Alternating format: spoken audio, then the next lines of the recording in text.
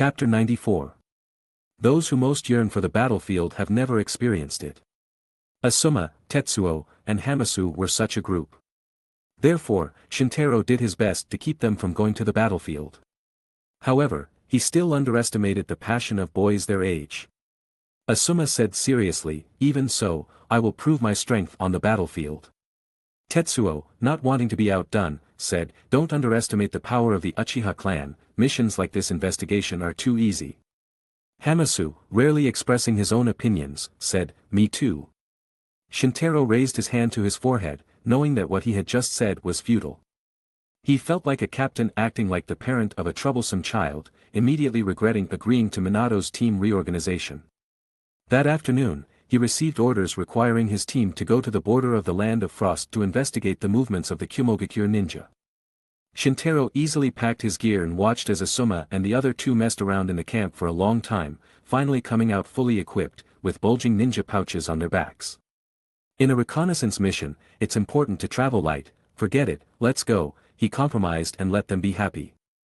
Asuma then enthusiastically followed Shintaro, while Tetsuo and Hamasu appeared excited. As members of the Uchiha clan, Tetsuo and Hamasu were destined to join the police force. At that time, they could only stay in the village and do safe police duties. Therefore, they cherished the chance to go to the battlefield during the war. As the second son of the Hokage, Asuma had been well protected since childhood, so it was inevitable he would be overly excited when heading to the battlefield. Shintaro led the team to the border of the Land of Frost. The trees here began to thin out, and the flat highlands not far ahead were the Land of Frost. Shintaro sat in a tree, took out his notebook, and began recording information. This information was nothing more than the number of Kumogakure ninja crossing the border from here. Facing the Kumogakure ninja crossing the border, he could easily kill them, but he adhered to the mission requirements with a mentality of doing more rather than less and remained silent to record intelligence. Shintaro's character allowed him to suppress his desire to kill the enemy and achieve merit, but the three rookie chunin next to him were different. "Shintaro, let's move forward, rather than recording information, it's better to kill them directly," Asuma approached and said. Tetsuo and Hamasu also seemed to agree. "There are 2 jonin, 4 chunin, and 6 genin on the Kumogakure side. We only have 1 jonin and 3 chunin, how can we manage that?" Shintaro asked. Asuma was surprised, "Aren't you here?" Shintaro calmly replied, "What if I weren't Uchiha Shintaro?" With his strength, he could easily wipe out the small force in front of him alone. Asuma also knew this, so he urged him to take action anxiously. However, Shintaro's words made Asuma pause for a moment. "Yes, when did I start relying on Shintaro's strength like this?" Asuma asked himself silently. Seeing he had gained some insight, Shintaro continued to record the information. "Aniki, what are you talking about? Aren't you Uchiha Shintaro?" Shintaro helplessly said, "If you only rely on my strength, you will never grow." Tetsuo's expression halted, and he also thought hard. Hamasu said from the side, "Ni-san, I think Aniki is right." Shintaro nodded happily and continued to record his information. "However, sometimes, if you don't seek trouble, trouble will come to you." A small group of 12 Kumogakure ninja noticed the movement of Shintaro and the others and immediately headed in this direction. It seemed the voices of Asuma and the other 2 asking Shintaro questions were a bit too loud. Shintaro sighed and said, "Well then, let me give you the opportunity you've been waiting for." He, who originally just wanted to complete the mission and return to the camp after finishing work, started his forced business. Facing an enemy of this level, he showed no interest. Shintaro jumped from the branch and charged at the small force of Kumogakure ninja with astonishing speed. He floated in the air, holding 2 Kumogakure jonin with his hands. "Don't interfere with the newcomer's performance on the battlefield." The 2 Kumogakure ninja quickly drew their swords to resist, but they couldn't slash his body. Shintaro raised his fingers, using blue to pull the 2 Kumogakure jonin and 6 genin, leading them to fly to the flat highlands in the Land of Frost. The remaining 4 Kumogakure chunin, staying in place, looked like they had just seen a ghost. One of the Kumogakure ninja suddenly remembered something and shouted, "He's the white-haired eye demon." "Why does he look like a ghost?" Another Kumogakure ninja was still frightened by Shintaro's figure earlier. "Why did he let us go?" Another Kumogakure ninja found that blind spot. "Someone's here again." The last Kumogakure ninja spotted Asuma and the others. Katan, Heiskish. Asuma launched an attack that gathered ash, and the Kumogakure ninja instinctively avoided the high-temperature ash, so the extremely powerful move only caused minor injuries to one enemy. It seemed the remaining Kumogakure Chunin were enough for Asuma and the others. Asuma drew his chakra blade and approached the enemy. At the same time, Tetsuo and Hamasu stood by Asuma, drawing kunai to attack the other Kumogakure ninja. Asuma alone pressured two Kumogakure Chunin, while the other two were handled by Tetsuo and Hamasu.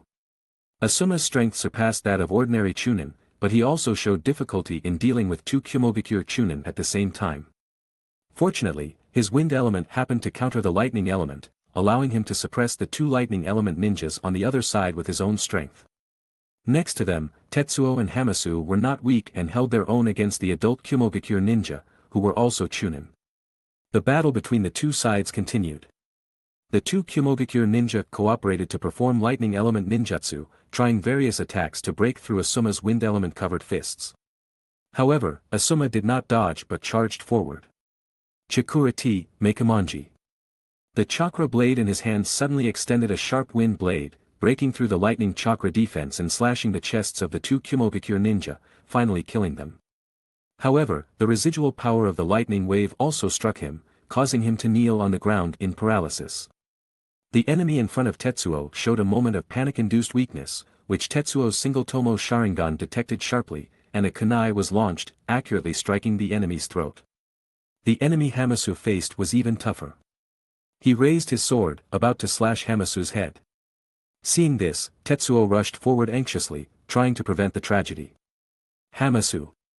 Seeing his younger brother in danger, Tetsuo instantly unlocked his double Tomo Sharingan. However, at this moment, the Kumogakure ninja suddenly turned around and slashed at Tetsuo behind him. The Kumogakure ninja appeared fierce, thinking he had succeeded. Tetsuo's newly opened double Tomo Sharingan allowed him to react to the limit, but due to his physical limitations, he was a half-step too slow. Piuchi. Tetsuo was stabbed in the chest, and blood spattered. Ni-san. Seeing this, Hamasu also evolved from single Tomo to double Tomo, exploding with astonishing speed, and a kunai was thrust into the Kumogakure ninja's waist. The Kumogakure ninja leaned forward in pain, and Tetsuo grabbed the ninja's sword despite his injury, plunging it into the ninja's neck, splattering blood on his face. At this moment, Shintaro, who had been confronting the enemy and staying on the highlands to watch the show, approached the group. So now, you should have a little understanding of what war is, right? Chapter 95. Asuma forced his stiff and numb body to rise from the ground, kneeling with his head bowed and silent. Hamasu hurried to Tetsuo to check his wound frantically, but it only made Tetsuo grit his teeth in pain. Aniki, we were careless, without you, we couldn't even face these people. Tetsuo turned to Shintaro and blamed himself. He didn't care about his wound, but he was still afraid of the fact that Hamasu was in danger now. Hamasu's eyes reddened. Sorry, Ni-san, if you hadn't saved me, you wouldn't have gotten hurt. This small injury is nothing, said Tetsuo, inhaling cold air. Although his injury wasn't fatal, there was still a risk of it worsening if not treated promptly. Shintaro then said in a deep voice, all right, let's return to the camp for treatment. Tetsuo's injury is nothing. Reverse curse technique could only be used to heal himself. Otherwise, he would have healed them both. Hamasu wiped his tears and nodded, supporting Tetsuo, while Tetsuo cursed, idiot, it's not like my leg is broken, do I need you to help me? Hamasu immediately pulled his hand away as if he had made a mistake. Seeing this, Tetsuo realized that his tone was too harsh, and he was also very aware of his younger brother's thoughts, so he changed his tone and said patiently. I'm not blaming you for my injury, I was afraid the Kumogakure ninja's initial move was aimed at me. Hamasu nodded silently and did not reply. Tetsuo then hugged Hamasu's neck playfully, leaning on him and said, okay, it's my fault now, I know you care about me. Hamasu's face relaxed a little, and he raised his head and said seriously, Ni-san, I won't let you get hurt for me again. Tetsuo was stunned for a moment, then smiled, oh, you've grown up. Shintaro turned back to Asuma and said, let's go, Asuma, why are you still kneeling on the ground? Asuma stood up, looking a bit confused. It was the first time he had fought a life-and-death battle with a ninja of equal rank from one of the 5 great ninja villages. He realized his lack of strength in the previous fight and muttered, I'm still too weak. Shintaro consoled, after all, you also defeated 2 Chunin. Asuma wanted to say more. Shintaro raised his hand to stop him. I've told you long ago, don't compare yourself to me. Asuma sighed and said, I'm not competing with you, it's just. Shintaro's blue eyes stared at him. Yes, even though you can't compare to me, there are many friends stronger than you. He spoke a harsh truth. Asuma's eyes trembled, feeling hurt by the truth he didn't want to acknowledge. But so what? Everyone must become stronger, including me. If I were strong enough back then, I could have saved the Inuzuka Gaku forces and prevented them from dying on the shores of the land of frost. Even though I have become stronger, I still want to become stronger. And now I realize that not only do I need to become stronger, but my friends also need to become stronger. To change the Uchiha clan and Konoha, I can't rely solely on my own strength. Asuma, Tetsuo, Hamasu, you are all friends that I acknowledge. Shintaro's words made Asuma and the other 2 look at him one by one. Shintaro knew that if he wanted to change the Uchiha clan in Konoha, he couldn't do it alone. Maybe with his current strength, which surpassed his previous life, he could kill all the Konoha higher-ups. But then what? After that, Konoha would hate him and the Uchiha clan. His idea was to foster a group of strong and intelligent friends to change the fate of the Uchiha clan and Konoha together. And if the 3 people in front of him could be marked off Shintaro's list, it meant they were part of that group. Become stronger, at least, don't fall too far behind me, he said sincerely. Hearing this, Asuma's gaze changed from the previous confusion and bewilderment to determination. Tetsuo changed his usual cunning and crafty attitude and rarely remained silent. Aniki. I definitely won't let you down. Shintaro smiled and said, actually, the atmosphere doesn't have to be too serious, I was just speaking a few words from the heart. Speaking of becoming stronger, everyone knows the importance of it, but sometimes it is limited by various reasons, but now you are on my team, I will take the responsibility as captain, if you need help, you can come to me. His words fully showed the responsibility and attitude of a captain. Asuma and the others also felt that Shintaro was no longer just a young genius, he had become an experienced ninja on the battlefield. However, it seemed Shintaro had been this mature since he was a child. Asuma, Tetsuo, and Hamasu nodded seriously. The 4 then returned to the Konoha camp. Hamasu sent Tetsuo to the medical ninja for treatment, while Shintaro and Asuma waited outside. Shintaro took the initiative and said, Rasengan, how's your training? Hearing that, Asuma raised his hand and produced a Rasengan the size of a ball and said, it's okay. Shintaro glanced at the Rasengan in Asuma's hand with his 6 eyes and commented, its stability still needs improvement, but it's acceptable. Have you ever thought about injecting wind element chakra into the Rasengan? Wind element? Asuma was initially surprised, then suddenly realized. Yes, Rasengan would definitely be very suitable for wind element. If the extreme chakra form change is combined with the chakra property change, then its power can definitely be enhanced. As expected of you, Shintaro, a very genius idea. Shintaro smiled slightly and said, it is indeed a genius idea, but it's not mine. This idea was proposed by Minato-sensei, he asked me to study the wind element chakra change of Rasengan together. You happen to be the most talented wind element ninja I know, I think you can help.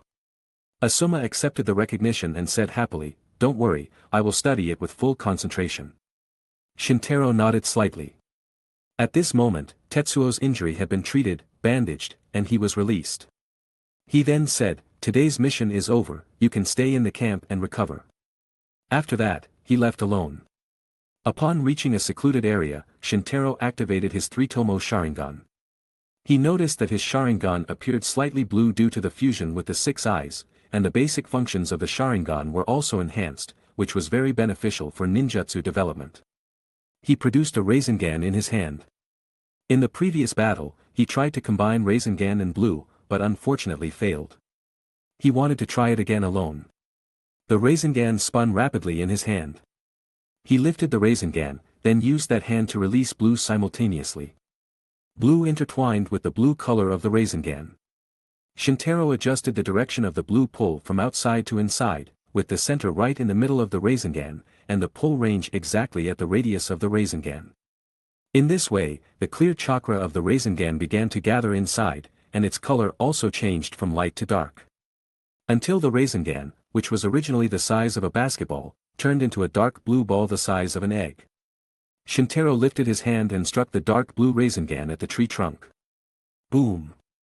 The tree trunk shattered into pieces, and the residual power of the dark blue Rasengan continued, destroying 10 trees behind it as well.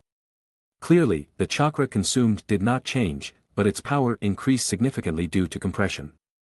Shintaro saw potential in this research direction. Sure enough, the development of wind element Rasengan is left to Asuma, so I can concentrate on researching the combination of Limitless technique and Rasengan. Shintaro once again found the role of friends. Chapter 96. The next day, Asuma and the others became more disciplined. Besides carrying out missions with Shintaro daily, they also trained diligently.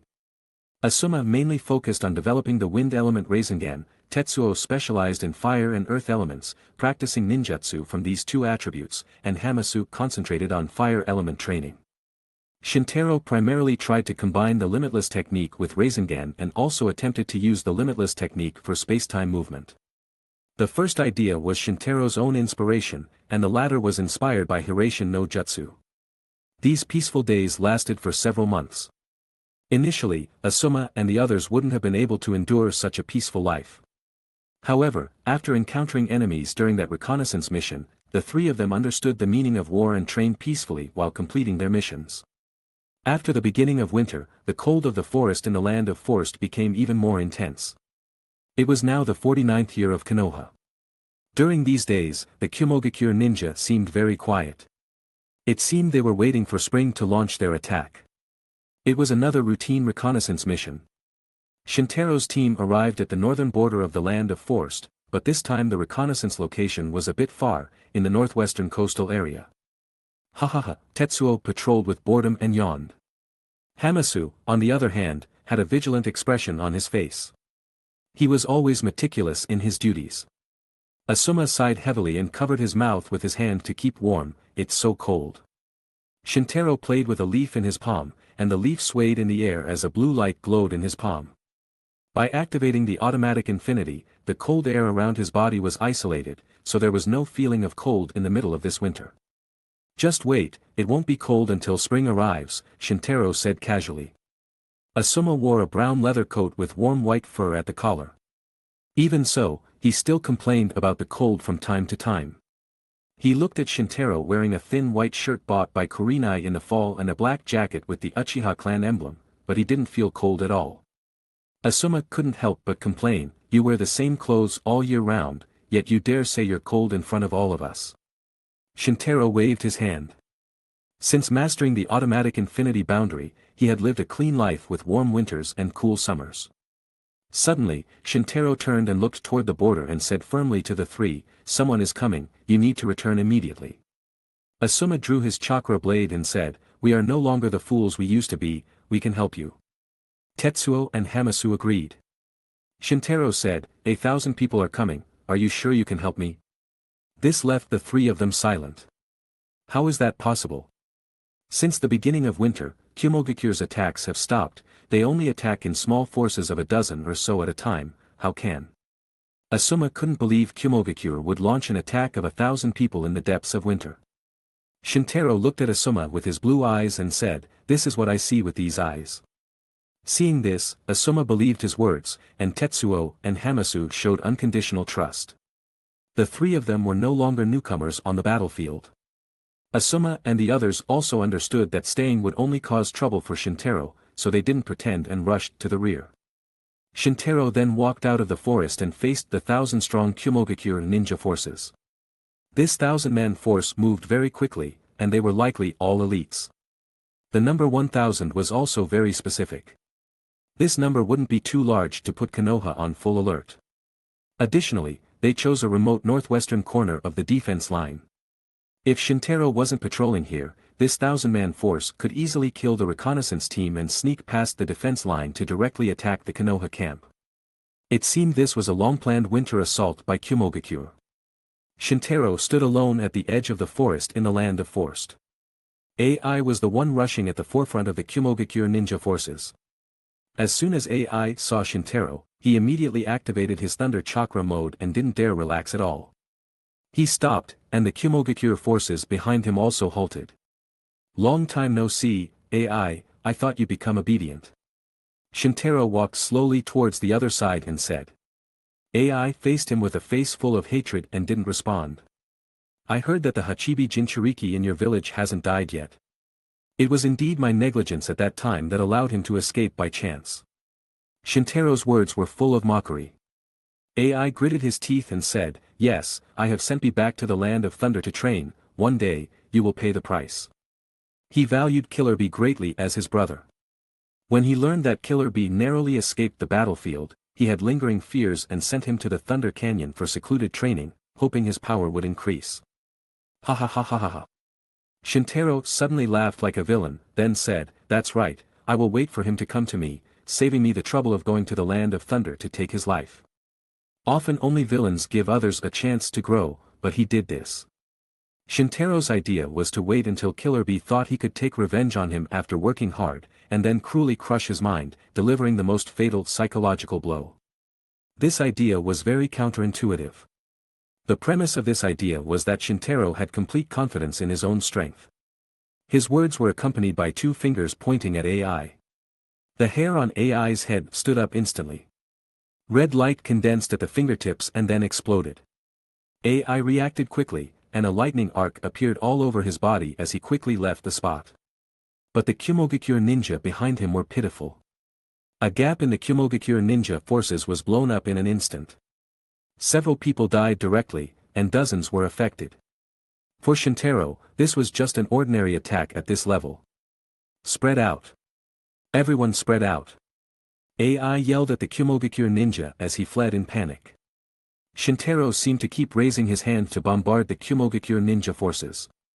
Scorching heat blasted out, and an enormous repulsive force contracted and exploded, blasting flesh and blood one by one in the Kumogakure ninja forces. Each gap contained several bleeding and mutilated limbs and broken arms of Kumogakure ninja, their deaths pitiful. The Kumogakure ninja fled in all directions, utterly panicked. AI was stunned as he watched this. He never imagined that the long-planned winter assault would coincidentally encounter Shintaro, the Death Star of Kumogakure ninja. Retreat.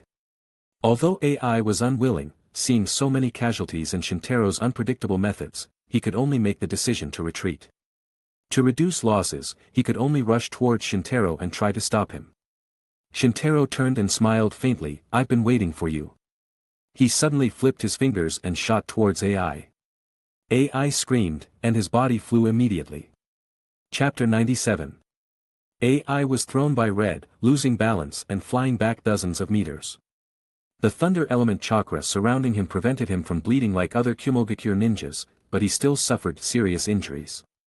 The white vest on AI's chest was shattered, and an ugly scar suddenly appeared on his chest. Blood dripped to the ground, forming a pool of blood in front of him. Ha, ha, ha. AI panted, finally realizing the kind of enemy Killer Bee had faced at that time. He looked around and saw that the Kumogakure ninjas had been completely defeated. But this was only to be Shintaro's target. For the large force to retreat successfully, he had to hold Shintaro back. AI activated Thunder Chakra throughout his body to the extreme, then turned into a shadow and began moving very quickly around his opponent. This was still the old method, but it worked quite well. Shintaro opened his three-tomo Sharingan, partially colored blue by the 6 eyes. He could see AI's figure clearly, but both blue and red found it difficult to hit him. While moving, AI picked up a fallen shuriken from the ground, injected it with Thunder Chakra, and threw it at Shintaro. At the same time, he moved behind him. AI's Thunder Shuriken struck the back of Shintaro's neck, and simultaneously, the Thunder Shuriken in front of him flew towards his face. AI knew the other party had the ability to block his attacks. However, he didn't know the range and limitations of this ability, so he planned to test it one by one with his attacks. Unfortunately, Infinity now not only had no shortcomings but couldn't even be turned off. AI's attack failed, and the strange feeling of pause made his heart sink. He immediately retreated and prepared to escape. He was now certain there was nothing he could do against Shintaro. But Shintaro wouldn't allow AI to come and go as he pleased. Blue. A blue sphere absorbed AI's foot from his soles. It's over. He was shocked, seeing Shintaro turn and attack with Rasengan in his hand. Initially, AI thought Rasengan would be blocked by him as usual, but he noticed the Rasengan looked darker than he had seen before. Rasengan. Bang! The old Rasengan hit AI's chest, and he flew back again. The astonishing chakra from Rasengan broke through AI's thunder chakra defense. This time, a bloody hole was created in his chest by Rasengan, and white ribs could even be seen through the broken flesh. Shintaro clicked his tongue. It seems the power still needs to be strengthened, it's not much stronger in close combat now. The Rasengan just now was the size of a ball, and its compression consumed dozens of times the chakra of an ordinary Rasengan. But its power was unsatisfactory, at least for Shintaro. However, this unsatisfactory attack nearly killed AI. In the critical moment of his life, he remembered his father's gentle teachings. Though the third Reikage appeared harsh, he was actually very gentle and loving in his teachings to his son. AI also thought of Killer Bee. They had a tacit understanding since they met, and the team they formed was even more famous in the ninja world. Thinking of these two, AI burst out with an extraordinary fighting spirit in desperate situations, completely ignoring the horrific wound on his chest, delaying the last evacuation time for the large force. Seeing AI not giving him a chance, Shintaro had no desire to continue the fight. He condensed chakra in his hand, continuously injecting it. With the blessing of the six eyes, his chakra utilization rate was extremely high. So he created an incredibly large Rasengan, perhaps the size of a room. Then Shintaro urged Blue to compress the huge Rasengan into the size of a basketball. Under such compression, the core of this Rasengan even turned slightly red. Shintaro lifted Rasengan and aimed it at the ground towards AI, smashing it. Boom! The terrifying power easily tore apart most of the ground, triggering a massive storm of gravel. The sky filled with debris and stones hurled forward, each carrying the power of bullets. Shintaro turned and left without glancing at AI. If AI could survive, that was his problem. Since Shintaro awakened the Three-Tomo and mastered reverse cursed technique and read again, he no longer took the people of Kumogakure seriously, including AI and Killer Bee.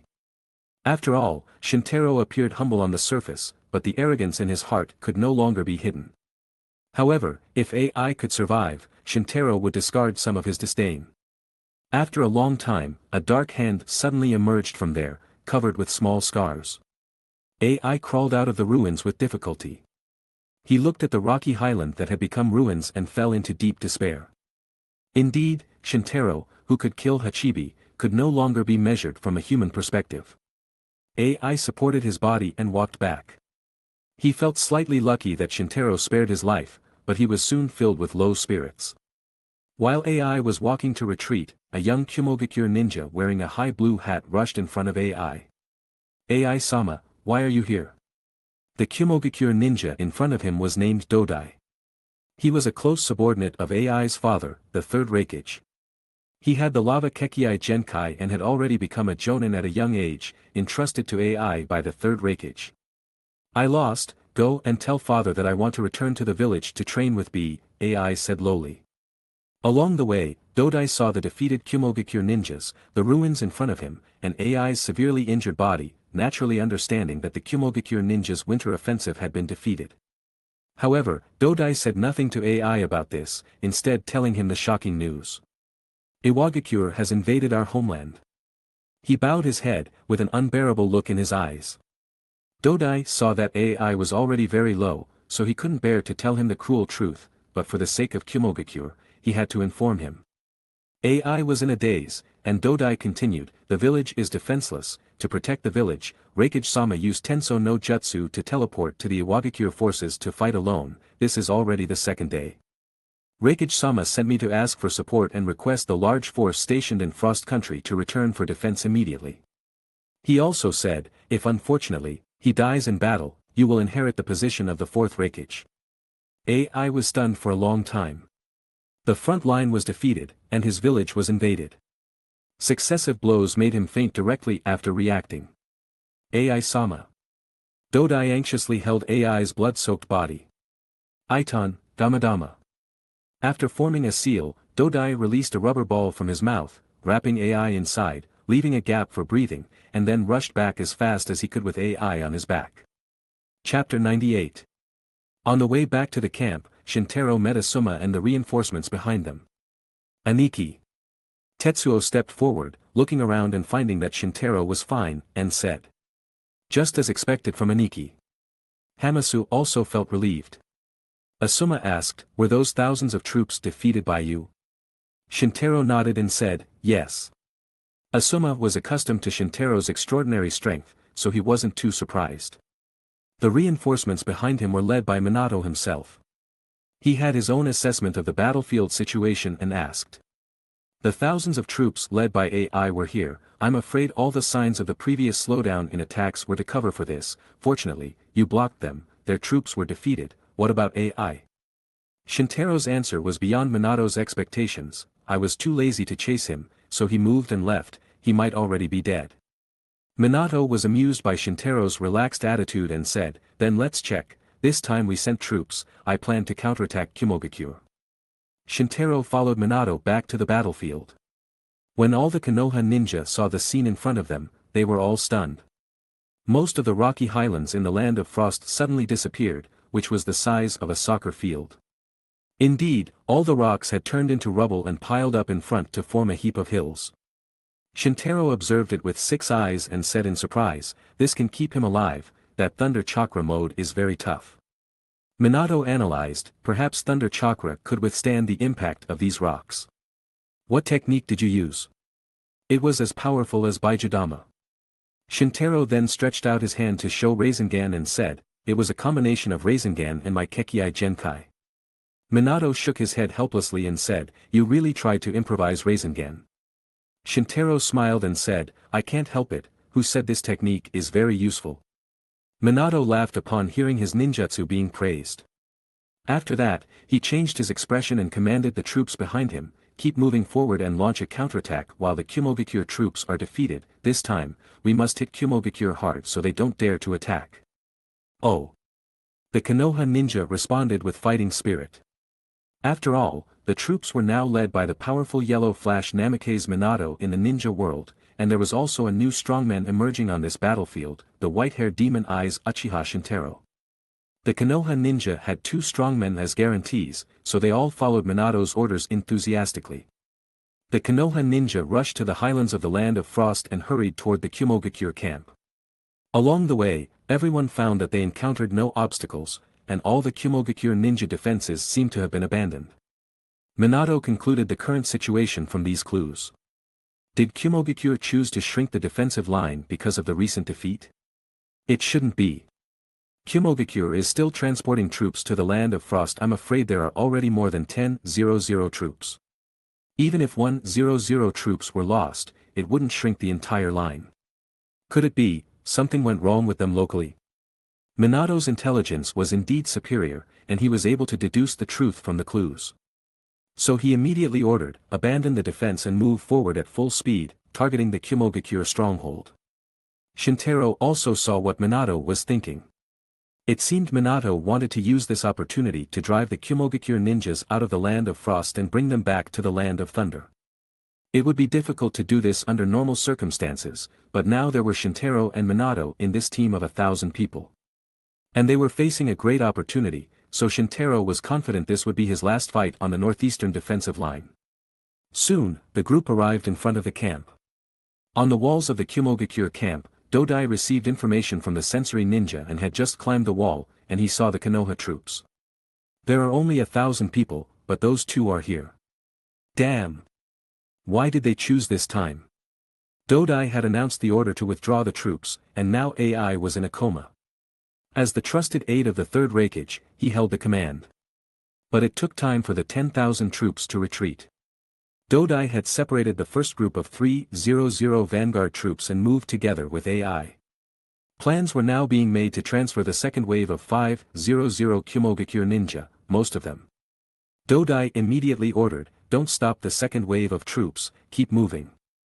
The remaining 2,000 people, follow me to the wall to fight the Konoha ninja.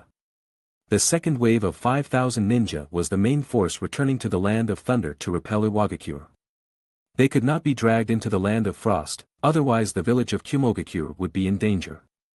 That's why Dodai decided to let the second wave of troops evacuate first, while he and the third wave troops stayed behind to block the pursuing Konoha troops.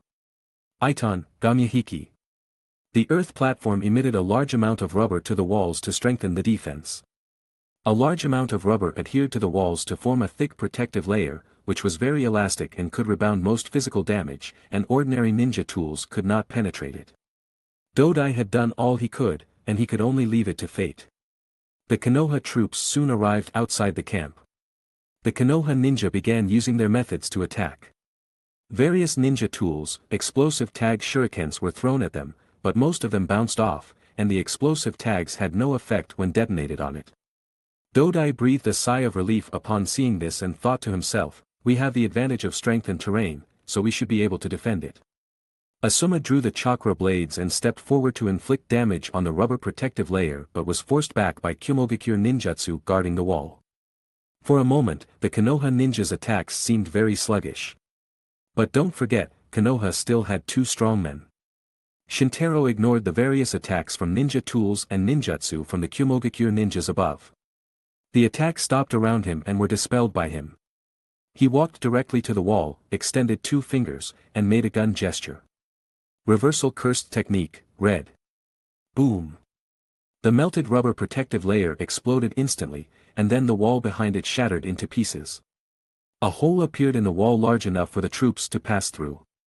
Minato held a kunai and threw it at the wall, then used Hiraishin no Jutsu to come to the midst of the Kumogakure ninja and kill everyone. Led by Shintaro and Minato, Konoha's attack was fierce. Even if the Kumogakure ninja had a numerical advantage, it wouldn't help. Dodai quickly realized that defeat was inevitable. Seeing that the second wave of troops had successfully evacuated, he immediately ordered the entire army to retreat. However, as soon as the defeated troops retreated, it would become an unstoppable rout. The Kumogakure ninja dispersed, which in turn would lead to many casualties. Even Dodai himself was not spared. His lava release was a good defense type. However, this kind of defense had almost no effect in front of Shintaro, who had an extremely strong output. The impact of the attack far exceeded the defense strength of the rubber rebound. In this way, Dodai hid and was destroyed by Red, and the 2,000 troops were almost wiped out. Only a few dozen people managed to escape back across the border to the Land of Thunder. Chapter 99. Asuma led the charge and wanted to cross the border to continue the pursuit, but Minato stopped him. Asuma asked, confused, the enemy has been defeated, even if we chase them, we won't be in danger, why not pursue them? Minato spoke slowly, if we enter the Land of Lightning's territory, it will be considered an invasion, this must be approved by the Hokage-sama, and Hokage-sama probably wouldn't approve. That old man. Asuma was very dissatisfied with this. He could have annihilated all the Kumogakure ninjas in front of him now, but he let them escape. Shintaro was not surprised at all by this, thinking that the war had finally ended, and he had no intention of staying on this battlefield any longer. Minato announced the withdrawal, and everyone returned to the Konoha camp located in the Land of Frost. At the training camp, Orochimaru smiled and nodded after learning that Kumogakure was defeated and had fled back to the Land of Lightning. Minato asked confused, "You're not surprised?" Orochimaru then took out a photo and information and said, "This was sent to me by a spy I planted in Iwagakure village. I knew from the beginning that Iwagakure village would attack Kumogakure village while we held back their main force. It's just that this matter was confidential, and only I knew about it." Minato nodded in understanding, confirming his previous conclusion in his heart. It seemed that Kumogakure village had indeed been attacked. Orochimaru's eyes lit up with joy. After all, as the supreme commander, it would be beneficial for him to win the war. "I will ask Sarutobi-sensei to withdraw the troops now, you should also go down and prepare for evacuation." After he finished speaking, he went to the back table to write a letter, and Minato left the command camp to inform his troops of the withdrawal. The Konoha ninjas in the troops cheered. Seeing this, Minato followed up and announced that a celebration party would be held tonight, and all supplies in reserve would be used for the celebration. Long live Minato-sama. Yay! Thank you, Minato-sama. The audience reacted enthusiastically. Shintaro silently observed Minato in the crowd. He could see that Minato was more popular among the Konoha ninjas than the ruthless Orochimaru. Asuma patted his shoulder. After Shintaro lifted his barrier and allowed Asuma to pat him, he asked, "What's up?" Asuma said, "After we return to Konoha, I will treat the three of you to barbecue." He was already familiar with Shintaro and had gotten to know Tetsuo and Hamasu on the battlefield, so he naturally thought of treating them to a meal upon returning to the village. Shintaro nodded in agreement, "Let's have barbecue." "No problem." Asuma and Shintaro were both regulars at Barbecue Q. Tetsuo and Hamasu looked at each other and smiled. The war on the northeastern defensive line finally ended, and everyone breathed a sigh of relief. At night, the celebration banquet proceeded smoothly under Minato's suggestion. Except for the necessary rotating guards, everyone gathered in the camp, and bonfires were lit in the camp. Everyone in the camp gathered around this bonfire, and the crowd helped everyone withstand the winter cold. All the wine and food were served.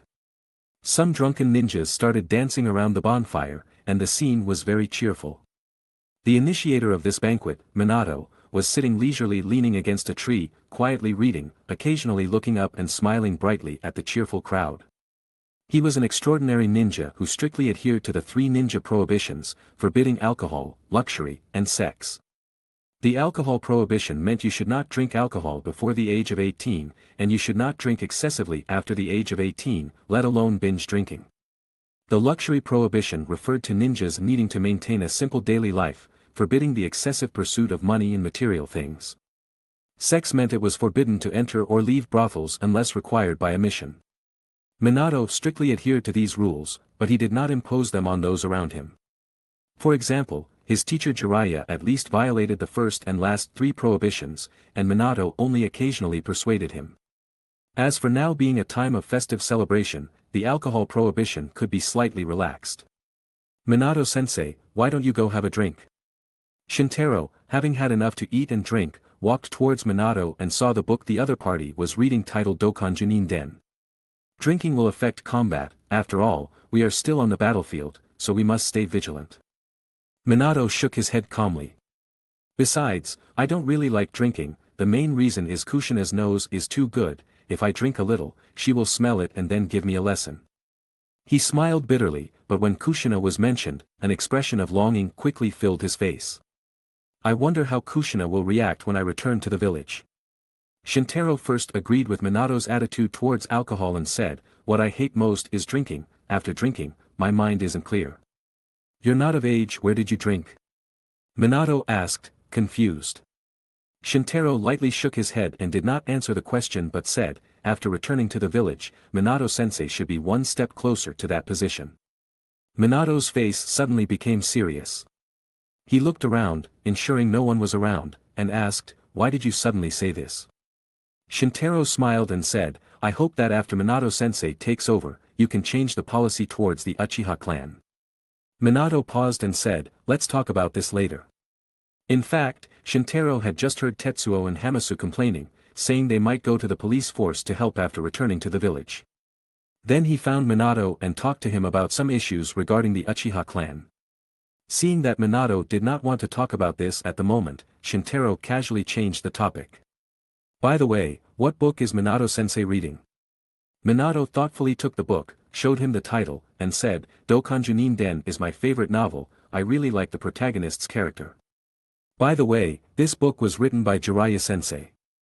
"I see." Shintaro chatted with him about the book for a while and then left. After Shintaro left, Minato put down the book, looked after him, and murmured, "Change the policy towards the Uchiha clan." He was lost in thought for a moment.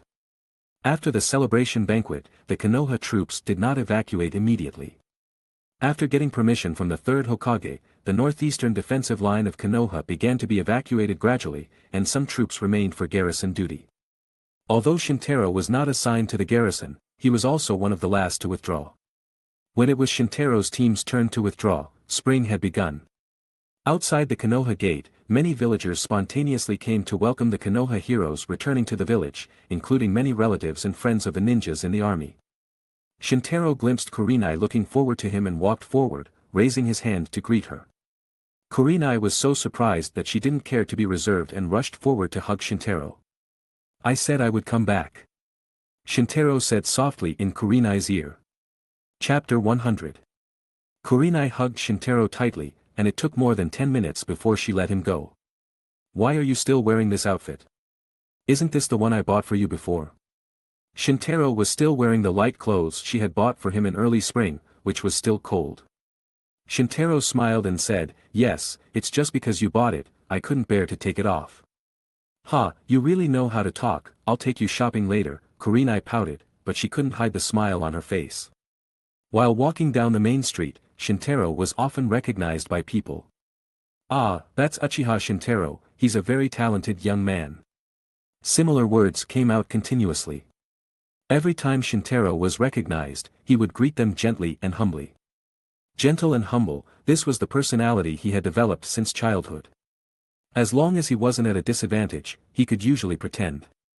Moreover, ever since making contact with Minato on the northeastern defense line, Shintaro had begun to mimic him intentionally or unintentionally, always with a gentle and harmless expression on his face.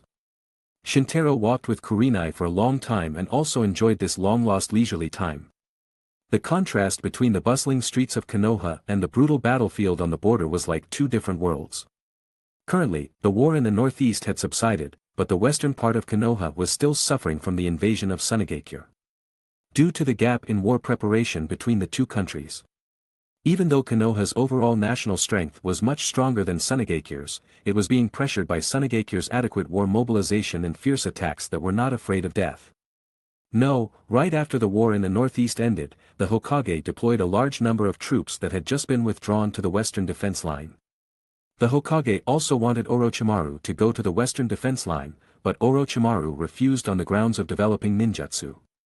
Shintaro was thinking about when to go find Orochimaru when a familiar voice came from behind him.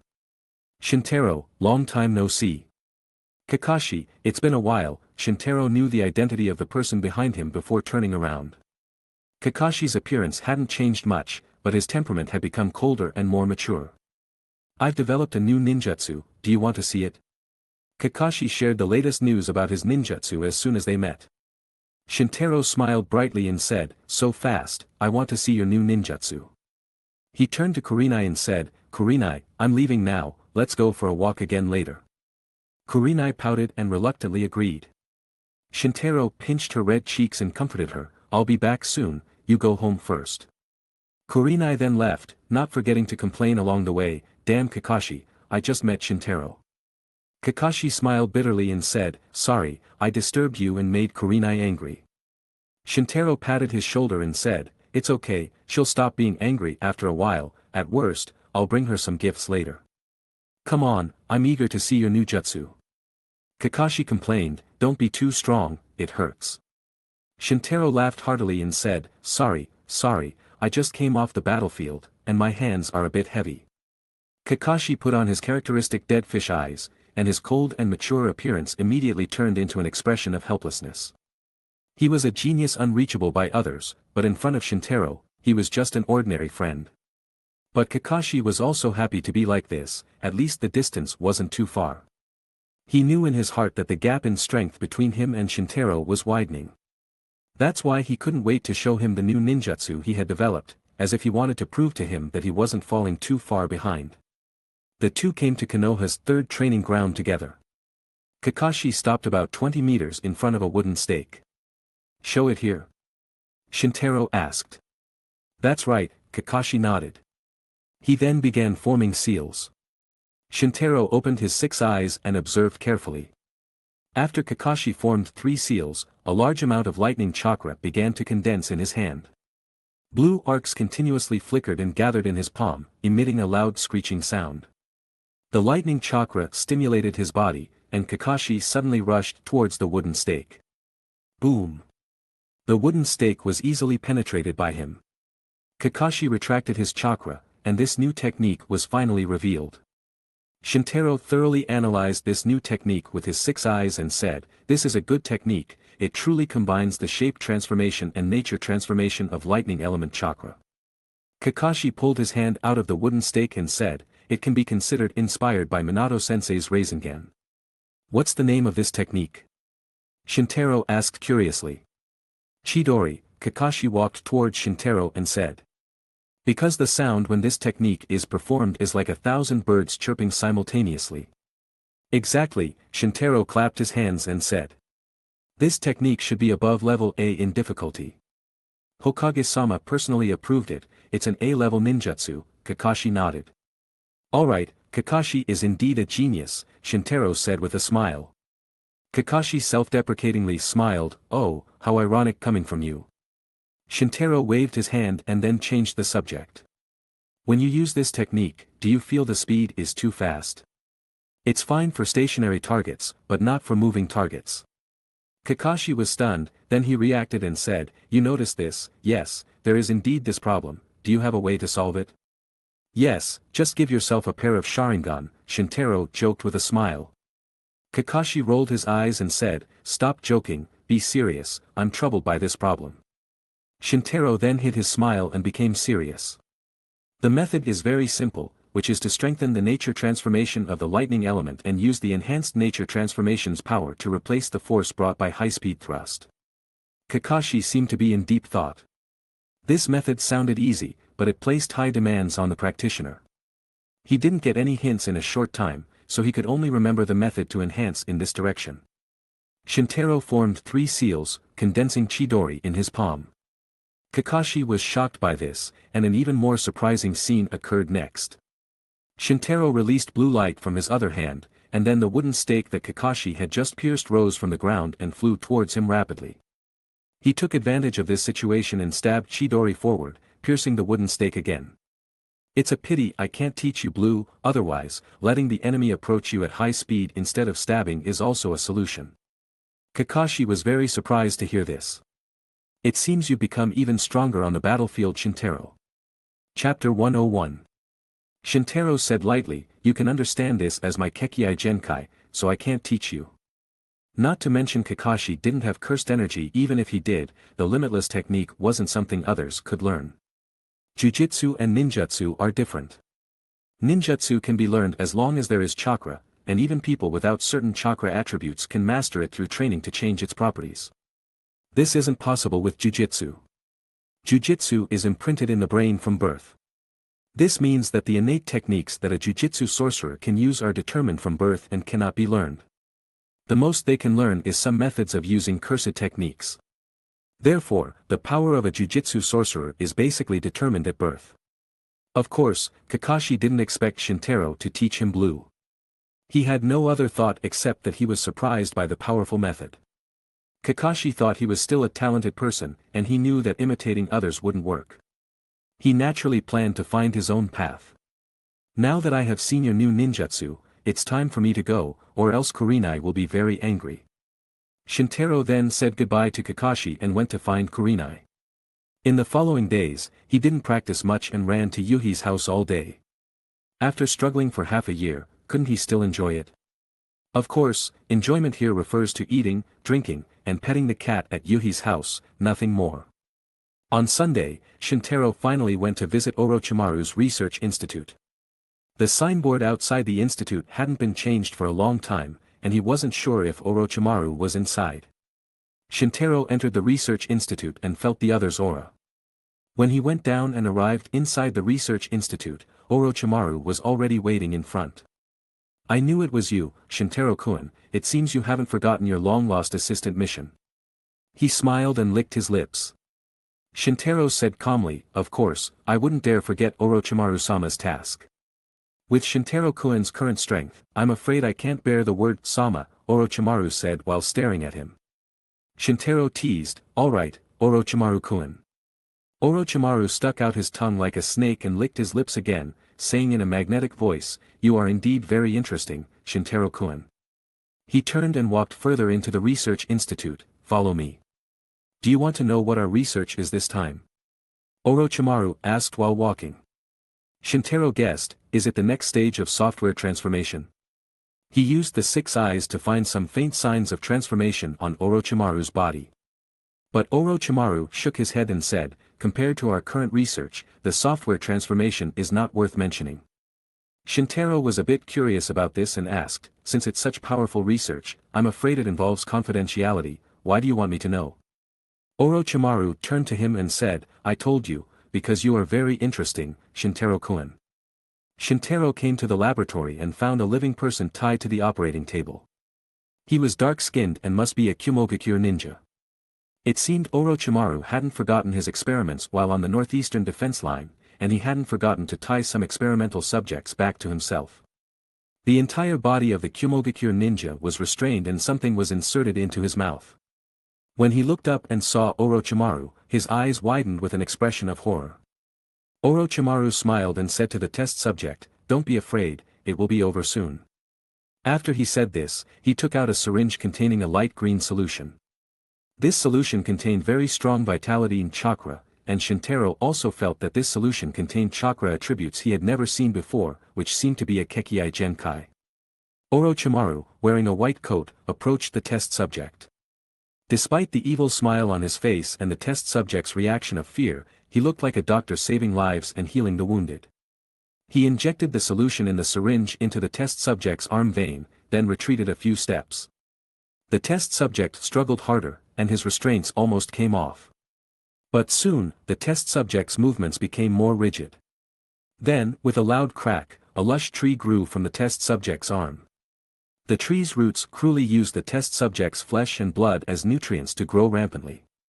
The test subject died instantly, and blood splattered on Orochimaru. Orochimaru turned around, his white coat stained with blood, and there were bloodstains on his face, making him look very evil. "Can you guess what this is?" He looked at him playfully. Shintaro replied, "Could it be, the first Hokage's wood release?" "Yes, it is the first Hokage's wood release," Orochimaru nodded, wiped the blood off his face, and said. "I bred the first Hokage Senju Hashirama's cells to make a solution, and injected it into test subjects, hoping to successfully create ninjas who could use wood release. However, the power of the wood release from Hashirama's cells is too overwhelming, no one has survived after the cell transplant." Shintaro now also had a bit of scientific knowledge and offered his own opinion. "Maybe it's because of rejection, what if it were cultivated from an early age?" "Same," Orochimaru shook his head, then looked at him and asked. "Shintaro-kun, do you still remember when Kyuubi almost broke its seal?" Shintaro nodded and said, "Of course I remember." "Then you should understand how powerful Kyuubi is," Orochimaru sighed. "The other Bijou are not on the same level as Kyuubi.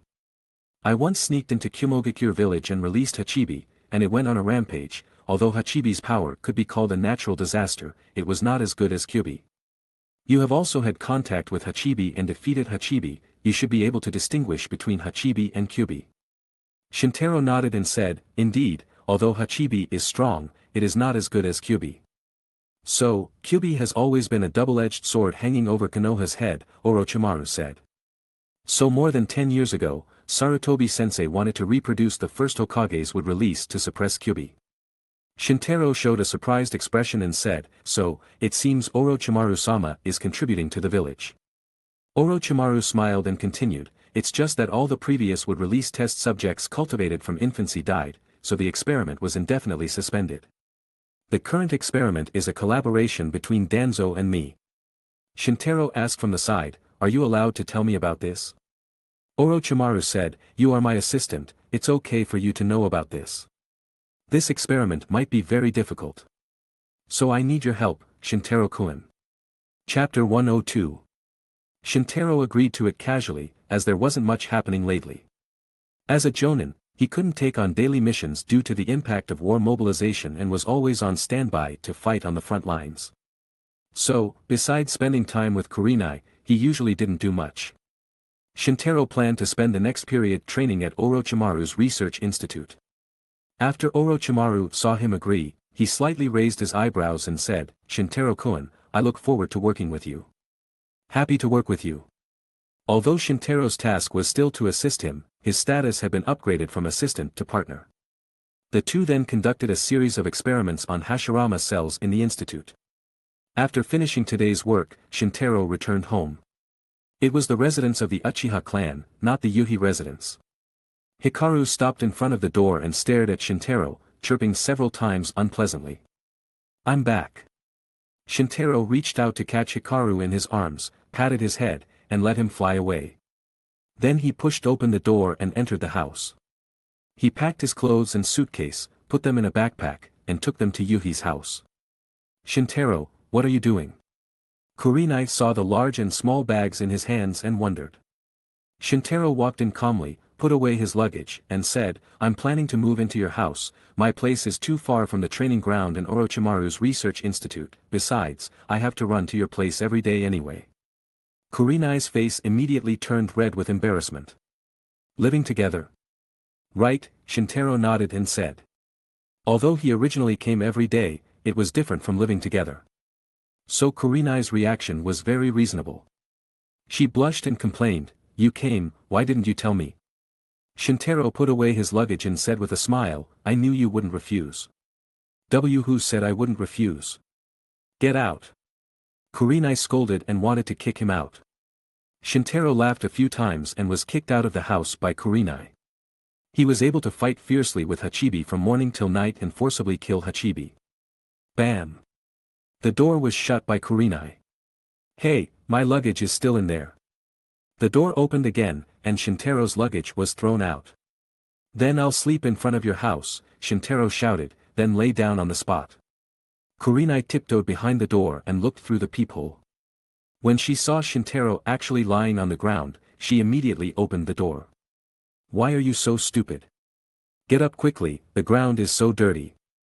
When Shintaro heard this, he immediately stood up, turned around, and said, It's not dirty, why is it dirty? His whole body was spotless.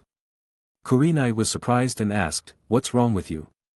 Shintaro walked straight into the house, picked up the sugar from the ground, and started playing with the cat.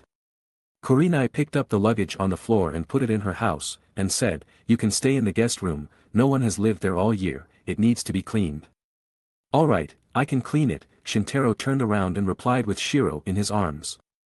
Then he put the sugar on the ground, and the sugar disappeared in an instant. He turned to Kurenai and said, Let me answer the question you just asked. Shintaro pulled her to sit on the sofa, raised his right hand, and said, Here, extend your hand. Huh? Kurenai looked puzzled. Come on, Shintaro urged, shaking his palm. Kurenai raised her eyes and looked into his eyes. He clearly didn't look like a hooligan. So she extended her hand and leaned forward hesitantly. At this moment, strangely, her palm stopped within range. What's happening? Why can't I touch it? Kurenai opened her mouth in surprise.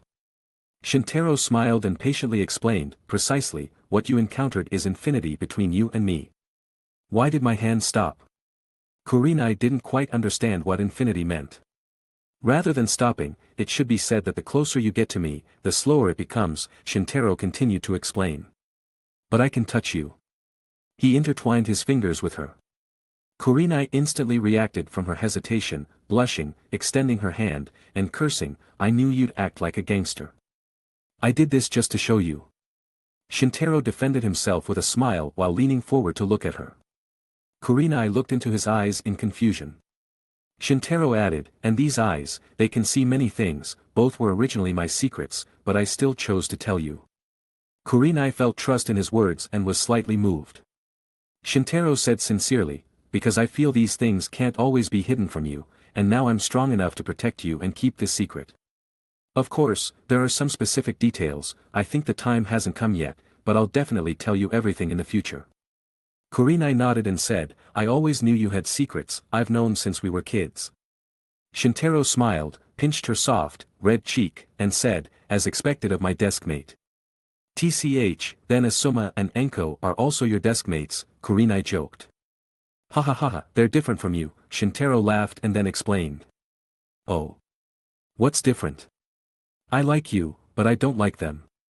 His straightforward words shocked Kurenai. When she heard the words, I like you, her face turned red. No, I'm not talking to you anymore, I'll prepare dinner. Kurenai ran to the kitchen in a panic and started preparing dinner for today. Shintaro looked at her back and laughed, then leaned back on the sofa and comfortably waited for dinner tonight.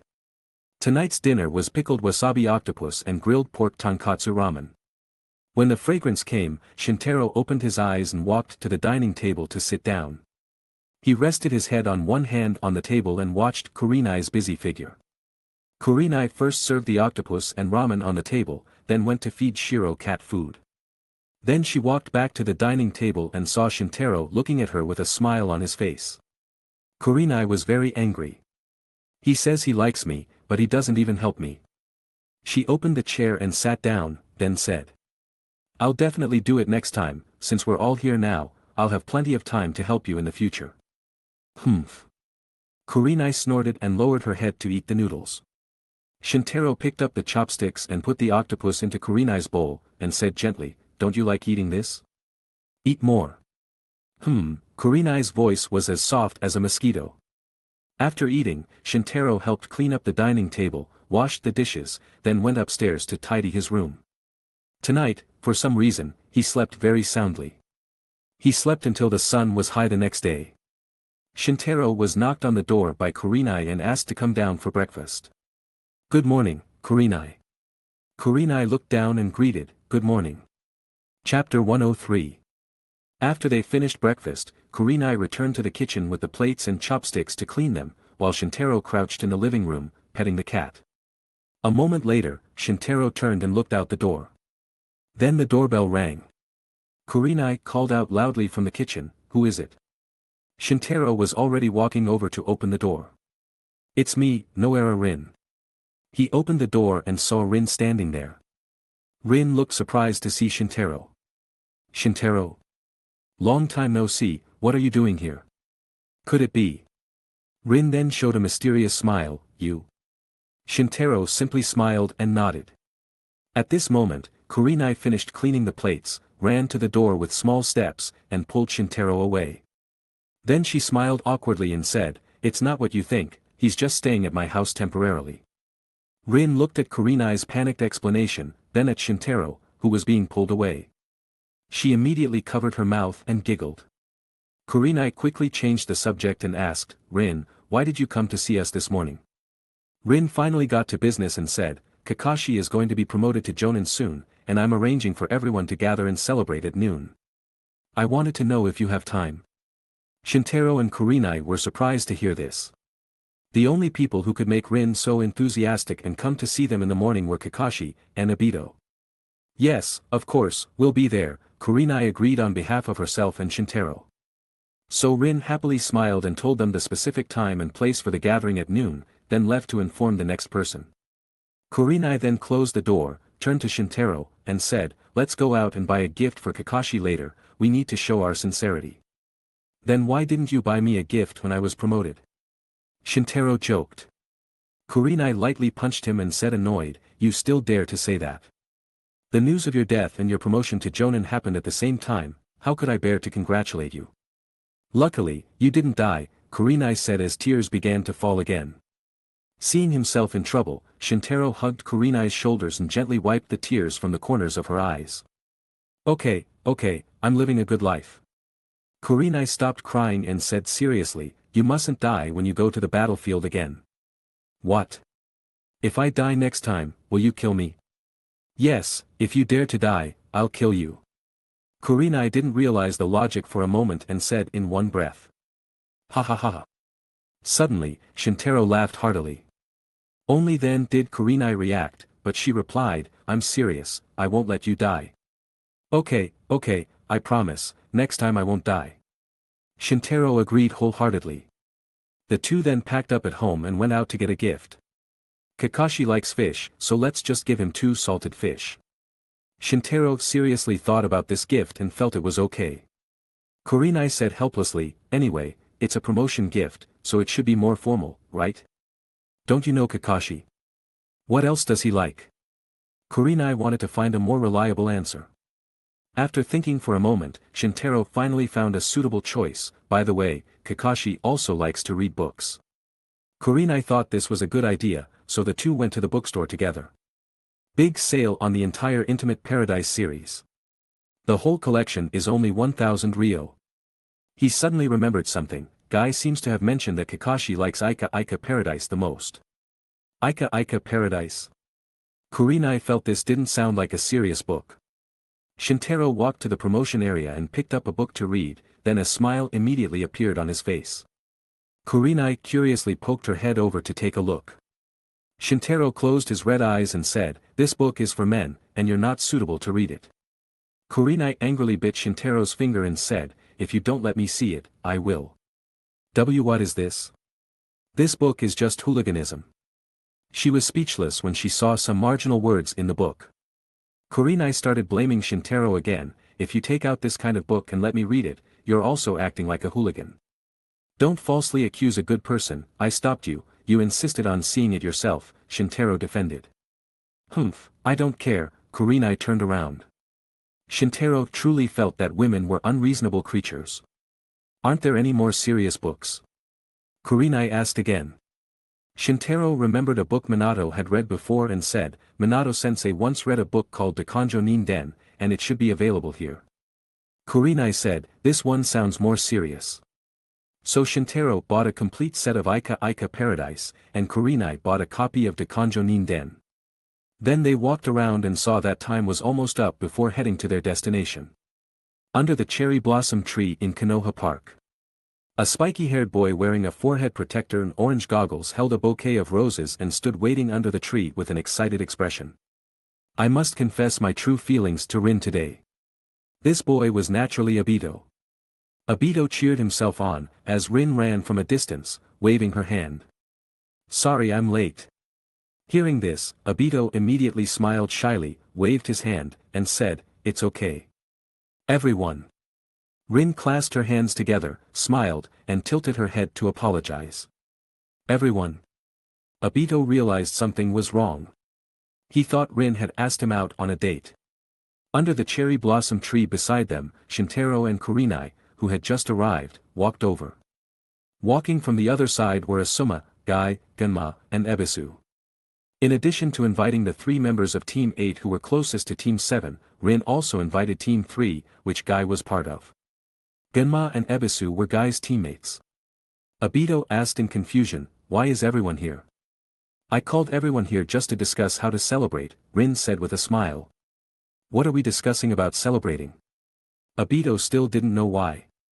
Isn't Kakashi about to officially become a Jonin? So I thought our classmates could send some gifts together. It seemed Rin was very interested in Kakashi's promotion. Kakashi is becoming a Jonin. Obito held the paper, lost in thought. Obito, did you know? As classmates, we all feel very proud. When Obito heard this, the roses hidden behind him couldn't help but fall. Shintaro watched all this and silently lamented Obito's tragic experience. It seemed this year's Chunin exam had not yet begun, and Obito was still a genin. Kurenai then approached Rin with a book and said, Shintaro and I already bought our gifts. With a surprised expression on her face, Rin turned her attention and started chatting happily with Kurenai. Shintaro quietly walked over to Obito and said sympathetically, Obito, don't cry too much when you get home. Shintaro. Obito couldn't help but feel moved when he saw the winner in life before him understanding his state of mind so well. Shintaro patted his shoulder and said nothing. Chapter 104. Rin and Kurenai discussed and decided to let everyone buy gifts together and visit Kakashi's house today. Rin had already asked, and Kakashi would be home today. Everyone said they would leave, but Obito kicked a rose behind him and came to Rin. Sorry, I have to go, I'm taking the Chunin exam soon, so I won't be coming along. Then he ran off without saying another word. Rin wanted to catch up and persuade him, but she couldn't leave this group of people alone, so she had no choice but to give up. Sigh. She sighed as she watched Obito like this, but there was nothing she could do. She accompanied everyone to buy gifts first. Rin planned to make her own gift, so she didn't buy anything on the way. Everyone bought their own gifts. It should be mentioned that Guy bought a pair of training weights, which could be considered the most unique gift. Kakashi was cooking at home at noon. Suddenly, 7 uninvited guests came to the house, and his dead fish eyes lit up again. What's going on? He looked at Rin, who was smiling brightly and congratulating him. Kakashi, congratulations on your promotion.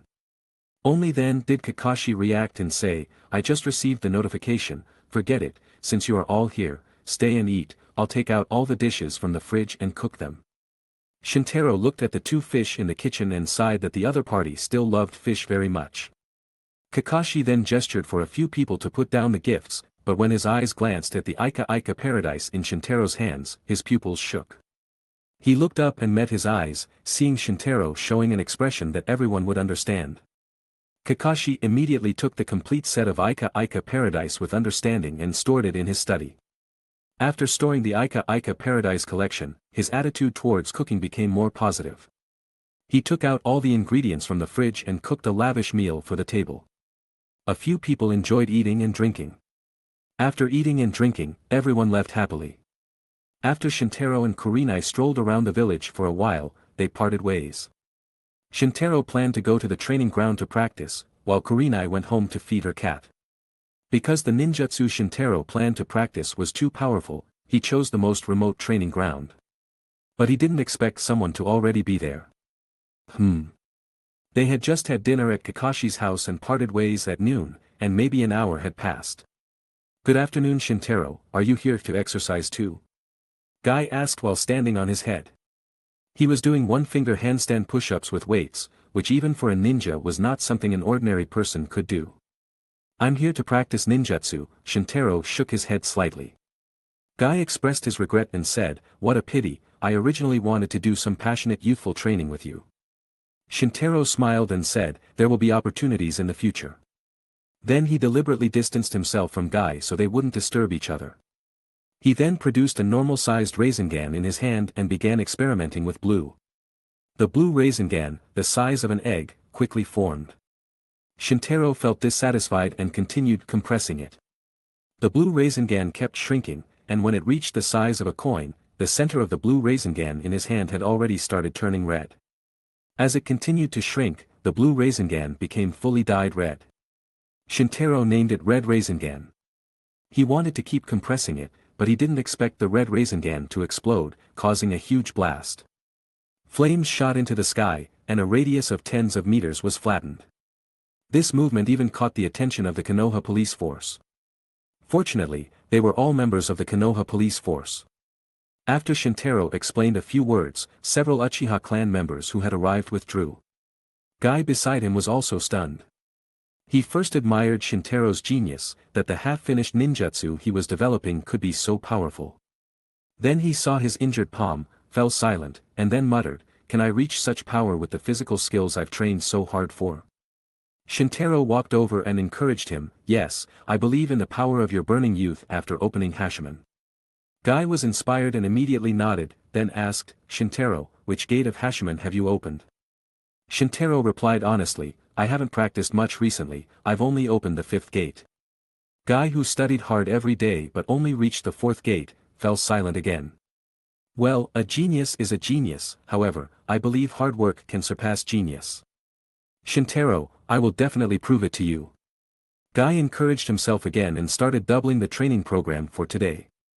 Do 200 handstand one-finger push-ups, if I can't finish it, run 10,000 laps around the field. He often exercised all day long. After all, compared to ninjutsu and genjutsu, taijutsu required a lot of effort and was slow to yield results. Only taijutsu ninjas like Guy spent so much time training taijutsu every day. Shintaro also continued his training, and this time the distance was very far. From the explosion just now, he felt the potential to continue compressing the blue Rasengan. If combined with the Limitless technique to form the maximum, it could be very powerful. The maximum is the name of the spell for jujitsu sorcerers besides domain expansion. Generally, only special-grade jujitsu sorcerers could use the maximum. Shintaro began developing. His concentrated appearance was very similar to Minato's when he initially developed the Rasengan. Except Minato at least had Jiraiya enlightening him, while Shintaro had to figure it out by himself. Compressing the Rasengan with blue wasn't difficult. The hard part was controlling and maintaining the form of the Rasengan without collapsing. Even with the 6 eyes, this was still a challenging task. If not careful, he would fail and fail. Time passed day by day, and Shintaro was now living at Kurenai's house. He usually ran between Kurenai's house and the training ground on Sundays, and went to Orochimaru's research institute to work as an assistant. 3 months passed, and finally, Shintaro made a major breakthrough. Still at the original training ground, Guy and Shintaro trained separately from a distance. In Shintaro's hand, the originally large blue Rasengan was quickly compressed to the size of a coin. The color of the Rasengan changed from the original blue to dark blue, from dark blue to red, and finally from red to pitch black. It looked somewhat similar to the Bijudama, but in essence, it was very different. The Bijudama was a product of concentrated yin and yang chakra, but the dark ball in front of him had no chakra attributes attached to it. It was a product of chakra and cursed energy. It was a new ninjutsu and also a cursed technique. Shintaro used blue to compress and red to launch it, and then the coin-sized ball quickly flew toward the distant hill. Boom! The hills were instantly flattened. Guy in the distance was speechless seeing this scene, and the Konoha police force was once again alerted. Shintaro, on the other hand, stood calmly and thought of a name for this move. Hollow Technique, Purple. Chapter 105. Shintaro, was it you who just performed that jutsu?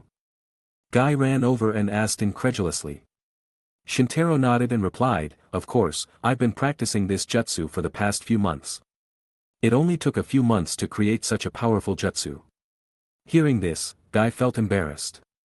His training over the past few months had only resulted in limited increases in strength, while the other person training in the same place had made rapid progress. This is genius. Once again, he felt the deep gap between himself and a genius. Shintaro could see what Guy was thinking and patted him on the shoulder without saying anything. But anyway, Guy was Guy, the boy who was always youthful and full of passion. Guy cheered up in the face of this gap and turned it into his own inner motivation. It seems I have to work harder in the future. Shintaro looked at him and thought to himself, a person like this will never have low achievements in any world. At that moment, a group of Uchiha Clan members from the Konoha police force arrived. It exploded again. It was Shintaro, right? He really is the #1 genius of the Uchiha Clan. A group of people were walking and discussing the explosion. Shintaro stepped forward and said, sorry, I was just experimenting with a new ninjutsu, and it was a bit stronger. The leader was Uchiha Yashiro.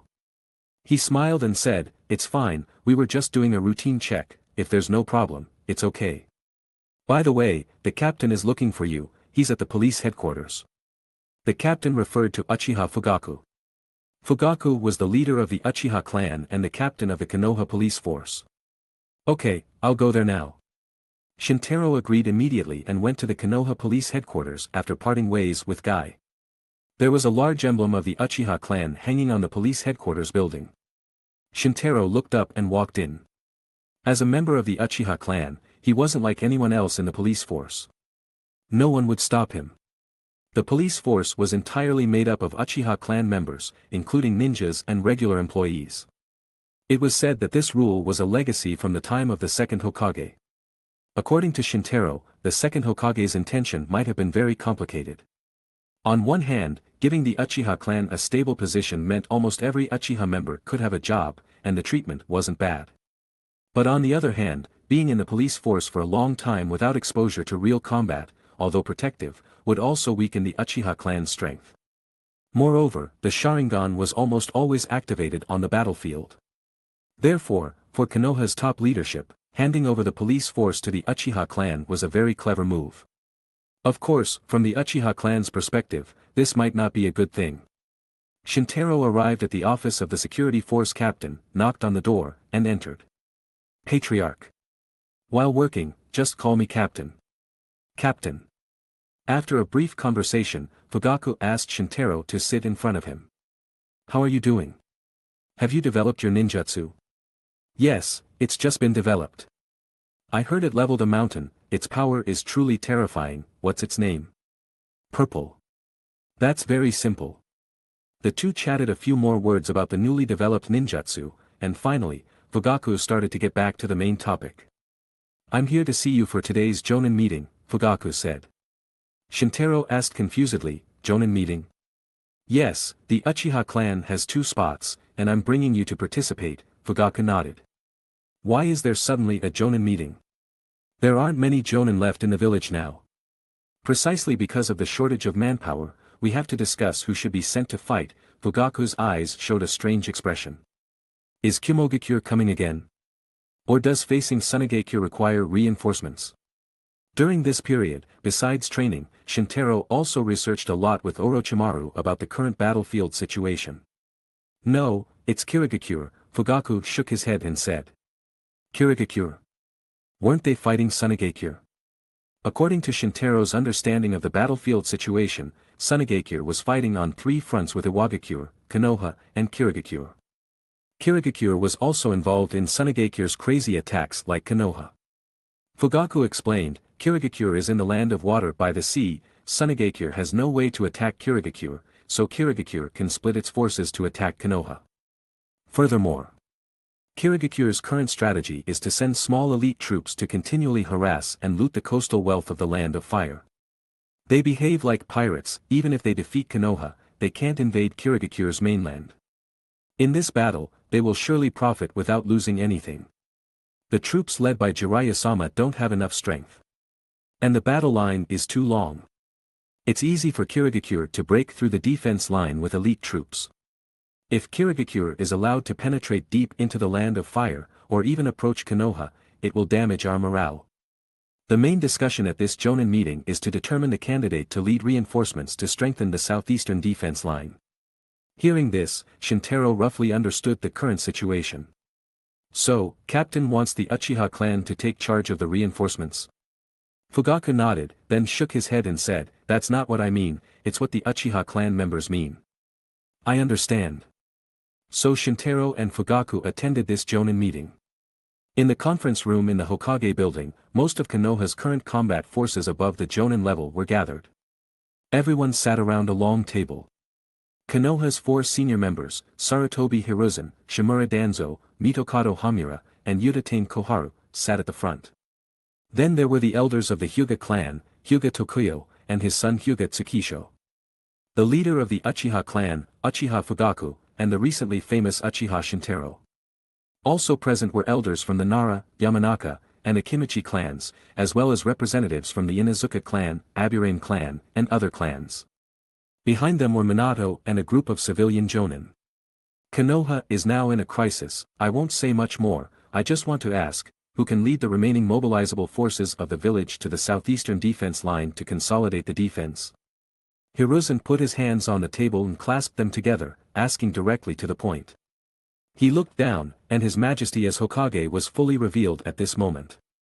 Minato immediately stood up and said, "Hokage-sama, I am willing to fight." Hiruzen showed a pleased expression and praised, as expected of Minato, "You are responsible for this reinforcement. But Minato, your qualifications are still relatively low, I'm afraid you still need assistance." Hearing this, Fugaku immediately seized the opportunity and said, "The Uchiha clan is willing to take the lead." "No." Danzo suddenly slammed the table, stopping Fugaku, and said, "The Uchiha clan is also responsible for the police force, how can they leave their post without permission?" Shintaro was beside Fugaku, watching everything happening at the table with cold eyes. Chapter 106. Danzo and Fugaku confronted each other. Shintaro noticed that Hiruzen, standing silently beside Danzo, was Danzo's trusted ally. However, Fugaku also held his ground. He said, "It is wartime now, the police force must help Konoha solve its problems. Some of its troops can be allocated to support the front lines, Konoha also needs the strength of the Uchiha clan." Hearing this, Danzo turned to Hiruzen and said, "I propose that the Hyuga clan lead the reinforcements while the Uchiha clan stays in Konoha to guard the garrison." Hiruzen then looked at Hyuga Tokuyo and asked, "Does the Hyuga clan still have enough strength to lead the troops?"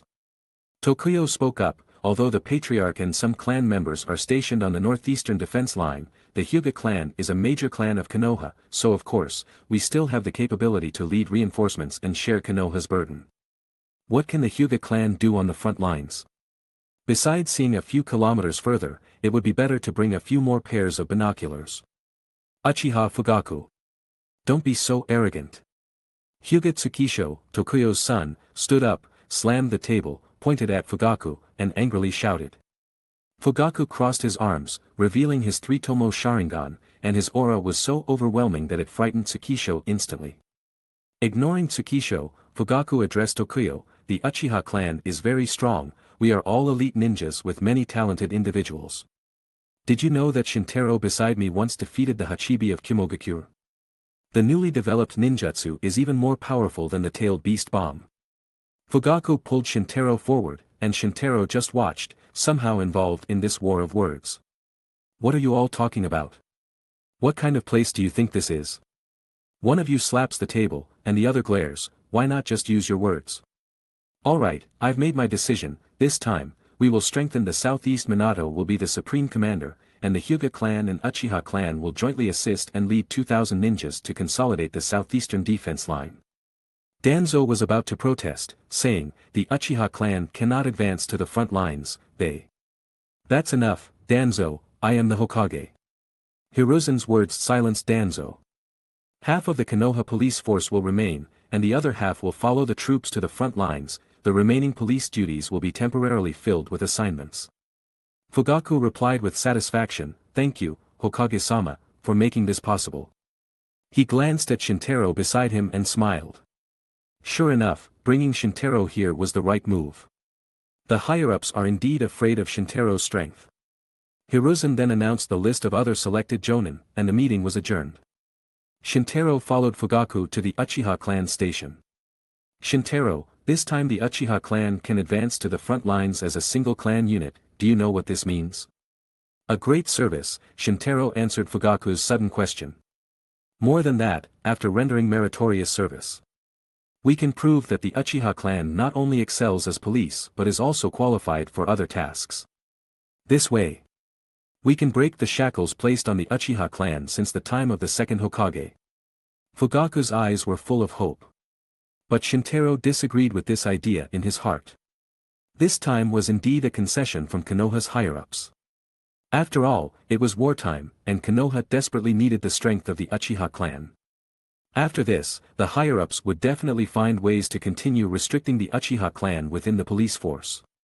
There was a high possibility that the old methods could not be used as an excuse, and they would continue to weaken and exclude the Uchiha clan. This time Hiruzen stood up and played the good guy, but it might not happen again. With Danzo's thoughts and methods, he was probably thinking about how to deal with the Uchiha clan right now. However, Shintaro did not reveal his inner thoughts. He nodded silently, seemingly agreeing with Fugaku's point of view. Fugaku arrived at the Uchiha clan station and first came to his house to invite Shintaro to discuss the expedition. Mikoto made tea for both of them, and Fugaku and Shintaro sat on the tatami, drinking tea and chatting. This time, 2-year-old Itachi came. Hello, Shintaro ni-san. Itachi smiled, and his delicate face made it hard to distinguish between male and female for a moment. Hello. Shintaro turned and greeted. Mikoto quickly came and took Itachi away. She instructed him, saying, Itachi, don't disturb your father's and Shintaro's discussion. Itachi nodded obediently and said, I know, Mom, I just came to say hello.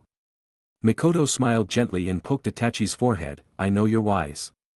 Seeing this expression of maternal kindness and filial piety, Shintaro could only sigh, when you have a son, he should be like Itachi, Captain, your son is truly outstanding. You're still very young, what can you tell? 3 years old is a big deal. Hahaha, Itachi is only 2 years old, okay, let's not talk about him anymore. Shintaro, what kind of people should we send to the front lines for support? Fugaku raised the topic again and asked Shintaro's opinion, I want to transfer all the elites, what do you think? Shintaro understood that the other party was eager to perform meritorious deeds, but he stopped after thinking for a moment. Captain, this is inappropriate. Why? Although this would give us more room to maneuver on the battlefield, the strength of the Konoha police force would be too depleted. If something unexpected happens in the village, the higher-ups, especially Danzo, will definitely take the opportunity to criticize it. This would harm the Uchiha clan. Fugaku, being a wise man, quickly realized this. Indeed, this is something Danzo could do, given the current situation of the Uchiha clan. Unfortunately, no mistake is more important than merit. He sighed, looking disappointed. Seeing this, Shintaro said, we can proportionally adjust half of the genin, chunin, and jonin. This can form a multi-level force on the battlefield and also provide enough experience to the juniors of the Uchiha clan. This might not be a problem. Fugaku nodded and said, since we can't use all our elites, this is the best way. I'll make the list tonight. Do you have any specific requirements?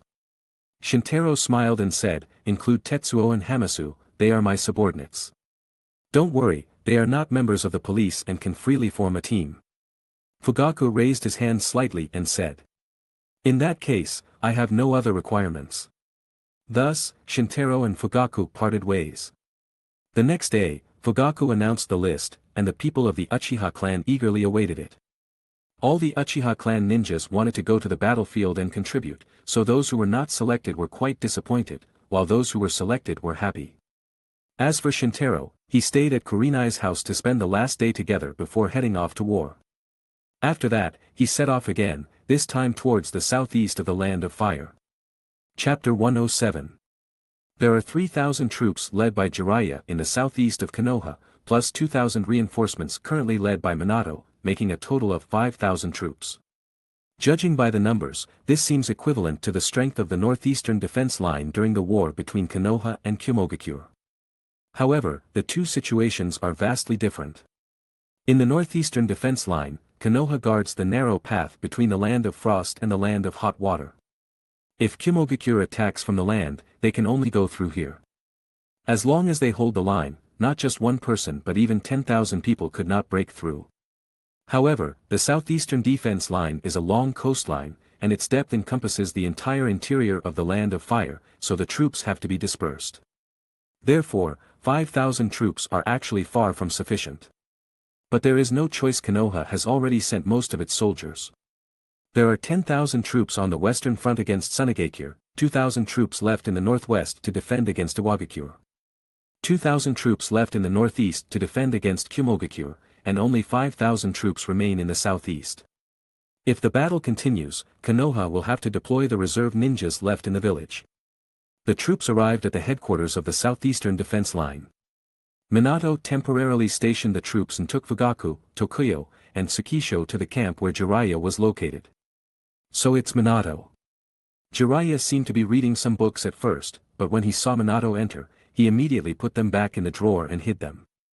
Jiraiya-sensei, what's the situation? Minato asked directly. My situation is very good, I can eat 3 bowls of rice in one meal, Jiraiya said with amusement. Minato laughed, then said, Jiraiya-sensei, seriously, what's the situation on the battlefield? Jiraiya then became serious, stood up, and said, the battlefield is not good. The battle line is too long, the 3,000 people under my command are not enough, even if we add the 2,000 reinforcements deployed by the old man, they are still far from consolidating the southeastern defense line. Kirigakure has 2 attack directions, one is to use the Land of Waves in the east as a springboard to harass the eastern coast of our country. The other way is to attack the southern interior of our country from the ruins of the Land of Whirlpools in the south of our country. It is very difficult to defend from both directions, Jiraiya shook his head wryly and suddenly asked. By the way, why didn't Orochimaru come? Minato scratched his head and replied vaguely, Orochimaru-sama didn't even come to the Jonin meeting, something must be wrong. Shintaro knew that Orochimaru's research had entered a breakthrough period, so he was naturally reluctant to leave his research institute. Jiraiya sighed and expressed his regret, it's a pity, I lost one of my combat abilities. Minato looked at Shintaro at this time and said to Jiraiya, I think Shintaro can stand alone, he made a great contribution on the northeastern defense line, I believe he can make the same contribution this time. I've heard that too, Jiraiya suddenly came over, grabbed Shintaro's hand, and said. Defeating Hachibi alone and forcing Kumogakure's troops to retreat, you have a bright future. Shintaro was a bit embarrassed by the other's familiarity. After a few more conversations, Jiraiya arranged the reinforcement tasks. Minato led 1,000 troops to the garrison of the southern defense line of the Land of Fire, and the Uchiha Clan and Hyuga Clan each led 500 troops to the garrison of the eastern defense line of the Land of Fire. Then these people led their troops to the garrison at the location for which they were responsible. The 2 clans were placed on the outermost parts of the entire defense line, consolidating the defense line and responsible for reconnaissance and vigilance. The 2 forces were like horns to each other and could also watch over each other. Shintaro arrived at the garrison location, and beside him were his 3 team members, Sarutobi Asuma, Uchiha Tetsuo, and Uchiha Hamasu. Needless to say, Tetsuo and Hamasu were both members of the Uchiha clan, and Asuma applied to follow Shintaro as captain. It was said that he even had a fight with Hiruzen and insisted on staying in Shintaro's team. I wonder which is harder to deal with, Kirigakure ninjas or Kumogakure ninjas. Asuma sighed. Shintaro smiled at this and said, the village of Kumogakure has strong military power, and the military power of Kirigakure village is also quite strong. But their strengths are different, the strength of Kumogakure village is based on military management and bold fighting style. Kirigakure village is also known as the Blood Mist village, their strength is based on personal strength and brutal killing style. The Blood Mist village? Asuma seemed to have heard something.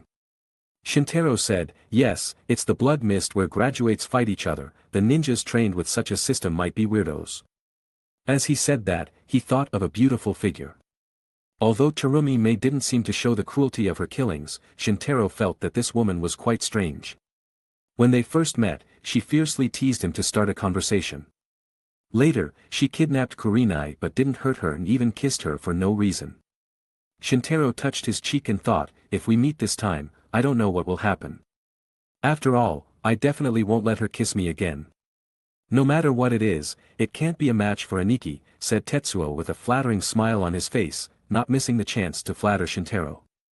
Shintaro had long been accustomed to this attitude, so he ignored it, and the four of them continued their patrol. It looks like something happened in the village ahead. He sharply noticed something unusual.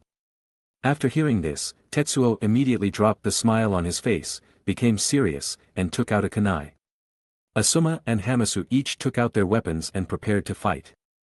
The four of them quickly rushed to the village ahead. The place was already in ruins, with the tragically dead bodies of the villagers everywhere. The remaining villagers were so frightened and they saw Shintaro and the others dressed like ninjas that they thought they were the killers. Some villagers, overwhelmed by hatred, rushed towards the four with raised weapons but were knocked unconscious by Hamasu. Asuma's lips trembled with anger. Kirigakure, these beasts.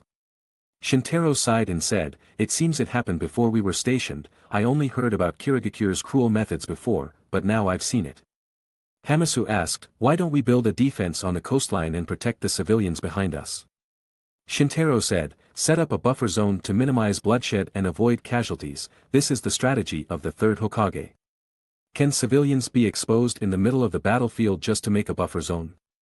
Asuma said angrily. After all, no one knew that Kirigakure would have no restrictions and be punished for attacking civilians, Shintaro said calmly. A kind of dissatisfaction arose in the hearts of Asuma, Tetsuo, and Hamasu at the same time. Shintaro observed this from the side and thought to himself, I don't need to say anything, the seed has been planted. Let's see how the seed will sprout in the future. Chapter 108.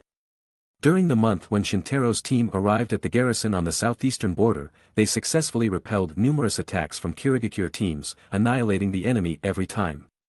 This record was the best along the entire defense line. Of course, Shintaro's presence made it impossible for any enemy to escape, but Asuma and the other two were not fools, they were the main force in facing the enemy. Shintaro was simply the last to deal with any enemies attempting to flee. He no longer needed to accumulate achievements and experience in battles of this level, so he naturally gave the three of them the opportunity. Such days lasted for 3 months. Kirigakure had conducted small-scale harassment but had not been able to penetrate Konoha's strong defenses. Only a few civilians in the buffer zone suffered due to the war, and they all left their homes to avoid the conflict. The southern defense line was maintained by Minato, while the eastern defense line was entrusted to the Uchiha and Hyuga clans. Jiraiya was transferred by the third Hokage to the western defense line where the war was most intense. After all, it seemed that the war with Kirigakure was just a minor skirmish. Sunigakure in the west launched a frenzied attack, and they had now reached Konoha. However, Kirigakure was on the move again.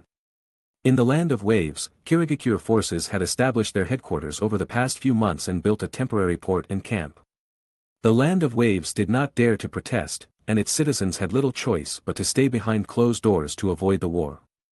A special transport ship sailed from the Land of Waves towards the fort built by Kirigakure on the coast of the Land of Fire.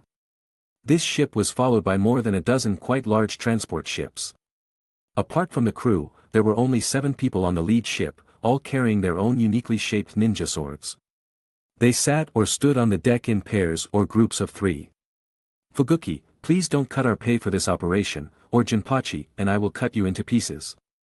A skinny, masked man with long brown hair was chatting amiably with his companions. On the other side, a one-eyed man with bandages and a turban responded coldly, you're right. Kushimaru, Jinpachi, I wouldn't dare cut the pay of the vicious duo. A man said with a smile. A few people watched indifferently. Biwa Juzo, Suikazan Fuguki, Kurire Kushimaru, Akabino Jinin, Minashi Jinpachi, Ringo A. Muri, and Zuki Mengetsu. These were the 7 ninja swordsmen of the mist, famous in the ninja world. It was said in Kirigakure that there were 7 strange and powerful ninja swords passed down through generations, and the ninjas who held these 7 swords were collectively known as the 7 ninja swordsmen of the mist. The method of passing down the ninja swords was not simply a succession from master to disciple or father to son, but by defeating the original sword holder, one could be promoted to one of the 7 ninja swordsmen of the mist. Judging by the power of the 7 individuals who could dominate as the 7 ninja swordsmen of the mist in a cruel village like the Bloody Mist, they were incredibly strong. They were all elite ninjas of Kirigakure, and on average, they all had the strength of an elite jonin. Legend had it that 7 of them could conquer a small country overnight when united. The 7 ninja swordsmen of the mist specialized in carrying out difficult tasks for past Mizukages, and this time was no exception. Led by Suikazan Fuguki, the highest ranking among them, he led the 7 members and an elite force of 500 to attack the defense line of the Land of Fire and started killing, greatly damaging Konoha's morale. Fuguki carried a large sword with bandages wrapped around its blade on his back, called Samahata. Known as the Vicious Duo, Kurira Kushimaru and Minashi Jinpachi carried a long sword named Shibuki and a needle named Nuabari. With green hair, thick eyebrows, sharp teeth, and a large mouth, he had 2 long swords with forked blades called Hiramakerii on his back. A man with a cap, a big nose, a thick beard, and sharp eyes stood next to him with 2 giant axeless axes connected by a rope and a sledgehammer as tall as half a person, Kabadawari. Juzo had short black hair, no eyebrows, sharp teeth, and a large cross-shaped scar on the right side of his face. His ears and neck were wrapped in bandages, and the lower part of his face was painted with red stripes. What he carried on his back was a broad sword with a slim handle and a wide blade, Kobikurabocho. The last one was Amuri Ringo, wearing a blue ninja vest, a Kirigakure forehead protector around his neck, and his blue hair was so spiky it stood straight up. He carried twin swords, also wrapped, on his back, named Kiba. Jinin impatiently said, "How long will it take to arrive?" But no one paid attention to him. Except for the close relationship between Kushimaru and Jinpachi, the relationships among the 7 ninja swordsmen of the mist were very distant. After all, the 7 ninja swordsmen of the mist was just a title, not an organization. Moreover, those who could become 7 ninja swordsmen of the mist were ruthless characters, so it was naturally impossible to talk easily. Not to mention building good relationships, but they hoped not to be betrayed by their own teammates on the battlefield. After a long time, the tall Kushimaru looked ahead and said, "We have arrived." However, no one responded. After that, everyone came ashore, and the person in charge was Ao, who was also the one responsible for the Kirigakure fort. "Everyone, I don't know what your plans are, I wonder if you can tell me so we can cooperate." Ao kept his posture low. Although he was one of the best young jonin in the village, he had to be very humble in front of the 7 ninja swordsmen of the mist, especially when they were all present. When the 7 ninja swordsmen of the mist carry out their mission, they don't need to cooperate. Jinin said angrily, his words dominating and strong. After that, as the transport ships behind them gradually transported the troops ashore, the 7 ninja swordsmen of the mist led the troops away. Inside the fort, one of Ao's subordinates asked, "Do we still need to send troops to support them?" Ao looked in the direction where the 7 ninja swordsmen of the mist had gone and said with a shrewd look in his eyes, "We send troops, but not to support them, but to let them support us." The 7 ninja swordsmen of the mist and their elite troops moved quickly and swiftly passed through the buffer zone, killing many Konoha ninjas patrolling along the way, but their presence was also revealed to Konoha.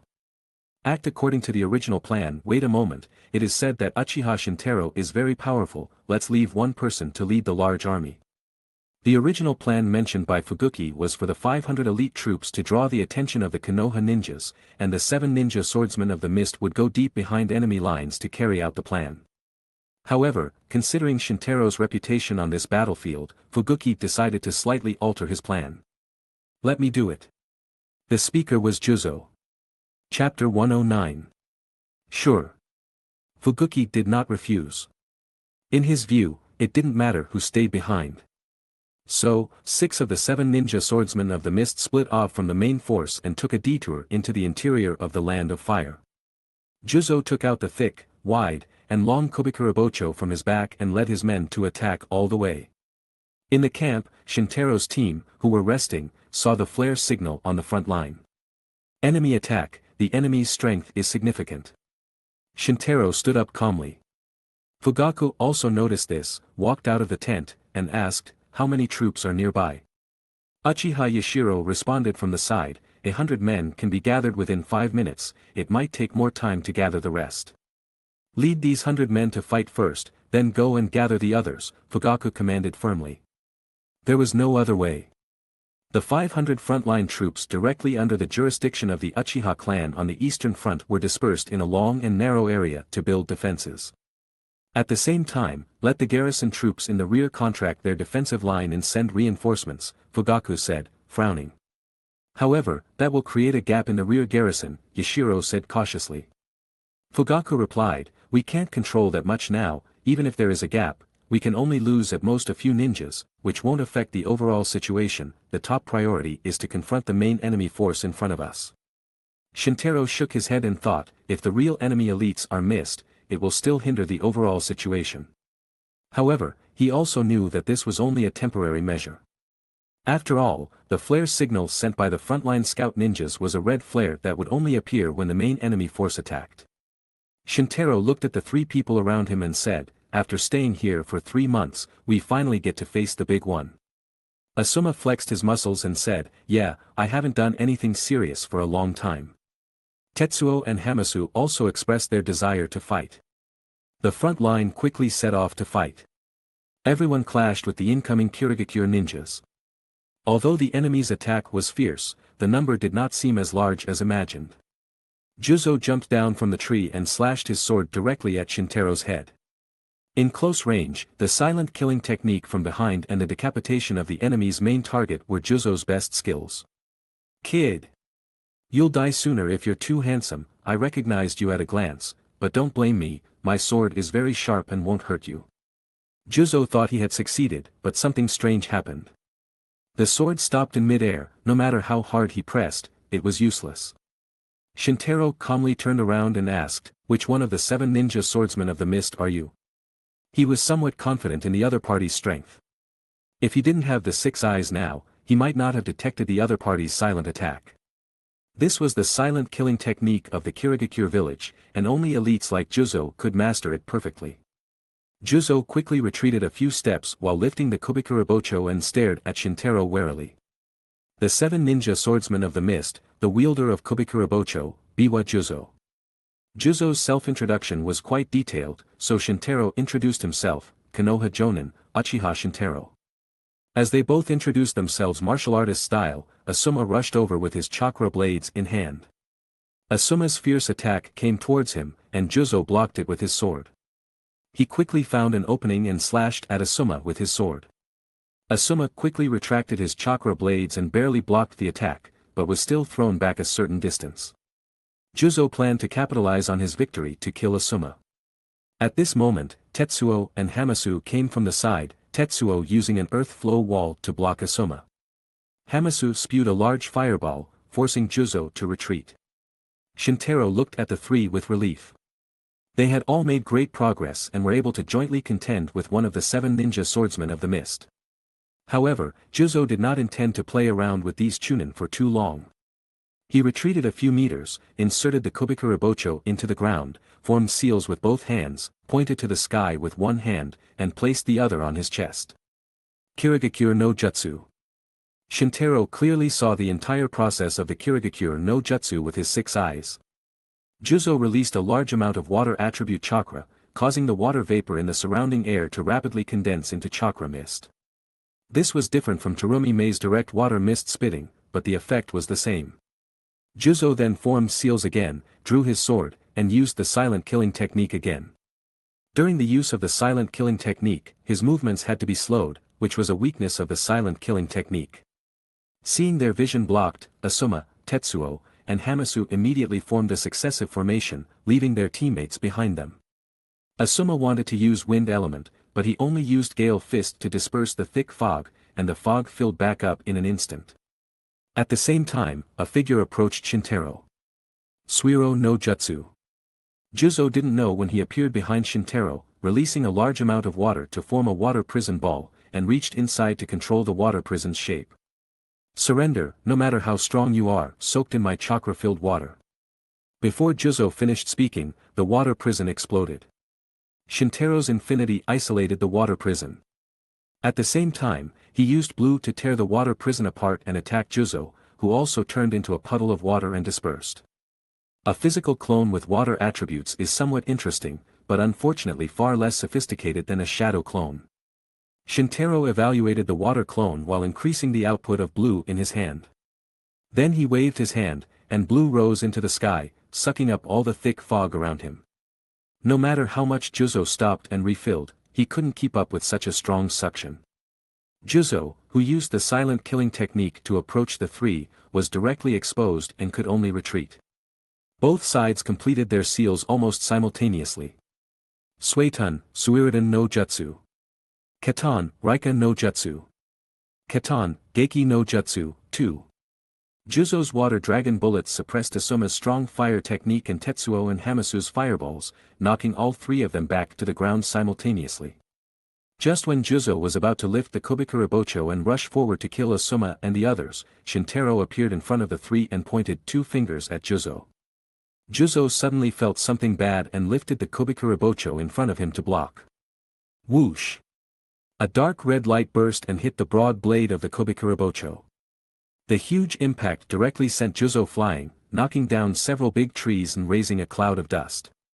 When the dust settled, they saw the Kubikuribocho in Juzo's hand was broken. Half of the broad blade pinned Juzo's whole body to the tree behind him, almost splitting him in half. Losing a lot of blood announced his death sentence. Juzo firmly bit his tongue and committed suicide to avoid being captured by Konoha. The 7 ninja swordsmen of the mist lost 1 member and became the 6 ninja swordsmen of the mist. The Kubikuribocho blade greedily absorbed its owner's blood, and a new blade began to grow at the break. Shintaro looked at Juzo's body and thought. Chapter 110. Something's wrong. Why is Biwa Juzo, one of the 7 ninja swordsmen of the mist, acting alone? Even if Biwa Juzo leads 500 elites, it's impossible for him to break through Konoha's defense lines. As long as the frontline troops are delayed a bit, Konoha's reinforcements will come from all directions and surround this Kirigakure force. Such abnormal behavior suggests that Kirigakure must be hiding something. Shintaro's mind raced with thoughts. He fought on the battlefield while approaching Fugaku, who was rushing forward. Fugaku activated his 3 Magatama Sharingan and killed everyone in the Kirigakure forces. He was nearly proficient in Fire Element, Genjutsu, and Shuriken. Blue. Shintaro raised his hand to eliminate a dozen enemies around Fugaku, creating a safe environment. Then he approached him and said, "The 7 ninja swordsmen of the mist have been dealt with." This was the first time Fugaku had seen him use blue to fight enemies. He was stunned for a moment, then snapped back to reality and praised, as expected of Shintaro. "But I think there's something suspicious about this. This force might have been sent by Kirigakure to divert our attention. Their real goal might be to create a gap in the rear defense line and exploit it," Shintaro concluded. Fugaku said firmly, "Go and check the rear, leave the front lines to me." Shintaro nodded, then approached Asuma and the others and said, "I'll head to the rear to see if the defense line has been breached. Do you want to come with me or keep fighting here?" "With you," the 3 said in unison. "Okay, let's go." Shintaro led the 3 to move to the rear. They quickly arrived at the rear defense line. Due to temporary adjustments to shrink the defense line, a gap had formed in the middle. Shintaro scanned it with his 6 eyes and found several different tracks. The tracks moving left and right were left by mobilized Konoha ninjas, and the tracks moving forward were from those going to support, but there were only a few tracks leading to the rear of the Fire Country. Heading into the interior of the Fire Country, plus 6 more people, it seems to be the remaining 7 ninja swordsmen of the mist. Shintaro concluded. Asuma asked, 6, can you handle it? I'll soon solve this small issue, but I can also leave you some practice, Shintaro said with a smile, as if the 7 ninja swordsmen of the mist were like sheep waiting to be slaughtered before him. Heart of the Fire Country. A Chunin team was on patrol. Such patrol missions were unique to the war, between frontline missions and daily village missions. The client was the official Konoha village. "Oh, patrolling every day, how can I realize my dream of becoming a great ninja?" complained a young man in black clothes and black glasses. "Oh, it would be nice to live through the war," another young man said casually. "Patrolling is meaningful, youngsters." A boy with a bowl haircut was patrolling seriously. These three were Guy's team. The boy in black clothes and black glasses was Ebisu, the boy with grass in his mouth was Shiranui Gunma, and the boy with a bold haircut was naturally Guy. Guy, don't be too enthusiastic, you should run away if you're really in danger, after all, we're only Chunin, Gunma warned. Even though I'm just a genin, if I ever have to burn my youth, I won't hesitate, Guy replied. Gunma didn't know why, but he felt this answer was wrong. However, Guy knew in his heart that he had mastered the 8 gates Hashimoon. Although he could now only open the 4th gate, he was confident that he could open the 8th gate. At that time, it would be the moment to burn his youth. But now, if he encountered an enemy he couldn't defeat, Guy would of course choose to run rather than make a pointless sacrifice. Hey, there are 3 little guys ahead, who's interested? A joking voice was heard. The 3 were immediately frightened and their scalps tingled. When?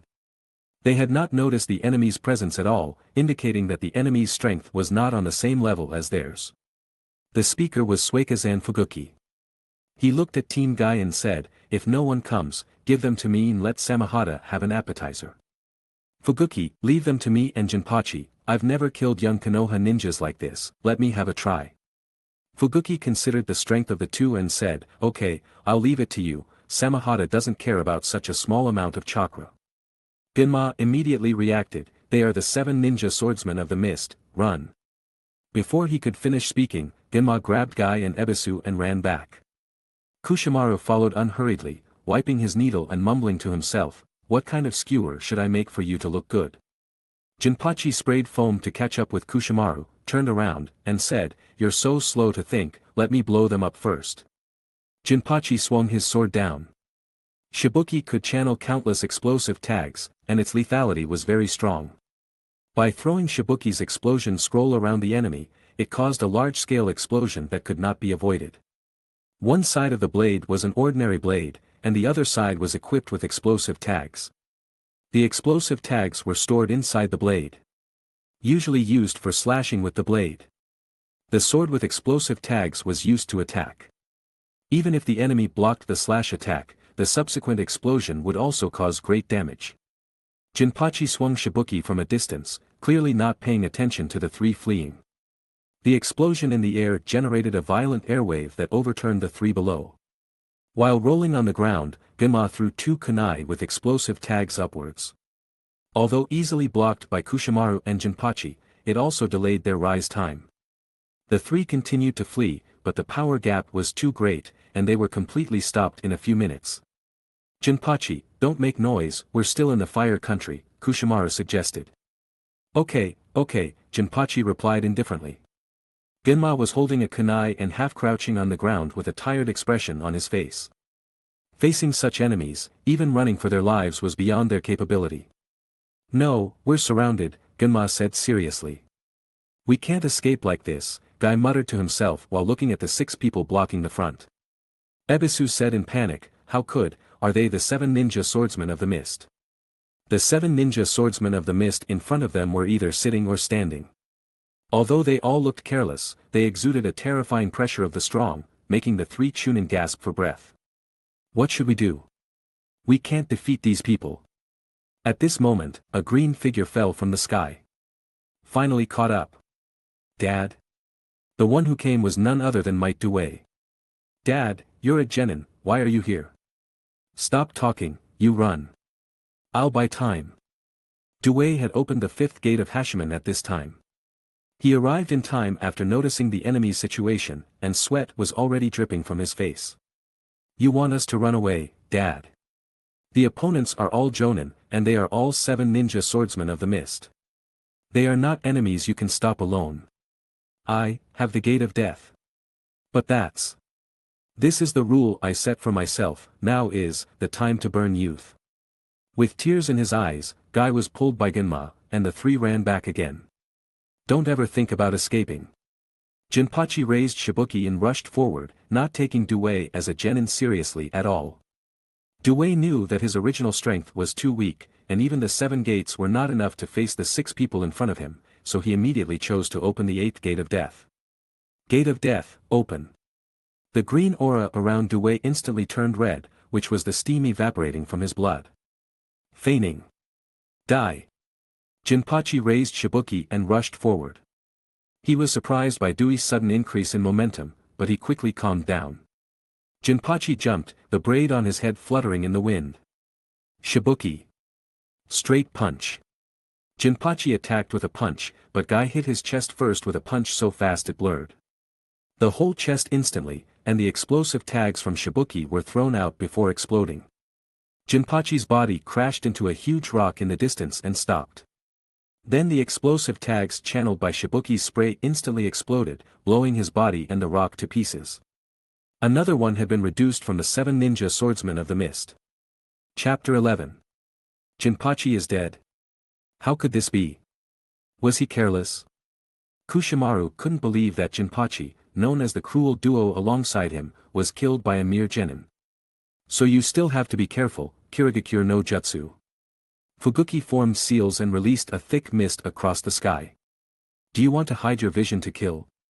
This is indeed Kirigakure's style, but this trick won't work on me.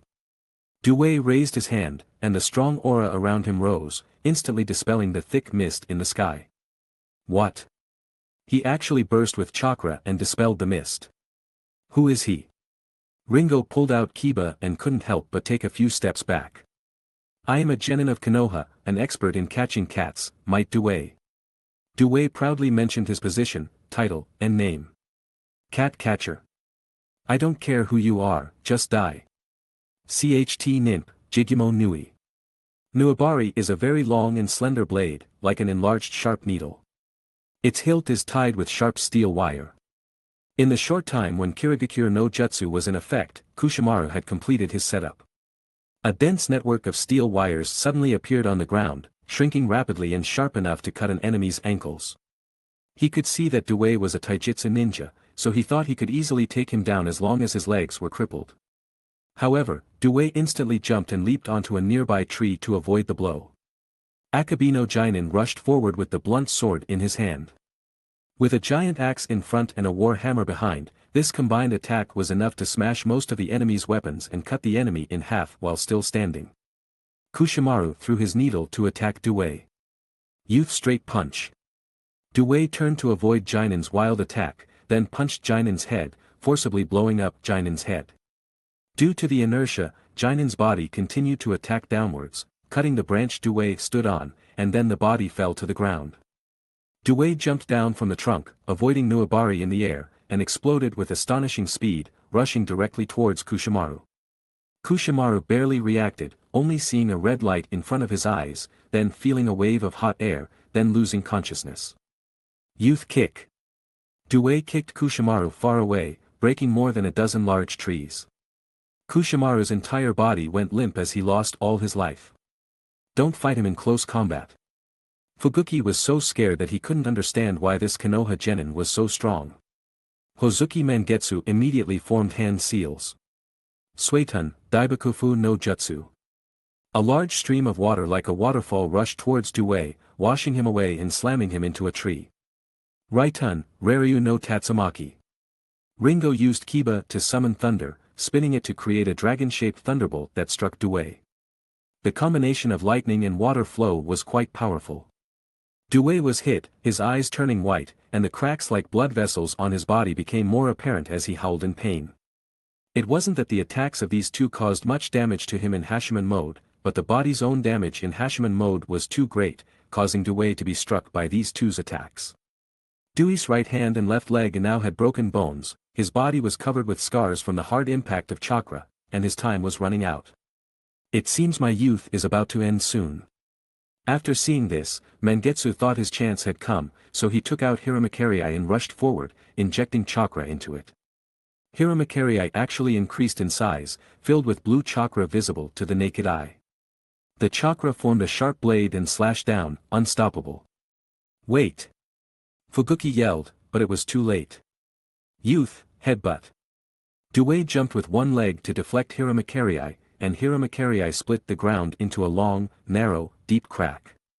Dewey approached Mangetsu and struck him with a headbutt, making Mangetsu's head twist. Of course, Dewey also felt the world spinning, but it was impossible for him to hand over his remaining hands and feet to the last two. When Fuguki saw this, he decisively fled. Although his body was fat, he was quite agile in escaping. Damn, I always use ninjutsu to still have a chance of winning, but I end up like this. A genin forced us to look like this. Is this the foundation of Konoha?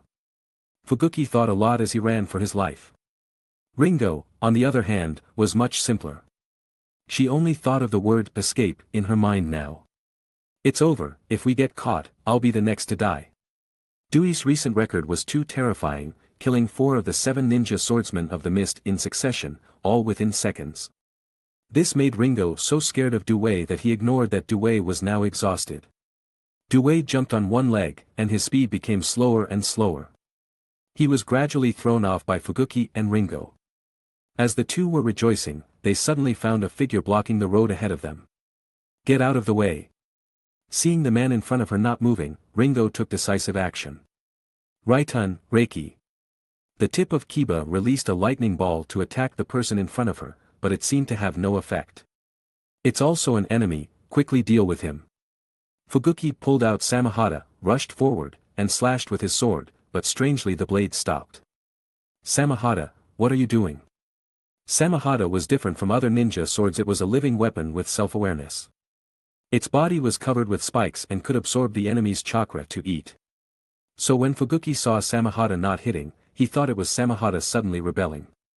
Samahata, which hadn't eaten chakra and was inexplicably scolded, became angry, extending its spikes and stabbing Fubuki's hand, forcing him to let go. Fubuki retreated a few steps, extending his hand, and his long hair instantly hardened and fell out. Countless hair-like needles shot out, but strangely they all stopped in the air. Needless to say, the person in front of them was Shintaro. When Fubuki and Ringo saw this, they realized that they might not be the opponent of the other party, so they decided to flee. Then, both of them found that they could no longer run and were instead pulled toward Shintaro. Bam bam. 2 punches, chakra and cursed energy wrapped in Shintaro's fists, were quite uncomfortable. Fubuki resolutely extended his long hair to protect himself. Ringo crossed her swords and summoned thunder to cover her body. However, Shintaro extended both hands simultaneously and aimed at both of them with 2 fingers. Cursed technique reversal, red. The defenses they had painstakingly built shattered instantly, and they were thrown into the forest. The 7 ninja swordsmen of the mist were destroyed. Chapter 112. Shintaro had defeated 2 of the 7 ninja swordsmen of the mist when Asuma, Tetsuo, and Hamasu finally arrived. Is everything settled? Asked Asuma. 2 have been dealt with, the rest might be dead, Shintaro replied, watching Fugaku and Ringo flee in panic. He had already guessed the fate of the other 7 ninja swordsmen of the mist. Kirigakure underestimated Konoha. Even though Konoha now had more than a dozen and lacked troops, it did not lack top combat strength. Even in the seemingly empty Konoha village, there were 3 strong Kage-level warriors, Hiruzen, Danzo, and Orochimaru. Although the 7 ninja swordsmen of the mist were famous, they were just 7 elite jonin. Venturing deep into the land of fire with such arrogance was essentially a death sentence. Besides those 3 Kage-level experts, Shintaro also thought that one person could force the 7 ninja swordsmen of the mist into this state. Suddenly, he sensed an aura in the distance, his expression immediately changing, and he sprinted forward at an incredible speed. The other 3 looked bewildered and couldn't keep up with Shintaro's pace, so they had to lag far behind. Uncle Dewey, you. Shintaro reached Dewey. Shintaro. With a thud, Dewey collapsed to the ground. Shintaro flipped Dewey over and tried to use the reverse curse technique to heal him, but the positive energy from the reverse curse technique would automatically dissipate as soon as it left his body, making it impossible to treat Dewey at all. Dewey lay on his back on the ground, his clothes burned by smoldering blood, his skin charred and full of cracks, his entire body exhausted, and at the end of his life. Shintaro knew some medical ninjutsu, but they had no effect on injuries like this. He saw that this was the consequence of opening the gate of death. It's all my fault, if I could have come earlier, Shintaro said, guilt-ridden. Captain, take care of Guy. Dewey used his last bit of strength to leave his final words and then passed away. Shintaro hung his head in silence. Isn't this Guy's father? How did he? Might Dewey managed to hold off the 7 ninja swordsmen of the mist invasion and killed 4 of them at the cost of his life, Shintaro said, looking at Dewey's body. Asuma was shocked, unaware of Dewey's previous strength. He was not only surprised by Dewey's hidden strength but also by his willingness to sacrifice his life. Asuma, take Dewey's body back to Konoha so that his deeds can be known to the public. Understood. Asuma nodded seriously and accepted Shintaro's instructions. Tetsuo, Hamasu, you are responsible for recovering the remains and weapons of the 7 ninja swordsmen of the mist and returning them to Konoha. Yes, Aniki. Tetsuo and Hamasu replied in unison. Shintaro then turned and rushed toward the frontline battlefield. There was no time to continue mourning Dewey, as the Konoha ninjas on the front line were still fighting.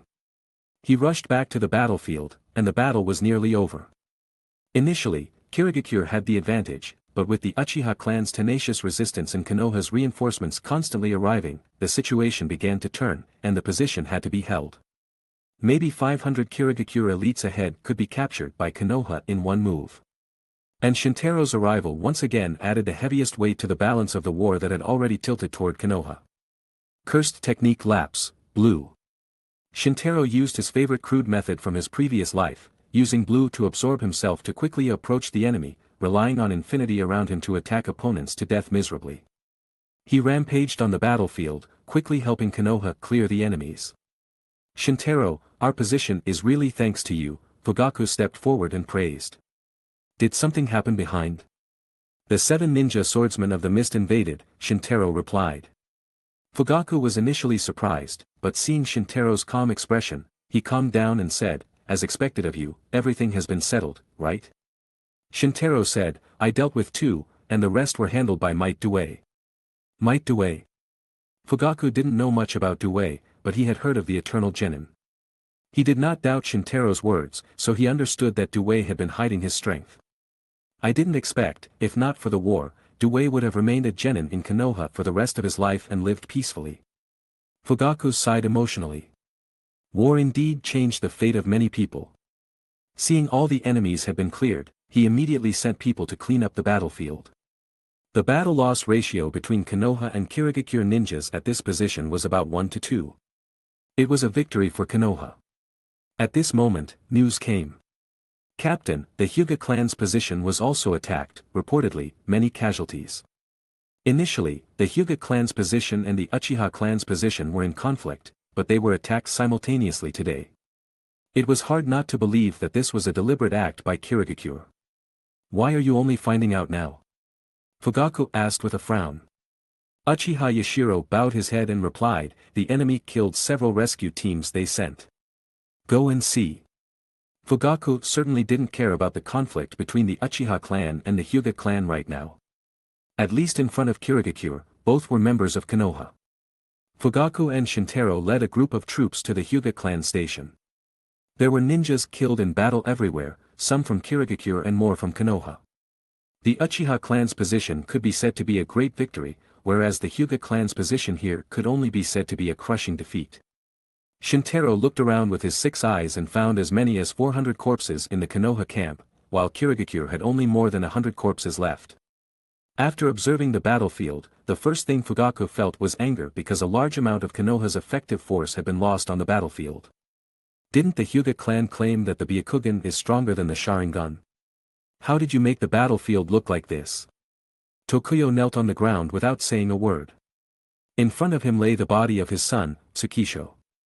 Fugaku was furious, then asked the Hyuga clan ninja next to Tokuyo, and got an unexpected answer. Kirigakure sent a large force of 1,000 people. How is that possible? Didn't you have Byakugan? Why didn't you ask for our help first when you knew there were 1,000 people? They used Kirigakure no Jutsu to cover their forces, while simultaneously maintaining a very compact formation, which caused us to misjudge the number of enemies attacking, so we didn't ask for help from you. By the time they were close, it was already too late. Foolish. Fugaku cursed angrily. The Hyuga clan's Byakugan could indeed see thousands of meters, but it would also be obstructed by the thick fog of Kirigakure no Jutsu. Although they knew there were enemies, they couldn't directly see their numbers. Moreover, the Kirigakure ninja marched close together, making the Hyuga clan's reconnaissance team think they were a smaller force. This was why the Hyuga clan's position suffered so many casualties. Chapter 113. Fugaku had a headache. He didn't expect Kirigakure to fool the Hyuga clan with just a little trick. But on second thought, he felt this might not be a bad thing. After all, it was the Hyuga clan's forces that suffered great losses. Combined with the fact that he led the Uchiha clan and his subordinates to victory, this clear contrast was enough to illustrate the role of the Uchiha clan. Shintaro seemed to understand Fugaku's thoughts and thought to himself, it seems Fugaku still doesn't understand Konoha's high-level officials. The Uchiha clan's good service will only make them more fearful. He was also the head of the Gojo family in a previous life, and it was clear that the conflict between Konoha's top management and the Uchiha clan could not be resolved by doing a few good deeds. Of course, it was impossible for him to express his inner thoughts, at least not too clearly. My condolences. Fugaku sighed slightly, walked towards Tokuyo, and spoke. Only then did he realize that Tsukisho's right eye socket was empty, and his entire eyeball had been gouged out. Tokuyo ignored Fugaku, stood up, and walked directly towards several branch ninjas of the Hyuga clan. Is this how you protect Tsukisho? He scolded sternly, then formed a seal. After the branch family begged for mercy but to no avail, they fell to the ground and wailed in pain. Shintaro clicked his tongue, crossed his arms, and watched everything quietly. Fugaku and Shintaro exchanged glances.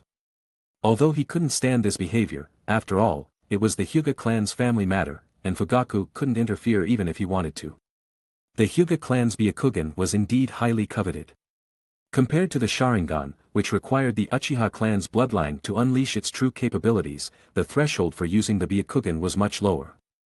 Basically, after transplanting it and learning the control techniques, one could master it perfectly, almost no different from a typical member of the Hyuga clan. Although the Hyuga clan's caste system was overly complicated, it was the final choice. The branch family not only had to protect the main family but were also branded with the caged bird seal.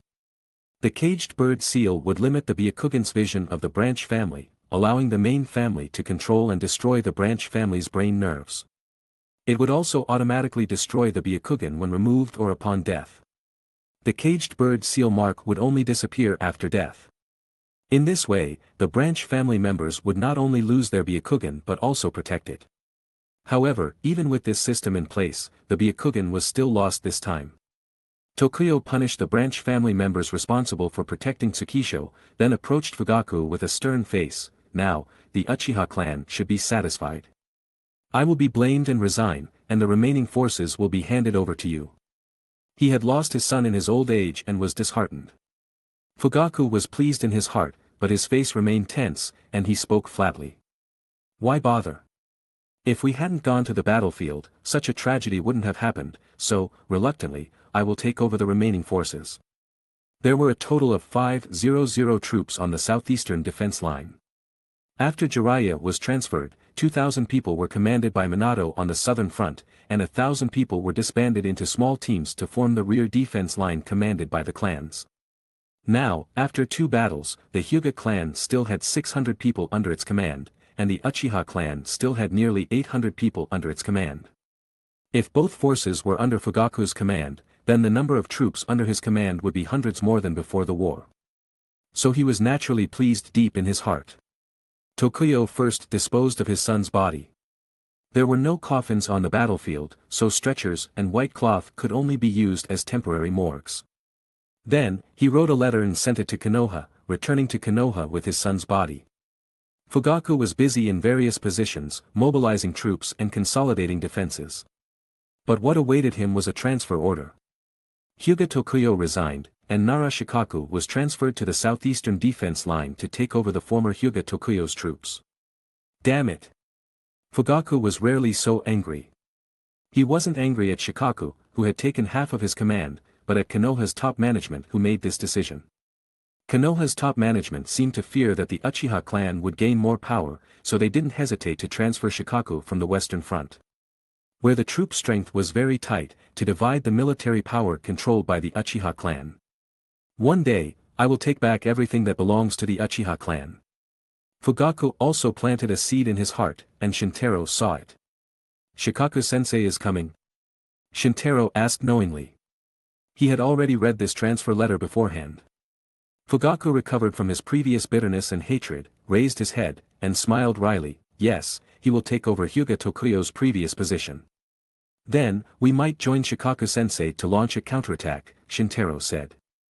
Fugaku also found some comfort in his heart, at least he is a smart person. At the same time, in the Kirigakure fortress near the coast of the Land of Fire, a man lay on the operating table with his eyes closed. This man was Ao, the person in charge of the fortress. Ao-sama, the operation was successful. The medical ninja beside him woke Ao up. Ao slowly opened his eyes, and his right eye suddenly turned white.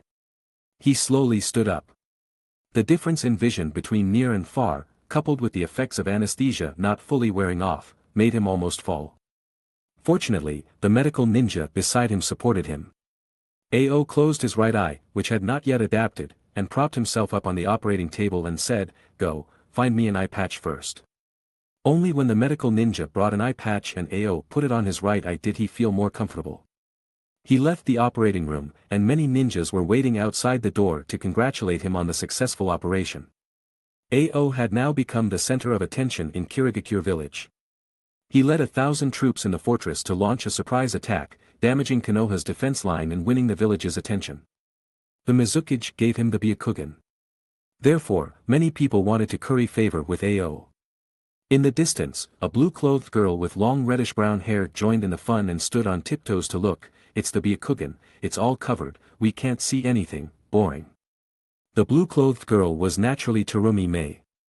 Terumi muttered a few words and left, and she could see the Byakugan's activity. As for flattering Ao, she didn't have this option at all.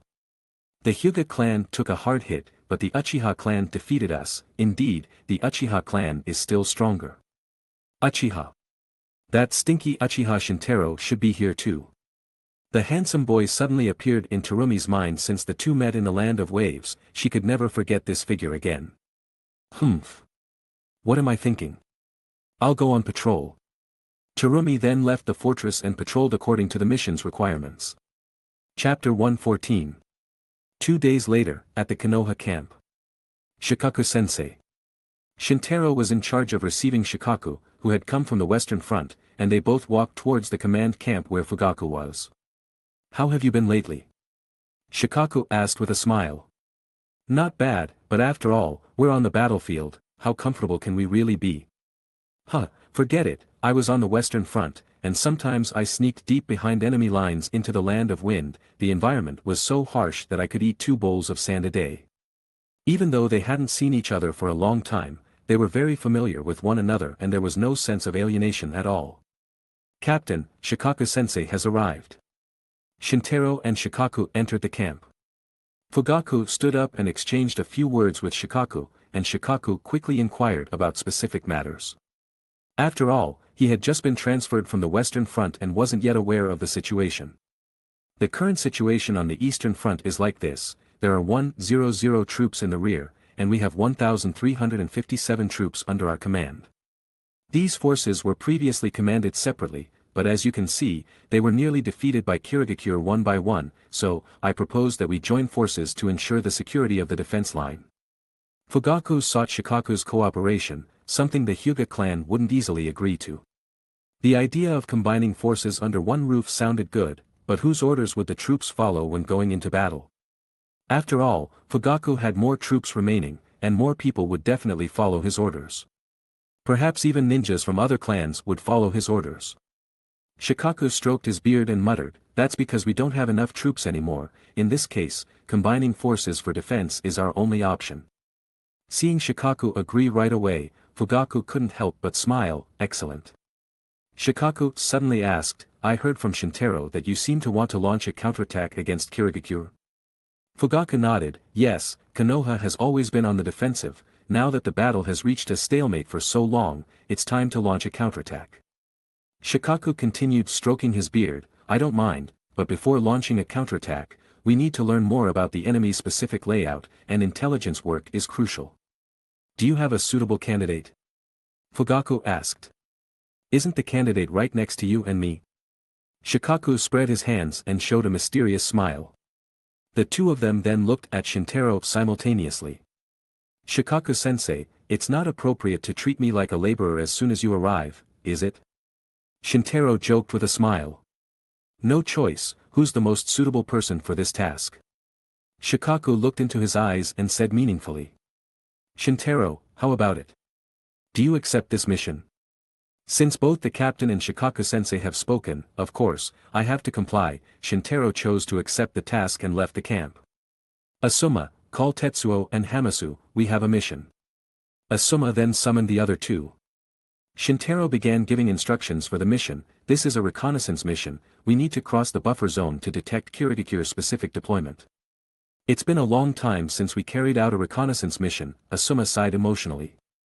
Yes, the last time we carried out a reconnaissance mission together was on the northeastern defense line, Tetsuo nodded and said.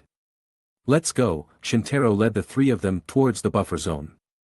On the way, his 6 eyes kept flashing, continuously scanning the surrounding area. Although no troops were stationed in the buffer zone, there were often small teams sent by both sides. The forest in the Land of Fire was tall and dense, providing good cover.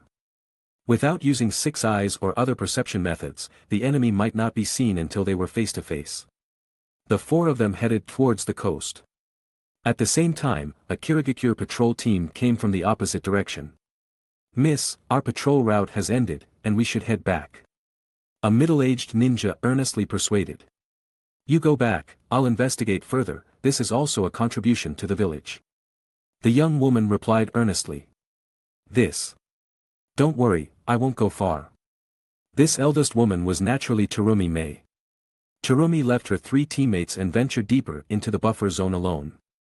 Oh, I finally got rid of them, it's so boring to follow a fixed route, I need to change things up. Terumi liked new things and hated sameness. Such a personality could at best be described as determined and enterprising, but at worst, it was like a little girl's mentality of loving the new and hating the old.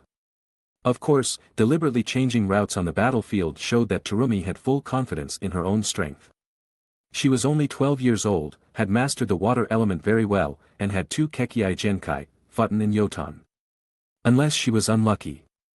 Uchiha, Shintaro. Terumi was startled by the white-haired boy who suddenly appeared before her. The young man smiled mischievously and said, why, no greeting after so long. Terumi's expression was quite extraordinary. First, she was slightly surprised, then realizing this was the battlefield, she immediately showed a wary expression and backed off a little. What are you up to?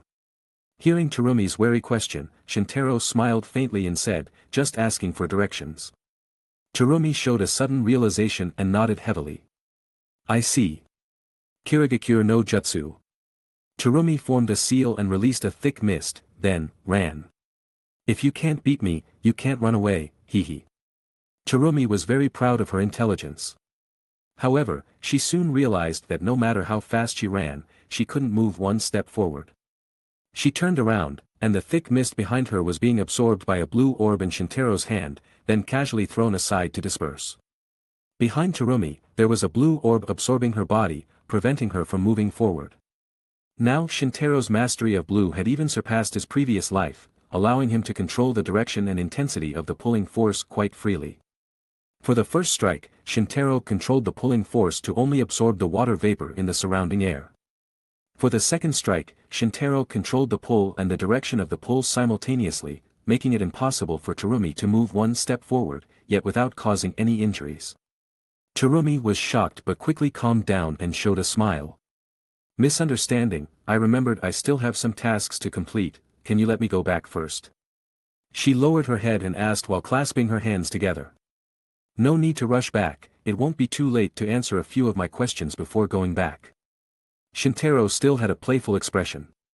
Terumi swallowed nervously and said, what do you want to ask? The specific deployment of Kirigikure's fortress, how many people are there, who's the commander, what's your troop transport route, and what's the war's purpose? Shintaro asked a series of questions in quick succession. Terumi smiled and said, I'm just an ordinary ninja, how could I know so much, how about, you let me go back and ask. Shintaro calmly activated his 3 Tomo Sharingan, which frightened Terumi, who closed her eyes in panic. I don't want to. Chapter 115. Terumi knew the power of the Sharingan's genjutsu, so she was afraid Shintaro would use it to extract information from her. Shintaro approached Terumi and said, if you're so scared, just answer my questions. Terumi was almost in tears. I really don't know what you're asking. There are quite a few people in the camp, I don't know the details. There should be more than 1,000, and the commander is AO, the one who took the Byakugan from Konoha some time ago.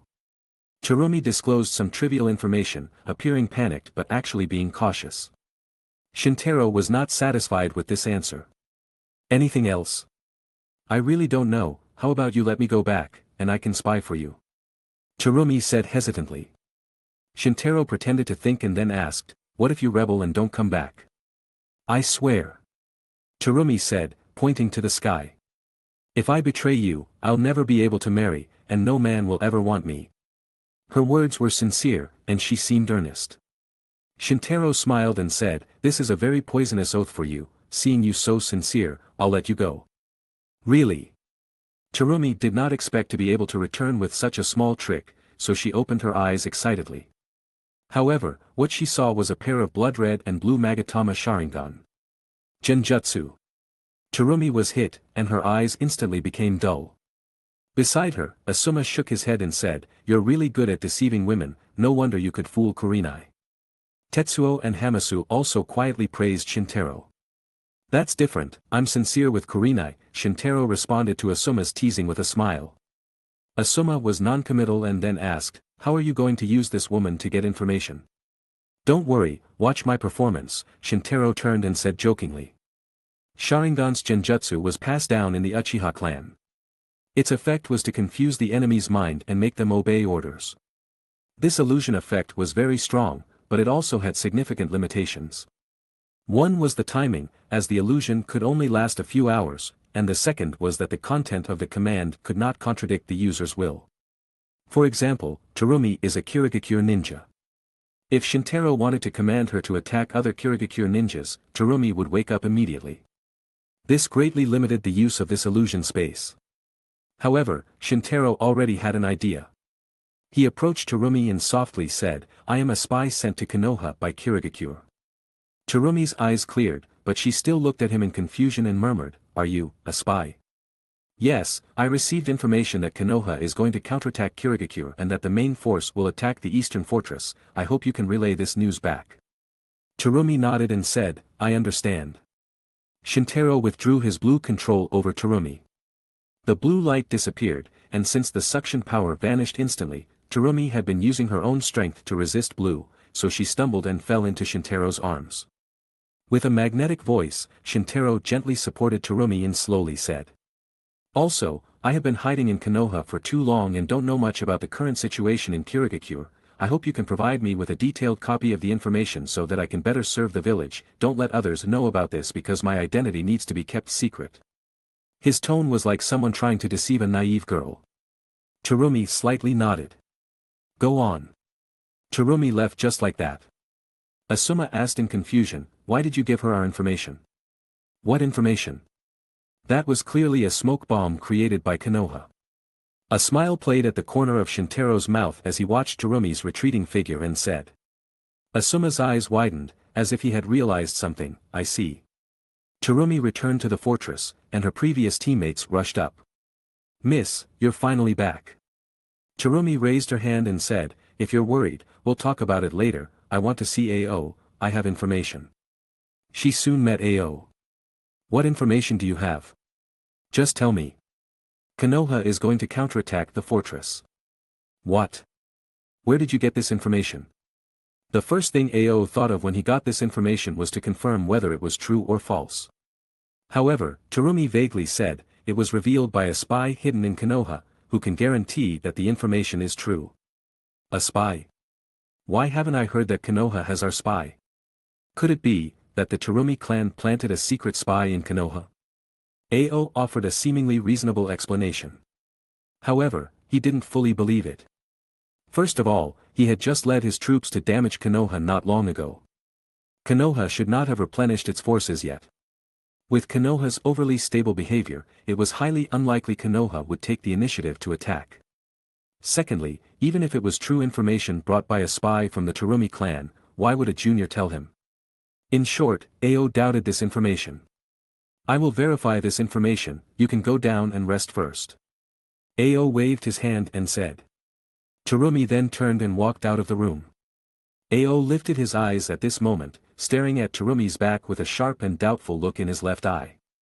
Something is wrong. After Terumi left the office, she didn't return to her room but instead went to the data room.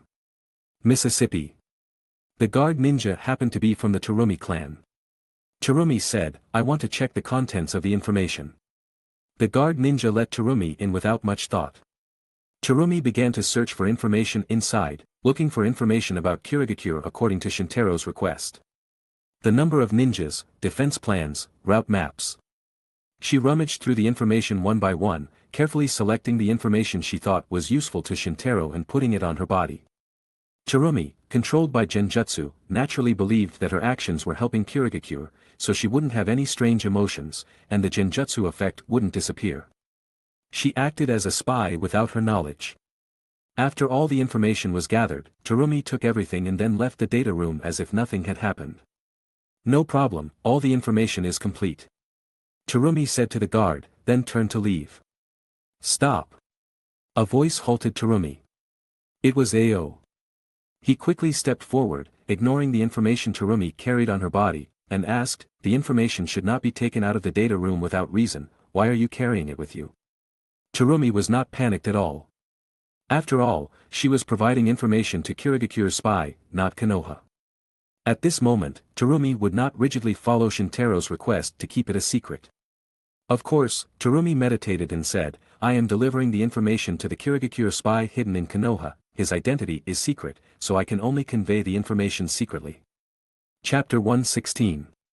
Bringing Kirigakure's information to a Kirigakure spy, do you know what you're talking about? Ao found this awkward excuse very strange.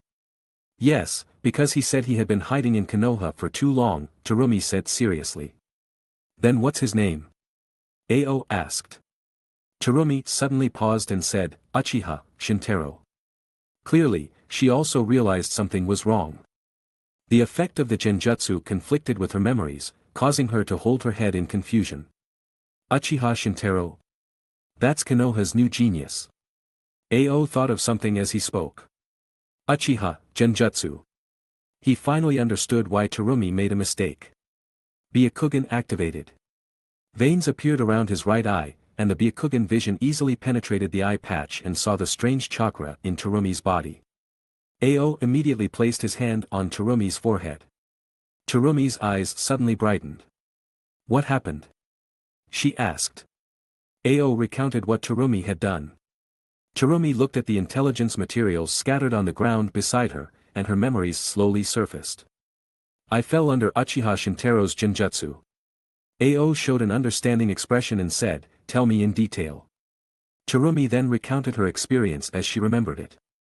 When I was patrolling, I was captured by Uchiha Shintaro. After he pressed me for information but failed, he used the Sharingan genjutsu on me. He told me he was a spy sent to Konoha by Kirigakure. He told me information about Konoha's attack on the fortress and asked me to bring him information about Kirigakure.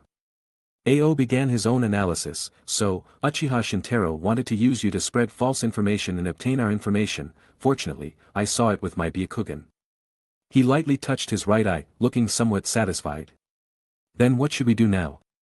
Should we trust the information given by Uchiha Shintaro? After all, Terumi was still quite young, so she was confused about handling such a situation. What information? It's clearly a smokescreen created by Konoha. They must want to divert troops away from the mountains and let us focus on the eastern front, thus taking the opportunity to attack the southern front. I will inform the commander on the southern front of this news and deploy troops for support. For the rest, let's follow the plan. If you bring the intelligence back tonight, it will only be false intelligence, better not meet him. He might realize you've broken the genjutsu. Terumi found Ao's words reasonable, so she nodded. Ao then asked her to forge documents. Konoha camp. Shintaro explained to Fugaku and Shikaku what he had done with Terumi, that he had cast genjutsu on her and set her up. Fugaku pondered, genjutsu must be used continuously to be effective. No matter how high your genjutsu achievement, it will automatically dissipate after a few hours. At that time, won't our goal be exposed? Before Shintaro could speak, Shikaku answered Fugaku's question and said. Even if Kirigakure finds out about the genjutsu, it can't be stopped, so Kirigakure will treat the information about our counterattack as fake news, and our counterattack could be unexpected. Shintaro spoke at this moment. My goal from the beginning was to let the enemy discover my genjutsu. Don't forget, they took Byakugan from the Hyuga clan and put it in the eye socket of Fortress Commander Ao. Fugaku and Shikaku both showed understanding expressions. In this way, whether Kirigakure discovers the genjutsu or not, it will be beneficial to us, Fugaku said, clapping his hands. Shikaku asked again, but we still don't know the specific information about Kirigakure, how will we solve it? Shintaro replied, of course I need to investigate it myself. Next, regardless of whether Terumi Mei's genjutsu is broken or not, the information will definitely come out tonight. I just need to approach the Kirigakure fortress for a little verification to know whether Kirigakure has fallen into the trap. Shikaku praised, killing two birds with one stone, a great strategy. At night, Shintaro came to the place where he had met Terumi before and found a tree with an engraved mark on it. He checked the information, which seemed quite real. It included information about the number of Kirigakure ninjas, their defenses, coastal fortresses, and the headquarters of the Land of Waves, etc. He took the information into his arms and did not return to the Konoha camp, but instead came to the headquarters under the forest's protection. After scanning with the 6 eyes, he quickly found that the actual situation did not match the intelligence. It seems Ao indeed discovered the genjutsu. Shintaro judged from the authenticity of the intelligence that Ao had seen Terumi's genjutsu. And inside the fortress, a group of 200 soldiers set off from the fortress at this moment, heading straight south. He then verified that Kirigakure's reaction was as expected, and they indeed thought Konoha would attack the southern front. The fortress inside was empty, with less than 800 soldiers. Shintaro was not satisfied with this information. He crossed the sea and arrived at the Land of Waves. Under the cover of dark clouds, the moonlight did not shine on the sea. So he was not detected at all. Upon arriving in the Land of Waves, he found that the military strength in the headquarters of Kirigakure's Land of Waves was very inconsistent with the intelligence. According to the intelligence, more than 500 people were stationed in the Land of Waves. In reality, there were only 3,000 Kirigakure ninjas at the Land of Waves headquarters. The Land of Waves headquarters served as the coastal fortress's backup force and could support the front lines at any time. Kirigakure provided this false information only to make Konoha more afraid of Kirigakure on the eastern front, thus ensuring the safety of the eastern front. However, this gave Shintaro an idea. Perhaps Konoha could take advantage of it and surprise the enemy. After Shintaro personally investigated the information and returned to the camp, it was already dawn. But his energy was excellent, and the continuous reversal curse technique could heal the fatigue of the brain and body. Fugaku and Shikaku were playing shogi in the camp. They had both stayed up all night, waiting for information from Shintaro. Shintaro took out 2 pieces of information from his hands, one was the false information provided by Terumi, and the other was the real information he personally investigated that night. And false information does not mean it is useless. To deceive Konoha, Kirigakure mixed some real information into the false information. Initially, he couldn't distinguish it, but now he could differentiate it after comparing. The false information was more detailed and specific than what Shintaro himself recorded, such as the scale and accurate maps, etc. These 2 pieces of information gave a big surprise to Fugaku and Shikaku. Good, now we have a clear idea of our counterattack plan. Fugaku spread the information on the table and said with a bit of excitement.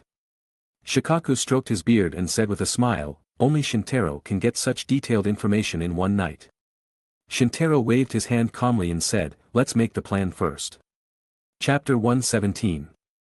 The enemy forces are weaker than we expected, we can concentrate our power to destroy Kirigakure's coastal fortress in one strike. Fugaku estimated the number of troops the enemy could deploy and compared it with their own forces. The advantage was on Konoha's side. However, Kirigakure's headquarters in the Land of Waves has always been problematic. It can support the frontline fortress when they advance and transport local Kirigakure troops when they retreat. As long as this hub exists, even if we capture the fortress, we can't expel all Kirigakure ninjas. Shikaku pointed to the small island of the Land of Waves on the map. It's okay, as long as we maintain a swift and fierce attack and capture the coastal fortress before reinforcements from the Land of Waves arrive, we can use it as a base to fend off the enemy from outside. What Fugaku said made sense. Shikaku nodded slightly, then looked at Shintaro, what do you think? My thoughts, let's try another target, Shintaro said with a smile. Seeing Fugaku and Shikaku deep in thought, he continued, of course, attacking the fortress would be unexpected for Kirigakure, but even more unexpected would be us directly attacking their headquarters in the Land of Waves. But we don't have enough manpower. Even if the entire force attacks, the strength at the enemy's headquarters is only slightly less than half of ours. If we attack forcefully, we might suffer significant losses. Fugaku had considered this issue but had to give up due to the limited number of troops. Shikaku thought of something. If we attack the coastal fortress, the Land of Waves will definitely send reinforcements, and then we can seize the opportunity to attack. But it would be easy for the enemy to strike us from both sides. Fugaku still had concerns. Shintaro pointed to the map and shared his thoughts.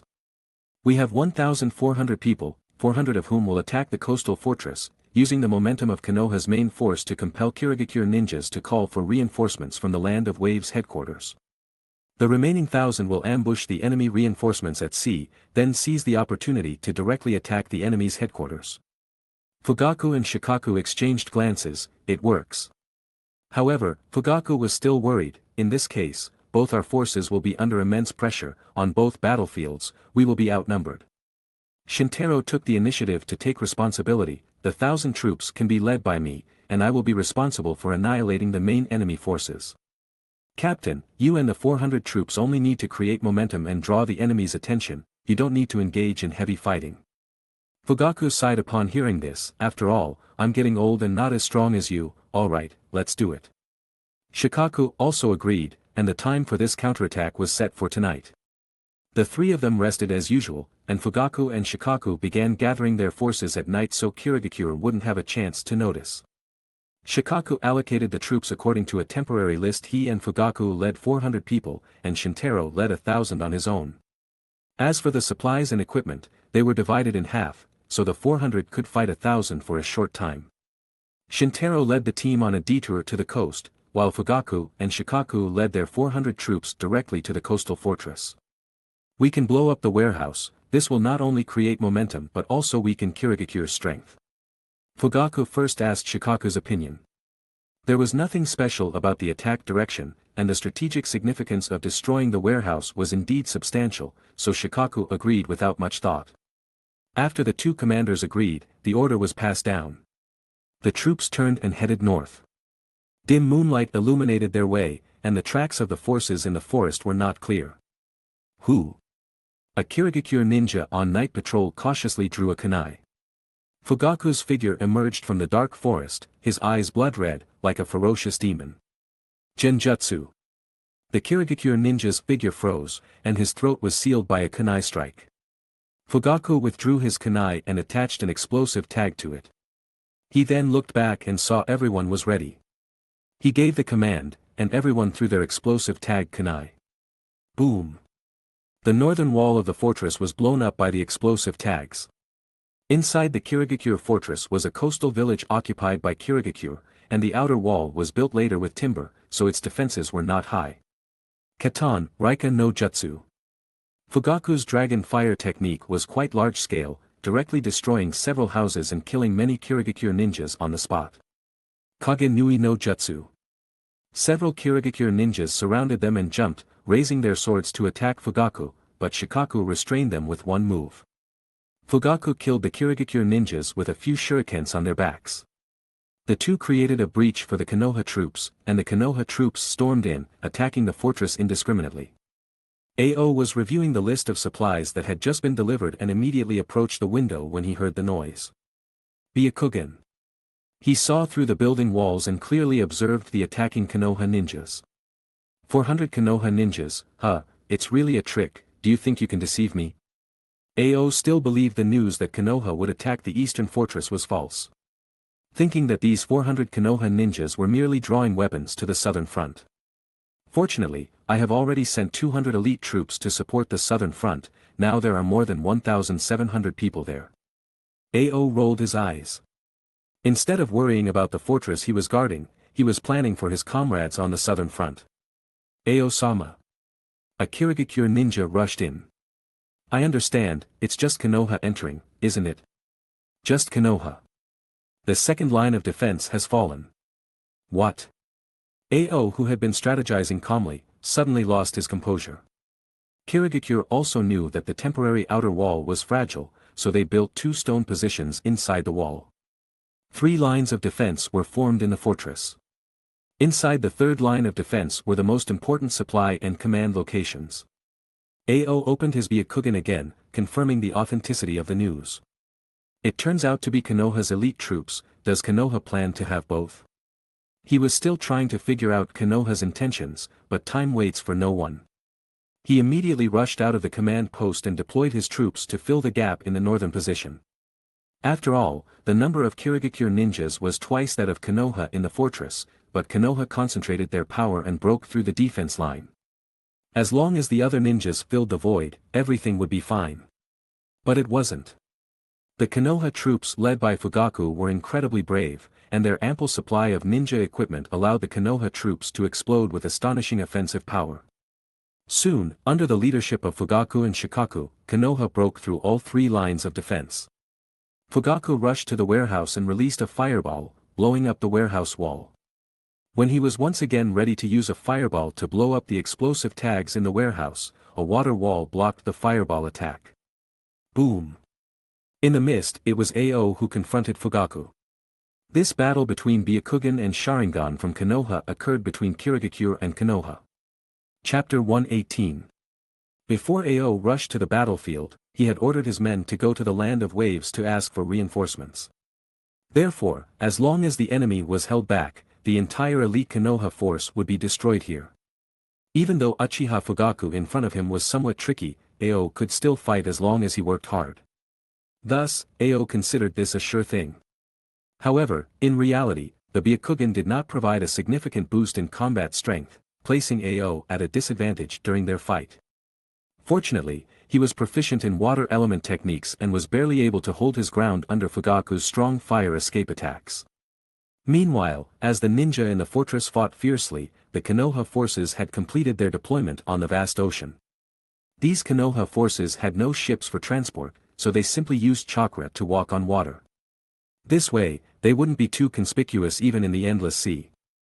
However, Shintaro still ordered everyone to lower their bodies while he used his 6 eyes to scout around, and indeed, he spotted a speedboat departing from the fortress. The speedboat was heading directly to the land of waves. Shintaro waited patiently with the large force. Asuma was now quite calm, at least on the battlefield. Tetsuo and Hamasu were also ready. Shintaro observed the reactions of the surrounding Konoha ninja, and they were all very serious. It seemed that, except for him, no one could relax with fewer fights. However, being more serious on the battlefield was certainly a good thing. The ambush location was between the coastal fortress and the headquarters in the land of waves. It didn't take long for Shintaro to reach the Kirigakure reinforcement fleet. 1,000 people, remember, leave the ships but not the people. Shintaro's orders were passed down layer by layer, and then he led the charge towards the front boats. Cursed technique lapse, blue. An unfortunate Kirigakure ninja bore the brunt of the attack, being sucked towards Shintaro and receiving a blow, causing his head to be severed. Shintaro rushed into the crowd, and he was invincible with his infinity automatically activated and his dual fists, constantly moving in and out of the crowd. Suiton, Suiridan no Jutsu, 5x. Several Kirigakure Jonin collaborated to condense seawater into a giant water dragon, swinging its massive body from the night sky to crush him. You don't want the boats, but I still do. As the water dragon fell, Shintaro remained unharmed, but the boat was definitely beyond saving. Blue.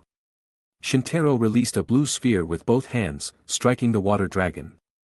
The strong suction force captured the seawater originally controlled by chakra. The seawater formed a giant water ball and fell into the sea, creating huge waves that lifted the boat into the air. Several Kirigakure Jonin drew their swords and attacked Shintaro, their sword skills undoubtedly fierce, making them masters in Kirigakure. Unfortunately, Shintaro automatically blocked the blades without needing to face them. Blue.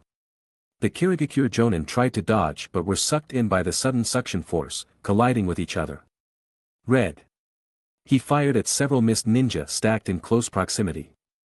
The Kirigakure ninja tried to block with their swords but failed. At this moment, the Konoha ninja also began boarding the ships one by one. As long as the ships were not damaged, Asuma's wind element taijutsu was very suitable. The sharp wind blades were deadly weapons to the enemy but caused no damage to the ships. Tetsuo and Hamasu, who excelled in fire element, could only use ninja tools and taijutsu to fight as much as possible. Of course, occasional jutsus could still be used. After fierce fighting, Shintaro alone defeated hundreds of enemies. The remaining enemies were also killed by the large force. Although Konoha had only about 100 casualties, this was already considered a great victory. Inevitably, some ships were sunk. These losses meant nothing to everyone. But in Shintaro's eyes, it was different. Would it have been better if you had left everything to me? This thought was his fault for sacrificing Konoha ninja and his arrogance. Because he was only at his strongest when he had no doubts. However, Shintaro knew that while he might not rely on his comrades in this battle, to achieve his goal of changing the world and altering the Uchiha clan, he still had to rely on his comrades. So this idea remained in his mind. Seeing the battlefield cleared, Shintaro immediately ordered, select 100 people, wear Kirigakure ninja outfits, and spread out to all the ships to disguise. The rest hide in the cabins and wait until the ships dock before coming out. If Shintaro had ever heard of ancient Greek mythology in his previous life, he would surely know that this was a classic Trojan horse trap. After disguising, the group returned to the Kirigakure port in the land of waves. What happened? Didn't they just leave? A Kirigakure ninja responsible for guarding the port expressed his doubts but still allowed the ships to dock. Why did you come back? Also, are there some ships missing? The Kirigakure ninja stepped forward and asked. Whoosh! The disguised Konoha ninja suddenly rose and stabbed a kunai into the Kirigakure ninja's neck, causing blood to splatter all over his face. Shintaro almost flew from the boat to the shore. Remove your disguise to avoid accidental injury. His voice was loud enough to remind all the disguised personnel on the ships. Well done. Shintaro again praised the Konoha ninja who had just handed the kunai to the Kirigakure ninja and lightly patted his shoulder. This ninja was a young chunin with excellent strength. He was expected to become a jonin in the future. His name was Mizuki. At this moment, Kirigakure ninjas had attacked, and Shintaro launched a powerful strike. The dense black ball flew backwards at high speed, hitting the middle of the Kirigakure ninja group. Boom! The Kirigakure ninja and buildings in the port were destroyed by the rapidly expanding and exploding purple. A true man never looks back at explosions but looks at the Konoha ninja behind him. You only need to clean up and leave the Kirigakure headquarters to me. Mizuki looked at Shintaro with a very excited expression. He was clearly older, but he looked like a little fanboy in front of Shintaro. Ninjas always spoke with their strength, and Shintaro exuded the aura of a mature and powerful person. After Shintaro handed over the task, he turned and flew into the air, looking like a god. Next, it was almost just Shintaro's appearance. Cursed technique lapse, blue. Cursed technique reversal, red. Hollow technique, purple. Shintaro had no bottom limit, could completely ignore various enemy attacks, and concentrated on activating the Limitless technique to attack. He unleashed his full power, and the Kirigakure ninja were no match. Everyone in Konoha looked more and more shocked. This was simply a humanoid bijou. Although Shintaro's victory over Hachibi and earning the title of White-Haired Devil Eyes had spread to Konoha, there were no Konoha witnesses. Now, the Konoha people witnessed what a humanoid bijou was and what white-haired devil eyes were. Of course, the current perspective of the Kirigakure ninja was the first-person perspective. After trying to prevent a counterattack but failing, the Kirigakure ninja lost the will to fight and fled one by one. However, the Kirigakure ninja were already surrounded by Konoha ninja, and both sides engaged in close-quarters combat. The Kirigakure ninja who had lost their fighting spirit were no match for the highly motivated Konoha ninja. Moreover, Shintaro's 6 eyes could accurately identify Kirigakure and Konoha ninja. Under the influence of various factors, Kirigakure's total defeat became a reality. Chapter 119. Shintaro slowly fell from the air, his breath becoming slightly heavier. He did have 6 eyes, but after all, he was not a machine that moved continuously and would still get tired. Clear the battlefield as quickly as possible. After he finished speaking, he looked towards the coast of the land of fire across the sea and thought, it should be there. In the camp, the battle had been going on for quite some time. Damn, why hasn't reinforcements arrived yet? Ao was injured by Fugaku and relied on the rescue of several jonin to retreat to the rear. The situation on the battlefield was still not optimistic. Although Kirigakure had more people than Konoha, they could never gain the upper hand. Ao observed the battlefield with Byakugan. All the Konoha ninja had penetrated the 3 defense lines and arrived near the most important warehouse in the fortress. If they went deeper, they would reach the post with many secret documents. Therefore, the Konoha ninja must not be allowed to break through further. However, judging from the remaining strength of Kirigakure, it was almost impossible to stop the Konoha ninja. Burn the command post. Especially the information room.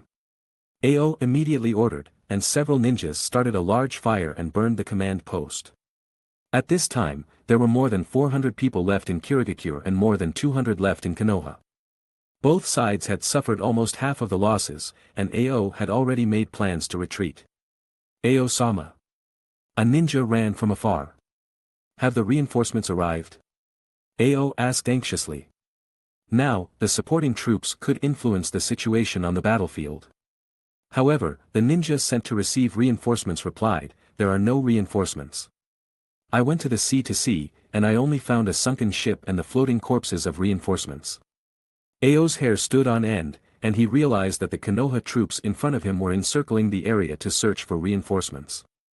Now that his reinforcements were gone, wasn't he next? So he resolutely issued a more radical retreat order. Blow up the warehouse, then everyone retreat to the southern front.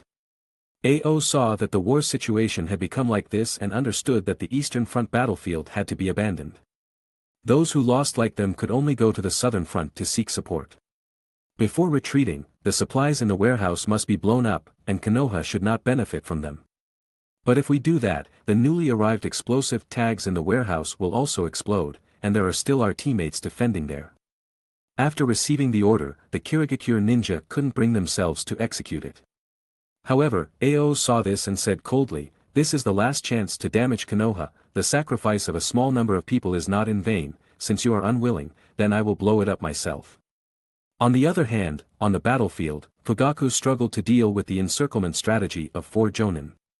At this time, a figure joined the battlefield. Captain Fugaku, let me help you. Shigenamura, thank you very much. Fugaku could recognize the person's identity by hearing his voice. Uchiha Shigenamura had been Fugaku's friend for many years and was also the father of Tetsuo and Hamasu. Fugaku asked, how long has it been since we fought side by side? Almost 10 years, Shigenamura replied. Time flies so fast, Fugaku sighed. The two fought side by side. Shigenamura blocked 2 enemies for Fugaku and held on with difficulty, creating an opportunity for Fugaku to break through. Fire release, dragon fire technique. Fugaku spewed a fierce dragon fire, but it was blocked by the combined water formation walls of 2 Kirigakure jonin on the opposite side. In the rising mist, 2 shuriken appeared from both sides, catching the 2 Kirigakure ninja off guard. But after all, they were jonin, so they turned to avoid the shuriken. However, the shuriken suddenly came from behind and stabbed into their backs. Just when the enemies were distracted, Fugaku leaped out of the mist, quickly approached them, and fought with kunai in hand. Genjutsu Sharingan. In close combat, it was difficult for the Kirigakure ninja to avoid his gaze, and they were temporarily affected by the illusion. Fugaku plunged the kunai into the opponent's heart without hesitation, then turned and kicked the other who wanted to sneak attack. Fire release, Phoenix Sage fire technique. The Kirigakure ninja flipped in the air, swung his ninja sword to defend hastily, but was injured by a large number of flames. Fugaku took the opportunity to grab the ninja sword from the ground of the other Kirigakure ninja and threw it. Whoosh! The flying ninja sword pierced through the night sky directly and accurately through the Kirigakure ninja's throat. The Kirigakure ninja landed on the ground, covering his neck with his hands, and slowly lost his life. At this moment, Fugaku turned around. Shigenamura was clearly struggling against the 2 enemies and was about to be stabbed by the Kirigakure ninja's sword. Fugaku immediately accurately hit the tip of the Kirigakure ninja's sword with a shuriken, causing it to miss the vital point. Chakra erupted from the soles of his feet, and he rushed forward and kicked the Kirigakure ninja into the warehouse. Thank you, Captain Fugaku, for your rescue. Shigenamura covered his wound and expressed his gratitude. Fugaku said, "We are all friends, as it should be." His emotions were quite closed, and he did not have many friends he recognized in his heart. Uchiha Shimizu, who was once almost classified as a traitor, was one of them, and Uchiha Shigenamura, who was loyal to him, was also his friend. Shigenamura was acknowledged and very touched. The other Kirigakure ninja saw the situation was not going well and wanted to escape, but how could Fugaku allow it? Fire Release, Phoenix Sage Fire Technique. Fire Release, Dragon Fire Technique. Fugaku and Shigenamura used a small, smooth combo to tie up the Kirigakure ninja and burn them into charred corpses. Well done. Fugaku praised, and the two entered the warehouse. However, at this time, he saw the explosive tags detonating. Danger. He immediately realized that it might be too late to escape. Earth Release, Earth-Style Wall. Boom. Almost simultaneously, there was a deafening explosion. Fugaku's ears were somewhat deaf from the explosion, and he could still hear sharp screams. He and Shigenamura were at the center of the explosion. Even if they were protected by the earth current wall released by him, the situation was very dangerous. The warehouse stored various war materials used by the entire Kirigakure ninja camp. This included a large number of explosive tags. The explosive tags produced a series of explosions strong enough to flatten nearby buildings. Worse, the explosion also blasted all kinds of ninja tools, and these ninja tools all became the most deadly weapons. The hot explosive air wave triggered countless kunai, which immediately filled the earth wall. As the explosion roared, cracks slowly appeared on the earth wall.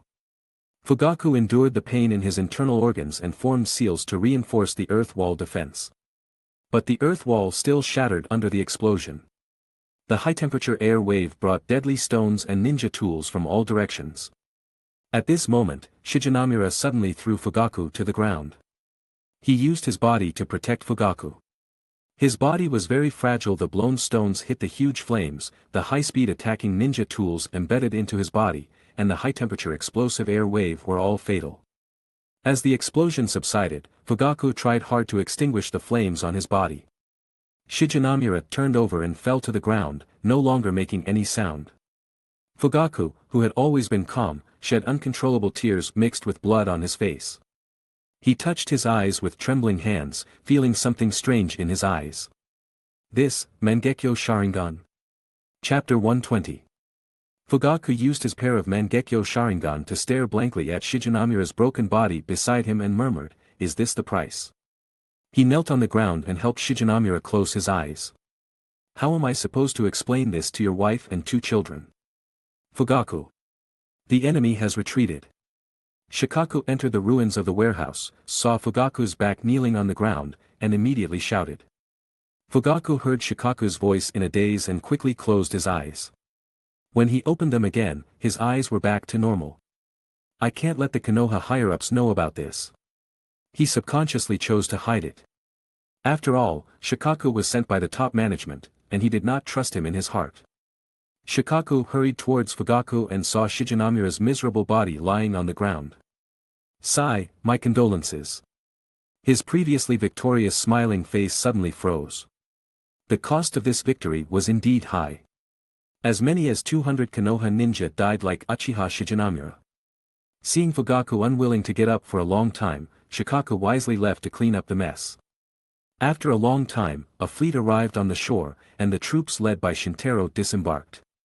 Shintaro observed the fortress with his 6 eyes and said, "It seems the battle is over and this side has won." The slightly wary group immediately relaxed. "Good, it's over, it seems we will soon return to Konoha." Asuma stretched his body and said. Tetsuo patted Hamasu beside him and said, "Father must be impressed with us this time." Shintaro noticed something bad. "There are quite a few casualties here." When Asuma and the other 2 heard this, their expressions darkened. The troops soon arrived at the camp and saw the Konoha forces, who had suffered many casualties and were setting up a temporary medical center to treat the wounded. The remains of ninjas were still being carried out. The original force of 400 now had less than 200 left. Shintaro led the troops closer to the fortress and sighed slightly. At this point, no one was celebrating the victory. There are never winners in war. At this moment, Hamasu suddenly noticed something and ran without saying a word. Tetsuo shouted, "What are you doing?" Then he chased after him with a worried expression on his face. Hamasu threw himself beside Fugaku, knelt in front of Shigenamura's body, buried his head in the ground, and cried sadly. Tetsuo caught up and saw his father's body. "Father!" He ran to Hamasu in confusion. Fugaku said with guilt, "Your father died to save me." But Tetsuo could no longer listen. He knelt and cried like Hamasu. Fugaku sighed, stood up, and looked at Shintaro. How was the battle over there? All enemies destroyed. He was shocked to hear this, then nodded heavily and said, "Good, this can also let the sacrificed ninjas rest in peace." Shintaro nodded, then said, "Captain, you seem to have changed a lot." His tone was somewhat strange, making Fugaku understand the underlying meaning. Fugaku's eyes widened. He did not expect Shintaro to be so sharp. He looked around. Shikaku was directing medical ninjas to provide treatment in the distance. No one else was around except the two brothers, Tetsuo and Hamasu, who were immersed in grief. So Fugaku said seriously, "You must keep this matter a secret, we will discuss it in detail at night." "Okay," Shintaro replied, then looked at the two brothers kneeling on the ground crying. The six eyes flickered, and they saw that the emotion center in their brains was emitting special chakra. The special chakra stimulated the eyes, allowing the two brothers to advance to 3 Magatama Sharingans simultaneously. No wonder the higher-ups did not want the Uchiha clan to go to the battlefield. The Uchiha clan's potential for war is too great. Every clan member who dies can become a step for other clan members to enhance their power. One Uchiha Shigenamura's death gave him a pair of Mangekyo Sharingan and 2 pairs of 3 Magatama. Shintaro sighed inwardly at the Uchiha clan's potential. No wonder the higher-ups feared the Uchiha clan's power. The mighty power born from hatred and sorrow is indeed difficult to control. At night, the Konoha forces returned to their base. Shikaku had returned to Konoha with some troops, and now only Shintaro and Fugaku were in the command camp. The two sat opposite each other, and Fugaku asked, "How did you discover my Mangekyo Sharingan?" Shintaro pointed to his eyes and said, "My eyes are called 6 eyes and can be used to see through chakra. Did you inherit it from your mother? It's a very powerful ability." He then activated his Mangekyo Sharingan. The pattern of the Sharingan was entirely different from the original 3 Magatama. The original 3 Magatama transformed into hollow inverted Magatama. The Magatama heads were connected to the pupils. And there were small black circles in front of the tails of each Magatama. It looked mysterious and powerful. This is the Mangekyo Sharingan. Shintaro sighed. The special chakra contained in the Mangekyo Sharingan far surpassed the ordinary Sharingan. Even the 3 Magatama could not match it. Does the Mangekyo Sharingan have unique skills? Shintaro asked.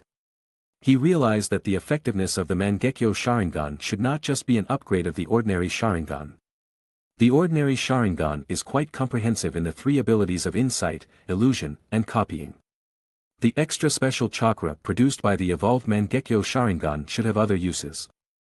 Fugaku stroked his eyes and said, "Besides a significant increase in the basic abilities of the Sharingan, the Mangekyo also has a skill called pupil technique, which relies on the eye's power to activate." As the leader of the Uchiha clan, Fugaku certainly knew more than Shintaro. It's that kind of special chakra. Shintaro understood a lot and asked again, "Then what is the captain's pupil technique?" Fugaku began to explain, "The right eye is called Bishamonten, its ability is to enhance my ninjutsu and genjutsu, and even my physical skills can be enhanced with chakra. The left eye is called Daikokuden, the ability generally means predicting the future, but it differs from predicting the future in the true sense. More accurately, it would be more consistent to replace prediction with speculation. These 2 abilities took me quite a while to understand." Shintaro was slightly surprised to hear this and thought, so this is the pupil technique, and the effects are indeed very different from other techniques. This name actually comes from mythology. Shintaro came from Edo, Japan and naturally had knowledge of Japanese mythology. Bishamonten and Daikokuden are 2 gods among the 7 lucky gods in Japanese mythology. It seems there is a connection between these 2 worlds. Shintaro paid great attention to this. Did the captain name the pupil techniques? He asked. Fugaku was slightly surprised that Shintaro's attention was actually on the names. No, I don't know why, the names just seemed to pop into my mind. He was a little surprised by this, but he didn't care. Shintaro murmured, they popped into your mind, huh? Chapter 121. Fugaku closed his eyes, and when he opened them again, his eyes had returned to their normal black color. He sighed and said, these two-eye techniques are a gift Shijinamura gave me with his life. If only my earth wall hadn't crumbled in the explosion, if I had anticipated Kirigakure's counterattack before leaving. These pupil techniques are well deserved, the abilities of these eyes seem to reflect my regrets from that time. Shintaro also found it extraordinary that the eye abilities were actually related to the emotions felt when the eyes were awakened. Fugaku's face showed signs of exhaustion, as if he had aged instantly. He felt the tears on his face deeply, and his regret was evident. Seeing the situation, Shintaro tactfully left, leaving Fugaku alone in the tent to rest. News of the great victory on the Eastern Front was brought to Konoha by Shikaku. In the Hokage's office, Hiruzen convened an emergency meeting specifically for this issue. The other participants in the meeting were his three old friends, Shimura Danzo, Mitokado Hamura, and Udatane Koharu. Hiruzen wore the Hokage hat and held a pipe in his mouth without speaking.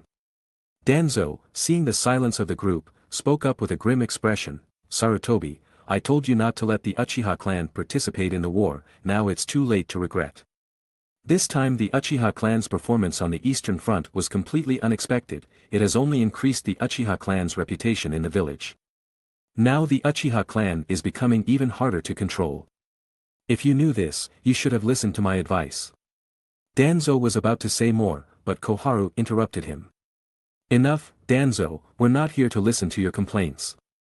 A glint of light flashed under Hamura's glasses, and he spoke in a deep voice, the Uchiha clan should be called back, the reason is that the village's defenses are empty and need strengthening. What about Uchiha Shintaro? He is not part of the police force, but he played a significant role in this war, it's difficult to handle. Koharu then brought up Shintaro, the main contributor to the Eastern Front War. Hamura adjusted his glasses and said with strategic confidence, promote him to a command level and send him to the Land of Rain. The Land of Rain? Koharu turned to look at Hamura. Yes, that's the battlefield between Iwagakure and Sunigakure. Iwagakure, Sunigakure, and Hanzo are all involved in a complex situation there. I don't expect him to make any waves there, we just need to keep him quiet for a while. The fame and attention will fade. Hamura explained his thoughts. Ha, you are too clever, what if Uchiha Shintaro seizes the opportunity to earn more merit? Wouldn't he be even harder to control? The Land of Rain is a mixed battlefield, no matter how strong he is just a teenager, what trouble can he cause? Besides, it will be fine as long as we don't give him enough troops. Hamura was very confident in his strategy.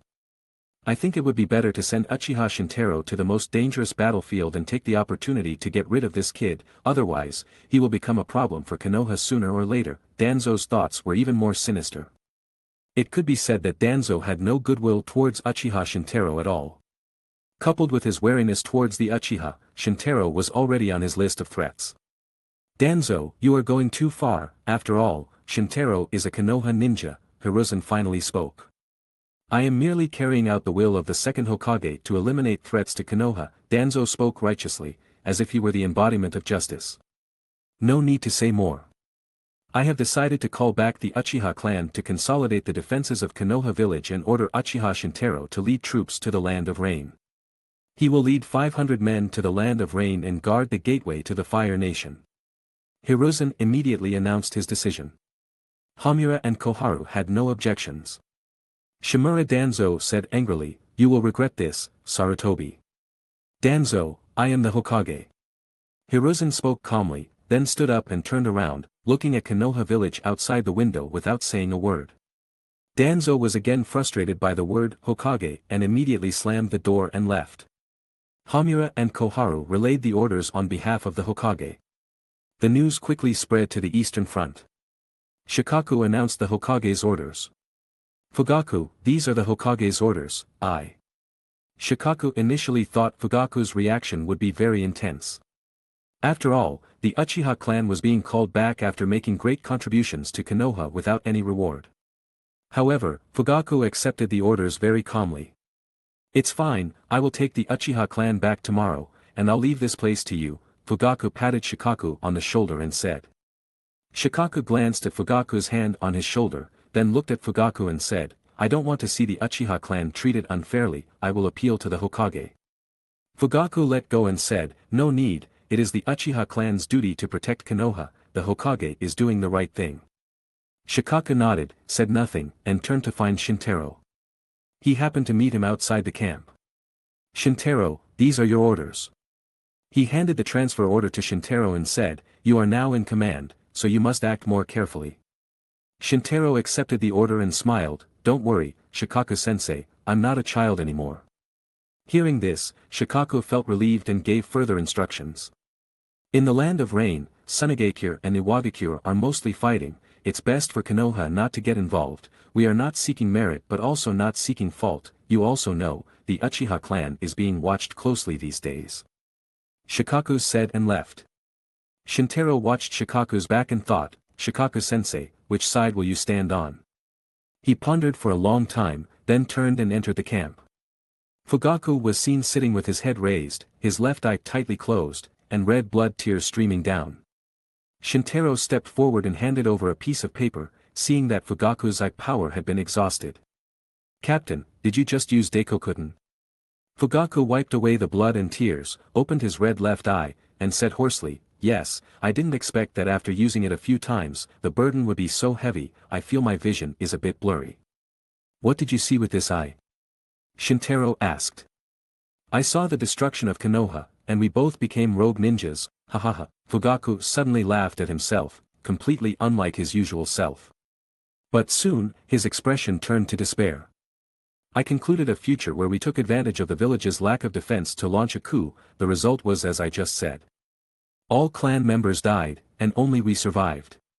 Then the other four great nations saw the change in Konoha and collectively destroyed Konoha.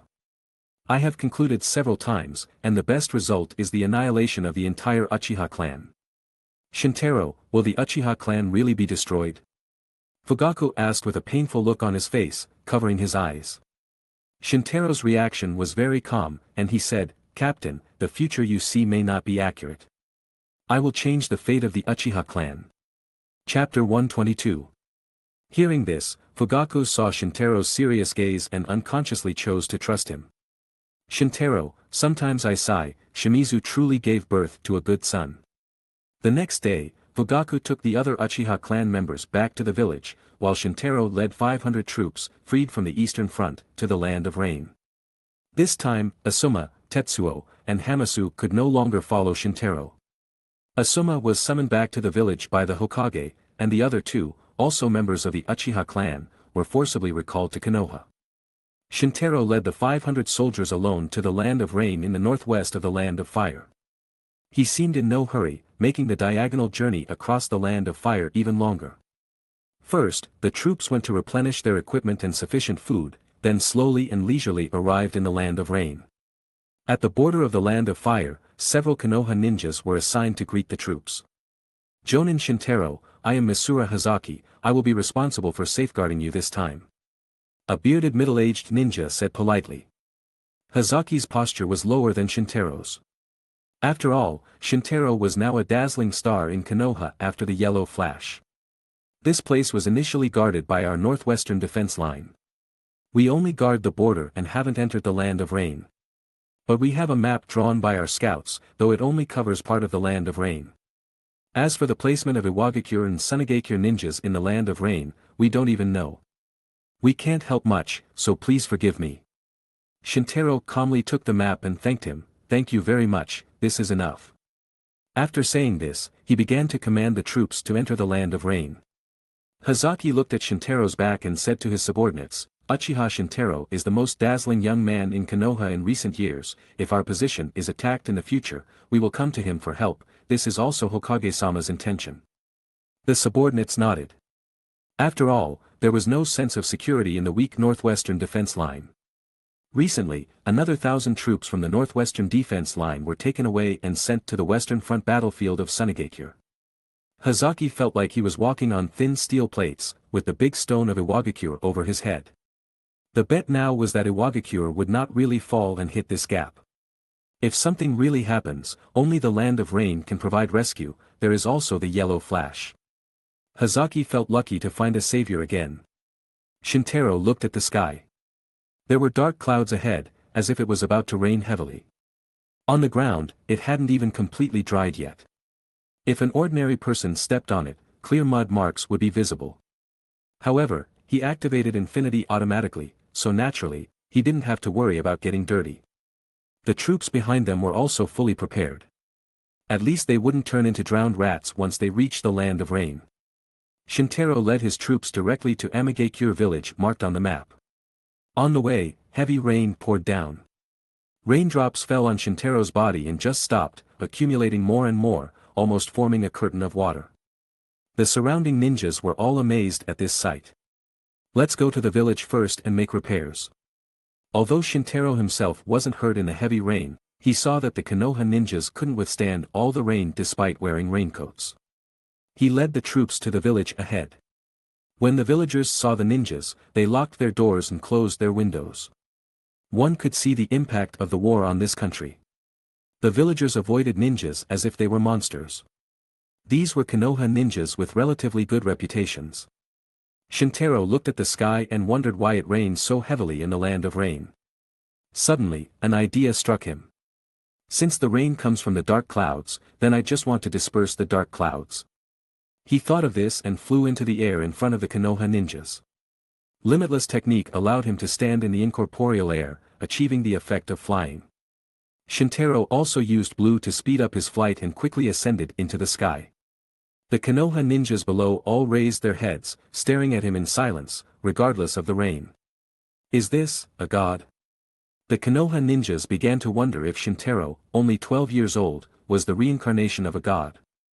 Shintaro stood under the dark clouds, raised his hand, and pointed at the dark clouds above his head. Cursed technique lapse, blue. A blue orb pierced the dark clouds, devouring the dark clouds in the sky. The sky was like a blue eraser, erasing the originally dark sky bit by bit. The thick dark clouds now gathered into one. Shintaro then changed his movement, pointing 2 fingers at the dark clouds and shooting out. He knocked the dark clouds high into the sky. Shintaro extended his palm again, emitting a coin-sized purple and shooting it. With a shocking air explosion, the dark clouds immediately disappeared. A large amount of rain fell instantly, and the water poured down like a waterfall. The heavy rain washed away the villagers' roofs, but fortunately, the houses here were rainproof, so they didn't get washed away. After the rain, the sky cleared, and some curious villagers looked up and saw Shintaro's figure. A god. With a thud, a villager knelt down and worshipped. Later, many villagers followed, all worshipping Shintaro, who changed the weather. After all, in the eyes of these villagers, the only one who could easily change the weather in the land of rain was a god. Of course, the Konoha ninjas were not as naive as ordinary villagers, but they all greatly admired Shintaro. Shintaro didn't care about the worship and admiration of these people. He came to the troops and said, "I have stopped the rain, now we can continue our journey." A ninja asked, "Captain Shintaro, what will we do now?" Shintaro turned around, pointed forward, and said, "Of course, I will visit the ruler of the land of rain, Salamander Hanzo." He continued to move forward with his troops. His act of flying into the sky and dispersing the dark clouds was also witnessed, and soon the news reached Hanzo in Amigakure village. What? Flying into the sky and dispersing the dark clouds, are you sure that's true? It's not fake news sent by Konoha ninjas, right? Wearing a mask and sitting on the tatami behind the screen, Hanzo received the news. His first reaction was to think it was bragging from a Konoha ninja. But the Amigakure ninja who came to report the news said, "It is true, I saw it with my own eyes. It is said that the local villagers worship Uchiha Shintaro as a god." A god. Hanzo's eyes changed, and he murmured, "What does Konoha want to do if he comes to us?" He was fundamentally suspicious, and as he got older, he was surrounded by guards on rotation all the time. He hated all threats, and Shintaro, worshipped as a god by the villagers, naturally became one of those threats. Report to Hanzo-sama, the Konoha ninjas request an audience. Chapter 123. Amigakure Village. At the gate, the Konoha forces were stopped by guards with Amigakure forehead protectors and gas masks. I am Heiji who hides from the rain, and I am Hanzo-sama's right-hand man. Shintaro smiled upon hearing this and said, Heiji who hides from the rain, that's quite an interesting nickname, don't you have to hide from the rain every day in the land of rain? The right and left hands are better described as pinky fingers. Heiji didn't feel ashamed or angry at all. He scratched his head and said, actually, they're making fun of me with that nickname, I just want to build a relationship with Hanzo-sama. You're honest, but still, he's the demigod, and his association with you might intimidate many. Shintaro found the man in front of him a bit amusing. Yes, we all greatly respect Hanzo-sama. When Heiji spoke of Hanzo, his eyes were filled with admiration. Hanzo had been renowned for a long time and was known as the demigod of the ninja world. The last person to have the title, God, in his nickname was the god of shinobi, the first Hokage Senju Hashirama. Shintaro did some homework before coming to the land of rain and learned some information about Hanzo. Hanzo's water-style ninjutsu was very strong, and he was skilled in using poison. He had a summoning animal named Abuse. There was a poison sac in Hanzo's body that emitted poisonous gas even when he breathed. Therefore, Amigakure ninjas wore masks all year round, indicating the potency of Hanzo's poison gas. Shintaro chatted casually with Heiji and waited until the messenger arrived. Hanzo-sama has ordered that only one person be allowed to enter the village. After hearing this, Shintaro showed a wry smile. I see, Heiji, your Hanzo-sama is very cautious. Heiji looked a bit embarrassed but still defended, Hanzo-sama is just taking necessary precautions. He led Shintaro alone to Hanzo's residence. Shintaro used his 6 eyes to see that there were hundreds of guards inside and outside the mansion, guarding layer upon layer. Therefore, his admiration for the so-called demigod human decreased. Being so afraid of death yet still having courage is a hero in his old age. Shintaro could enter Hanzo's house only after a thorough search. Hanzo-sama, they have arrived, a guard announced behind a screen. Then a loud voice sounded, let him in. The guard turned to Shintaro, raised his hand, and said, please, just turn the screen. Shintaro nodded and stepped inside. Hanzo's appearance was similar to Shintaro's imagination. He indeed looked like a majestic hero. His strength was also very strong. According to the 6 eyes observation, he was at least at the same level as the 3rd Hokage, both being the pinnacle of conventional ninja power. It seemed that Hanzo's weakening was not due to his strength but his mentality. Konoha ninja, Uchiha Shintaro visiting. Shintaro's tone was quite polite, at least on the surface. So, you are Uchiha Shintaro, sit down. Hanzo looked at Shintaro with his eyes, and Shintaro could see doubt and vigilance in the other's eyes. Shintaro's reputation was now quite well known in the ninja world. Have you heard of my name, Hanzo-sama? Shintaro sat down and smiled. The new strongman in Konoha, who is only 12 years old, Uchiha Shintaro is very famous in the ninja world. Hanzo looked at him and said, you came to the land of rain and dispersed dark clouds to change the weather, do you perhaps fancy the fake title of demigod above me? Hanzo-sama is joking. Shintaro shook his head slightly, I don't intend to be involved under the name of demigod. The primary purpose of coming here this time is to visit Hanzo-sama. After all, the land of rain is your territory, I would like to inquire about information along the way. Hanzo's eyes sharpened, and he ignored the first part of Shintaro's polite words, focusing only on the word intelligence. What information? Don't worry, Konoha's arrival in the land of rain is not to target Amigakure, but to target the other 2 forces, Sunigakure and Iwagakure.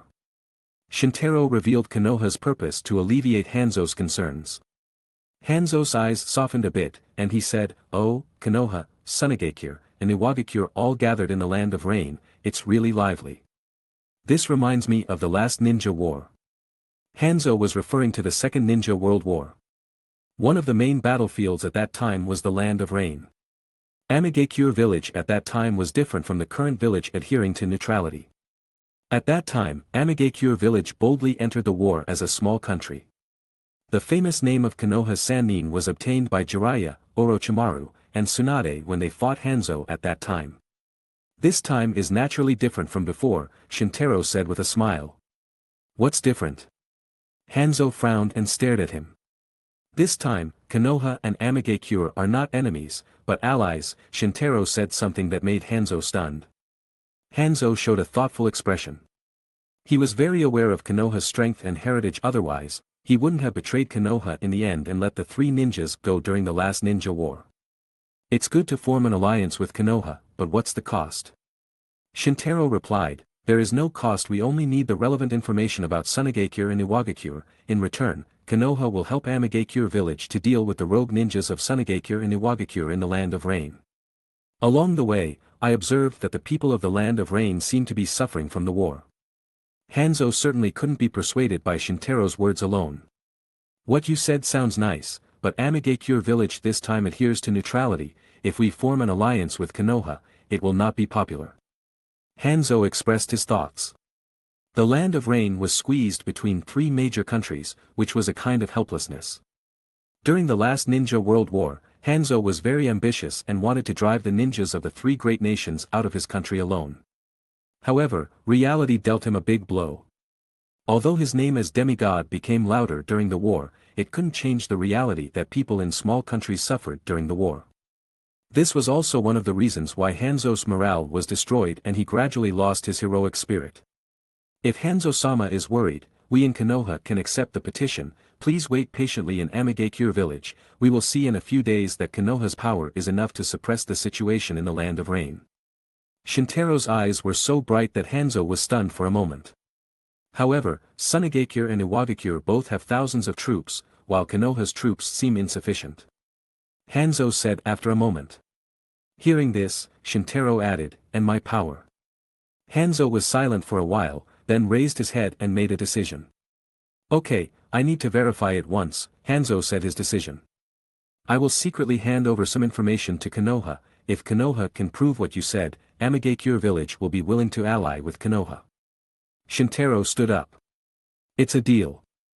Hanzo turned to the guard behind the screen and said, bring the latest information about Sunagakure and Iwagakure and give it to Uchiha Shintaro. Thank you, Hanzo-sama, for your trust. After speaking, Shintaro walked out of the screen and left Amigakure village after receiving the information. Hanzo sat on the tatami and murmured, another great person has come out of Konoha, what a great country. Chapter 124. Shintaro exited Amigakure with the acquired information. Captain Shintaro, are you alright? A Konoha ninja asked with concern. Even though these Konoha ninjas had all been brought by Shintaro from the southeastern defensive line, they were all aware of his strength. But still, demigod had been renowned for a long time, and their expertise was in toxic gas, which was hard to guard against. Therefore, everyone was still somewhat worried about Shintaro going to the meeting alone. Shintaro waved his hand to show he was fine, then waved the information in his hand to the Konoha ninjas. Everyone, I've made a deal with Amigakure, he said confidently. A straightforward Konoha ninja raised his hand and asked, but, isn't that information written there? Shintaro laughed upon hearing this, ha ha ha, yes, but it's no different from an agreement. He then became serious and said to all the Konoha ninjas, let's move out and find a good location to set up camp. Everyone began to wonder where the so-called good location might be. Let's find a place between Sunagakure and Iwagakure. Question marks seemed to appear above everyone's heads. After all, in most people's minds, being placed between the two forces was just bringing a lantern to the toilet and looking for death. But seeing Shintaro look so confident, everyone unconsciously believed in his decision. Don't worry, I promise, nothing will happen to you, he reassured them. With his assurance, no one had any objections. Shintaro took out the intelligence map and began guiding the troops forward. The troops passed through Amigakure, located in the center of the Land of Rain, and their destination was in the west of the Land of Rain. The outline of the Land of Rain resembled a tall boot. The body of the boot connected to the Land of Fire in the east, the heel to the west, and the Land of Wind and the Land of Earth to the north and south. According to intelligence, Sunagakure and Iwagakure were facing off in the middle of the boot. The Konoha troops moved toward their destination. In a small village in the west of the Land of Rain, outside the village, there were many large holes with black smoke inside, and some broken ninja tools stuck in them, stained with blood. There were various unnatural protrusions and collapses on the ground, as well as various signs of the ground being cut. In the village, ruins and broken walls were scattered all over, looking more tragic than the dilapidated scene outside the village. The sounds of the villagers' cries, the wails of children who lost their parents, and the desperate calls for relatives mixed and couldn't be heard clearly. At this moment, a group of chaotic footsteps came from the village gate. Conan, bring some people to treat the wounded. Nagato, lead people with me to rescue the villagers trapped in the rubble. A handsome young man with orange hair was giving serious instructions to the people behind him. The group was wearing uniform black cloaks, amigakure forehead protectors, gray belts, and ninja tool pouches tied behind their waists. To the left of the orange-haired youth was a young woman with blue hair, round eyes, orange pupils, and a beautiful appearance. To his right was a red-haired young man with long bangs covering his eyes, pale skin, and restrained handsomeness. The two were shocked by the tragedy before them and didn't respond for a moment. The orange-haired youth turned left and right and reminded them again. Conan. Nagato. Hurry up. Only then did the blue-haired woman named Conan and the red-haired young man named Nagato react. Understood, Yahiko. Yahiko, Conan, and Nagato were the leaders of this young ninja team. Everyone took action. Conan led a group of people to an open space in the village, where many injured people were being moved by the villagers. How many are injured? Conan asked anxiously. However, neither the wounded villagers nor the regular villagers responded, looking at the ninja group indifferently. Because it was the ninja who caused all this chaos. Although they were from other countries, to the villagers, there was no difference among ninjas. It's just that the patterns on the forehead protectors were different. Even the villagers didn't like the amigakure ninjas, who had 4 vertical lines engraved on their forehead protectors symbolizing amigakure. After all, the village's mission was to protect the country. But amigakure in the land of rain remained neutral, allowing ninjas from other countries to burn, kill, and loot in the country, turning the human world into a battlefield. Conan shouted quickly upon seeing this. We are Akatsuki, an organization of the people of the land of rain. We know that the people of the land of rain have been destroyed by war and plunged into darkness, so we are determined to be the dawn that changes this country and this world. Please believe in us. Conan's sincere words rang in the ears of every conscious villager. The villagers were silent for a long time, and long-formed concepts were hard to change with a few words. But not everyone was indifferent. 45 people injured, 7 of whom are near death. The young man provided specific injury numbers. Thank you. Conan bowed deeply, then directed the ninjas behind her to treat the seriously wounded first.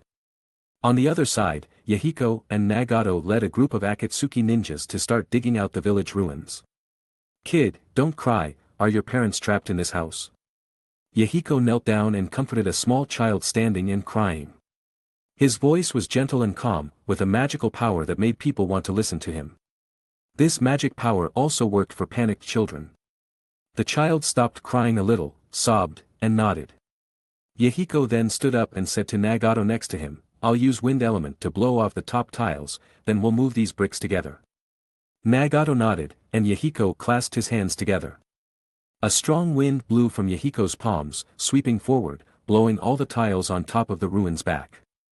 Nagato rushed forward, forcibly lifting part of the ceiling and throwing it aside. Yahiko also joined in, and they both dug through the rubble together. Yahiko, they seem to be alive. Nagato turned his head, and the wind blew his bangs, revealing a pair of strange eyes. His eyes were purple, with circle patterns, very mysterious. Yahiko was delighted to hear this, and he and Nagato sped up the digging. As the rescue continued, Yahiko soon heard groans and cries. Nagato moved a slanted cement slab, and a couple was hiding underneath. It turned out the couple hid in a triangular safe zone in the corner and escaped. But the husband's leg was flattened by the stone slab. The husband fainted from the pain, leaning against the wall and groaning unconsciously, while the wife hugged him and cried. It's okay, we have medical ninjas who can treat you. Yahiko stepped forward and helped the wife stand up, while Nagato carried the husband out of the ruins to find a medical ninja for treatment. The child stepped over the rubble and ran to his mother, throwing himself into her arms. The mother and child were reunited. Yahiko helped the mother and child settle in the open space, and the husband also received treatment. At least his life was saved. Seeing this, he sighed in relief and was about to rescue the victims in the next house. At this moment, an Akatsuki ninja ran in panic from outside the village. Leader Yahiko. A group of Konoha ninjas is heading towards us and is almost at the door. Chapter 125. Konoha. Yahiko's expression suddenly turned serious. The Konoha ninja arrived at this moment, and they might have come with ill intentions. Yahiko, what should we do now? Should we use Jiraiya-sensei's name to negotiate? Konan put down the work she was doing and instructed her subordinates to take over. She ran towards Yahiko and suggested. Yahiko shook his head and said, very few people know that Jiraiya-sensei stayed to teach us. I fear the Konoha ninja won't believe it, and I also worry this will bring trouble to Jiraiya-sensei. It turns out Yahiko, Konan, and Nagato were taught by Jiraiya sometime after the last ninja war, and they were considered Jiraiya's disciples living abroad. However, Yahiko had no intention of using this relationship to negotiate with Konoha. Instead, he ordered.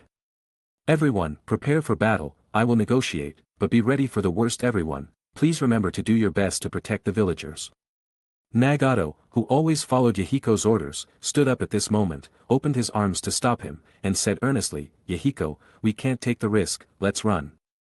The Konoha ninja might not attack the village. It took us a lot of effort to develop into what we are now. If we start a fight, our efforts over the past few years will be in vain. So, let's run. Nagato's eyes stared straight at Yahiko, trying to stop him.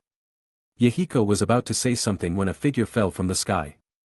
It was a handsome white-haired boy, none other than Uchiha Shintaro. Shintaro fell from the sky and approached Nagato. He touched his chin, looked at Nagato, and said, I don't understand, why would you choose to run away? What a waste of resources, he said, smiling and shaking his head. Nagato was initially shocked by the other's movement of falling from the sky, then he took out his kunai warily and assumed a defensive posture, simultaneously asking in confusion, what do you mean? Shintaro pointed to his blue eyes, your eyes contain quite strong power, if we don't use it for battle, wouldn't that be a waste of resources? Shintaro explained, his eyes filled with a desire to fight. He hadn't felt this excited to fight in a long time. It seemed that since the Battle of Hachibi, he had become increasingly uninterested in subsequent battles. Until now, he met a pair of eyes that were quite interesting. The power contained in these eyes was somewhat similar to Fugaku's Mangekyo Sharingan, but their pupil power was even far greater compared to the Mangekyo Sharingan. Shintaro wanted to test whether the eyes of the red-haired youth in front of him were stronger, or if his own 6 eyes were stronger. At this moment, Yahiko ran and stood between the two of them. We are ninjas from the Akatsuki organization in the land of rain. We have no ill intentions towards Konoha and we do not intend to stop you. We are here only to help the villagers, please show your kindness. His tone was humble and his attitude sincere. Shintaro pushed him aside and said, just do your business, I want to see his eyes. He pointed to Nagato. Nagato stepped forward and said, as long as you don't attack the villagers and the other members of our Akatsuki organization, I promise you. Nagato, Yahiko looked at him anxiously. Shintaro looked around and felt that the members of the Akatsuki organization in front of him were indeed interesting. Even the village of Amigakure cowered in the village and watched. This simple organization dared to enter the battlefield of a big country to save civilians. As long as you satisfy me, I won't hurt them. Shintaro raised his hand and ordered the Konoha ninja who had entered the village to retreat. Nagato saw him being serious, so he swallowed and nodded. Both Yahiko and Konan wanted to prevent him. After all, the young man in front of them could fly just like that, which was enough to show that he was very strong. Nagato had never engaged in a fight, so Yahiko and Konan were naturally afraid their comrade would be injured or even die. But Nagato was very determined to protect his friends. The three of them had a deep friendship as close friends. Shintaro felt like the type of villain that often appears in dramas, the type that exploits the safety of their friends to force the kind-hearted protagonist to submit. He chuckled and asked, have you made up your mind? Nagato frowned and said seriously, let's go. Shintaro then grabbed Nagato by the collar and flew into the air. Upon reaching an open space outside the village, Shintaro said, your eyes should also have pupil techniques, right? Based on the Mangekyo Sharingan's pupil techniques, he concluded that the eyes in front of him should also have pupil techniques. What is a pupil technique? Nagato looked confused.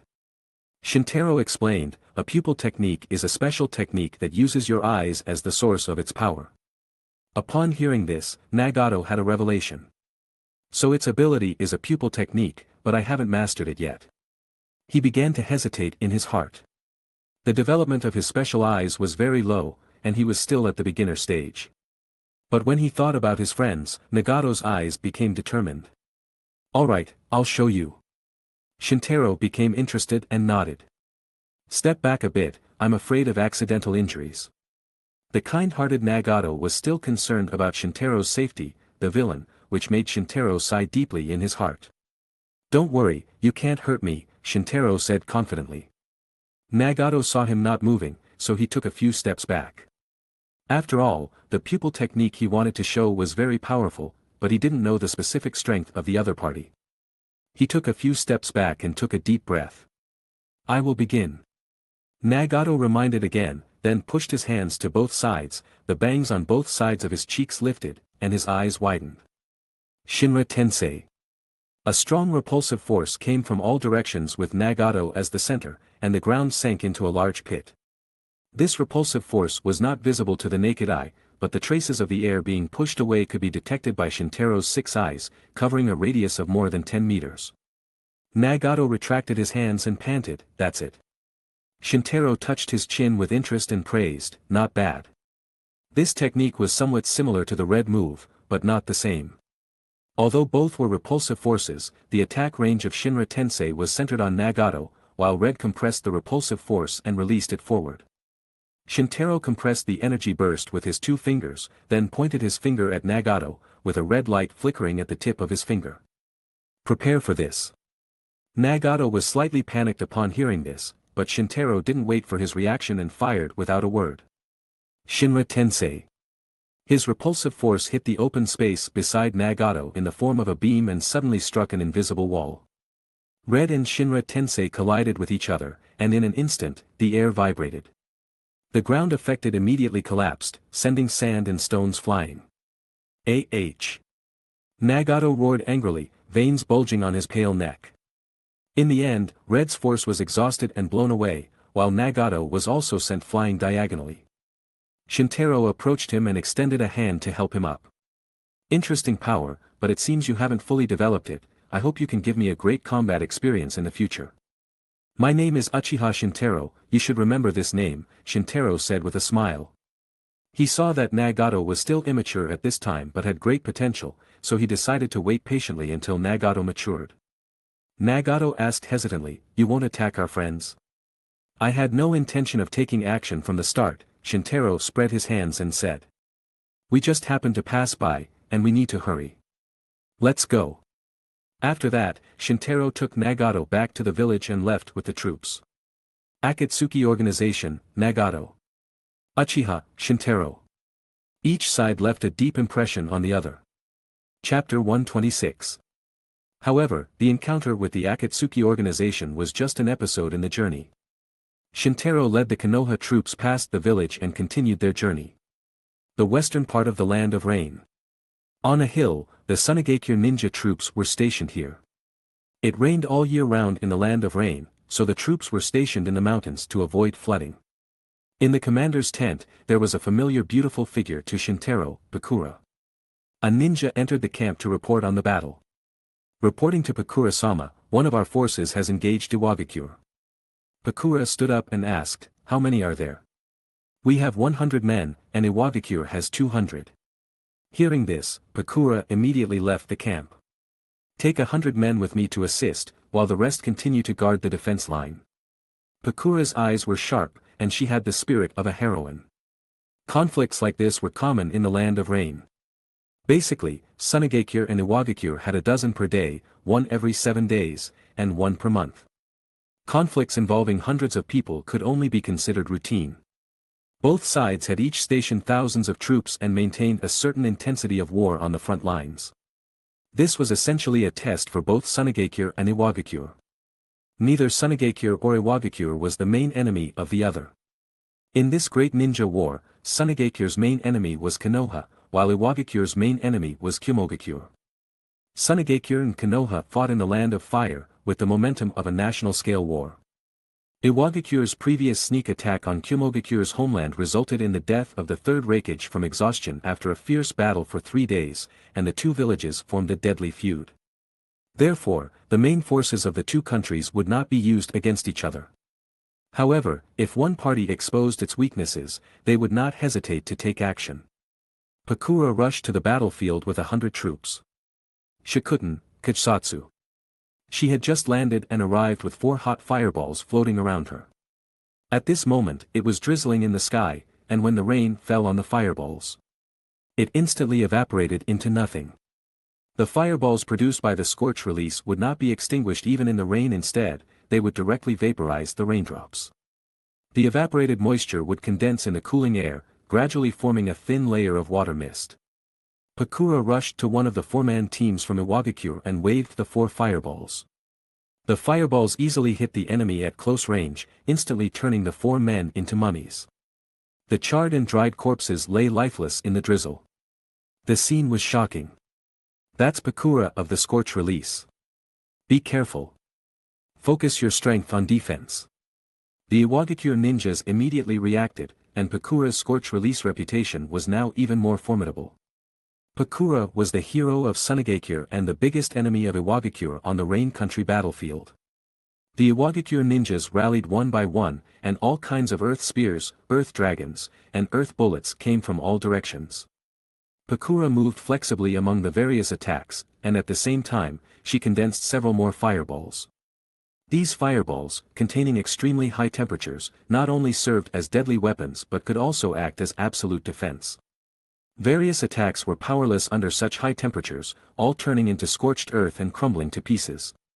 As Iwagakure and Sunagakure were fighting, several voices suddenly came from the hillside beside the battlefield. Not bad, it's faster to cut trees with the wind release. Move it up and let the fire release ninjas dry the wood before building, otherwise, it will rot easily. Remember to have the earth release ninjas dig drainage channels. I'll go down there and take a look. It seemed like a boy was directing some ninjas to build a camp. Pakura vaguely heard the voice and found it very familiar. She had a faint guess in her heart. No way, is it really him? Hey, we've been waiting for you all. A white-haired boy walked out of the forest and came to the Sunagakure and Iwagakure battlefield, waving hello. It is him. Uchiha Shintaro. Pakura reacted strongly and immediately retreated from the battlefield, while ordering the Sunagakure troops to stop. The troops on both sides didn't know why, but they stopped anyway. Seeing this, Shintaro stood up and said, "Everyone, I have something to announce. Konoha is currently stationed on this mountain. While you're fighting, don't accidentally hurt us." The ninjas on the battlefield looked at each other, their eyes seemingly saying, "Is he crazy?" Pakura glanced at the mountain top. There was a lot of movement inside, and many trees had been cut down, indicating the other party wasn't lying. After careful consideration, Pakura announced, "Retreat. Don't go, Pakura, we're old acquaintances, why don't we say hello when we meet?" Shintaro said to Pakura with a smile. Pakura rolled her eyes at Shintaro and ignored him. The other party clearly had good strength, and Konoha's intentions were unclear, so she didn't dare to continue the fight. But the Iwagakure ninjas seemed not to recognize Shintaro. After the Sunagakure ninjas retreated, the Iwagakure ninjas surrounded them. "Konoha ninjas are also our enemies, everyone, follow me." A ninja shouted and rushed forward. Konoha and Iwagakure had been enemies for many years, with hostility spanning 2 great ninja wars. And now Shintaro was involved in a fight between Sunagakure and Iwagakure, so it was natural to launch a siege. Seeing this, Shintaro retracted his friendly smile and looked coldly at the Iwagakure ninjas. "Die." Shintaro's tone was calm, as if stating an already determined fact. Cursed technique lapse, blue. He withdrew with one hand, and a blue flash appeared. The Iwagakure ninjas were pulled by a tremendous force and slammed into the hillside behind, turning into a pool of flesh. The Iwagakure troops were instantly terrified. Combine ninjutsu. Use combined ninjutsu quickly. Ninjutsu like Earth Release, which relies on scale for damage, is highly suitable for combined execution, a specialty of Iwagakure ninjas. Doton, Banri Dorihiki. Doton, Iwadep no Jutsu. The Iwagakure ninjas used high and thick stone walls to isolate Shintaro in front of them, while simultaneously launching stone bullets behind the wall. The stone bullets gradually expanded in the air, and their numbers were astonishing. Shintaro was quickly buried by the stone bullets. At this moment, a red flash emerged from the gap between the piles of stone bullets, spreading in all directions. Cursed technique reversal, red. A sudden red light appeared, and the mountain of stones exploded instantly, the thick stone walls collapsing in an instant. The impact brought large boulders crashing down on many unfortunate Iwagakure ninjas, like soldiers struck by bullets on the battlefield, crushed into mincemeat. These successive deaths were tragic, and Shintaro remained unscathed. The inner defenses of the Iwagakure ninjas collapsed immediately. He's a monster. Run. We don't stand a chance. Could he be the white-haired demon eye? No matter who he is, just run. Finally, after Kumogakure and Kirigakure, the Iwagakure ninjas also truly felt the power of the white-haired demon eye. Facing the fleeing Iwagakure ninjas, Shintaro calmly opened his hand, and a dark spiral ball the size of a coin slowly formed. The ball gradually grew larger, eventually reaching the size of a rubber ball. The chakra condensed in such a ball was thousands of times that of an ordinary Rasengan, and Shintaro also needed to use his 6 eyes at full power to use it. The ball moved to his fingertip. He raised his hand and pointed it forward, making the same hand gesture as when using red. Hollow technique, purple. A red flash exploded, and the pitch-black ball containing terrifying power was instantly propelled out. Countless raindrops shot through the air, forming visible trails to the naked eye, and fell into the scattered crowd. The Iwagakure troops were utterly destroyed. Chapter 127. In this way, Konoha joined the battle in the land of rain. Sunigakure, Iwagakure, and Amigakure were all confused. Even the higher-ups in Konoha were baffled. Konoha set up camp on a hillside between Sunigakure and Iwagakure. And only Shintaro fought against the Iwagakure forces at the beginning and destroyed them together. Besides that, Konoha did nothing. After the Konoha ninja spent a few days building the camp, there was no movement at all, as if they were on vacation in the land of rain. A watchtower was erected on the mountain, with complete facilities and a wide view, overlooking the entire battlefield. Shintaro's favorite thing every day was to climb up and enjoy the view. If he faced rainy weather with poor visibility, he could also fly up to manually disperse the dark clouds. Sunigakure and Iwagakure were both afraid of Konoha's and Shintaro's strength, and they even stopped fighting altogether in the past few days. News soon spread in Amigakure village, announcing that Amigakure village had formed an alliance with Konoha and issued a statement prohibiting war from affecting civilians. This wave of operations made Sunigakure and Iwagakure even more restrained. Although Amigakure village is a small country, its strength is not weak. This was proven by Hanzo in the last great ninja war. Moreover, this time they joined forces with Konoha, at least the sense of oppression in 3/3 of the land of rain was still sufficient. On this day, Shintaro went to the watchtower as usual to enjoy the scenery. Today was a rare good weather day in the land of rain, with clear skies and even a bit of heat. He was leaning on a rocking chair, enjoying the comfortable wind at a high altitude, when he saw someone below. Standing at the edge of the watchtower and looking down, he saw that he was delivering a message. "Captain Shintaro, this is a letter from Konoha." The ninja below the tower shouted loudly. Shintaro raised his hand and sucked up the letter, opened it, and saw that the letter was written by Hiruzen for him. The letter first praised Shintaro's actions in the land of rain, then switched topics, criticizing his unauthorized actions and requesting the troops not to act recklessly again. Shintaro had anticipated the reaction of the Konoha higher-ups and casually put the letter down. He initially had no intention of taking action. The land of rain was now in a difficult balance, and he only intended to maintain that peace. Since the higher-ups didn't want to see him active again, Shintaro would retire in the land of rain and focus on being compliant. He leaned back in the chair while joking. After a while, he slowly stood up and looked into the distance with a surprised expression. "What is this?" He saw almost the entire Sunigakure force attacking, heading towards the Iwagakure defense line under Pakura's leadership. Shintaro touched his chin and observed for a while, then sat back casually. So that's it. He worried that Sunigakure's top management was dissatisfied with the current situation and planned to test it to see if they could break the deadlock. Sunigakure didn't dare to attack Konoha, which had joined forces with Amigakure village, so they chose Iwagakure and bet that Konoha would not take action. Shintaro actually didn't plan to take action, but he was ready to watch the show. Pakura's figure was always clearly visible, especially from a high place where he could see Pakura's high and straight chest. Shintaro clicked his mouth, wishing in his heart that Kurenai could grow that big. Pakura rushed forward and suddenly felt a chill. She looked in Shintaro's direction from somewhere, but she could only see the watchtower and the white hair looming in the distance. Pakura frowned and glanced in that direction. Then she turned around and continued on her way. She wasn't in the mood to think about all this. The newly appointed 4th Kazekage had issued an order, asking her to attack the Iwagakure positions as a final assault. If this battle failed, they would withdraw their forces to defend and move the excess troops to the Fire Country battlefield. Although Sunagakure was also one of the 5 great ninja villages, its foundation was not as good as Iwagakure and Konoha. It had a shortage of troops and certainly could not spend too many troops in the land of rain. Of course, this final assault was a dangerous move. Whether it succeeded or not, it put Pakura in a dangerous situation. Shintaro looked at Pakura's back and felt that the other situation was somewhat similar to his, as they were both not trusted by their superiors. Shintaro sat, looking in the direction Sunagakure was heading, and thought of something. Of course, the entire Sunagakure force couldn't hide from Iwagakure's investigation. The Sunagakure forces were stopped on their way. Moreover, Iwagakure had built a simple assault, and the war between the two sides was about to begin. Pakura was still fierce in the battle, leading, and almost unstoppable with her scorching element. But Iwagakure was not without experts. A man with brown hair and blue eyes and a pointed head jumped from behind, landed, and punched the ground.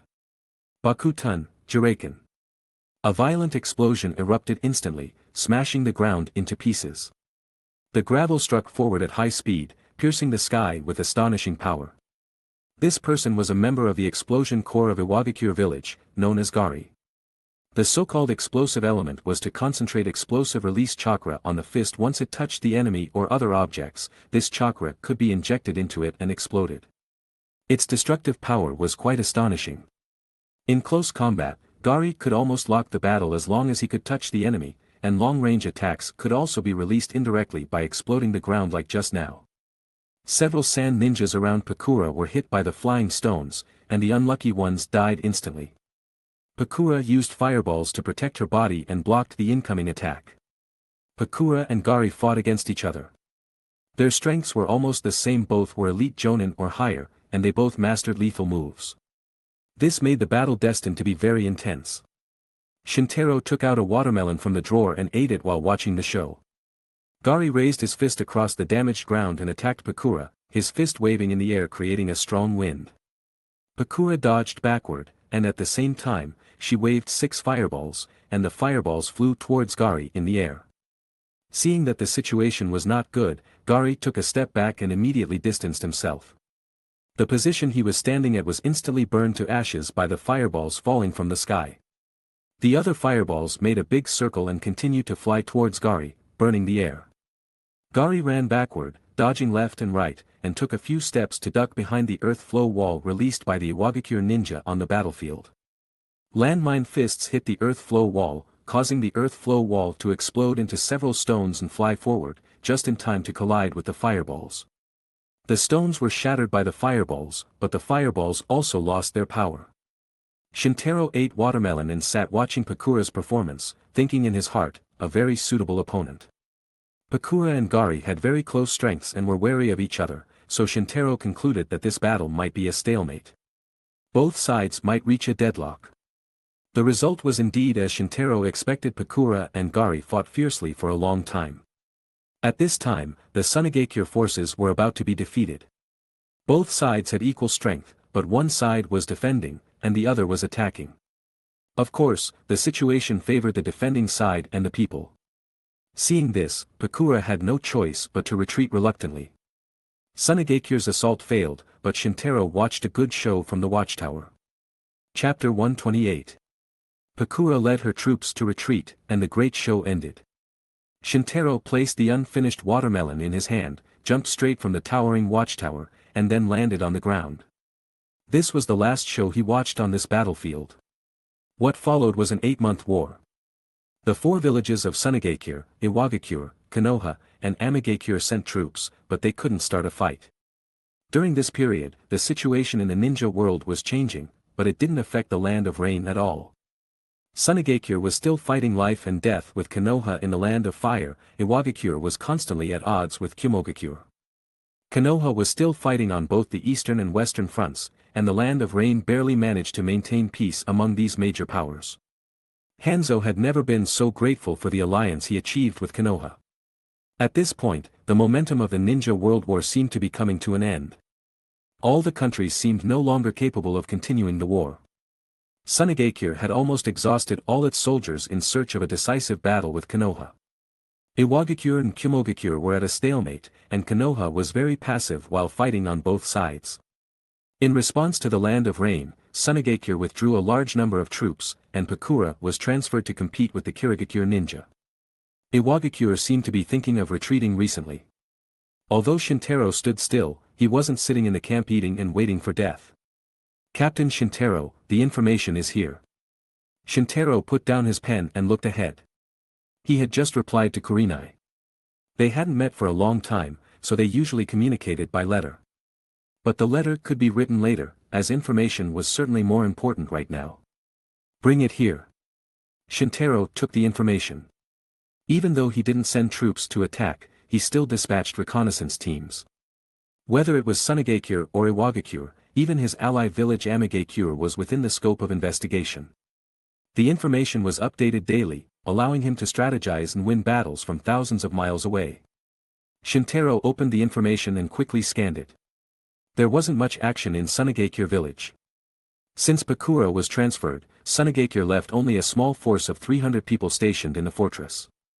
Puppet masters are special ninjas who use chakra threads to control puppets to fight. The best of these puppet masters are in the transformation project. They can turn a pile of scattered materials into puppet weapons. Naturally, they can also build fortresses into indestructible and dangerous artificial chasms. Although such a defense line couldn't threaten Shintaro, it was enough to scare Iwagakure and other ninjas in Konoha. If they wanted to attack, it would essentially be more trouble than it's worth. The Sunigakure ninja were inside the fortress, so today's intelligence only reported where the Sunigakure ninja were strengthening their defenses. The situation in Iwagakure seemed different. Iwagakure initially had over 1,000 people. After all, Iwagakure's troop reserves were more sufficient than Sunigakure's. However, during this time, Iwagakure seemed to start gradually withdrawing its troops. But the way Iwagakure was retreating was very strange. They all retreated in small groups. The number of people retreating each time was only in double digits. If the reconnaissance troops sent by Shintaro weren't strong enough, it would be difficult to detect that Iwagakure was gradually withdrawing its troops. It seemed that Iwagakure planned to retreat slowly and gradually. But this was very strange. After all, Iwagakure was fighting fiercely with Kimogakure, so a few dozen reinforcements every day were actually unnecessary. Unless these Iwagakure ninjas weren't moving to Kimogakure's side. Shintaro stood up and turned to look at the large map hanging on the wall and thought. At present, Iwagakure and Kimogakure weren't fighting on their own territories but had chosen the Land of Grass as their battlefield. Shintaro took out a pen and drew a line on the map, from the Land of Rain to the Land of Grass. It passed through the Land of Grass, the Land of Waterfalls, and the Land of Iron in the middle. According to intelligence, the direction of Iwagakure's troop movement should be along this line. However, the reconnaissance troops sent by Shintaro didn't leave the Land of Rain, so it was impossible to confirm if the Iwagakure troops had reached the final destination, the Land of Grass. There was a possibility that the Iwagakure ninjas were indeed moving along this route but would stop in the middle to station troops and plan to attack the Land of Fire itself. The Land of Grass, the Land of Waterfalls, and the Land of Iron were all possible. Shintaro circled these three countries, and after thinking for a moment, he marked a cross over the Land of Iron. The Land of Iron didn't border the Land of Earth. If Iwagakure attacked from this direction, logistics would be a huge problem. Moreover, the Land of Iron wasn't an ordinary small country. The Land of Iron was a warrior country, didn't interfere in ninja world affairs, and always supplied high-quality weapons to various countries unaffected by the two ninja wars. Therefore, the possibility of Iwagakure attacking from this direction this time was very small. Among the two remaining countries, the Land of Waterfalls was relatively strong. During the first 5 Kage summit, it was even given the 7 tails. In comparison, the Land of Grass was much weaker. Moreover, the terrain of the land of grass was mostly grasslands and forests, making it more suitable for transporting troops compared to the mountainous and waterfall-filled terrain of the land of waterfalls. So Shintaro crossed out the land of waterfalls again. The land of grass. He had a vague premonition. He immediately called people into the camp and ordered, "Go, send people to the land of grass to investigate the information, and pay attention to the movements of the Iwagakure ninjas."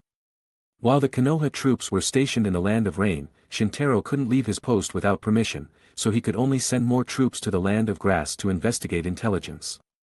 Land of grass. The temporary camp of Iwagakure ninjas. "Shibito, why haven't you sent troops to attack? We've been in the land of grass for a few months." An Iwagakure ninja with a ponytail at the front and back of his head complained. "Don't be anxious, Mahiru, this is Tsuchikage-sama's order and also Tsuchikage-sama's wisdom." This Iwagakure ninja named Azuma Shibito wore a blue turban and looked young. He seemed to be the commander of this Iwagakure troop. The Konoha troops have deployed troops from the northwestern defense line to fill the Sunigakure battlefield on the western front, while our troops in the land of grass increase every day, and now the number has reached 1,000. This gap will widen more and more until we can easily break through Konoha's defense and attack the heart of the land of fire. Shibito showed a confident smile. Mahiru nodded when he heard these words and then showed a greedy expression. The land in the land of fire is really fascinating. He seemed to imagine the scene of Konoha handing over a large part of the land of fire to Iwagakure after its defeat. Suddenly there was a commotion outside the camp, and then an Iwagakure ninja broke in. "Report. Shibito-sama, some Konoha ninjas just sneaked in." "What? Did anyone see you?" Shibito suddenly lost his composure. He slammed the table and stood up, asking loudly. "The Konoha ninjas escaped." The Iwagakure ninja replied obediently. "Then hurry and chase them." "Yes." The Iwagakure ninja was so frightened that he immediately ran out of the camp. Shibito paced back and forth in the camp with his hands behind his back, frowning while thinking. Mahiru crossed his arms and waited for Shibito's decision. "No, we can't take risks. If Konoha reacts, all our advantages will be lost. The troops move out and get ready to attack." Azuma Shibito laughed. This was the moment he had been waiting for. "Konoha, I'm coming." Chapter 129. In the land of rain, at the Konoha command camp. A three-man team ran in from outside the camp. Captain Shintaro. Shintaro looked up and saw two familiar faces outside. Hayama, Kosuke, and the chubby Chunin Takuno. The three of them were so exhausted that they couldn't even wipe the dust and bloodstains off their bodies before bursting in. Shintaro knew that with the strength of Hayama and Kosuke, they must have gone through a tough battle and run around in chaos. Moreover, these three were part of a team sent by Shintaro to the land of grass. Therefore, even without them speaking, he could already guess the general outcome. "Is there something unusual in the land of grass?" "Yes, we discovered an Iwagakure force and sneaked in to investigate. We estimate there are at least 1,000 of them." Hayama looked excited, not just because of the urgent military situation, but also because he felt he had made a contribution. Kosuke, also experiencing his youthful and energetic phase, advised from the side, "Hayama, calm down." Shintaro walked over, waved his hand to indicate that Kosuke didn't need to preach at this moment, then patted Hayama's shoulder and said, "You've made a great contribution now. Iwagakure plans to secretly attack the land of fire and invade our country from the land of grass. There are currently fewer than 500 troops on the northwest defense line, so it might be difficult to resist. I will now request instructions from the village to send troops for reinforcement. You also go and prepare for battle." Hayama, Kosuke, and Takuno all nodded solemnly and walked out of the camp. Shintaro went back to his seat and immediately wrote a letter, explaining the current situation in Konoha and Iwagakure's movements in the land of grass, and took the initiative to request reinforcements for the northwest defense line. He was worried that Jonin Mimura Hamaki at the northwest defense line was also anxiously awaiting reinforcements.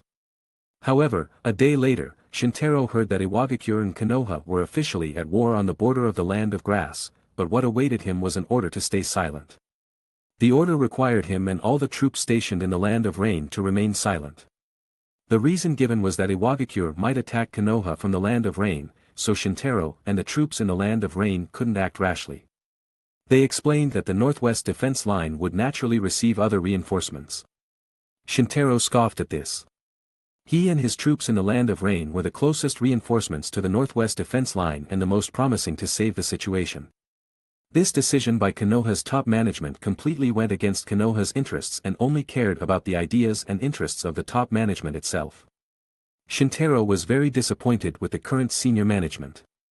Kosuke-senpai, even though you're a genin, you're the best in the village in terms of strength and character, while I'm away, you'll be responsible for organizing the troops. Shintaro called Kosuke to the camp to explain the matter. Upon hearing this, Kosuke immediately understood Shintaro's intention and tried to persuade him, Captain Shintaro, you are disobeying orders. Obviously, Shintaro planned to leave the troops in the Land of Rain and go to the rescue alone. But the orders from Konoha clearly stated that Shintaro must stay silent, so this was undoubtedly an act of disobedience. Kosuke-senpai, do you think the Hokage and senior management are doing the right thing? Shintaro asked calmly. Kosuke lowered his head and shook it slightly. Shintaro then left without looking back. When Kosuke lifted his head, Shintaro was already gone. He sighed and murmured, following orders is the iron law of a ninja. Kosuke was the most typical ninja, so he would obey the orders of the Hokage and his superiors even if he knew they were wrong. But Shintaro was different. In a sense, he wasn't even a ninja. The word obey orders couldn't restrain him. Shintaro went alone to aid the Konoha ninjas at the northwest defense line. At this time, some reinforcements had arrived. The so-called reinforcements turned out to be Team 7 led by Minato. Minato, Kakashi, Obito, and Rin. Judging by their ranks, the 2 Jonin and 2 Chunin were considered an elite team, but they clearly didn't qualify as reinforcements. What qualified this team as reinforcements was the famous Yellow Flash, Namikaze Minato. The 4 of them were now in the Land of Grass, gathered, and Minato pointed to a map on the ground and began giving instructions. We have 2 missions, the first is to cut off Iwagakure's crucial supply line in the Land of Grass and blow up the Kanobi Bridge, the other is to support the Konoha frontline troops. I decided to give the first task to Kakashi. Kakashi looked up upon hearing this, no problem, Minato-sensei, I promise to complete the task. Minato nodded slightly, then looked at Obito and Rin. Kakashi is now your temporary captain, and you must obey his orders. Rin nodded obediently, and although Obito was unsure, he wouldn't lose his temper like a child on the battlefield, so he pursed his lips and nodded. Minato continued, I will escort you to the interior of the Land of Grass, and then we'll split up, this will ensure both tasks are completed to the maximum extent. Understood, Kakashi, as the temporary team leader, nodded on behalf of Obito and Rin. Minato then packed up his map, and the 4 continued moving toward the interior of the Land of Grass. Soon, they passed through the grasslands and entered the towering forest at the heart of the Land of Grass. Stop! Minato gave the order, and Kakashi and the other 3 immediately took defensive positions. There might be enemies nearby. He squatted down, pointed his finger at the ground, and began using sensory ninjutsu to explore. At this moment, on a tree trunk not far away, an Iwagakure ninja stood by a tree, ambushing with a long knife in hand. I originally came just to observe the terrain, I didn't expect to encounter Konoha ninjas and these 3 brats, how lucky. This person was none other than Mahiru. He had now divided into 20 shadow clones and was conducting a reconnaissance mission here. Although the Kage Bunshin no Jutsu was a ninjutsu invented by Konoha's second Hokage, it inevitably spread due to its practicality. Besides combat, the most common purpose of the Kage Bunshin no Jutsu was to gather intelligence. Because all the memories after the shadow clone was released would return to the main body. Minato finished investigating the current information and said, there's only 1 enemy, but there are 20 shadow clones. Upon hearing this, Kakashi formed a seal with his hands, and instantly 1,000 birds chirped, and lightning suddenly appeared in his hands. Since there's only 1 person, just confront the main body directly. After saying that, Kakashi ignored Minato's persuasion and rushed forward. Mahiru was delighted to see this and sneered inwardly, you're overestimating your abilities. Besides shadow clones, he was also good at speed and sword skills, which would only hold off Kakashi's currently flawed Chidori. Mahiru's main body attacked Kakashi, while the shadow clones sneaked out from behind to attack Obito and Rin. Obito and Rin hurriedly responded. Fortunately, with Minato's help, all the shadow clones were quickly eliminated. But there was another problem on Kakashi's side. Although Kakashi's Chidori was powerful, it was too fast. Kakashi rushed towards Mahiru with Chidori, and even he couldn't react. The most terrifying thing was that Mahiru reacted. He swung his sword sideways, and it seemed that Kakashi's arm was about to be cut off. Minato rushed in a flash, embraced Kakashi, and lifted his arm, avoiding disaster. At the same time, he slightly touched Mahiru's leg with one hand, and a series of text marks rose on Mahiru's body. Sensing that the situation was unfavorable, Mahiru retreated to hide behind a tree. In a flash, Minato appeared behind Mahiru. "Are you the Yellow Flash? No wonder the boss said we could abandon the mission when we saw you." Mahiru reacted too late, but unfortunately, it was too late. Minato's kunai slit Mahiru's throat, ending his life. Chapter 130.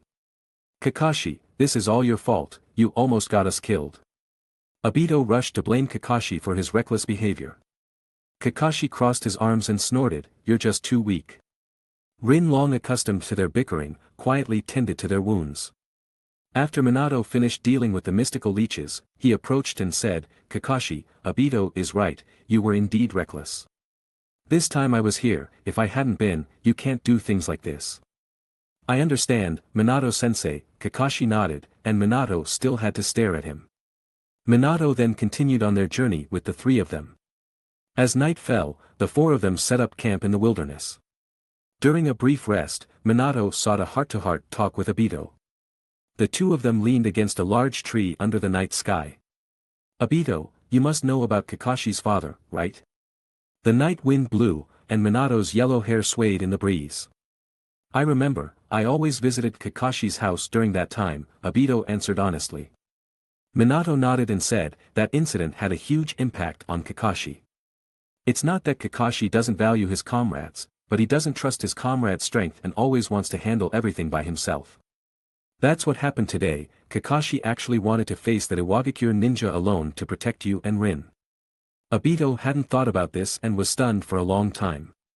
Minato gently touched Obito's spiky head and said, "So you need to cooperate well in the future. I hope you can understand your friend's burden and trust their strength. It's getting late, you should go and rest. We'll set off later." Obito nodded, leaned against the tree, and closed his eyes to sleep. At dawn, the sky began to brighten. Team Minato and Kakashi started to part ways. Minato turned to support the front lines, while Kakashi's team headed straight for the Canopy Bridge. Kakashi's team traveled through a dense bamboo forest. Along the way, they encountered no enemies except for some bamboo spike traps. However, deep in the bamboo forest, two pairs of eyes were watching the group. "Why are Konoha ninja here, and it's just a few kids?" "I don't know, let's capture one and interrogate them for information." Two Iwagakure ninjas spoke in low voices, one with smooth brown hair and the other a burly man wearing a blue turban. These two ninjas were both from Iwagakure. One was named Kak, and the other was named Taiseki.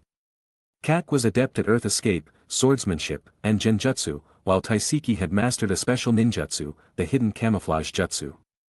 Taiseki formed a seal with one hand, and then his entire body vanished on the spot. "Maisegakure no Jutsu." Taiseki quickly approached Rin, who was at the back of the three, and successfully ambushed her, knocking her out and carrying her on his shoulder. Kakashi reacted, drawing sword and stepping forward. Kak came from one side and briefly fought with Kakashi with a dagger tied to his arm. White Fang of Konoha. Kak recognized the white fang dagger in Kakashi's hand and was shocked, but soon remembered that the white fang of Konoha was dead. Kak retreated to Taiseki, and then they both disappeared from the spot with Rin. Obito stepped forward anxiously to catch up. And Kakashi stopped Obito. "Both are Jonin, you'll die." "So what if I die?" "Those who break the rules are trash, but those who abandon their comrades are worse than trash." Kakashi said helplessly, "I mean not to save Rin, but to let me save her and you continue to complete the mission. Saving Rin is as important as blowing up the bridge, but there are two Jonin on Rin's side, you can't save her." Obito heard this and immediately objected, "No, I must save Rin too." Kakashi thought for a moment, knowing that Obito had a stubborn character and valued Rin greatly. Besides, he was facing two Jonin, so he indeed needed help. So Kakashi decided to stay with Obito. "Then follow quickly, don't hold me back." Kakashi caught up first, Obito followed slowly. Humph, it's you, Kakashi. Obito said uncertainly, but his heart was still touched. Because Kakashi chose to trust his own strength and not abandon his comrades. Obito was now determined to save Rin. The two followed the trail ahead until they reached the outside of a cave. They should be inside. Kakashi looked at the signs on the ground and analyzed. Then let's go in quickly, I don't know what they will do to Rin. Obito said and was ready to enter the cave. Calm down, Rin is a medical ninja, even the enemy won't kill a medical ninja indiscriminately, let's proceed cautiously. Kakashi drew his sword and slowly approached the cave. Obito took out his kunai and followed. But even with utmost caution, they were discovered by Taiseki. Taiseki once again used the hidden camouflage technique to approach and appeared behind Obito, slashing at him with his sword. Watch out! Kakashi turned and saw Obito behind him, rushing forward and pulling him away. Kakashi's left eye was hit by the slash, and blood splattered.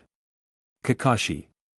Obito shouted anxiously, holding his kunai and attacking the rock. And Taiseki once again used the hidden camouflage technique to escape. Kakashi covered his eye, holding the sword in one hand and said, "Leave me alone." Seeing Kakashi's state, Obito blamed himself, "I'm still dragging behind." Regret was evident, he gripped the kunai tightly and closed his eyes. When he opened them again, they had become a pair of Tutomo Sharingan. At this moment, Obito relied on his Sharingan to sharply detect movements behind him, and decisively stabbed backward with his kunai. Puchi. There was the sound of penetration, and Taiseki's figure appeared. These eyes. Taiseki stopped holding the sword and reluctantly fell to the ground. Obito also noticed the change in his eyes. My Sharingan is open. He was filled with excitement. Only by opening the Sharingan could the Uchiha clan's bloodline advantage be maximized. As a result, Obito's strength was also elevated to a higher level. Kakashi opened his only remaining right eye, looked at Obito, and sighed, "It's not a loss to trade one of my eyes for a pair of your Sharingan eyes." Obito felt guilty again after hearing this. "Let's go save Rin, maybe Rin can heal my eye." Obito nodded heavily. The two then entered the cave. Kak had tied up Rin and was using genjutsu to torture her for information. To blow up the Canopy Bridge, just you kids. It's really ridiculous. Although Kak said this, he still considered a few people a big threat. The Canopy Bridge was the most important transportation hub for Iwagakure's attack. If it was bombed, it would greatly affect the battle situation. Kak suddenly turned around and saw Kakashi and Obito breaking in. Taiseki is dead. Looks like you have some skill. Kak revealed the dagger on his arm, and he rushed towards the two of them with extreme speed. Chapter 131. Kakashi, Rin is under genjutsu. Obito used his double Magatama Sharingan to see the strange chakra in Rin's body and shouted. Kakashi stood ready with the white fang sword in his hand. "I know, let's deal with the enemy first." Kak's speed was very fast, both arms equipped with short blades. He appeared to spin his body, and the short blades on his arms attacked at high speed. Kakashi was the first to confront him. Clang! The sword parried fire attacks one after another. Seeing that Kakashi was not easy to handle, Kak immediately changed his target to Obito. Kak spun several times, throwing the sword in his hand and forcing Kakashi back, and slashing at Obito with the other hand. Obito tightly held a kunai with both hands, gritting his teeth to barely withstand the attack. Seeing this, Kakashi slashed with his sword and helped Obito out of the encirclement. The three of them fought together and exchanged several rounds in a short period. Kak felt strongly that these two brats were not simple, and a strong killing intent arose in his heart. I can't let these two kids grow up. He seized the opportunity, waved his hand forward, and slashed Obito's neck from inside to outside with two sharp blades. Obito opened his Sharingan and tried his best to duck. At this moment, Kakashi took advantage of the gap between Kak's strikes and came from the front, raising his sword to attack him. However, Kak relied on his strong control to instantly retract his waving hand and slashed at Kakashi with two sharp blades from outside to inside. Seeing the sharp blade about to hit Kakashi first, at this critical moment, Obito came to the rescue. All this happened in an instant. Fortunately, Obito used his Sharingan to clearly see Kak's movements and reacted in time. Obito lifted his foot to block Kak's hand, then opened his leg, completely blocking Kak's arm and sword, freeing Kakashi. Kakashi took this opportunity to slash with his sword, diagonally splitting Kak's left shoulder and chest. Kak rolled his eyes and fell unconscious to the ground. Kakashi stepped on Kak's back and jumped to Rin's side. Obito also got up from the ground anxiously and rushed to Rin's side. "What should I do? I'm not good at genjutsu." Kakashi said, "I'm not good at it either, but I can understand it." He thought to himself, "I have to thank Shintaro for this." Kakashi had seen the power of Shintaro's genjutsu, so he practiced genjutsu interpretation methods for a while. Ordinary genjutsu could no longer affect him. He formed a seal with his hands and helped Rin dispel the genjutsu. Rin opened her eyes with a blank look and saw Kakashi and Obito. "Kakashi, Obito, where are we?" Obito explained what had just happened, and Kakashi used the white fang sword to cut the ropes on Rin's body. Rin freed herself from the cut ropes and stood up, suddenly realizing movement behind them. Kak unexpectedly soared from the ground. Doton, Iwayato Kazushi. The seal hit the ground, and then the entire cave began to shake violently. Kak then crawled towards the cave entrance. "Naive brats, none of you will even live." He ran out of the cave with a grim smile. Kakashi didn't have time to regret not finishing his last attack and immediately ran for his life with Obito and Rin. The cave dome began to collapse, and gravel kept falling. Worse still, from time to time, large boulders would fall intact, hitting the ground with a loud thud. As they were busy escaping, a large boulder suddenly fell from the sky. Just as it was about to hit Kakashi, Obito rushed forward, grabbing Kakashi's clothes and throwing him away. Bam! When Kakashi reacted, he only saw Obito falling under the boulder, with his entire right side crushed under the huge stone. He anxiously pushed the boulder to save Obito, but the stone didn't budge at all. This boulder might weigh more than 10 tons, and Kakashi was helpless at the moment. Obito looked at Kakashi's hard-working figure with his left eye open and smiled. "Kakashi, don't waste your effort. The Iwagakure ninjas are still outside the cave, by the way, I forgot. I'm the only one who hasn't given you a gift to congratulate you on becoming a Jonin. I've thought about it for a long time, and finally, I know what to give you. Don't worry, it's not something useless. I'll give you my Sharingan, this is my wish, so just accept it. Rin, use your medical ninjutsu to transplant my Sharingan into Kakashi's left eye. I'm already dying, but I'll be your eyes to help you see the future clearly." Kakashi knelt weakly, punching the stone with his fists, tears streaming down his face. A long time ago, he swore at his father's grave that he would find a way to complete his mission and save his friends. But the current situation was his mission was not yet completed, and his partner was crushed under a stone while trying to save him. Rin stepped forward and pulled Kakashi's clothes. "Kakashi, don't let Obito down." After saying this, Rin looked at Obito, tears streaming down her face, but Rin was strong. She followed Obito's instructions and performed a simple transplant operation on Kakashi in the collapsing cave, transplanting Obito's left eye into Kakashi's left eye socket. Obito closed his eyes, and blood spilled from the corner of his mouth, as if he didn't have much time left. "Kakashi, I leave Rin to you." Kakashi agreed. The roof of the collapsing cave opened, and Kakashi raised the white fang sword and aimed it at Kak in front. Kak thought he had finished off the three of them, sitting and resting. Kakashi opened his left eye, revealing the double Magatama Sharingan. The two quickly closed in on each other in an instant without making any other movements.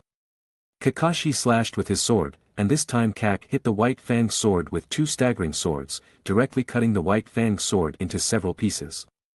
Kakashi's eyes were sharp, he took a step back and dropped the remaining sword, quickly forming a seal with his hands, and lightning suddenly appeared.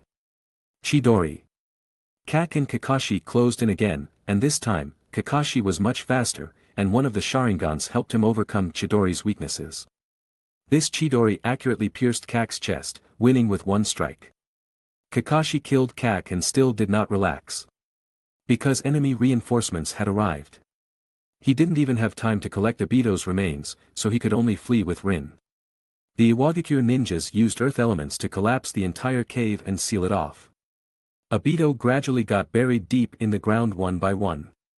It took a lot of effort to build a good relationship with Kakashi, but in the end, I still couldn't confess my love to Rin. I really wanted to stay with you all longer.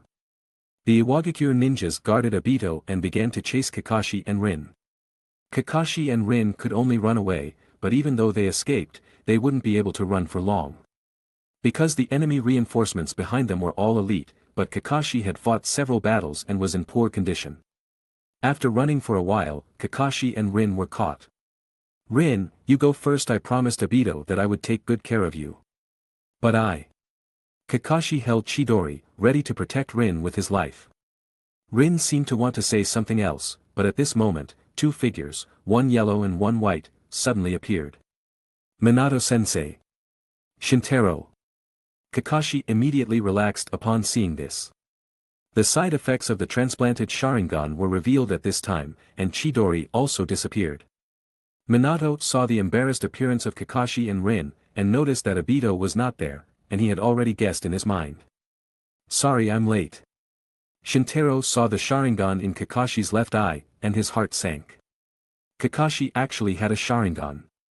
It's just a pity about Obito, this is a double Magatama since he opened his eyes. Shintaro sighed in his heart. Chapter 132. When the Iwagakure ninjas saw Minato and Shintaro approaching, they initially scoffed at their small numbers. But upon closer inspection, they realized something was amiss. This. The yellow flash and the white-haired demon's eyes. "Run. We can't handle these two. If you encounter these two, you won't be punished for running away." After recognizing Minato and Shintaro, the Iwagakure ninjas immediately scattered and fled in a panic. But it was too late. Once Minato and Shintaro took action, the Iwagakure ninjas understood why there was a rule about no punishment for retreating. Not only could they not be defeated, but they couldn't escape even if they wanted to. Rasen Sankch Rinbuk Senshiki. Cursed technique lapse, blue. Minato threw a dozen kunai, which flew among the fleeing Iwagakure ninjas, and then his figure kept flashing between them. Each flash would kill an enemy with a kunai or Rasengan. Shintaro raised his hand, a blue light suddenly appeared, and he used blue to capture all the ninjas running towards the edge of the area. The Iwagakure ninjas were tightly sucked in by the strong suction, their bones pressing against each other, making a crunching sound. Shintaro increased the output effect of blue, and with just a few clicks, all the bones of these Iwagakure ninjas were crushed, and they naturally lost their lives. The two quickly wiped out all the Iwagakure ninjas. Kakashi knelt on the ground and watched the two figures in front of him. Although he was grateful to be saved, he couldn't help but feel disappointed. "Shintaro is already on par with Minato-sensei, but I couldn't even protect my friend." Minato and Shintaro approached after dealing with the enemies. "Kakashi, is the mission complete? Why isn't Obito here?" Kakashi shook his head. "The mission isn't complete. Rin was initially captured by Iwagakure ninjas, Obito and I went to rescue her, and Rin was saved, but Obito died in the cave to save me."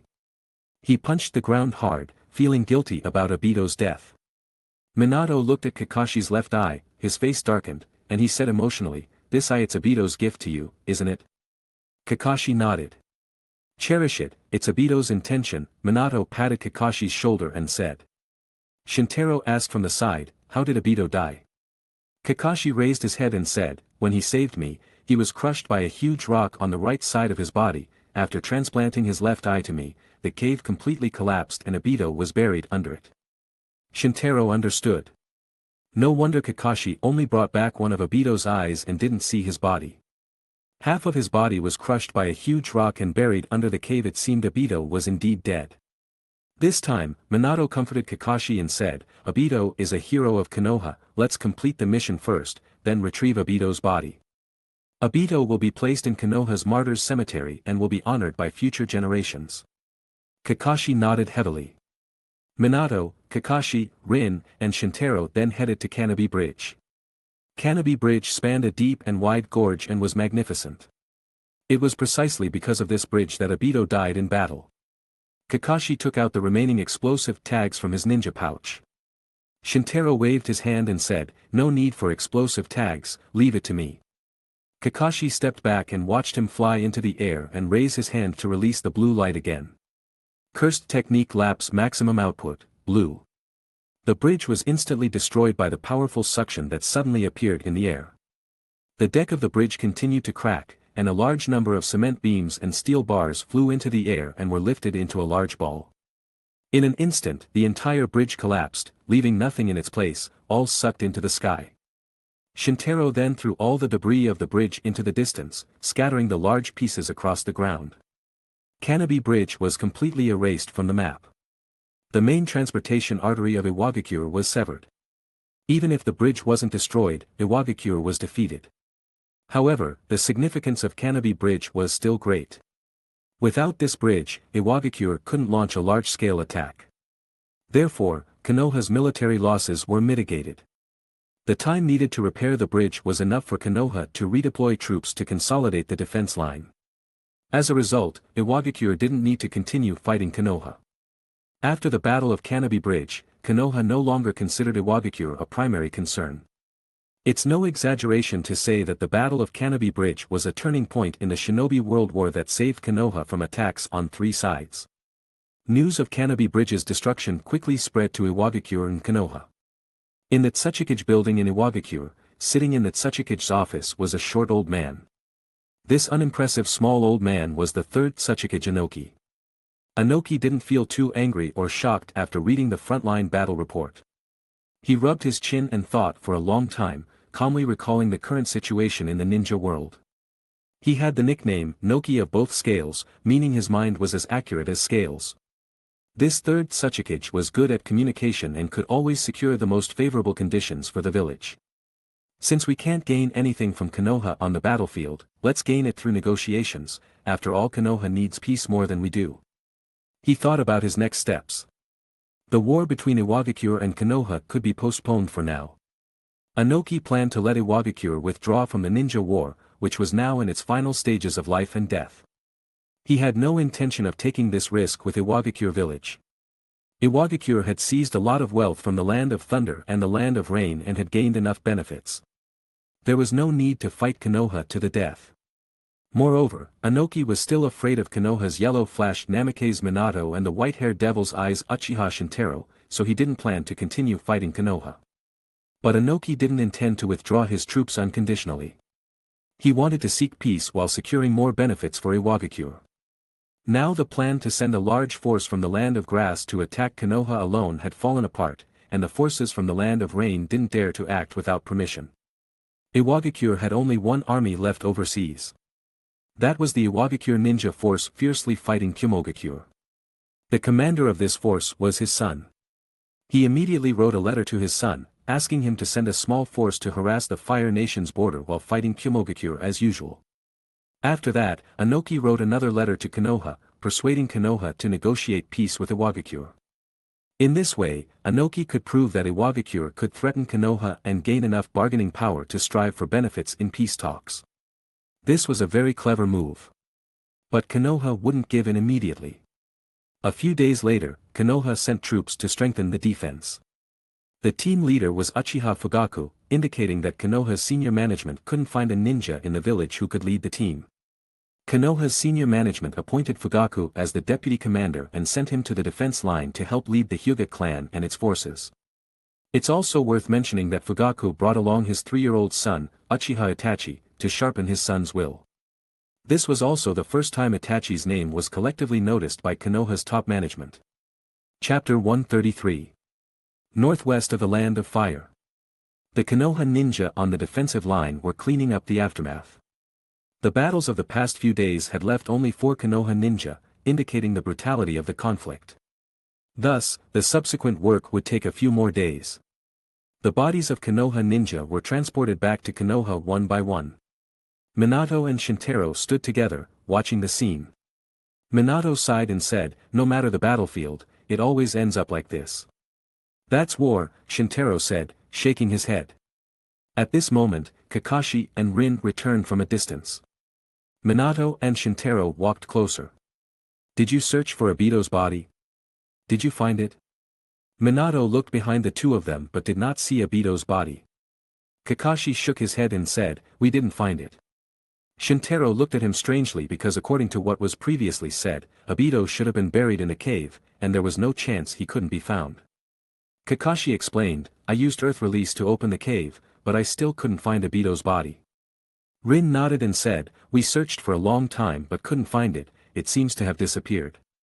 Minato touched his chin, thinking for a moment, and speculated, maybe Iwagakure stole Obito's body. He then raised his head and said, "If that's the case, I'll go to Iwagakure to negotiate." Kakashi and Rin nodded, seemingly thinking this was the only possibility. Shintaro on the side felt very strange. After all, if Iwagakure had stolen it, it would be for the Uchiha's Sharingan. However, Obito's body only had the second Magatama Sharingan. Iwagakure didn't need to take the risk for two Magatama Sharingan. After all, Konoha defeated Iwagakure in the Land of Grass. Iwagakure ninja coming to the Land of Grass at this time and causing trouble seemed unlikely. Shintaro then said, "Let me go and have a look, after all, I'm Obito's classmate and a fellow Uchiha clan member." Minato might have thought Shintaro would take Obito's Sharingan, so he nodded and said, "Alright, you can go and confirm again."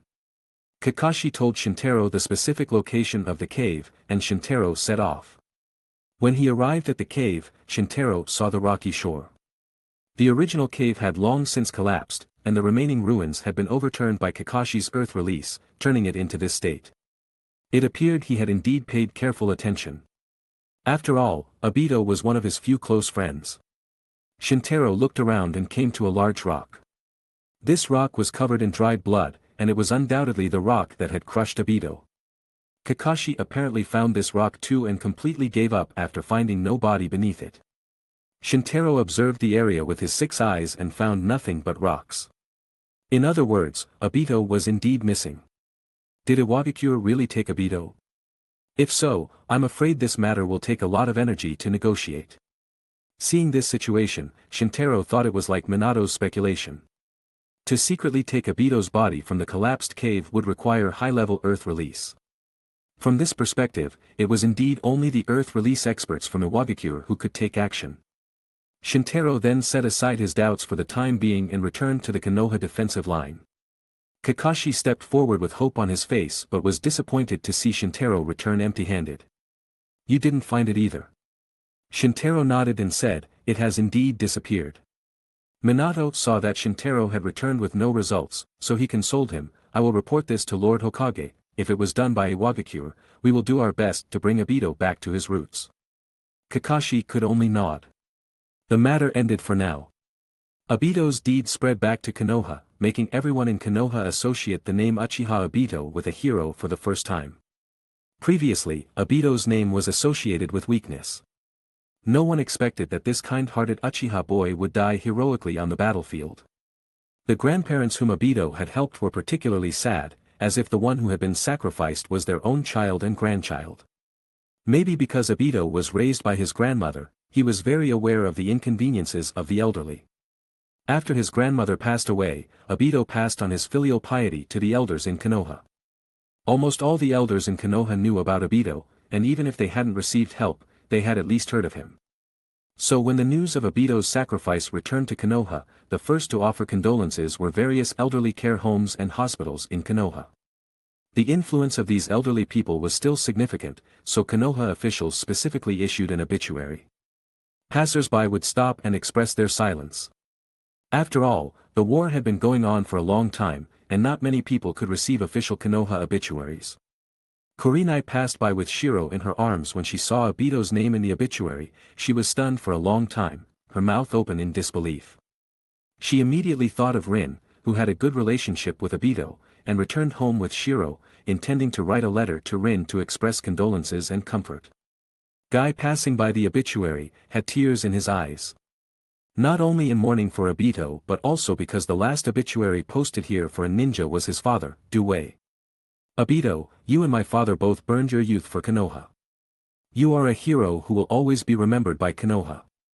Guy, who was somewhat face-blind and sometimes couldn't recognize Obito's face, would definitely remember him forever this time. Asuma also passed by the obituary posted in the village. He originally wanted to continue contributing to Konoha on the battlefield but was forced to stay by his father. "Obito, you are no longer the weakest in my heart, you are a hero of Konoha." He bowed to the obituary. Asuma then glanced at the Hokage building. "The infantry are fighting, but the generals sit in their positions with calm minds, or, you are not worthy of being a general at all." Then, who is the general of the land of fire? Asuma sank into his own thoughts. Everything that happened during the war made him suspicious. Everyone in Konoha thought Obito had died. But Obito woke up from a strange bed, which seemed to be an unknown cave. He opened his eyes, and what appeared before him was a strange old man with a Sharingan. "Grandfather, did you save me?" "Thank you." However, the old man said in a low voice, "It's too early to thank me now, I will let you repay this kindness properly." Obito said, "Sorry, I can't stay here forever, I have to go back to the village." The figures of Kakashi and Rin appeared in his mind. At this moment, Obito belatedly realized that the old man in front of him also had a Sharingan, so he must be a member of the Uchiha clan. The old man staggered to sit on a stone chair beside him, with strange white tubes inserted into his back, looking like he was in his twilight years.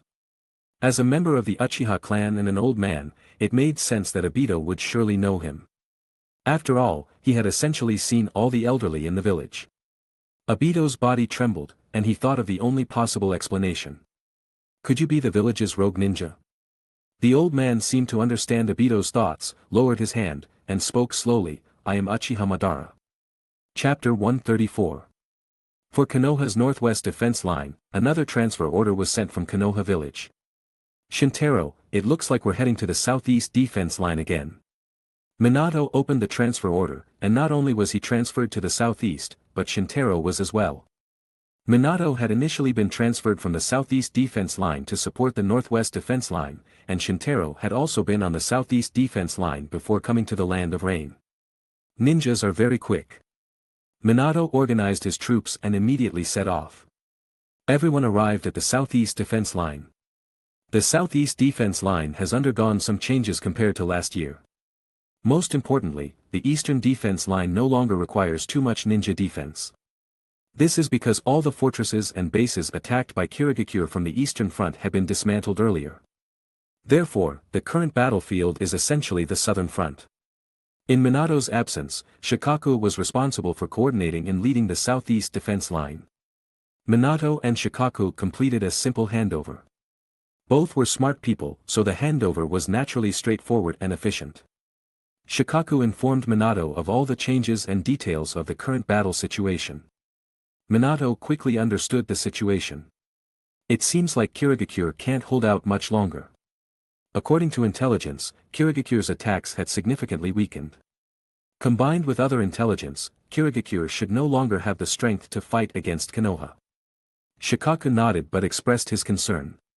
But Kirigakure and Sunigakure have stopped. If these two enemies of Konoha join forces, they can still cause us a lot of trouble. After all, Konoha has also expended a lot of energy now.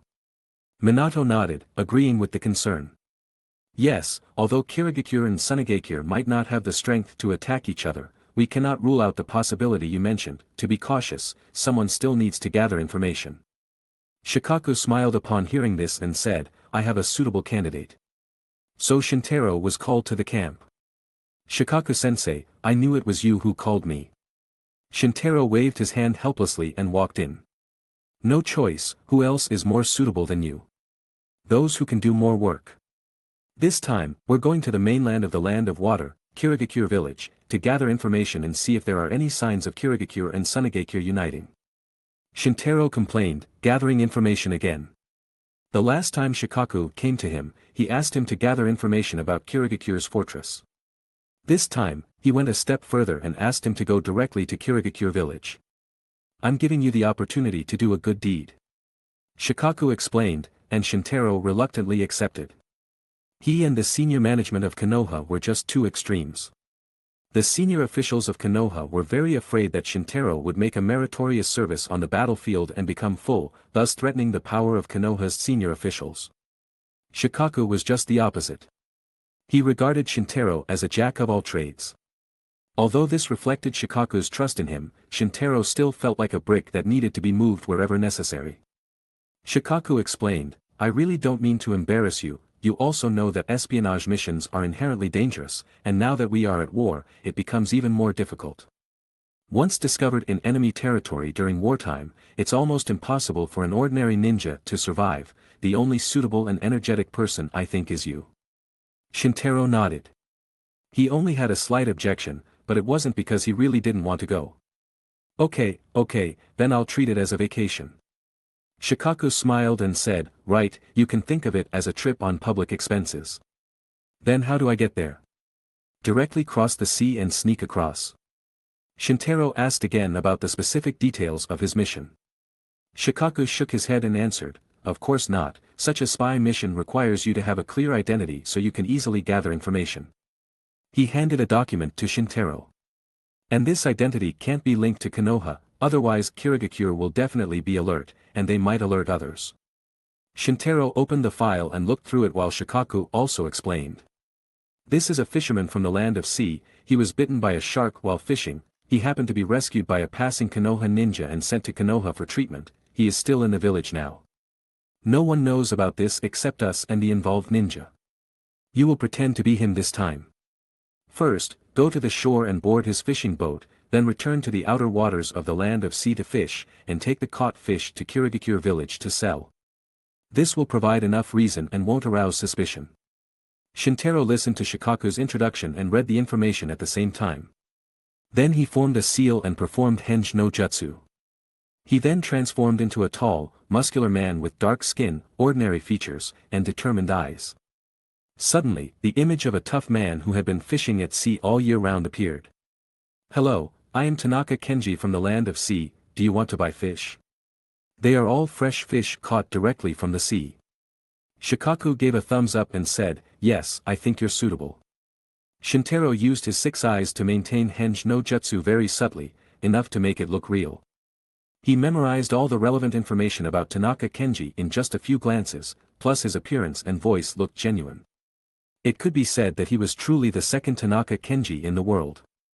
Shintaro was confident that even Tanaka Kenji's wife wouldn't recognize him. Shintaro immediately set off and first came to the shore and found Kenji's boat.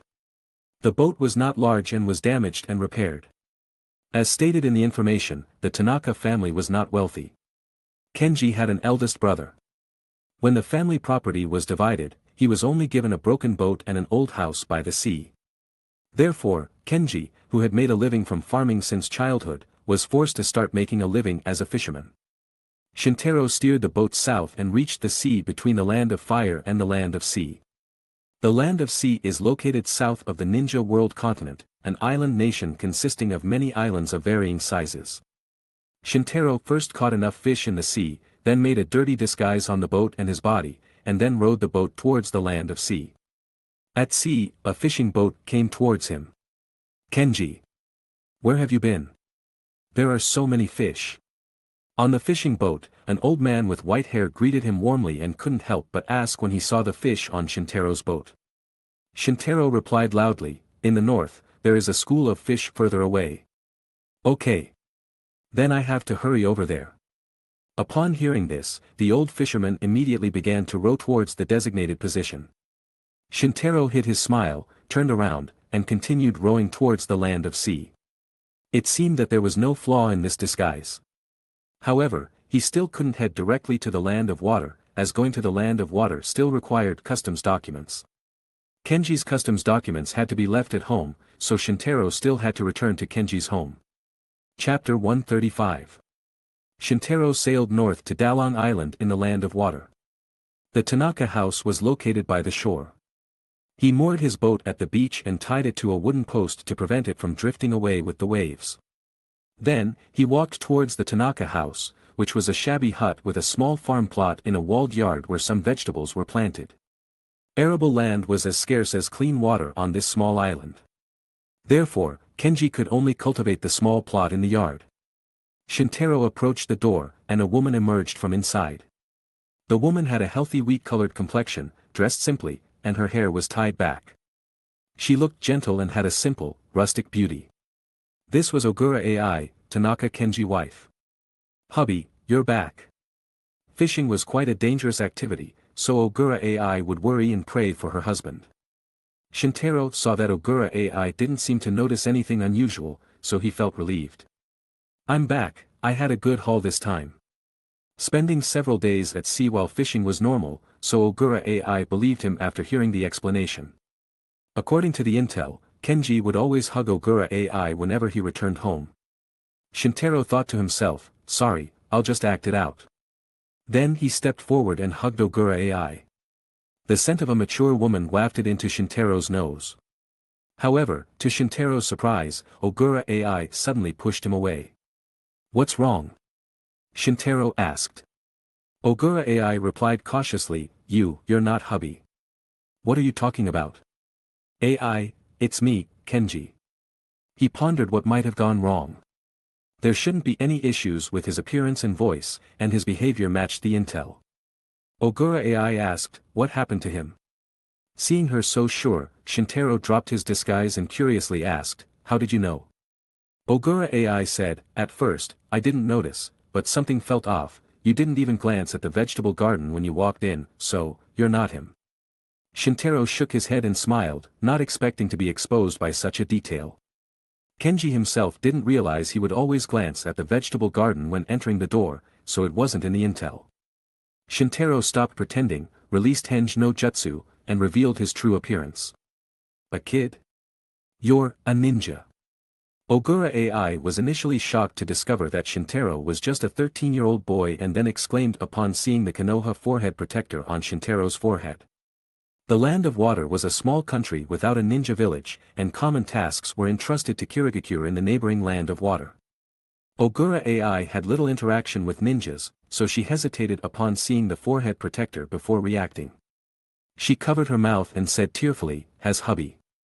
Seeing that Ogura AI was overthinking, Shintaro explained, don't misunderstand, your husband is alive and will return.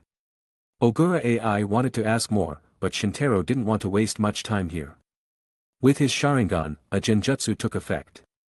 The impact made her ignore Shintaro's presence and forget what had just happened. The condition for release was reuniting with her husband. By the time Kenji was released by Konoha, Shintaro would have completed his mission, so it wouldn't matter if the genjutsu was released then. After applying the genjutsu, Shintaro entered the house as if nothing had happened and found the customs documents. Taking the documents and passing by Ogura AI, who was carrying water to irrigate the vegetables in the yard, he waved his fingers in front of her to confirm the genjutsu's effectiveness.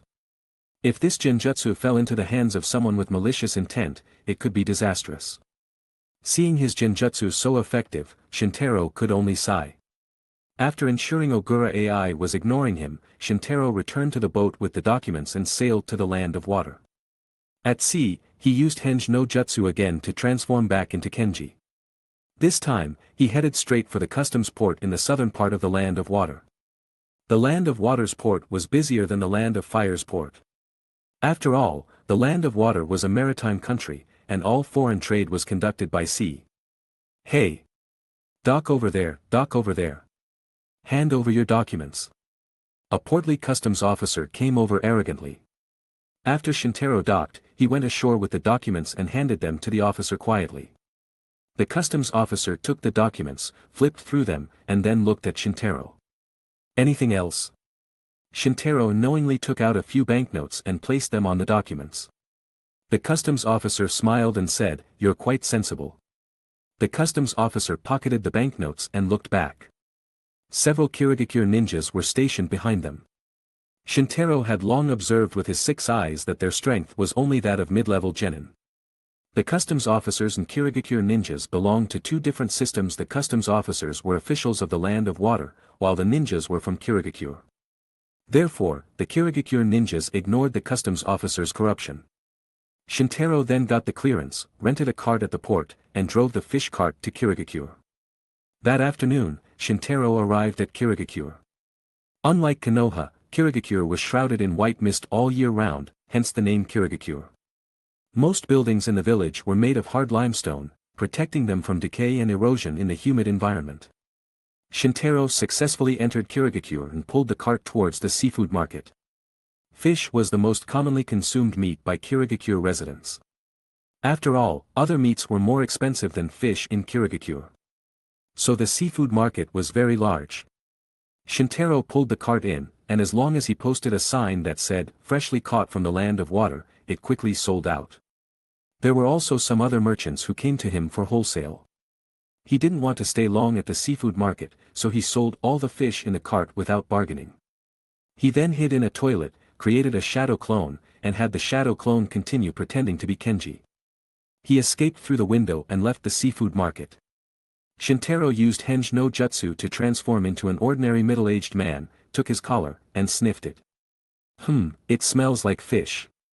He then decided to take a bath to get rid of the smell. He had just turned off infinity to avoid exposure, so he was stained by the fishy smell. Shintaro comfortably bathed and then saw the sign of a pub on the street. Pubs always seem to be a good source of information. Entering the pub, he ordered a glass of beer and sat as if nothing had happened, not taking a sip. After all, he hated drinking. Of course, to avoid attracting attention, he sat in the darkest corner and eavesdropped on the conversation at the table of Kirigakure ninjas. This table of Kirigakure ninjas was the most valuable target in the pub. It's better to be back in the village and feel comfortable. Finally, we don't have to fight with Sunagakure, those people are just madmen among madmen. But these good days won't last long, I think we'll be sent to fight Konoha again. Shintaro lifted his glass and pretended to drink, but actually poured the wine onto the ground through a false-bottomed layer, listening intently to the conversation of the three Kirigakure ninjas. Chapter 136. However, despite the Kirigakure ninjas drinking and chatting, they only discussed some well-known information. Sunagakure and Kirigakure had stopped fighting, and Kirigakure wanted to take action against Konoha. Konoha was already aware of this. What Shintaro wanted to know, of course, was more important and detailed information.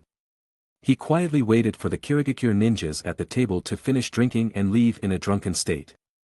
After a while, Shintaro also left the pub and followed the Kirigakure ninjas from a distance. The Kirigakure ninjas stood in front of a small alley, planning to disperse and return to their homes after saying goodbye. But Shintaro took the opportunity and killed several Kirigakure ninjas in one move, and then quickly used genjutsu interrogation. Tell me all the information you know about Kirigakure and Sunagakure. Shintaro activated his Sharingan to use genjutsu, making the Kirigakure ninjas perceive him as their superior. The genjutsu took effect, and the Kirigakure ninjas started relaying information one by one. These Kirigakure ninjas were all Chunin level and had limited access to information. What Shintaro repeatedly heard was just unimportant information. As he began to feel disappointed, one mist ninja spoke hesitantly. I heard, one of the terms of the ceasefire between Sunagakure and our village was that Pakura would be handed over to our village for execution. I got this news from my Jonin cousin, so I didn't tell anyone else. Shintaro was shocked upon hearing this, then gestured for the man to continue. Pakura has killed many ninjas in Kirigakure, so the senior management of Sunagakure wants to use her to quell the anger of Kirigakure's ninjas. And it's said there is a conflict between Sunagakure's senior management and Pakura. Pakura herself isn't even aware of this issue. It was decided by Sunagakure's senior management and us. The Kirigakure ninja showed a happy expression after speaking. Pakura has killed so many of our brothers, she should have paid with her life long ago. Do you know when Pakura will be handed over to Kirigakure? Where will she be executed?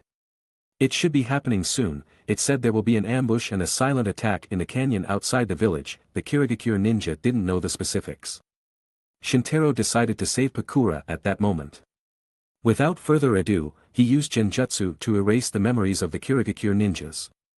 Not out of compassion, but because he didn't want to disturb the situation. Shintaro then quickly headed to the canyon outside Kirigakure mentioned by the Kirigakure ninja. He stood on a cliff above the canyon. After observing the surroundings with his 6 eyes, he found no signs of battle. It seems I caught up in time. Shintaro began to wait patiently. It was nighttime, the moon was dark, the wind was strong, and there was a thick fog. Combined with the canyon's unique terrain, this was the perfect time and place for a kill. With Kirigakure prepared and ready for a sneak attack, Pakura likely wouldn't survive alone.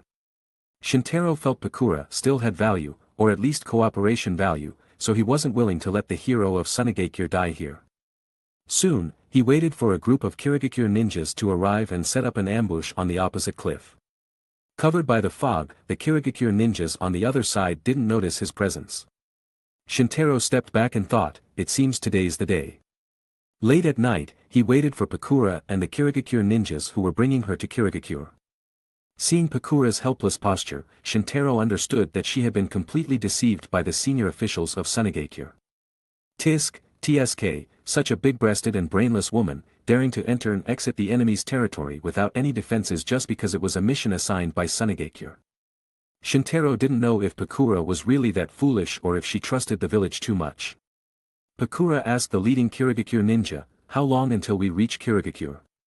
The Kirigakure ninja smiled and replied, "We're almost there." The Kirigakure ninja pointed far ahead, and Pakura looked in that direction. The Kirigakure ninja quietly slowed down and moved behind Pakura. Puchi. The kunai stabbed into Pakura's smooth and fair back. "What are you doing?" Pakura had genuinely thought she was there for a ceasefire, so she let her guard down against the Kirigakure ninjas. The Kirigakure ninja sneered and stepped back a certain distance. Pakura then realized she had been betrayed by the village. To lessen the burden of war, Sunigakure arranged a ceasefire with Kirigakure. Kirigakure had a deep grudge against Sunigakure, so Sunigakure had to make the village hero a political sacrifice to appease Kirigakure and reduce their hatred toward Sunigakure. Unknowingly, Pakura was secretly sent to Kirigakure by the 4th Kazekage Raza to negotiate a ceasefire. Essentially, she was secretly betrayed to Kirigakure by Sunigakure. As a result, the Kirigakure ninjas had set up a net, waiting for Pakura to arrive and die. Pakura closed her eyes, realizing she was in a desperate situation, so she gave up. Initially, she didn't understand why the people of Kirigakure broke their promise and conspired against her. It was only then she realized she had been betrayed by Sunigakure and became a political sacrifice for the village. Pakura's heart was filled with despair. She never imagined she would face such an end. In despair, her heart was still filled with hatred and anger towards Sunigakure for abandoning her and the senior officials of Sunigakure for betraying her. In her heart, Pakura cursed Raza, cursed the senior officials of Sunigakure, and cursed this unjust world. At this moment, a white-haired figure appeared before Pakura with a burst of blue light. The Kirigakure ninjas on the stone wall threw kunai into the sky, and Shintaro moved in front of Pakura with blue, merely holding Pakura's arm, covering her body with the effect of infinity. This fatal attack could be easily resolved. The sky filled with kunai stood oddly in the air. Seeing this scene, Pakura couldn't help but exclaim in shock, "It's you." Shintaro ignored Pakura's astonishment. Cursed technique reversal, red. He released an explosion towards the cliff, and the cliff instantly collapsed. The Kirigakure ninjas hiding on the cliff lost their footing and fell. Shintaro released another wave of blue, capturing all the Kirigakure ninjas who had ambushed Pakura earlier, forming a ball along with the gravel. He then lifted it into the air with one hand, and the Kirigakure ninjas were crushed to pieces by the powerful suction force. Blood splattered like rain, and the scene was extremely bloody and tragic. Pakura felt extremely happy and believed these Kirigakure ninjas deserved their deaths. "Why are you here? Why do you want to save me?" Shintaro released her and didn't answer directly but asked, "Do you still remember our agreement?" Pakura's bright eyes flickered, recalling the so-called agreement made between the two, which was to help each other. At that time, Pakura didn't care. After all, she was a rising star in Sunigakure and didn't need help from a ninja from another village. Now, she still relied on Shintaro to save her. Chapter 137. Of course, Pakura knew that Shintaro had intentions to save her. But she was already discouraged and didn't care whether she was being used by him or not. Pakura calmly waited for his request. However, Shintaro's words still surprised her. "I want you to become the Kazekage." "What?" Pakura stared at him with bright eyes and said nothing. After a while, she said, "Do you want to use me as a puppet for Konoha?" Once upon a time, the word Kazekage was Pakura's goal and dream. The reason why she fought so hard and bravely on the battlefield was not to gain military exploits and get closer to the position of Kazekage. However, she fought desperately on the battlefield, only to be betrayed by the 4th Kazekage Raza and a group of senior officials. Therefore, she no longer thought about her former dream. But now, after hearing the word Kazekage from Shintaro's mouth, Pakura thought Konoha wanted to support her, someone who had lost support in Sunigakure village, to become the Kazekage. Shintaro corrected her guess, "It's not as bad as you think." Pakura looked at him and said, "How good are you to me?" "At least, I won't send you to Kirigakure to die," Shintaro teased at first, then said seriously. "I'm here to cooperate with you. I've already become an outcast from my own village, how can I cooperate with you?" Konoha's rising star. Pakura said mockingly. Actually, my situation might not be much better than yours, Shintaro said lightly. Pakura was momentarily stunned by his words, then sneered, are you going to be miserable in front of me? After experiencing this betrayal, she no longer easily trusted anyone.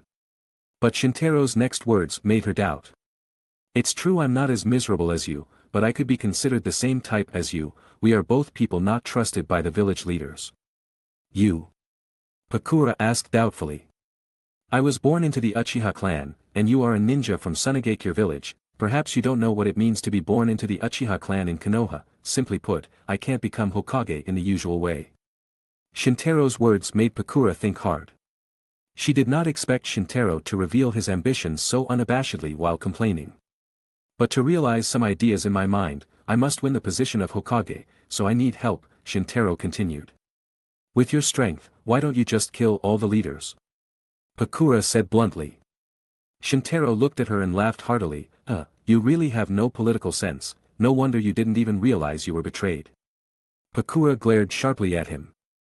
Shintaro waved his hand and replied, neither Hokage nor Kazekage can sit on their thrones relying solely on strength. Take Konoha as an example. When the village was first established, there were 2 candidates for the first Hokage, but the final election result was entirely different, and in the end, Uchiha Madara was forced to defect from the village. So, if I kill all the leaders, I will only become Konoha's enemy, not the Hokage. Pakura nodded thoughtfully, then asked, so, if I become Kazekage, will that help you become Hokage? Shintaro replied, it won't help much, it would be better if you could send congratulations when the time comes, but that's it, I want you to become Kazekage mainly because I want an additional ally and to win peace for Konoha. Raza started a war right after taking power, he is actually not the type of person who loves peace, even if he is defeated by Konoha this time, he will lie low like a hungry wolf, waiting for an opportunity to attack Konoha again. Hearing this, Pakura couldn't help but agree, that man is indeed not a good person. So, is this our cooperation? Shintaro nodded. But what's in it for me? I don't want to become Kazekage now. She looked at Shintaro jokingly, trying to see the confusion on his handsome face. However, Shintaro calmly asked, don't you want revenge? Pakura's expression immediately changed, she clenched her fists and gritted her teeth and said, of course. I can gather your strength and use your own power to help you kill Raza on the battlefield, at that time, the position of Kazekage will naturally be yours. Then, you will have no choice but to take action against the high-ranking officials who betrayed you, it's just a simple matter. Shintaro's words immediately intrigued Pakura. How can I use my power to kill Raza? I don't want to be accused of killing the Kazekage, that would only make me a renegade ninja. Sunagakure village had learned from killing a Kazekage and becoming a renegade ninja. That man's name was Sasori, and he was the grandson of Chiyo, the elder of Sunagakure village. Your hand, Shintaro said, holding out his hand. Pakura did as instructed and extended her white palm. Shoot a fireball escape. Pakura then condensed a fireball escape the size of a rubber ball in her palm, and the scorching heat immediately rose. Shintaro used blue to absorb the fireball in his palm, then was about to hold it. You're crazy. If you touch it, you'll die. Pakura hurried to stop him, but Shintaro already held the fireball in his hand, and the hot light radiated from between his fingers, but Shintaro did nothing. Don't worry, the fireball is only touching the infinity between you and me. Shintaro held the fireball, released blue in his palm, and gradually compressed the fireball into a very small ball. Then he opened his palm and showed the result to Pakura. The fireball or fire dot, smaller than an ant, hung in his palm. I'll use this as the final blow to kill Raza. After Shintaro finished speaking, he put the fire dot into his pocket. He didn't maintain any restrictions all the time, so the fire dot wouldn't hurt him at all, and as long as it hit itself, the fire dot wouldn't affect anyone else. Pakura was shocked to hear this and said, as long as you help me kill Raza, when I become Kazekage, I can fulfill all your needs. Shintaro smiled and said, it's a deal. Pakura nodded, then smiled in relief. I thought I would never return to Sunagakure village, but this outcome is not unacceptable. Pakura initially thought if she wanted to take revenge on Raza, she would become a traitor. And then she wouldn't be able to return to her hometown. But with Shintaro's help, she could not only get her wish for revenge but also seize the opportunity to gain the Kazekage throne she once dreamed of. In this case, even if she had to meet Shintaro's requirements after becoming Kazekage, it wouldn't be a big problem. Such cooperation could be called a win-win solution. Chapter 138. Okay, now that the deal is made, you can come back to the Land of Fire with me first, Shintaro said as he turned around. Pakura frowned and asked, why do I need to go back to the Land of Fire with you? Shintaro shook his head and said, don't overthink it, you've gone missing in Sunagakure. If you return there, you'll definitely be watched. Those senior officials of Sunagakure have killed you once, it's impossible for them not to be afraid if you come back now. Once they are afraid, they'll only choose to kill you again. So your best option now is to hide in the Land of Fire first, wait until I help you kill Raza. Then immediately seize the position of Kazekage when Sunagakure is leaderless, and then return to Sunagakure. At that time, the senior management won't want to accept it but will have to. Pakura listened and said, alright, but I don't have any money. Shintaro sighed and took out some banknotes from his hand. It was money he had prepared specifically for this espionage mission. If you are frugal, you can live for 1 or 2 months, I estimate the war will end in 1 or 2 months. He handed the money to her, and Pakura took it without any pretense. The two then traveled overnight, and Shintaro brought Pakura across the sea and smuggled them into the Land of Fire. Along the way, Pakura told him all the information she knew about the ceasefire and cooperation between Sunagakure and Kirigakure. They didn't stop after entering the Land of Fire and headed west. During the day. At this moment, Shintaro's shadow clone was released, and the information returned. The shadow clone had successfully completed its task, disguised as Kenji, sold all the fish, and prepared a boat back to Kenji's home. When Ogura AI saw the shadow clone disguised as Kenji, her illusion was broken, and she immediately cried. She received the shadow clone and dispelled the Henge no Jutsu, which surprised Ogura AI. The shadow clone gave her all the money from selling the fish and then told her the ins and outs of the matter that weren't confidential. Only then did Ogura AI put down the hoe she had raised high. Shintaro read the memory of the shadow clone, wiped the non-existent sweat from his forehead, and glanced at Pakura beside him. All these women are so tough, luckily, my family isn't like this. Pakura turned her head at this moment, looked at him, and snorted, what did you just see me do? The sixth sense of a ninja was still very sharp. Shintaro coughed and sidestepped the topic, saying, cough, it's nothing, we'll go to the city first, you can stay there.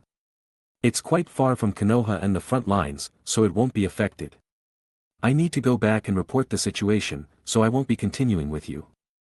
After Shintaro finished speaking, he turned and left. Pakura looked at his back again, feeling a bit reluctant to let him go. Then she laughed at herself. Will I depend on this man who is much younger than me just because he saved me? Pakura shook her head, set aside the distracting thoughts in her heart, and continued to move forward. Shintaro returned to the Konoha camp on the southeastern defense line and met Minato and Shikaku. Minato-sensei, Shikaku-sensei, I have information about Kirigakure. The two looked at each other and quickly asked him to report. Shintaro cleverly omitted the part about Pakura and told these two all the information he knew. Thanks to Kirigakure and Sunagakure hiding everything about Pakura, Shintaro wasn't exposed. In short, the ceasefire between Sunagakure and Kirigakure should be a feint. The Sunagakure side seems to be concentrating its forces for a final decisive battle, and the Kirigakure side might have a similar idea. Shikaku heard this and said with mixed feelings, it looks like the war will end soon, but I don't know who will win. Minato stood up and said, whatever happens, we can't relax in the final stage of this war. Shikaku, go and notify the Western Front troops to be on guard to prepare for a general attack from Sunagakure. Shintaro, follow me to check the frontline defenses. The way Minato stood and gave orders was very much like a Hokage. Shikaku immediately wrote a letter to notify, and Shintaro followed Minato with mixed emotions. If Shintaro wanted to become Hokage, he couldn't go through normal campaigning methods and could only stage a coup. And compared to the third Hokage Sarutobi Hiruzen, the man named Namikaze Minato in front of him was clearly more difficult to deal with. And whether it was difficult or not, Minato and he still had a friendship. Therefore, it would be very unbearable for Shintaro to launch a coup while Minato was still in office. Now he could only take it one step at a time. After all, Minato was still young, and he was even younger. Shintaro, what are you thinking? Minato turned around and smiled gently. Shintaro shook his head and said nothing. And Minato might have tried to save others by himself, saying, "Are you thinking about Kurenai?" Shintaro nodded, following the other party's wishes. Minato then sighed and said, "I can understand, after all, I'm also thinking about Kushina. I just hope I can go back to Konoha to see her after this war is over. Honestly, achieving great feats means nothing compared to being with the person you love." Shintaro nodded in agreement, then changed the topic and asked, "Does Minato-sensei have any plans after the war?" "Well, have children with Kushina. After all, we've been married long enough. Only after the war can we think about raising the next generation. I just hope we can create a peaceful living environment for the next generation. I hope my child and his friends won't have to go through another war." Shintaro could hear the spirit and determination in Minato's voice, which was completely different from the feelings brought to him by the high officials of Konoha. If it's Minato-sensei, maybe it won't be necessary to proceed to the last step. The two chatted and quickly arrived at the frontline troops' position. Minato-sama, Shintaro Jonin. Minato and Shintaro both had great prestige in the army. Even if one was younger than the other, ninjas always valued strength. The reputations of the Yellow Flash and the white-haired Devil Eyes were terrors to enemies and a source of support for the people. Shintaro humbly accepted the attentive greetings from the ninjas he met along the way, while Minato greeted them while instructing them to be more vigilant. The two patrolled the battlefield and found no gaps. A few days later, the Kirigakure attack came as expected. This time the attack was fierce, almost more intense than the battles in the early stages of the war. Kirigakure placed all its forces on the southern battlefield, trying to defeat Konoha in one move with a tyrannical assault. Fortunately, Konoha had made sufficient preparations, and Minato had been preaching vigilance for several days. Konoha and Kirigakure immediately started the decisive battle. The Kirigakure side was even personally commanded by the 4th Mizukage Yagura. In the Mizukage camp, the short, baby-faced Yagura asked, "How is the plan being carried out?" "Report to Mizukage-sama, the preparations are complete." Yagura smiled faintly and said, "Good." Chapter 139. Konoha Position. As the frontline war raged on, a figure hurriedly rushed to the position in a panic. "Where's Minato-sensei?" Kakashi asked anxiously. Shintaro pointed ahead and said, "He's directing the battle." "What happened? Tell me." Kakashi's previous mission was to patrol the Eastern Front. The Eastern Front was much safer than the Southern Front. After all, the enemy's main force could only use the original location of the Land of Whirlpools as a springboard to attack Konoha. However, in war, what was considered safe was only relative. Kakashi said anxiously, "Rin is missing." Shintaro frowned and thought, why is something happening to Rin again? He immediately pressed Kakashi's shoulder and comforted him in a deep voice, "Don't panic, explain the situation to me first."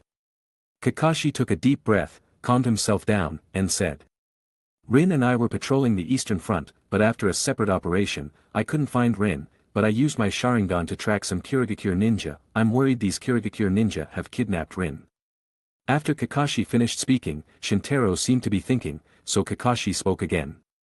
"I'm here to find Minato-sensei. I'm worried I can't save Rin alone. Shintaro, what do you think?"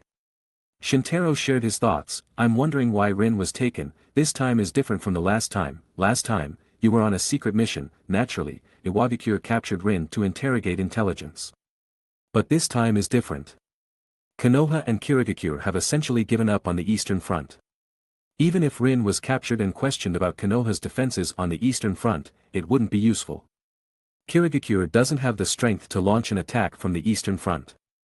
Unless, Kirigakure wants to use Rin for another purpose."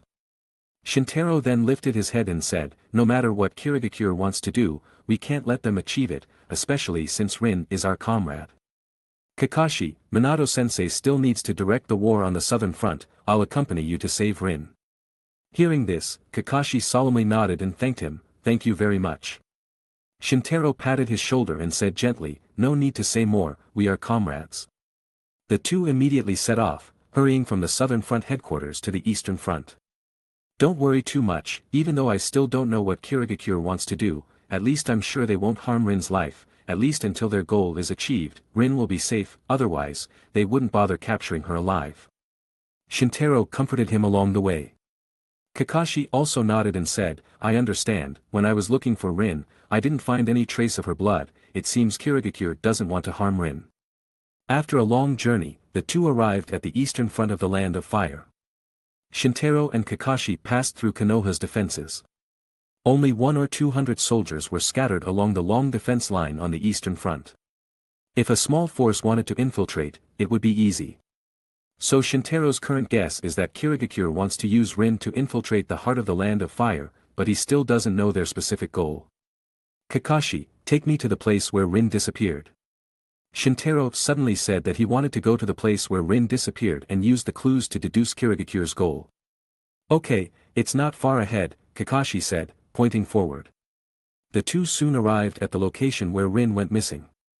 In the forest of the Land of Fire, there were messy traces. Scattered footprints were among the fallen leaves, with some signs of battle around. Shintaro analyzed everything around with his 6 eyes and reconstructed the situation in his mind when Rin was kidnapped. Rin should have been suddenly surrounded by Kirigakure ninja who appeared from all directions. She used explosive tags and wind elements to resist, but was blocked by the water formation walls of the Kirigakure ninja. Rin was then suddenly approached by Kirigakure ninja and captured alive using the water prison technique. The Kirigakure ninja didn't use any offensive ninjutsu at all, it shows that they needed Rin alive and didn't even want her to get hurt. If it was just for information, I doubt it would be like this. Shintaro analyzed. Kakashi looked at him, thought for a moment, and asked, what do you think? Shintaro put one hand on his chin as if thinking and said, maybe Kirigakure wants to use Rin as a Jinchuriki weapon. What? Kakashi was shocked and exclaimed. Shintaro and Kakashi looked at each other and said, yes, according to the information I know, Kirigakure's bijou hasn't had a suitable Jinchuriki for a long time. Kirigakure might want to use Rin as a temporary Jinchuriki and then lead her to infiltrate the heart of the Land of Fire to release the Sanbai. In this case, not to mention the direct damage caused by the Sanbai. It would turn Konoha into a defensive position and send ninjas back to defend.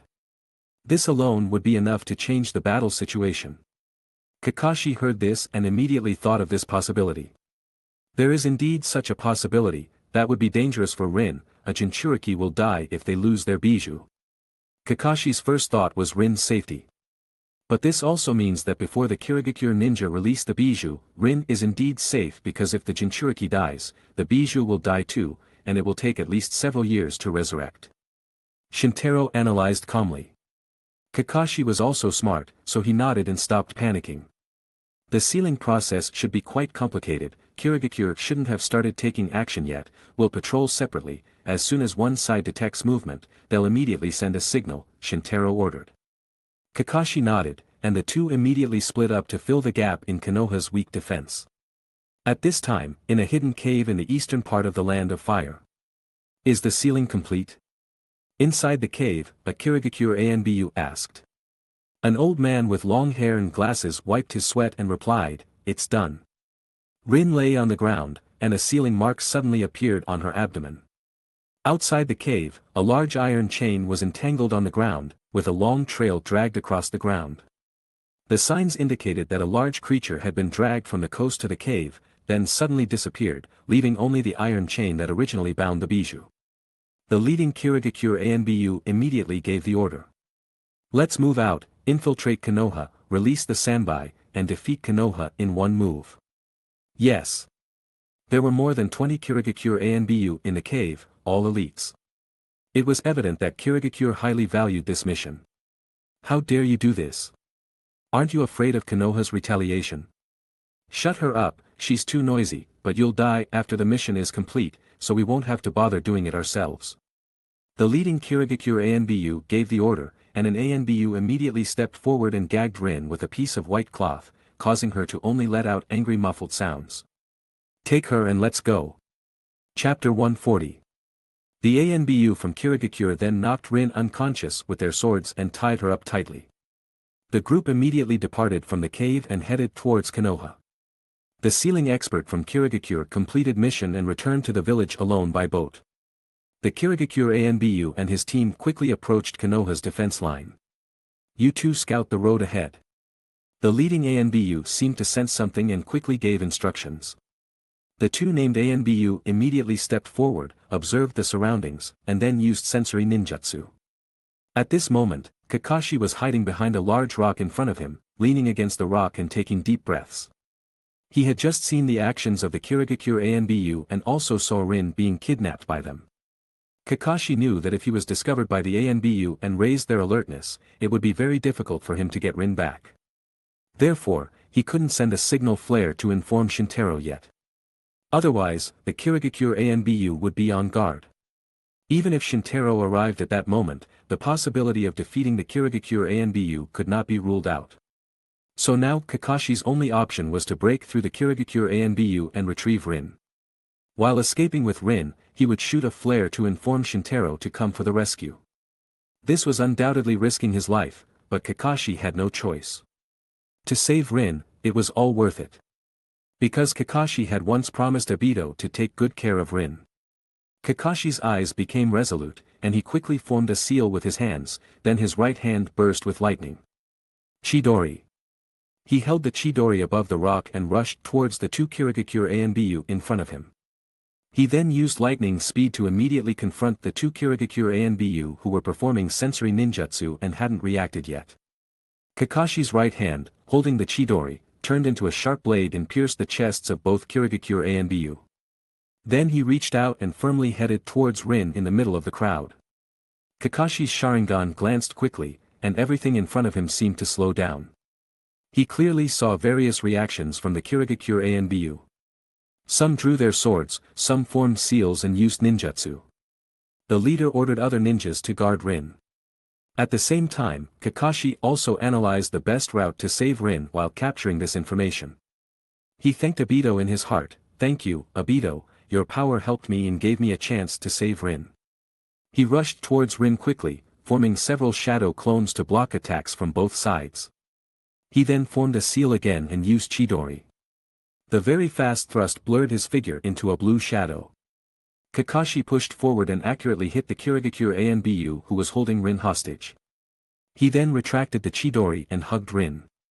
The surrounding shadow clones then worked together to create an opportunity for the main body to escape. Raitun, raged Suga. Doton, Dorihiki. A pack of lightning wolves transformed from lightning rushed towards the Kirigakure ANBU, who took a few moments to counteract. At the same time, an earth wall also blocked the Kirigakure ANBU who wanted to pursue. By the time the Kirigakure ANBU had dealt with several shadow clones, Kakashi had already run far with Rin in his arms. He slapped Rin to wake her up, removed the white cloth from her mouth, and cut the ropes that bound her. Kakashi. Rin felt relieved seeing the person in front of her was Kakashi.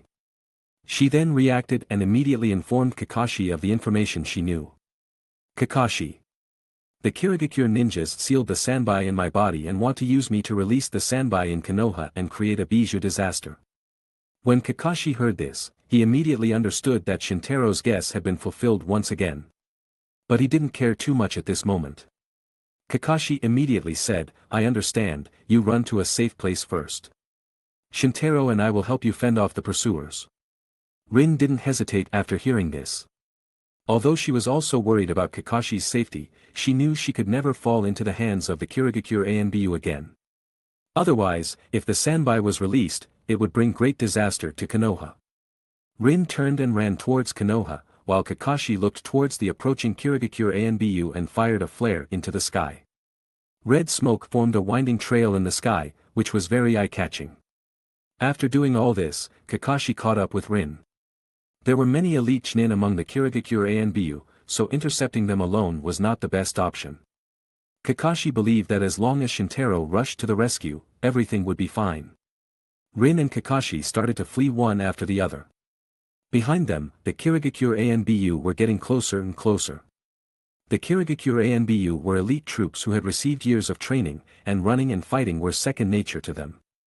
Rin was exhausted and bound and was in a dire condition, and Kakashi had also used a lot of chakra when he rescued Rin just now. So the Kirigakure ANBU were getting closer to the two of them. Kakashi's heart was pounding, and he kept waiting for Shintaro to come for the rescue. If it really doesn't work out, I'll just have to. Kakashi was mentally prepared. When the Kirigakure ANBU were about to get close, he would take action to block the pursuers. At this moment, more than one person rushed here to save them. In the dense forest of the Land of Fire, a figure quickly passed through. It turned out to be Obito, who Kakashi and the others thought had sacrificed himself. Half of Obito's face was wrinkled, as if filled with something, but the scars were still visible. He was wearing a black cloak, with a white spiral object illuminating his body, and his neck still bloomed forming white petals. Obito opened his only remaining eye and asked anxiously, "Where is the yellow flash of Konoha now?" After he learned that something had happened to Rin, he ran far from the cave where Uchiha Madara was hiding. Besides wanting to save someone, he was also thinking about his teacher. After all, if Namake's Minato was here, he wouldn't need to come to the rescue. Minato once saved the entire northwest defense line of Konoha but failed to save him. And now, Minato was absent again. It seems he's on another mission. The white object on Obito's body started to speak, which meant it was some kind of creature. Obito only knew that this kind of creature was called White Zetsu, and that the individual attached to him to help him was called Tobi. Why is he always like this? Obito complained in his heart about his teacher known as the Yellow Flash. He had a reputation as the fastest in the ninja world, yet he was always late at crucial moments. On the battlefield, Shintaro was the first to rush to the rescue. "Okay Kakashi, there's no need to run anymore." Chapter 141. Accompanied by the blue light and strong wind generated by high-speed movement, Shintaro suddenly appeared behind Kakashi. Kakashi turned his head in surprise upon hearing this. "Shintaro! You finally made it." Kakashi had been waiting for him to come to the rescue after launching the flare. As long as Shintaro arrived, it was the same as saving himself and Rin. Rin stopped when she heard the movement behind her and informed Shintaro about the plan she had overheard from Kirigakure village. "Is it really a bijou weapon?" "It seems my guess was right." The corner of Shintaro's mouth curved up as he said, "It looks like Kirigakure is handing us a bijou this time." At this moment, the three were surrounded by the pursuing Kirigakure ANBU. The leading ANBU suddenly recognized Shintaro's identity and was instantly shocked. "That's Uchiha Shintaro. The white-haired demon's eye." Shintaro was now quite famous in Kirigakure village. If it weren't for him, the current war situation for Kirigakure wouldn't be so passive. When the entire fortress and headquarters on the Eastern Front battlefield were destroyed, Shintaro received great acclaim. For Kirigakure, the white-haired demon's eye in front of them was even more challenging to deal with than the yellow flash. "Damn it! Isn't he on the southern front?" The expression behind the mask of the leading Kirigakure ANBU changed drastically. According to intelligence, Konoha's defense on the eastern battlefield was very weak, with a severe lack of regular troops, let alone top combat forces like Shintaro. Moreover, a general attack was being launched on the southern front, personally commanded by the 4th Mizukage, Yugura. Logically, Shintaro should be held back on the southern front. The Kirigakure ANBU and the others never expected Shintaro to appear here. If it was just ordinary reinforcements from Konoha who came to support, they wouldn't be afraid of the elite forces of Kirigakure ANBU. But it was different if it was Shintaro. There was even a rule in Kirigakure that if you encountered Uchiha Shintaro during a mission, you were allowed to retreat, and no fault would be investigated afterward. However, this rule did not apply to this mission. This mission involved releasing the Sanbai as a bijou weapon. If the Sanbai was handed over to Konoha like this, the leading ANBU responsible for the mission would definitely not have a good outcome. At this moment, several Kirigakure ANBU couldn't resist taking action first, attacking them with their swords. Shintaro tilted his head and noticed these ANBU, waving his hand, and a blue orb appeared in the air and flew in an arc. Cursed technique lapse, blue. The blue orb contained strong suction power, pulling all the Kirigakure ANBU who had jumped into the air and colliding them together. With a loud crash, the masks of several ANBU shattered, revealing their bruised and swollen faces. Shintaro raised his hand to enhance the effect, and then several Kirigakure ANBU were forcibly crushed into lifeless flesh and blood. Such a strong and bloody attack shocked the Kirigakure ANBU. Only then did the Kirigakure ANBU deeply understand the terrifying power of the so-called white-haired demon's eye. The expression behind the leading Kirigakure ANBU's mask darkened, and he had already made a decision in his heart. He formed a seal with one hand. He planned to remotely lift the seal on Noara Rin and release the Sanbai to deal with Shintaro.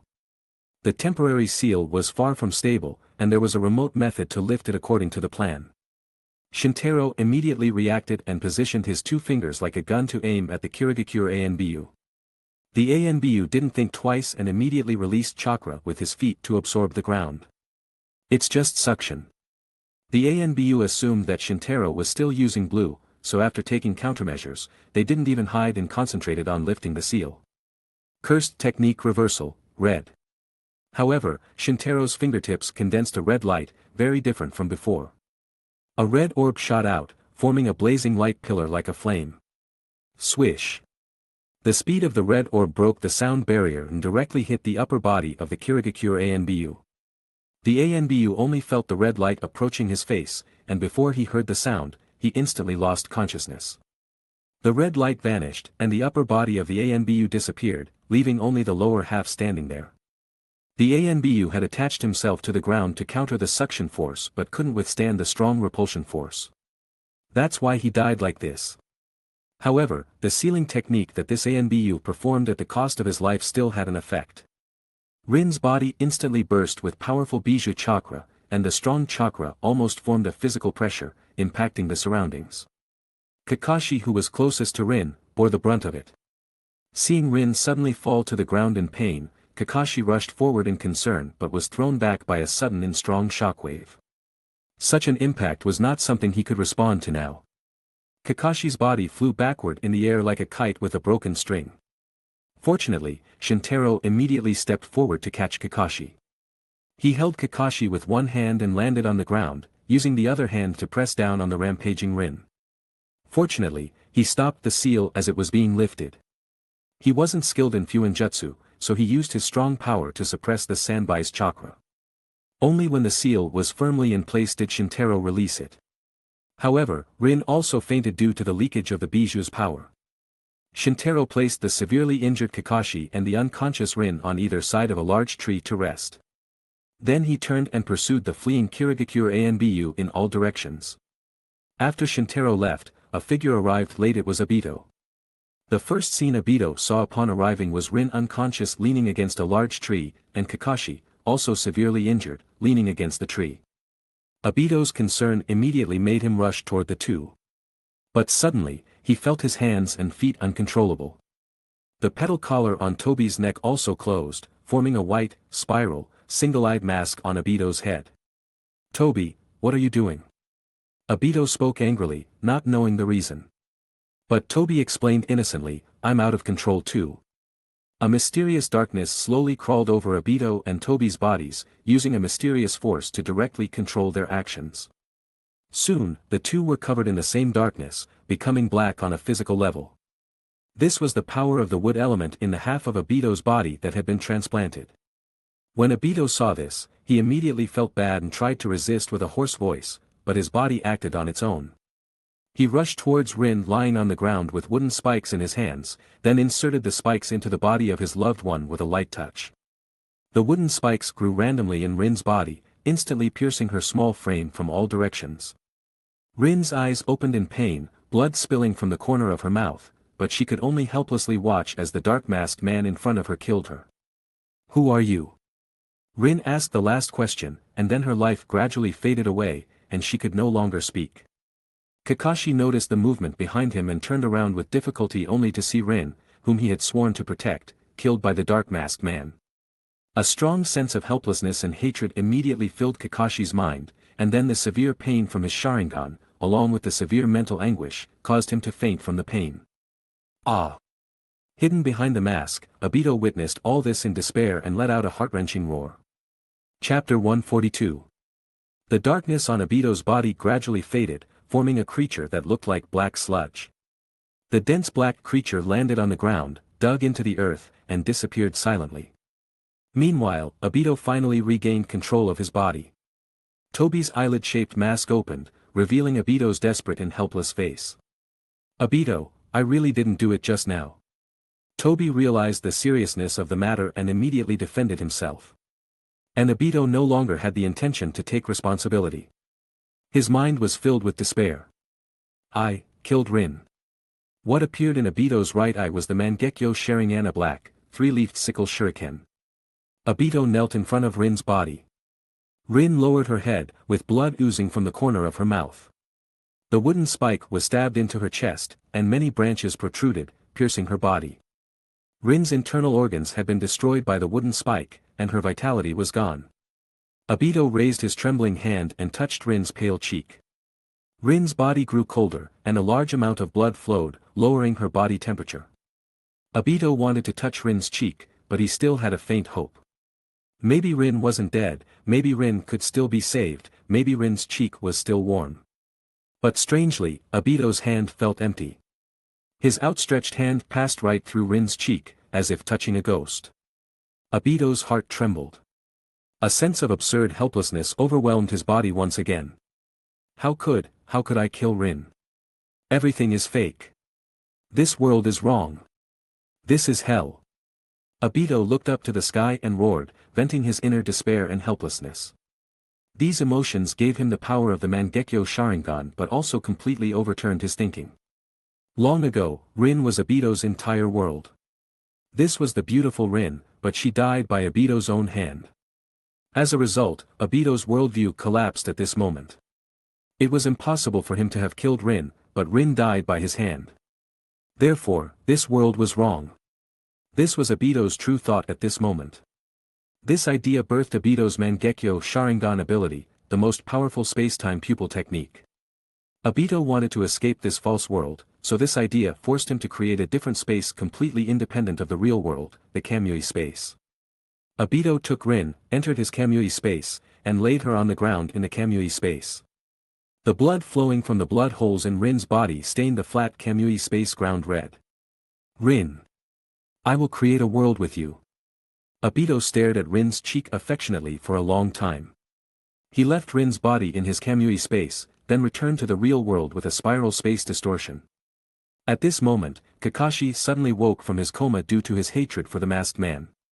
His body just trembled, and Obito was about to do something, but this time Obito was once again caught in the same situation as before. The dark creature rose onto Obito's body again, controlling Obito and Toby once more. Toby's mask closed again, covering Obito's face. Filled with hatred, Obito tried to activate the sacred power of his Mangekyo Sharingan to free himself, but it was futile. He could not activate Kamui at all. Kakashi struggled to stand from the ground but was immediately pushed to the ground by the masked black Obito, and his Sharingan in his left eye was taken. Ah! Kakashi endured the pain of his eye being gouged out, screamed in agony, and at the same time punched the masked man's body. Obito struck back at Kakashi uncontrollably, and at the same time, he raised his head as if realizing something. With a burst of spiraling distortion, Obito disappeared from the spot. Kakashi punched the ground hard and roared weakly. Damn it! Kakashi had never had such strong murderous intent. That masked man. He didn't know the masked man's identity, but he knew that the masked man killed Rin with his own hands and took his Sharingan. No-era Rin was Kakashi's closest friend and the last wish entrusted to Kakashi by the supposedly dead Obito. The Sharingan was a gift from Obito to him before his death. It was the eye that Kakashi originally intended to use to help Obito see the world. And all this was taken by the Dark Masked Man. So no matter who this man was, Kakashi would never let him go. But everyone knew that behind this dark mask was Uchiha Obito, whom Kakashi missed dearly. In Kamui space, Obito's body still ran uncontrollably over a long distance.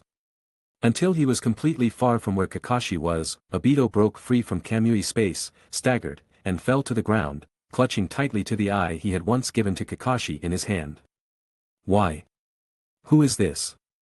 Obito staggered to his feet and roared to vent his anger. But he got no response, only a flock of birds. Rin was dead, and Kakashi's eye was also gouged out by him. Obito would never admit that he did these things, but he didn't know who was controlling him at that time. He seemed like a character set up by a script, acting entirely against his own will. Obito then looked at his lost eye in silence and laughed to himself. Ha, this world is indeed wrong. When Obito was in despair, he remembered Madara's words in the cave, sooner or later you will return to me.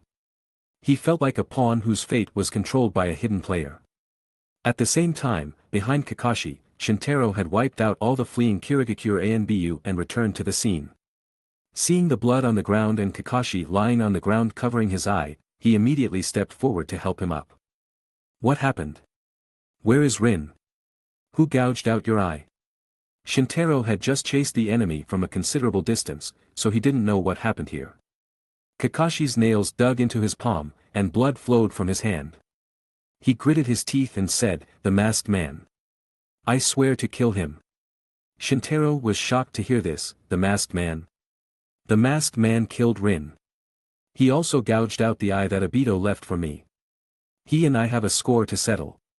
Kakashi's heart was filled with anger and hatred. Shintaro had never seen him like this. Was it? He looked down and pondered everything around him. Who is the masked man? Chapter 143. The Sanbai incident has ended. Konoha lost Chunin medical ninja Noera Rin, while Kirigakure lost a Bijou and an elite ANBU squad. On paper, this seems like a good deal for Konoha. The death of Noera Rin, the Jinchuriki of the Sanbai, prevented a disaster in Konoha. But for Kakashi, it was a very cruel outcome. After Obito sacrificed his life to save him, Rin became his most cherished friend. However, the life of this last beloved friend also ended. Therefore, Kakashi fell into a state of self-blame and regret. Even Shintaro's comfort didn't help, so under Minato's arrangement, Kakashi returned to Konoha to recuperate. After the Sanbai incident, Kirigakure's attacks became unstoppable. Under Minato's command, the situation on the southern front was very favorable. However, something major happened on the western front. Minato, this is a battle report from the front lines sent directly by Jiraiya-sama. Shikaku rushed to the front lines and found Minato directing the fight. Minato stood up and took the battle report while Shikaku began explaining the situation on the western front battlefield. What happened? Minato asked while opening the battle report. Shikaku told him the information he knew. The western front has been defeated. Jiraiya-sama has led his forces back to Tokushima City. Tokushima City? That's deep within our country. He glanced at the battle report and understood the situation. I see, there's an issue with the high-level combat power. There wasn't much difference in the forces deployed on the eastern front between Konoha and Sunigakure. Konoha had 10,000 troops, and Sunigakure's forces were less than 2,000 more than Konoha's.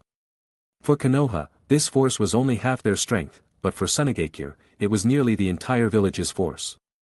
After all, Sunigakure is located in the Wind Country with poor resources and a harsh living environment, always following the path of an elite army. In terms of military strength, Sunigakure could only be said to have a slight advantage. However, in terms of high-level combat power, Sunigakure was still full of powerful individuals. Including the 4th Kazekage Raza, Jinchuriki of Shikaku, Elder Chiyo, and Elder Ebizo. Whether it was Raza's magnetic element or the Bijou's power, or the puppet and poison techniques mastered by the two elders, they were all very difficult for ordinary ninjas to handle. Although Konoha had two Sannin present, Tsunade and Jiraiya. But Minato knew that Tsunade had witnessed her boyfriend Kato Dan die in front of her during the last great ninja war. His death was tragic, and she had suffered from a blood phobia ever since. Therefore, Tsunade couldn't go to the front lines and could only act as a medical ninja in the rear.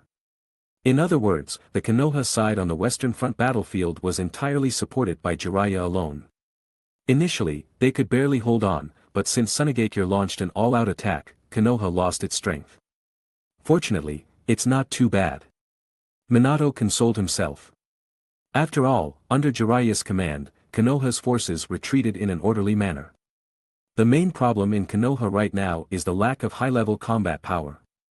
No matter how strong Jiraiya is, it would be difficult to fight 1 against 4. After thinking for a moment, Minato made a decision. Shikaku, you take over command of the southern front forces on my behalf. I will support Jiraiya-sensei, along with Shintaro. Minato immediately decided to personally support Jiraiya and also bring Shintaro along. The strength of the two would be enough to turn the tide of the war on the western front. After all, the power of these two had been proven on the battlefield. Seeing Shikaku nod and approve of the support plan, Minato called Shintaro back from the front lines. Shintaro, let's go support the western front battlefield. Shintaro immediately nodded and casually asked, where's the battlefield? Tokushima City. Shintaro's expression changed slightly, and Minato asked, what's wrong? Shintaro shook his head and explained, "Nothing, I just didn't expect Sunagakure to hit Konoha's doorstep."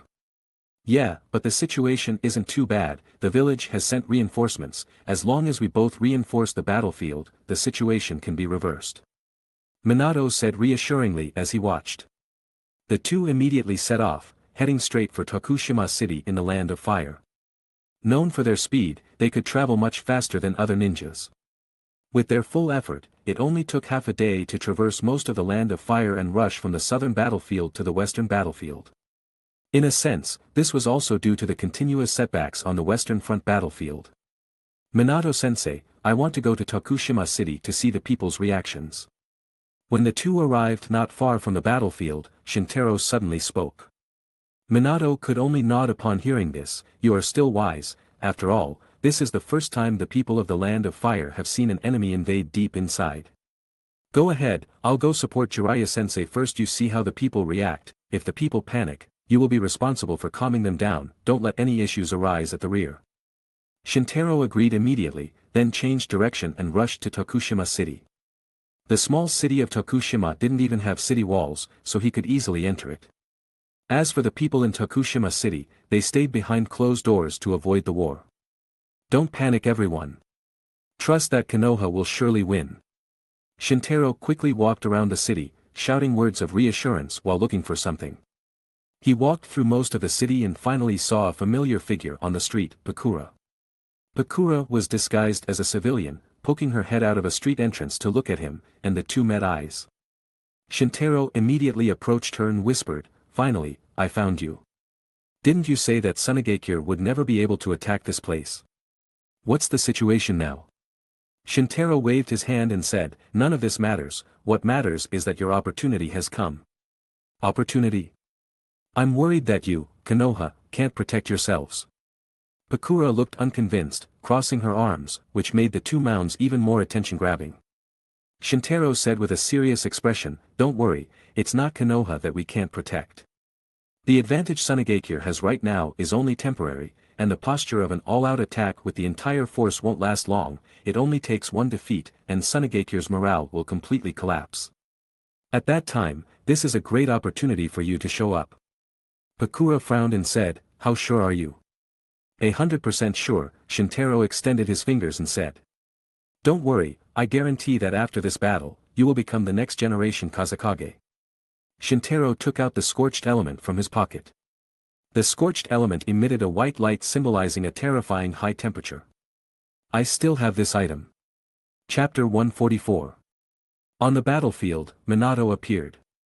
"Jiraiya-sensei, what's the situation?" A kunai appeared beside Jiraiya, and then Minato instantly appeared at his side. Jiraiya sadly rubbed his hair and said, "Not great, Raza is insane, he doesn't care about the lives of the Sunagakure ninja, it's just a suicide mission." He pointed to the battlefield ahead. At the base of Mount Kikyo, outside Tokushima City, Konoha and Sunagakure were engaged in a bloody battle. Behind Konoha was Tokushima City, and behind Sunagakure was Mount Kikyo. For both sides, this battle was a bloody fight with no retreat. The Battle of Mount Kikyo could be called a meat grinder in the Ninja World War. Tens of thousands of ninjas were engaged in an unprecedented bloody battle beneath this previously unknown mountain, which was destined to leave its name in the history of this small mountain. Then let me handle Raza. Even though I haven't taken on the name of Hokage yet, I still have to bear this responsibility. Minato bent down and picked up a kunai from the ground, gripping it tightly. Minato and Jiraiya joined the battlefield, undoubtedly a significant boost for Konoha. Both teacher and student were famous strong figures in Konoha, and in the ninja world, strong individuals often turned the tide of battles. On the other side of the battlefield, Raza also noticed the appearance of Jiraiya and Minato on the battlefield. Raza wasn't very old, but he had dark circles under his eyes, making him look quite aged. He had short blonde hair, wore a black ninja uniform and mesh undergarments, and watched the battlefield with folded arms. "The yellow flash of Konoha has appeared, it seems we need to use the bijou, Yashimaru, let Bunpoku enter the bijou state." Raza's eyes turned cold as he ordered his subordinate. This subordinate had an unusual relationship with him. He was the younger brother of his wife. Yashimaru looked similar to his sister, with yellow hair and a delicate appearance, making him look almost androgynous. Yashimaru had also inherited his sister's gentle personality. Kazekage-sama, Bunpuku-sama, after all, he's already old, if he turns into the bijou, it will be too much of a burden on his body, I'm afraid. Yashimaru spoke hesitantly but was interrupted by Raza. Yashimaru, follow my orders. Raza's eyes were sharp as he said, his blessing is being the Jinchuriki, the bijou weapon of Tsunegakure, dedicating himself to the village is his value. Yashimaru bowed his head, nodded, and retreated. He quickly ran to the back and approached an old bald monk wearing a monk's robe. This unattractive, old, and somewhat shy monk was Tsunegakure's first Jinchuriki. He had been Shikaku's Jinchuriki since the era of the second Kazekage. Later, to prevent the Jinchuriki from rampaging, Tsunegakure's senior officials ordered Bunpuku to be imprisoned in a jail. Since then, Bunpuku had been imprisoned until he grew old.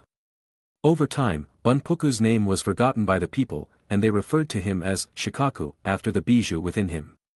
People feared the terrifying power of the bijou and equated the Jinchuriki with the fierce bijou inside their bodies. Only gentle people like Yashimaru respectfully called him Bunpuku-sama. Bunpuku-sama, Kazekage-sama ordered you to enter the bijou state and join the battlefield.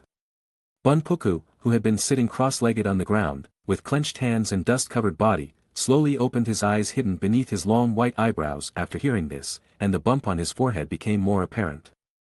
This is the order of the fourth Kazekage, the old monk obeys the order, Amitabha.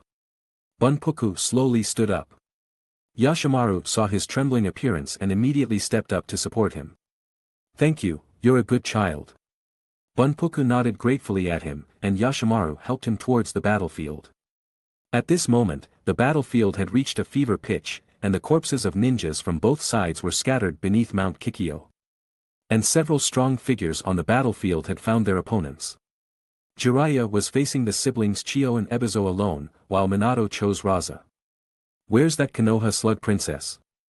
The antidote she created caused great losses to my puppet troops, but she herself doesn't dare to come to the battlefield to fight. The speaker was Chiyo.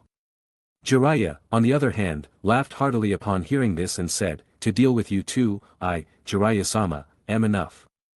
After hearing this, Chiyo summoned the 10 legendary puppets of Chikamatsu from the puppet scroll handed down by the first puppet master Monzaemon.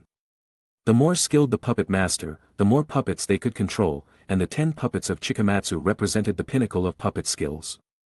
Each finger could independently control a puppet to fight, showcasing Chiyo's outstanding puppet skills. Ebizo, next to her, had slightly lower memories, but he also summoned 6 puppets to control.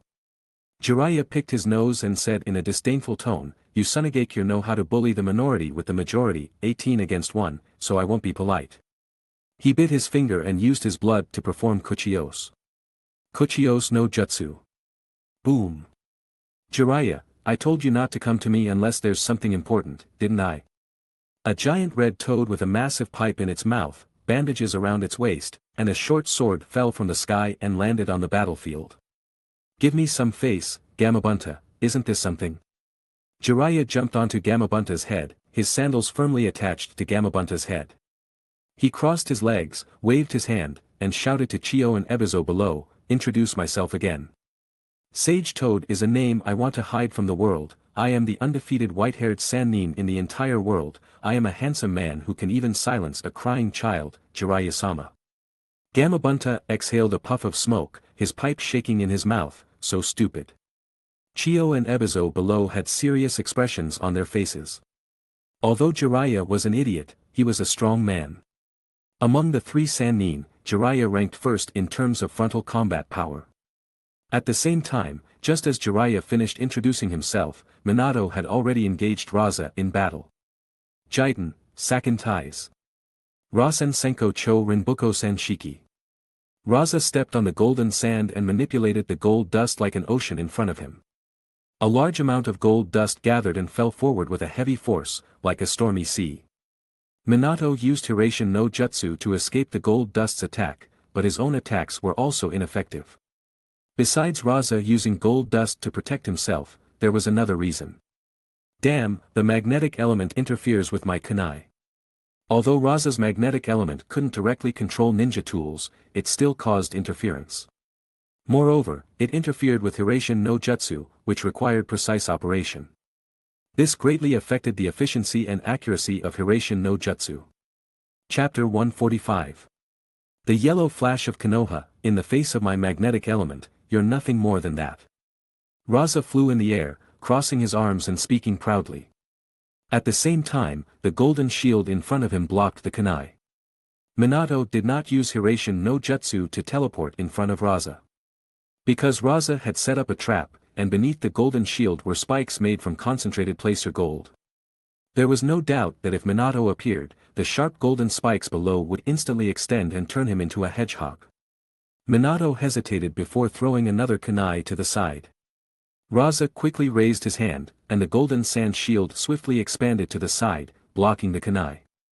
At the same time, he controlled the placer gold and continued his attack. The placer gold surged layer upon layer, forming overlapping attacks.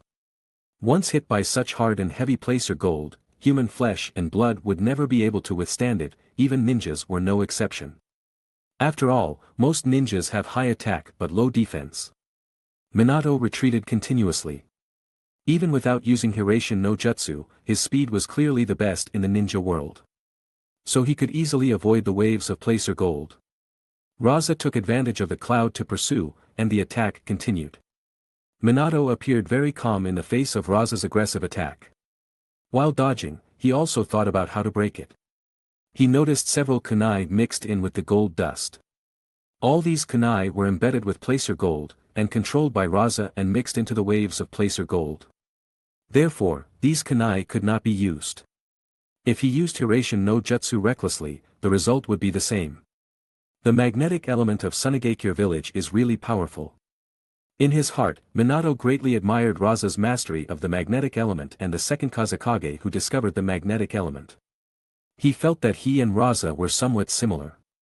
First, their ages were similar. Raza was only a few years older than him, but they were still young.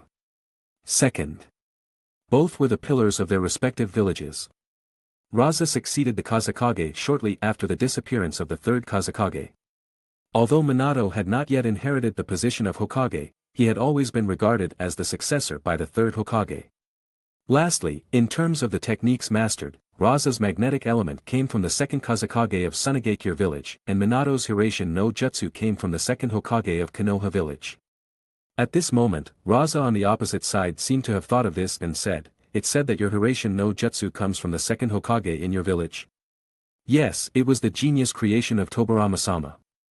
Minato nodded and confirmed Raza's statement. The second Hokage created many forbidden jutsu in his life. I'm not very talented, and the only one I mastered is Hiraishin no Jutsu. He also humbly elevated the reputation of Senju Tobirama above himself. This was in line with Minato's humble and gentle character, but what he said was not necessarily false. Even though he was very talented, he was not as good as Tobirama in inventing forbidden techniques. However, in terms of Hiraishin no Jutsu achievements, Minato had already surpassed the creator of the technique. The second Hokage, the strongest ninja in the world, the so-called strongest ninja in the world was finally killed by two rebel ninjas in Kumogakure. Raza looked down at Minato from above the sky, his eyes arrogant like his tone. You are no exception, the yellow flash of Konoha, Kikyo Mountain will be your burial ground. Raza suddenly attacked before he finished speaking, creating countless sharp gold spikes like bamboo shoots to attack Minato from all directions. Minato repeatedly dodged, moving in and out of the constantly growing and extending golden spikes. Fortunately, his reaction speed was extremely fast, and he was still able to cope with the golden spikes stabbing at him from all directions. Minato dodged and retreated, while Raza advanced step by step on the golden cloud. Raza continued to wave his hands forward, turning the chakra in his body into magnetic force to control the countless fine and heavy gold in front of him. The placer gold continuously formed placer gold limit methods one after another, continuously attacking the water gate. Minato tried to use Hiraishin no Jutsu to escape, but Raza was already prepared and used the magnetic element to interfere with the flying direction of the kunai. None of the several kunai thrown by Minato survived, and they all fell into the sea of golden sand. Seeing Minato at his wit's end, Raza launched a more aggressive attack. Finally, Minato got injured. As he was thrown and turned around, a placer gold spike pierced his cheek. Minato reacted immediately and used his left hand to grab the side of the placer spike to avoid it. However, small spikes suddenly protruded from the side of the golden placer spike and pierced his palm. His blood was very conspicuous on the placer gold, slowly dripping to the ground. Fortunately, he reacted in time and escaped without letting the placer gold cause more damage. He retreated a few steps, took out a potion from his ninja bag, and drank it. It was a universal antidote of Sunigakure developed by Tsunade, which could detoxify most poisons in Sunigakure. This antidote was quite rare, even he could only get a little. Raza controlled the ball of placer gold that had just injured Minato to float in front of him and said with a sneer, "Don't worry, I didn't bother using poison, my placer gold is enough to kill you." With his arrogant character, he wasn't lying. As a magnet ninja studying under the third Kazekage, Raza took pride in magnet ninja, so of course, he didn't bother using poison from the puppet master lineage. The second Kazekage was the first Sunigakure ninja to master both the magnetic element and puppetry, and also the last. The third Kazekage inherited the magnetic element and used it to become the strongest Kazekage in history. Monzaemon inherited the puppet skills of the third Kazekage, and as the first ninja to call himself a puppet master, he earned the title of first puppet master. The two factions were independent and had their own pride. As a disciple of the strongest Kazekage in history, Raza always regarded puppet masters and poison techniques as cheap skills.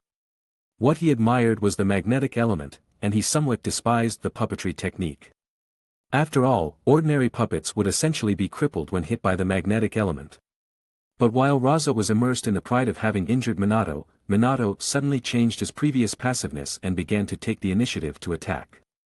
Fton, Kazekiri no Jutsu. His seal released a giant sharp wind blade. In fact, Minato learned Hiraishin no Jutsu only after he became a Jonin. Previously, he relied on Shunshin no Jutsu and Elemental Ninjutsu. The wind blade quickly pierced the placer gold in front of Minato, cutting countless placer gold spikes and heading straight for Raza. Raza was shocked. Wind release of this level, how is it possible? Even Sunigakure village doesn't have such a strong wind release ninja. I'm afraid the only one who can compare is the first Kazekage. Raza's placer gold was easily cut through. Fortunately, there was a placer gold ball in front of him, and he compressed it into a solid cube. Swish! The wind blade cut the placer gold cube in front of him at high speed, making a sharp sound. The wind blade cut through the placer gold cube, but its momentum was also exhausted. Raza sighed in relief when he saw this. He did not realize that a rune similar to a kunai had appeared on the section of the placer gold cube. In an instant, a sudden change occurred, and Minato appeared in front of Raza, right within the placer gold cube. Rasengan. Raza did not react at all, but the placer gold cube was thrown into his face with Minato's foot, and Rasengan hit the center of his chest. Raza was instantly thrown by the huge impact of Rasengan, flying backward directly from the placer gold cloud, spitting blood. Fortunately, I prepared the placer gold armor in advance. Raza had just landed and was still feeling scared. When he looked down, he found that there was also a Hiraishin no Jutsu mark on the golden armor on his chest. Not good. Whoosh! Minato held a kunai, and the light green wind element chakra clung to the kunai. The slash penetrated Raza's placer gold defense. In an instant, his chest exploded with a bloom of blood, and blood splattered. Namikaze, Minato. Chapter 146. Raza roared, burying the placer gold inscribed with runes of Hiraishin no Jutsu into the ground, while simultaneously controlling a large amount of placer gold to attack. Minato stopped when he saw this, no longer greedy for merit, and used Hiraishin no Jutsu to return to his previous spot, just in time to avoid the counterattack of the gold dust. Concession. He said with a humble smile, but this only made Raza consider it a great mockery. Raza used placer gold to solidify a drill-shaped spear, which he spun and thrust forward at high speed. Minato released a wind sphere compressed to a very high density. The wind sphere collided with the placer gold spear, and an explosion of wind erupted immediately, like a cannonball from heavy artillery. The placer gold spear clashed directly with the heavy storm cannon, and a stalemate ensued. At this moment, a sharp rumbling sound came from the distance. Ehahahaha. I'm out. I finally got out. Damn humans. I'll kill you all. The result of the clash between the placer gold spear and the wind release pressure damage was almost equal. The placer gold spear was repelled, and the wind release pressure damage dissipated as well. However, both Raza and Minato made a tacit agreement to temporarily hold a ceasefire, and they both looked towards the sound. Finally, it's time to show your worth, Bijou. Raza laughed, finally waiting for the Bijou capable of turning the tide on the battlefield. Minato frowned. He was not good at dealing with a big guy like a Bijou. Kushina should be among the reinforcements, but she is not yet skilled enough in Bijou transformation. Jiraiya-sensei is also held back. Damn. There was no power capable of opposing the Bijou on the battlefield at this moment. Konoha's reinforcements had not arrived. Even if they did, Minato did not want Kushina to use Bijou transformation for her safety. Jiraiya and Gamabunta were also held back by two elders of the Sunagakure village, so Minato could only decide to fight quickly. At this moment, a blue light flew from the sky in the distance, and a figure landed on Shikaku's head. Minato looked up and then let go of his worries. Finally, Shintaro. Now it was his turn to laugh. Damn lowly human. How dare you step on my head? Shikaku was covered with earth-yellow color, with purple curse-sealed patterns all over his body, and two pointed purple horns on his head. Shikaku's body was large and plump, and he used his chubby claws to pat his head, like swatting a fly, making him extremely annoyed. Bang! Shikaku hit his head with a hard punch. Due to the excessive force, he hit so hard that stars appeared in his eyes. Die! Ha ha ha ha ha! Shikaku laughed wildly. Let's see. Who will die next? Shikaku looked towards the nearby Konoha ninjas and started selecting his next target to kill. Who said I'm dead? A faint voice sounded in Shikaku's ear from above. Shikaku then lifted his head and saw Shintaro standing in the air. Huh? You're not dead. A confused expression appeared on Shikaku's large face, his mouth wide open, revealing a set of sharp teeth, and then his eyes turned sharp. Then you'll die now. Shikaku patted his belly and spat out a wind ball containing a large amount of chakra. The size of this wind ball was extremely large, but it was normal for a big creature like the Bijou. After all, a monster this big drooling like rain to ordinary humans. No wonder this wind ball far exceeded the scale of ordinary wind element ninjutsu. Shintaro faced the giant wind bomb but remained unmoved. Bang! The wind bomb fell around him, exploding into a chaotic whirlwind in the air. However, he remained unmoved in the wind vortex, which shocked Shikaku. Die! Die! Die! Go to hell! Go to hell! Go to hell! Shikaku patted his belly angrily, opened his mouth, and spat out air bullets one after another. Shintaro finally moved, but he did not move away from the air bullets. Instead, he slowly approached Shikaku while holding the air bullets. How is it possible? Just a human. Shintaro said calmly. Noisy. He dove down with his fist raised and punched Shikaku's big head. This punch was filled with cursed energy, coupled with the blessing of chakra and the power of diving down. The force was far greater than Shikaku's previous punch. Shikaku's head hit the ground with one punch. Bam! A loud noise came from the ground, and the earth shook. Shintaro stood in the air, shaking his wrist, and muttered to himself, yes, my power has surpassed before. The past he talked about included the time in the ninja world and when he lived as the head of the Gojo family in his previous life. Shikaku's head touched the ground, and his body could not help but sit on the ground, and the enormous weight crushed the ground. Shikaku's body leaned forward, and behind him, a thick and long tail covered in diamond-shaped sand spikes lifted high into the sky, looking rather funny. This punch made Shikaku truly start to see stars. Shikaku's copper coin-like pupils trembled in his eye sockets, and it took him a while to calm down.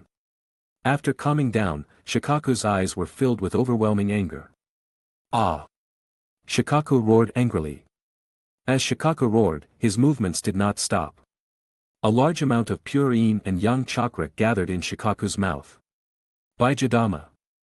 There was real killing intent in Shikaku's small eyes. Of course, these small eyes were relative to Shikaku's size. This look was naturally seen in Shintaro's eyes. Shintaro was not the kind of person who would be cruel to his enemies. Since you're serious, I won't be polite, little Tanuki. He raised one hand and pointed two fingers at Shikaku. A red light began to condense at his fingertips, forming a red ball the size of a basketball. And Shikaku's mouth condensed a large black Baijidama. In terms of shape, the Baijidama jade was much larger. The two balls, one big and one small, one black and one red, faced each other until Shikaku roared. "I am a raccoon dog." The Baijidama then shot out from Shikaku's mouth with astonishing power. This was the moment Shintaro had been waiting for. Cursed Technique Reversal, Red. This time, the cursed technique released by Shintaro was extraordinarily large, so the effect of red was also extremely powerful. The ball formed by red collided with the Baijidama. In an instant, the Baijidama was repelled and returned to hit Shikaku. Shikaku's small eyes were filled with fear for the first time. Boom! Shikaku only had time to raise his two claws and one tail to defend himself before the explosion of the Baijidama swallowed him whole. Chapter 147. The sudden, tremendous explosion on the battlefield drew everyone's attention. Raza turned his head. What? He initially thought that the Baijidama would explode among the Konoha ninja forces or kill Uchiha Shintaro. Unexpectedly, Raza only saw the explosion hitting Shikaku, while Shintaro still stood high in the air. He actually has the ability to fly, that's not important, what's important is how he could counter the Baijidama so easily. Even I, with my magnet element, wouldn't dare to resist a Baijidama. Raza thought for a moment, recalling Shintaro's act of killing the Hachibi. At first, I thought it was exaggerated, but I didn't expect it to be true. He has the power to fight a Bijou head-on at such a young age. The value of this is truly enormous. Raza realized his situation was dire. He was injured now, and it was already challenging to face Minato before him. Adding Shintaro's words, there was no doubt that he would be defeated.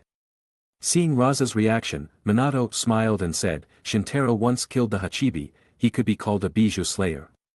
Ichibi of Sunagakure village will have trouble against Shintaro." Raza smiled reluctantly and still spoke harshly, "A Bijou is not easy to deal with." A sharp roar once again interrupted the conversation between Raza and Minato. Ah! It hurts so much.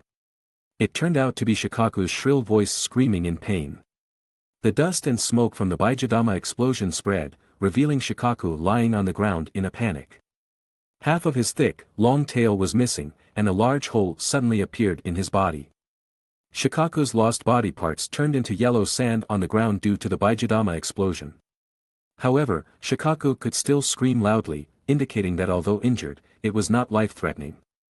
Bijou are chakra creatures, so even if severely injured, they are just weakened and look pitiful. As long as the Bijou's chakra is not completely lost, it will not die.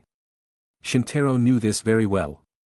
The first time he fought against the Hachibi, he spent a long time in fierce battle before defeating the Hachibi.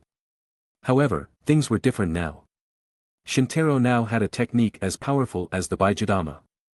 A large amount of chakra and cursed energy gathered in his palm, and the blue ball gradually turned red, and then gradually darkened to pitch black. In terms of size, purple was still smaller than the Baijidama, but its power had surpassed the Baijidama, at least more than Shikaku's Baijidama. Baijidama? Shikaku saw the dark ball in Shintaro's palm and felt the terrifying power contained within it. In Shikaku's understanding, the combination of black color, a ball, and terrifying power could only be called Baijidama. But Shikaku also realized that this ball seemed somewhat different from a Baijidama. The black light on the surface of the pitch-black ball kept flashing, a sign of high-speed rotation inside the ball. Purple and Baijidama had similar appearances, but essentially it was a highly compressed chakra ball. However, purple not only had the blessing of strong cursed energy but also the blessing of high-speed rotation power. As Shikaku once again showed an expression of horror, purple shot out in an instant. Boom! A terrifying explosion occurred instantly, and fire erupted, engulfing Shikaku once again. Oh no! Shikaku's scream swept across the battlefield. No ninja from Sunagakure or Konoha dared to be near Shintaro and Shikaku, yet the scream still reached the ears of the ninjas on the battlefield. Bijou are terrifying representations of weapons in most ninjas' minds. Only Bijou always scared ninjas, and ninjas had never heard Bijou scream in fear. Shikaku used his sand control ability to protect himself in the critical moment of life and death. There was a legend circulating in the land of wind. Shikaku lived in the depths of the desert. He was a monster raccoon cat buried and piled up by wind and sand. His body was a raccoon cat. Liked to play tricks, and loved to bury everything in front of him with wind and sand. It is hard to say whether this legend is true or false. But Shikaku's ability to control wind and sand is true. Shikaku was seen creating a large amount of yellow sand on the ground under his feet. The yellow sand surged up and immediately covered his body, forming a large ball-shaped shield. The large ball of yellow sand covered Shikaku's entire huge body, and the yellow sand mixed with the hard metal ores buried underground, protecting his body like an indestructible absolute defense. At the same time the yellow sand shield formed, a tremendous explosion had already hit it. In an instant, a large amount of yellow sand was erased by the explosion of purple, and the so-called absolute defense collapsed immediately. The explosion generated by a large amount of chakra and cursed energy of purple exploded with a dazzling light.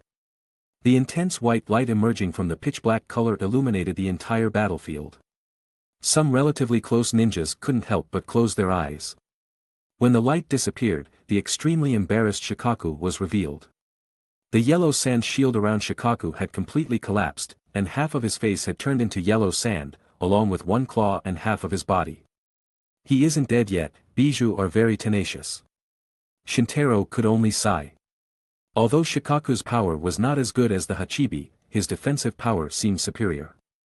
Moreover, Shikaku had many methods, so he was not easier to deal with compared to the Hachibi. At this moment, Shikaku, seeing Shintaro's terrifying power, had no fighting spirit left and no longer had the strength to utter his sharp howl. Such terrifying power. Since I was born until now, I've never suffered such serious injuries. This bastard really is trying to kill me. I can't beat you, now it seems I have no choice but to run away. The eye on Shikaku's broken half-face rotated, and then he suddenly opened his mouth. A strong wind swept sand bombs and yellow sand towards Shintaro in the sky. While launching a violent attack, the strong wind also formed a large yellow sand smoke screen in the sky in an attempt to disrupt his view. Then Shikaku immediately turned and ran, stretching his short legs and using his only remaining claw to grab the ground for acceleration. His posture was funny, but his speed was very fast, and the ground shook as he ran. However, Shintaro surrounded by yellow sand only found it amusing. You silly tanuki for trying to blind the Six Eyes' vision. Chapter 148. Shintaro slowly flew out from the yellow sand and saw Shikaku, who had already run quite a distance. Shikaku had been thrown into the front lines of the Konoha ninja, but now he escaped back to the ranks of Sunigakure. Moreover, Shikaku attacked the Sunigakure lines at a very high speed, combined with his large and heavy physique. Help! Shikaku is coming at us like this. Run! The Sunigakure ninjas below faced the impact of their own Bijou. What is Banpuku doing? Doesn't he want to cancel the Bijou transformation? Raza's eyes widened when he saw this, and he couldn't help but curse. To ensure the destructive power of the Bijou, Raza had ordered Banpuku to give the initiative to Shikaku on the battlefield. But the situation was clearly different now. Shikaku had been defeated. Logically, Banpuku should take action to regain control and not let Shikaku attack his own front lines. What Raza didn't know was that under the previous bombardment, Banpuku's consciousness had fainted, leaving Shikaku to run away in a panic, ignoring the Sunigakure ninja in front of him. You filthy humans blocking my way. Get out of the way. Shikaku's claw casually slapped the Sunigakure ninja blocking the way in front of him, causing significant losses to the Sunigakure ninja forces in an instant. Shikaku's escape route directly passed through the Sunigakure lines, hoping to cross Mount Kikyo behind to escape the incredibly strong white-haired boy behind him. Shintaro slowly floated in the air and chased after Shikaku, watching with interest as Shikaku trampled and crushed many Sunigakure ninjas to death. This was called asking for trouble. Shikaku finally came to Mount Kikyo after accidentally killing many Sunigakure ninjas. Shikaku hurriedly turned around and saw Shintaro who had been chasing him. Then he felt a slight sense of security and ran towards Mount Kikyo without looking back. Although Mount Kikyo was not tall, it was still several hundred meters high. Shikaku's figure looked somewhat small in front of the mountain. At this critical moment of life and death, Shikaku displayed extraordinary agility. He jumped with all his strength, placing one foot on the mountain, and then used his power to leap to the top of Mount Kikyo. At this moment, Shikaku sensed that there seemed to be danger behind him, and when he looked back, he realized something was wrong. Shintaro was still flying in place, but the terrifying, ink-black, and extremely powerful ball had once again condensed in his hand. Hollow technique, purple. Purple shot towards the top of Mount Kikyo, causing an air explosion in the air just because of its speed. Shikaku was shocked and immediately deployed his absolute defense again. However, this time, the purple that Shintaro condensed was his main work, mobilizing the chakra and cursed energy of his entire body, and its power was several times higher than before. This time, Shikaku had no room to resist. The dazzling light once again illuminated the entire battlefield. Then a loud rumbling sound that reached the heavens and the earth was heard. After the roar of the explosion, the sound of a massive and dull collapse was immediately heard. Mount Kikyo collapsed. All the ninjas on the field were stunned. The sound even clearly reached Tokushima City. The residents of Tokushima City were increasingly in awe of ninjas. Is this the power of a ninja? Like gods? As everyone knew, not all ninjas had godlike power. When the light and sound disappeared, what appeared before everyone was an extraordinary sight. The top of Mount Kikyo was gone.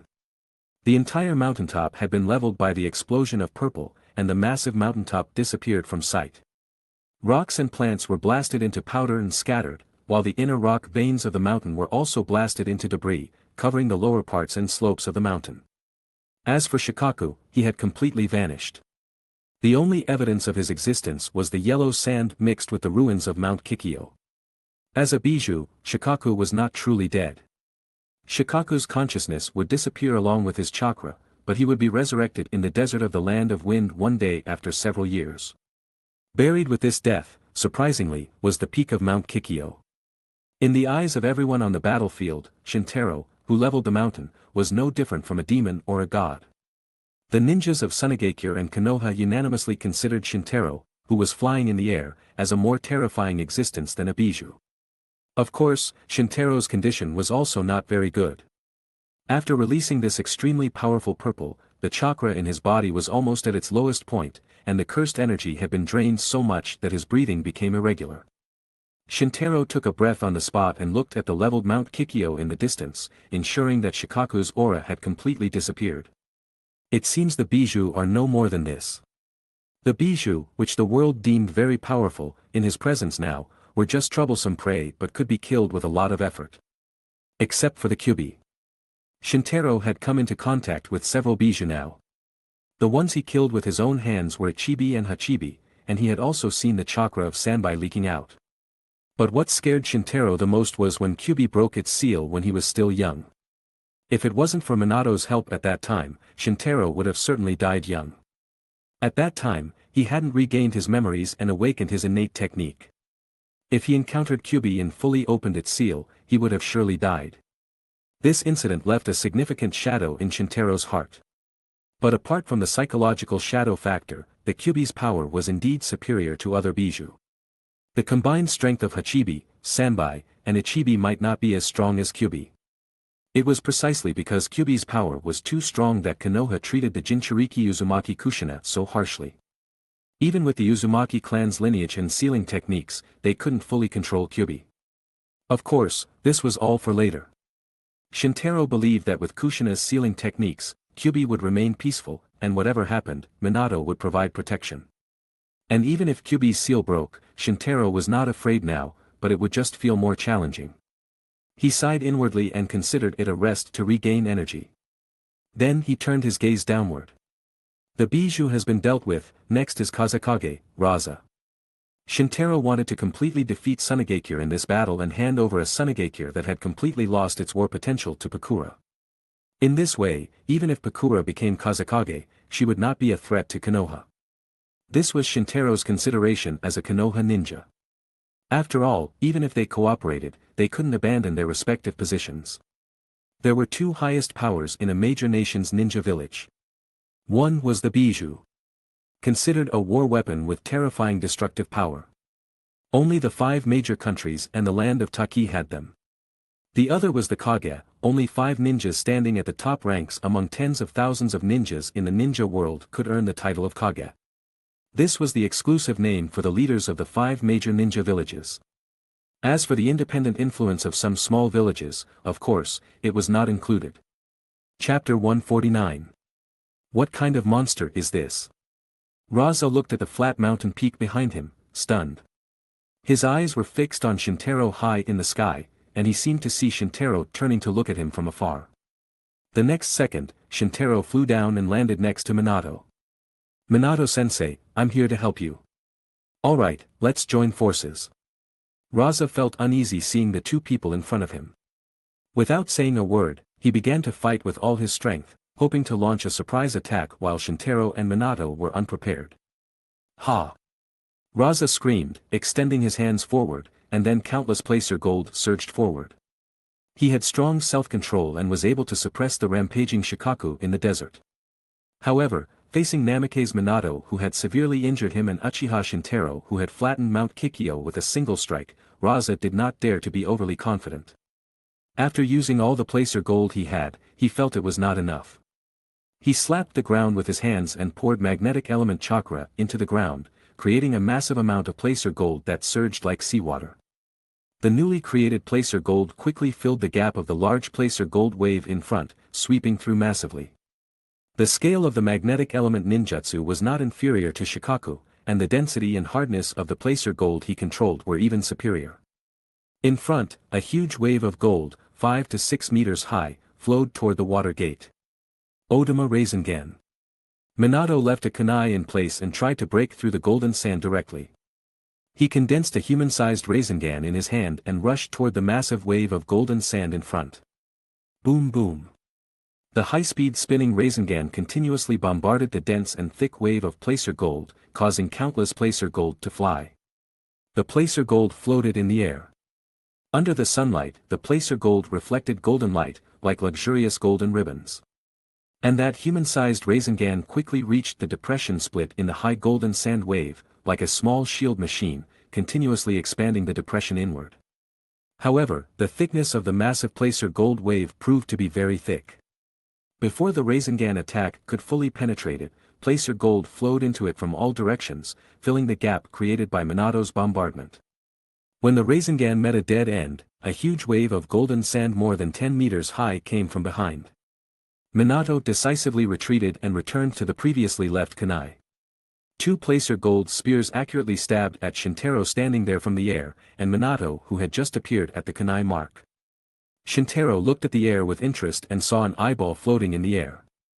An eyeball condensed with placer gold actually has a detection effect. Not bad, creative. Shintaro stretched out 2 fingers and pointed at the floating golden eyeball.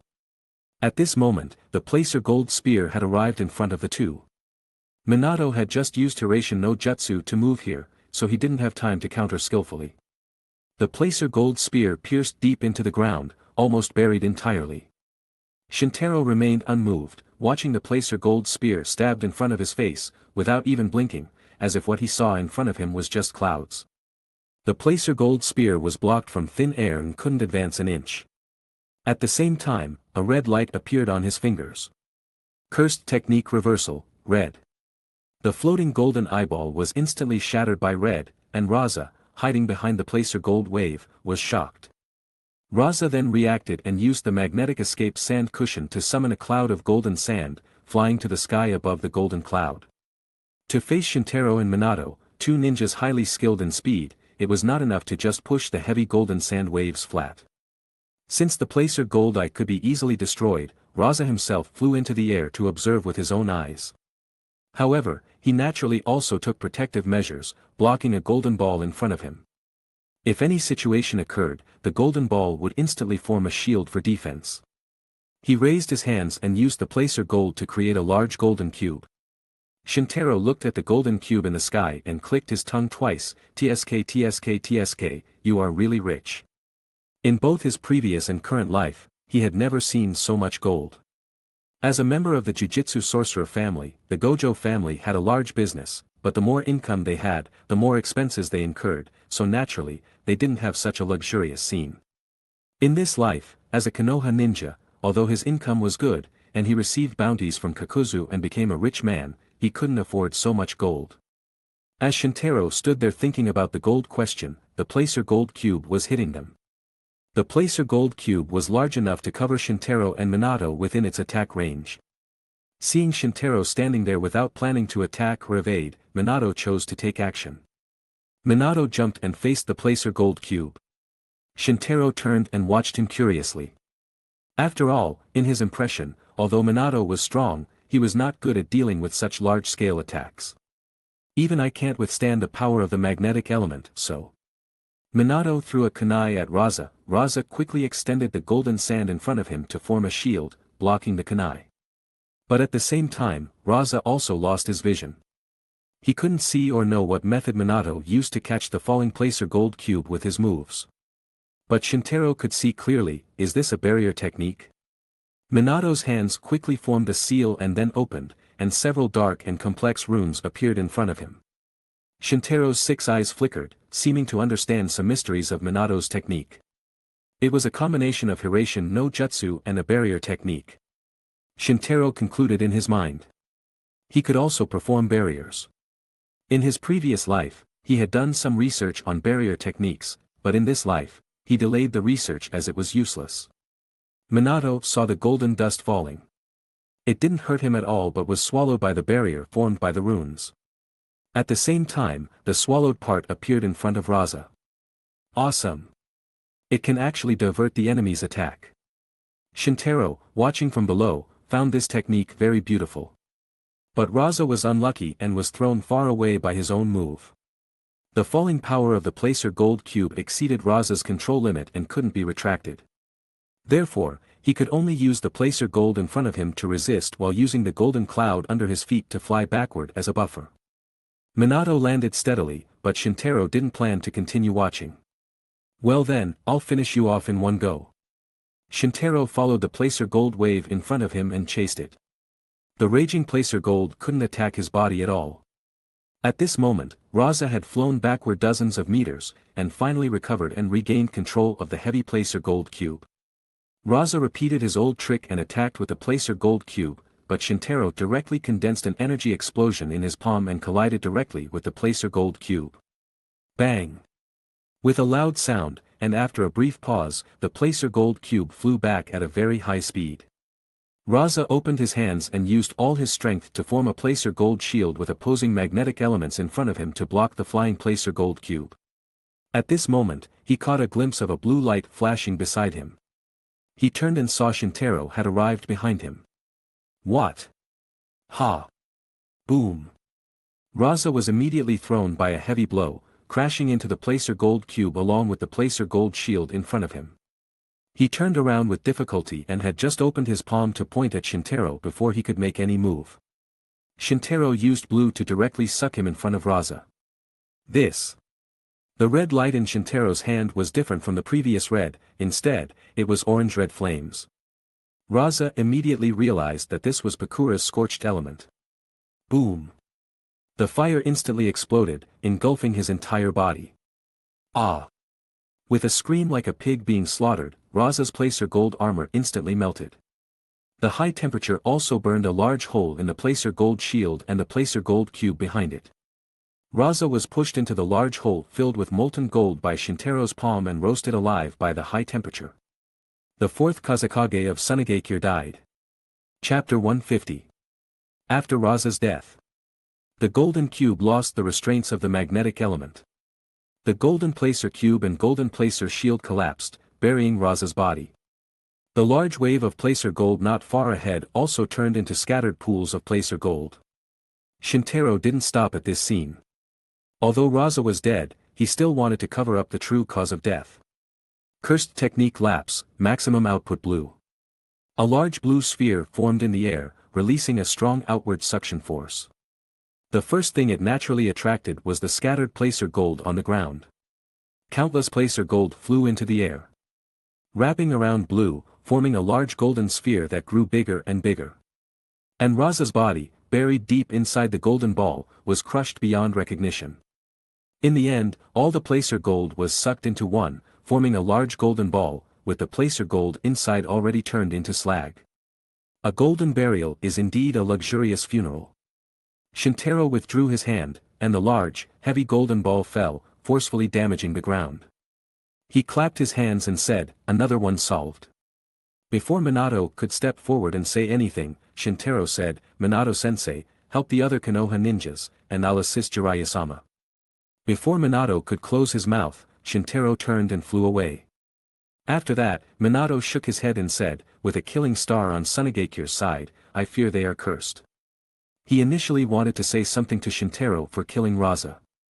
But seeing his indifferent expression, as if killing a Kage was just a trivial matter, Minato secretly admired him, who was much younger than himself. Minato turned to assist the other Konoha shinobi. Although the Bijou and the Kazekage of Tsunagakure were dead, Tsunagekyu's front line had not completely collapsed. Due to the huge advantage of the placer gold in the past, ordinary Konoha ninjas still faced a lot of pressure on the battlefield. And Minato's support was as valuable as 1,000 troops, providing a glimmer of victory to the ordinary Konoha ninjas that was visible to the naked eye. On the other side of the battlefield, the fight between Jiraiya and Chiyo and Ebizo continued. Jiraiya alone suppressed the two elder puppeteers of Tsunagakure. To be precise, it was Jiraiya and Gamabunta who suppressed Chiyo and Ebizo's 16 puppets with the power of one man and one toad. Gamabunta spewed a large amount of toad oil forward. The fire Jiraiya spat easily fused with the toad oil, spreading instantly into raging flames. Facing the combined ninjutsu of Jiraiya and Gamabunta, Chiyo and Ebizo couldn't dodge and could only use all their power to defend. Chiyo first used 3 puppets from Chikamatsu to block the front. The 3 puppets, all dressed in white, formed a triangular pyramid formation, activating the puppet mechanisms, Buddha, Dharma, and Monk, and launching a secret technique. A tornado instantly erupted between the 3 puppets, sucking a large amount of fire from the front into the middle of the triangle formation, then shooting it backward after being strongly compressed. In this way, most of the fire was compressed and shot into the open space behind, burning some scorched ground. Chiyo and Ebizo cooperated to use the remaining puppets to spread out a chakra light shield to block the remaining fire.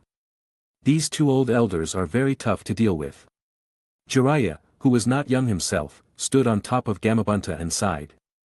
Although he had used various ninjutsu to blast the puppets in Chiyo and Ebizo's hands to pieces, the sturdy structure of the puppets could still last a long time.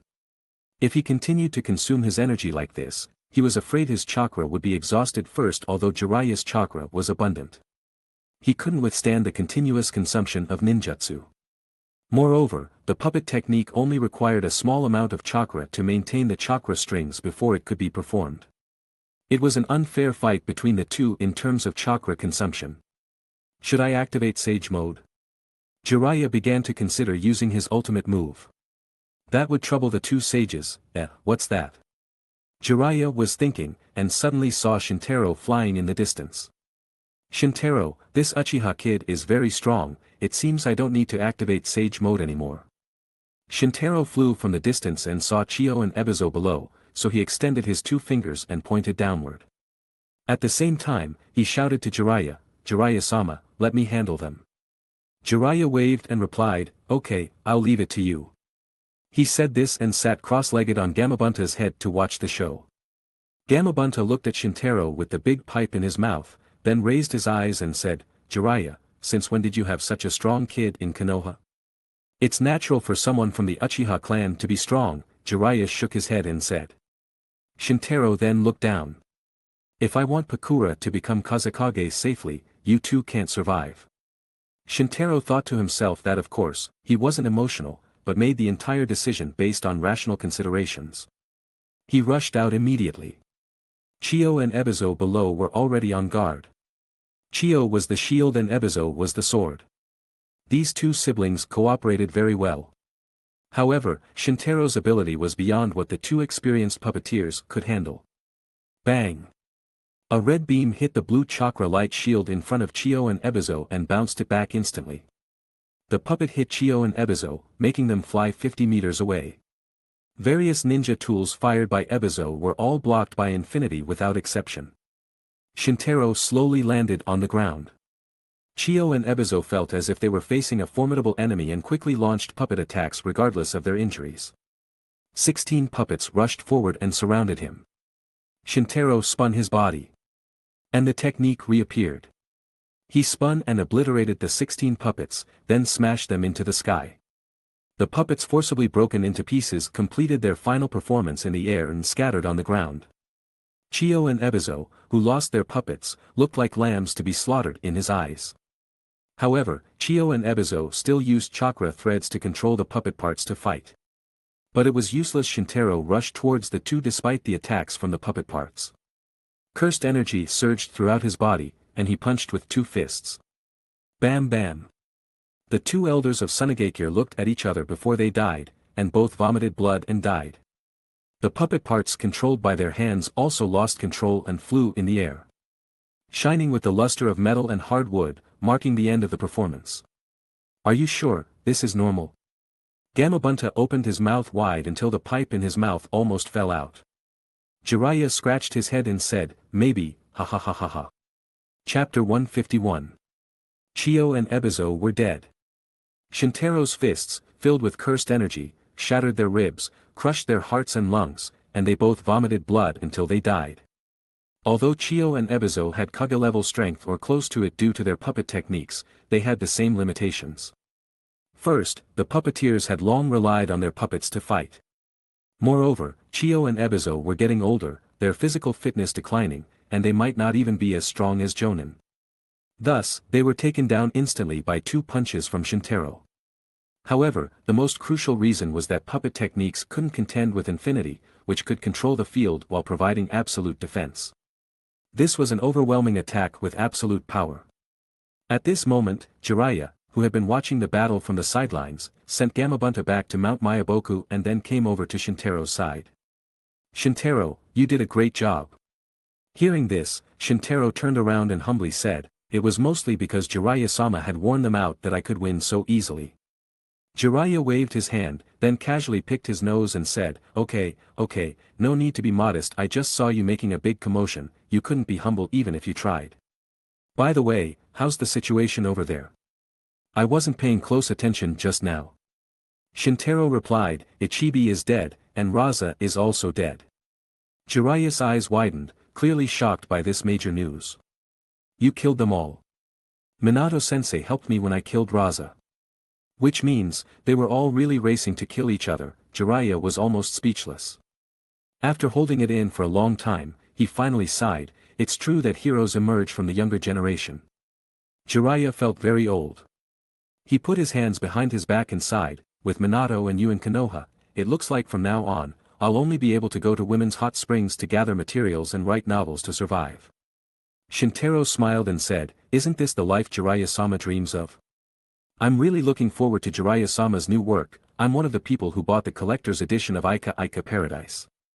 Jiraiya's eyes lit up, and he patted Shintaro and said, I didn't expect a handsome guy like you to be my loyal fan, by the way, I have a manuscript of Ika Ika Paradise here, so I'll give it to you.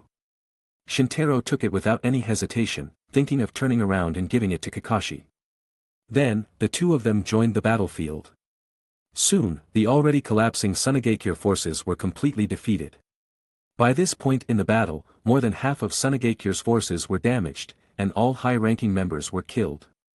Due to the addition of Minato and Shintaro, Konoha only lost 30 of its forces. Reinforcements came from Konoha, and even the Kyubi Jinchuriki entered the battlefield. Therefore, Sunagakure was leaderless and suffered heavy losses. After being defeated, they were surrounded at the foot of Mount Kikyo. Jiraiya, Minato, and Shintaro stood in front of the Konoha ninjas. Jiraiya-sensei, what should we do? If we keep fighting, it will only be a massacre. Minato couldn't bear it. He wouldn't worry about killing enemies on the battlefield. But this was no longer considered killing enemies. The Sunagakure ninjas in front of them had all lost their fighting spirit and didn't resist even when surrounded. Clearly, they were not considered true enemies.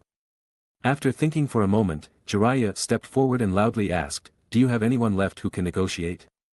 The words fell on the ears of the Sunagakure ninjas. They all looked at each other, and no one felt qualified to step forward and negotiate with Konoha. The strong Sunagakure ninjas had died on the battlefield, and the strongest among the remaining Sunagakure ninjas were just ordinary jonin. It was difficult to find a ninja qualified to negotiate with Jiraiya, one of the 3 Sannin. At this moment, a woman's voice came from behind the Konoha ninjas. It's me, I should be able to talk. Everyone in Konoha made way, and Jiraiya also recognized the woman's identity. Pakura, the scorch-release ninja from Sunigakure, you are indeed qualified. However, Pakura did not rush to negotiate with Konoha but instead walked towards the Sunigakure camp. What's the situation in the village now? She asked, looking around. A Sunigakure ninja answered her question. Kazekage-sama, Chiyo-sama, and Ebizu-sama were killed in battle, and Shikaku was also killed. Pakura's mouth twitched, struggling to suppress the corners of her lips from lifting. At the same time, another Sunigakure ninja stood up and asked, Pakura-sama, didn't you disappear while on a secret mission? When Pakura heard this, she knew it was Raza's excuse. It seems the higher-ups kept the news secret. Pakura's eyes grew cold, and her chilly tone made the Sunigakure ninjas realize something was wrong. Pakura-sama, what's going on? Pakura-sama, you should take charge of the situation. The Sunigakure ninjas regarded Pakura as their backbone and called her name. Pakura raised her eyes and said, I'm a wanderer from Sunigakure. In a calm tone, she recounted how she was betrayed by the higher-ups of Sunigakure and nearly died in a foreign country. Of course, Pakura cleverly concealed Shintaro's involvement. The calmer her tone, the more terrified the Sunigakure ninjas became. These Sunigakure ninjas already knew her experience and feared that Pakura, whom they regarded as a savior, would abandon Sunigakure out of hatred and even choose to take revenge on the village. Pakura-sama. The Sunigakure ninjas were silent. Facing Pakura, everyone lowered their heads. Forgive us. Pakura-sama. A young Sunigakure ninja bowed 90 degrees earnestly. Forgive us. Pakura-sama. The apologies of hundreds of Sunigakure ninjas followed one after another. Facing the successive apologies from the Sunigakure ninjas, Pakura was moved. At this moment, a girl with a white veil and purple face paint emerged from the crowd behind the Sunigakure ninjas. Sensei. Pakura showed a surprised expression. Maki? Why are you on the battlefield too? This girl was Pakura's disciple, Maki. Maki stepped out from among the many Sunigakure ninjas and ran towards Pakura. The girl rushed towards Pakura with great enthusiasm. Pakura stayed in place, not moving, but her eyes gradually softened. The girl threw herself into Pakura, and the embrace between teacher and student after a long absence created a touching scene. Sensei. I thought you were, woo-woo. Maki cried in Pakura's arms, her tears soaking her clothes. Pakura's expression completely softened, and she gently stroked Maki's head. You girl, you still love to cry so much. Pakura looked down, her eyes full of tenderness. Chapter 152. The affectionate interactions between teacher and student, Pakura and Maki, caught the attention of many ninjas in Sunigakure. Sunigakure suddenly realized that it seemed Pakura still had feelings for Sunigakure. Several Sunigakure ninjas stood up and said, Pakura-sama, please help the village of Sunigakure. The village of Sunigakure is in the most critical moment. The village of Sunigakure needs you. Pakura did not lift her head, but waited until Maki wiped her tears and slowly raised her head before making any movement. Let's go, when we return to the village, I will check if your strength has increased. Her palm gently stroked the top of Maki's head. Maki lifted her head and looked at her with a pair of big, tearful eyes. Sensei, you mean? Pakura smiled and said nothing, staring at the Sunigakure ninjas in front. Pakura-sama. Sunigakure needs you to become Kazekage. We support Pakura-sama as Kazekage. Pakura-sama, become Kazekage. Save the village of Sunigakure. Then these voices quickly spread to the more than 500 remaining defeated Sunigakure soldiers. These Sunigakure ninjas found their backbone and hope for survival. Therefore, the idea of supporting Pakura to become Kazekage quickly spread. The former Kazekage, Raza, had died, as did the two most prestigious puppet masters in the village. Even Shikaku and the Jinchuriki Benpuki, who were considered weapons, were now dead. Essentially, the only person in the village of Sunigakure capable of becoming Kazekage was Pakura. There was no more suitable candidate than her. Raza's wife, Karura, had good strength and a gentle personality, but she lacked military exploits and was currently pregnant, making her the posthumous mother of Raza's child. Naturally, it was difficult for her to take the position of Kazekage. Karura's younger brother, Yashimaru, had assisted Raza in several military exploits over the years, but his strength was too weak and far inferior to his sister and brother-in-law. This applied to the Kazekage lineage, but it was even worse for the puppet lineage. Chiyo's grandson. The famous puppet genius of Tsunegakure, Sasori, killed the third Kazekage and defected. The other puppet masters could not bear such heavy responsibilities. On the other hand, Pakura was strong and had outstanding military exploits. She made significant contributions in battles against Iwagakure and Kirigakure. Therefore, supporting her was a reasonable choice for the Tsunegakure ninjas. If it were a normal situation, even if Pakura had prestige, she would not be so popular. But now the remnants of Tsunegakure were besieged by Konoha, and Tsunegakure had to choose a new leader to negotiate with Konoha. That's why the voices supporting Pakura were so loud. The corner of Pakura's mouth lifted slightly, and as the voices of the Tsunegakure ninjas gradually subsided, she then said loudly, "Since you all want me to be Kazekage, I will take on the responsibility of Kazekage." Great! Long live Pakura-sama! Long live Kazekage-sama! Pakura accepted the cheers and adoration of the Tsunegakure ninjas, her eyes full of confidence and excitement.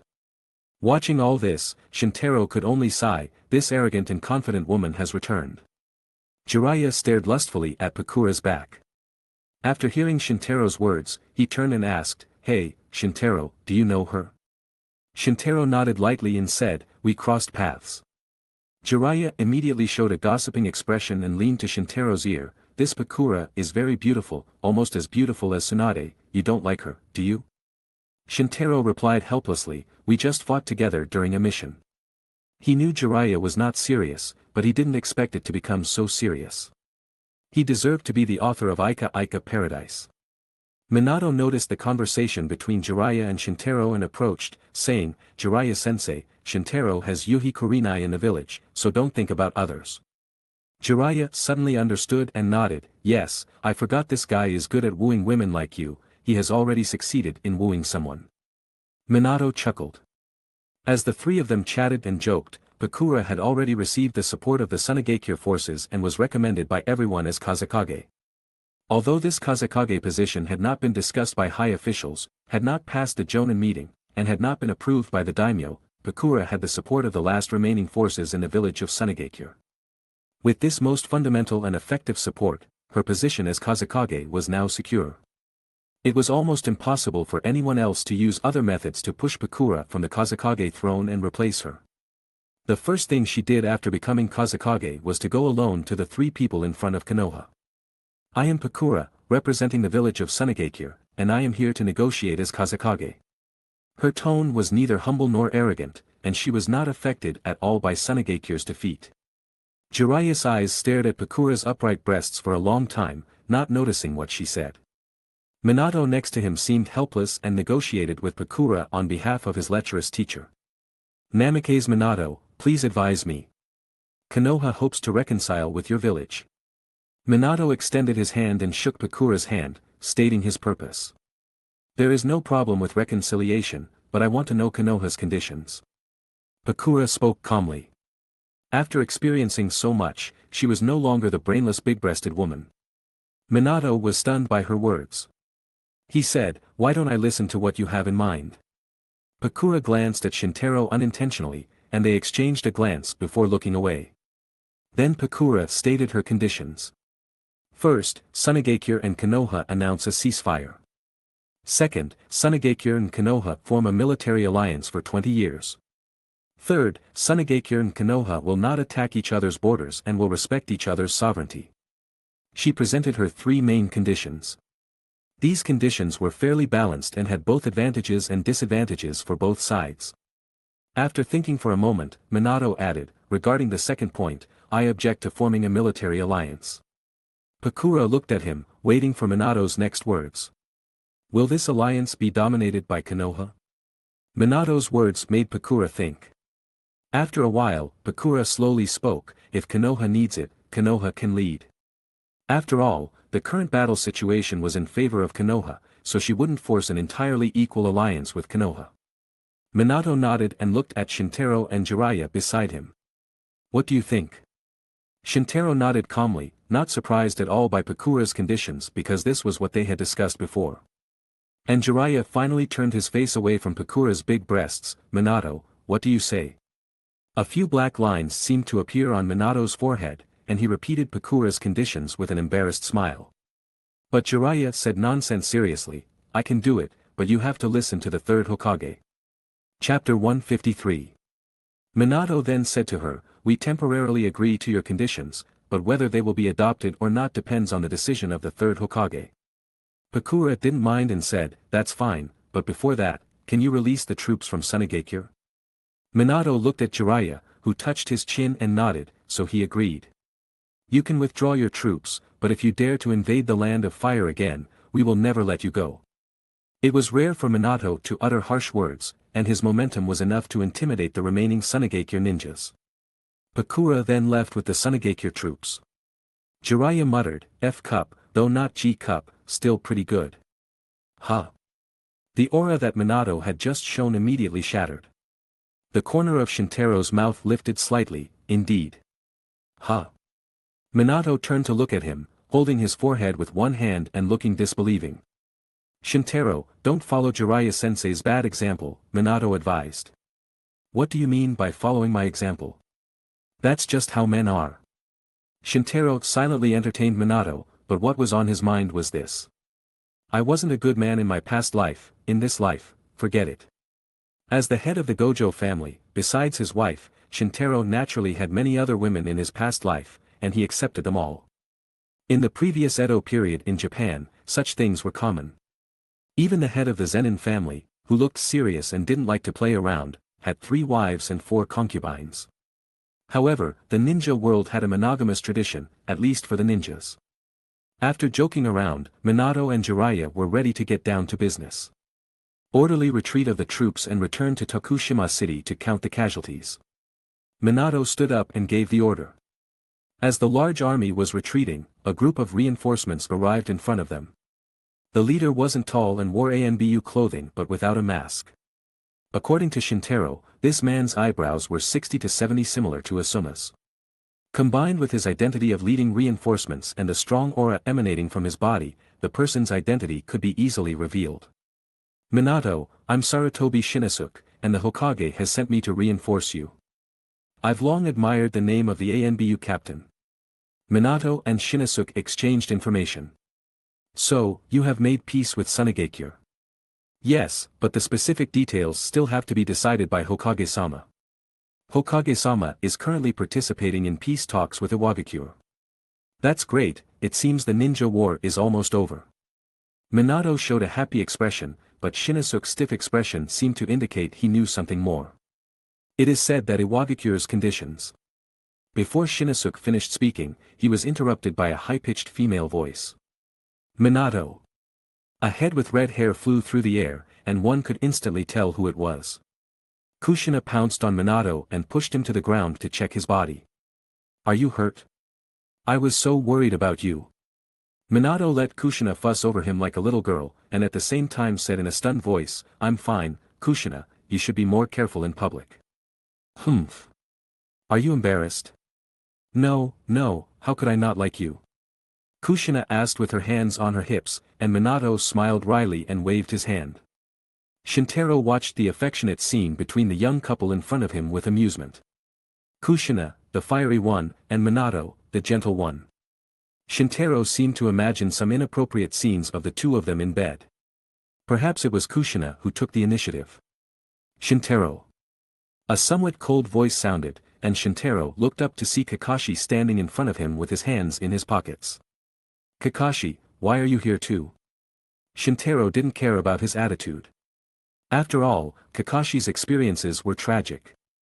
2 of his dear friends had died.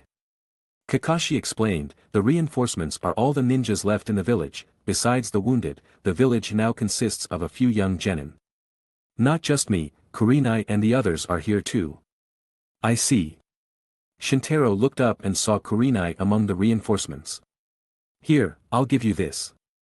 Shintaro took 2 steps towards Kakashi and used Kakashi's body to block his hand. Kakashi received what Shintaro handed over in a daze. Then he saw Shintaro lean forward and wave at Kurenai, who was coming from behind.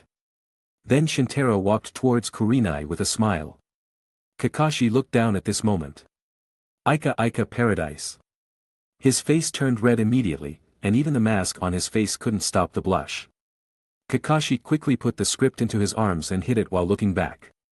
He saw Shintaro and Kurenai hugging each other, and their affectionate gazes made many Konoha ninjas jealous and envious. On the other side, Minato also got up from the ground, blushing and holding Kushina's hand to continue talking with Shinosuke. Shinosuke, what were you just saying? Shinosuke said in a deep voice, it is said that Iwagakure's conditions are very harsh. And the timing of the Iwagakure peace talks happened just as Sunagakure was attacking Mount Kikyo. Shinosuke's meaning was clear. It meant Konoha was likely to make concessions. Tisk, Anoki from Iwagakure is truly an old fox, Kushina cursed. Minato also touched his forehead and asked, where are the peace talks held? Konoha, Iwagakure sent people to Konoha for peace talks, the leader is Anoki's son, Kitsuchi, Shinosuke replied. Minato thought for a moment and then said, I will return to Konoha as soon as possible, at least I will inform the Hokage about the victory at Mount Kikyo. However, Shinosuke slowly raised his head and said, I'm afraid it's too late, it is said that the conditions given by Iwagakure are very detailed, and they are only within Konoha's level of acceptance. The peace talks started before our reinforcements departed, and I'm afraid they are already over now. Even if you send the news back, I'm afraid it won't change the outcome of the peace talks. It's impossible for Konoha to cancel the achieved agreement and renegotiate, that might trigger another war. Minato said firmly, even so, I will try. Hearing this, Shinosuke could only say with admiration, Minato, I admire your pure heart for Konoha, in that case, I will be responsible for evacuating the troops. Thank you. Minato nodded seriously, then held Kushina's hand and said, Kushina, I have to return to Konoha immediately, so you. No, I want to go with you, it's not easy to meet you. Kushina pouted. Even at her age now, her temperament wasn't much different from a girl. Minato said affectionately, okay, let's go back together. Chapter 154. Shintaro and Kurenai shared a moment of affection in public. Aren't you embarrassed with so many people around? Shintaro asked, looking down. Although neither of them had fully grown up yet, he was already more than half a head taller than Kurenai. Kurenai blushed slightly and said, everyone knows about our relationship. What relationship? Tell me. Hearing this, Kurenai shyly buried her head in his chest, and Shintaro could smell the fragrance of her hair. At that moment, Minato's voice sounded, Shintaro, I have to return to the village of Konoha first. Hearing Minato's voice, Kurenai naturally felt embarrassed to be intimate in front of her senior, so she separated from him. Shintaro asked, why? Minato briefly explained the peace talks and then said, I'll return first, and the safety of the main force will be entrusted to Jiraiya-sensei and you. No problem, Shintaro agreed without hesitation. Minato then took Kushina and used Hiraishin no Jutsu to disappear. Minato-sensei and Kushina are such a loving couple, they were even holding hands while returning to the village. Kurenai, let's hold hands too, Shintaro said and grabbed Kurenai's hand. Kurenai nodded unconsciously and answered. Couple. Maybe due to the previous false information about Shintaro's sacrifice, Kurenai fully understood her feelings for him. However, the term husband and wife still felt too early for her, who was just 14 years old. At this moment, Shintaro noticed someone approaching from behind Kurenai. Uncle Shinku. Father. Hearing this, Kurenai turned around in surprise. Seeing her father approach step by step, she instinctively wanted to let go of Shintaro's hand, but he held it tighter. Shintaro smiled at Kurenai. Seeing his smile, she immediately relaxed her guard and allowed him to hold her hand. However, her heart was still pounding in front of her father. Are you both all right? Shinku asked, looking at the affectionate pair and especially their tightly clasped hands. We're fine, I wasn't hurt, and Kurenai just arrived at the battlefield, Shintaro replied for both of them. Shinku sighed in relief. He looked thinner, with sunken cheeks. Uncle Shinku has worked hard on the battlefield. Father, you look much thinner. Facing the concern from both of them, Shinku smiled happily. It's nothing, I just didn't eat well on the battlefield, now that the war is over, I'll wait to return to the village and live a stable life. Shintaro and Kurenai both nodded. However, Shinku's next words were somewhat surprising. When you return to the village, you can get engaged. Shintaro's eyes widened slightly. He had initially thought Shinku wouldn't mind at all, but he hadn't expected him to be more concerned about their future than he was. Father, what are you talking about? How old am I, yet you're in such a hurry to marry me off? Shinku said seriously, you're both not young anymore, one is already 14, and the other will soon be 14, it's time to consider this matter. In fact, the first time I asked Shintaro to come over to our house for dinner frequently and also asked him to teach you was all to bring you two together. I can see that Shintaro will be a responsible man, now that he has the ability to take care of his own business, and you both like each other, it's naturally time to bring it up. Shintaro called him a good man in his heart. Initially, he thought the other party became famous because of his ability, but unexpectedly, he became part of a true celebrity script. Kurenai was even more surprised and said coquettishly, so father, you've been planning to sell your daughter so soon. Of course, it also depends on your willingness, although I'm eager to see my grandson born, I also respect your opinion, Kurenai, are you unwilling? Kurenai whispered, I'm willing. I'm also willing, Uncle Shinku, I will treat Kurenai well and strive to give you a grandson as soon as possible. Shintaro grinned. He knew Shinku actually didn't mind his daughter getting married but rather hoped to have a grandchild. This was just a dream of many fathers-in-law. That's why he dared to say it directly. Kurenai's nails dug into Shintaro's palm as she glared at him. On the contrary, Shinku laughed heartily. That's good. I won't bother you two anymore, Shintaro, remember to come to my house for dinner when you return to the village, I'll be responsible for it. Kurenai, please stop being angry, okay? Okay, Uncle Shinku. Father. Who's your biological child here? Shinku left temporarily, leaving an angry Kurenai and a smiling Shintaro. You're still laughing? If you laugh again, I'll be really angry. Kurenai stomped her feet in anger. Shintaro didn't dare be arrogant and had to suppress the smile on his face. But it didn't last long before he smiled again and greeted. Asuma, long time no see. Yeah, I thought we'd have to wait until the war ended. Asuma extended a hand to punch Shintaro, while Shintaro, still holding Kurenai's hand with one, extended the other to punch back. Their fists collided, and Asuma nodded politely to Kurenai. Kurenai only felt that Asuma had become much more mature compared to their time at the ninja school. Hello. Good. They exchanged brief greetings, and Shintaro joked, wow, the son of the Hokage is also here to support us. Asuma shrugged and said, my eldest brother is here too. Shintaro turned around and saw Sarutobi Shinosuke directing the troops to clean up the aftermath, saying, your eldest brother is much stronger than you. Asuma wasn't angry hearing this but said with a bitter expression, I know. I've been living in my eldest brother's shadow since I was a child. There's always been someone better than him. Then when I went to school, I found out that no one could compare to you, I'm used to it. Asuma's words came from the mouth of a Hokage's son and were quite heartbreaking. Shintaro also said, just get used to it. Asuma replied, better not say anything to comfort me. Didn't Tetsuo and Hamasu come? Shintaro changed the topic. No members of the Uchiha clan are here, they're guarding the village, Asuma didn't dwell on the previous topic. Shintaro fell silent for a moment. At this time, Shinosuke's arrangements behind were basically completed, and he began organizing the troops to gradually retreat to Konoha. Shintaro, Kurenai, and the others returned to the village. Chapter 155. The mighty soldier returned to the village and was, of course, warmly welcomed by the villagers. Many people cheered on both sides of the road, and the noise grew louder. However, some cheered while others grieved. For those who did not see their loved ones among the crowd, their expressions gradually changed from expectation to worry, and finally to despair and pain. Shintaro was used to this scene, so he did not experience much emotional turmoil. But Kurenai next to him was different. She used to be like some of these people, looking forward to the return of her lover, but all she received was news of his death. So her expression was touched. Shintaro noticed this sharply. Therefore, he held her hand tighter. I'm here. Kurenai turned to look at him, then stopped the tears flowing from her eyes, wiping them with her hand. Shintaro's thoughts moved, and he gently pulled Kurenai toward him, then kissed her cheek briefly. This time, Kurenai just leaned her small head on Shintaro's chest, as if listening to his heartbeat. Behind them, Shinku showed the friendly smile of a father, as if he could already see his future grandchildren. In the team, Kakashi held the manuscript of Ika Ika Paradise and couldn't put it down.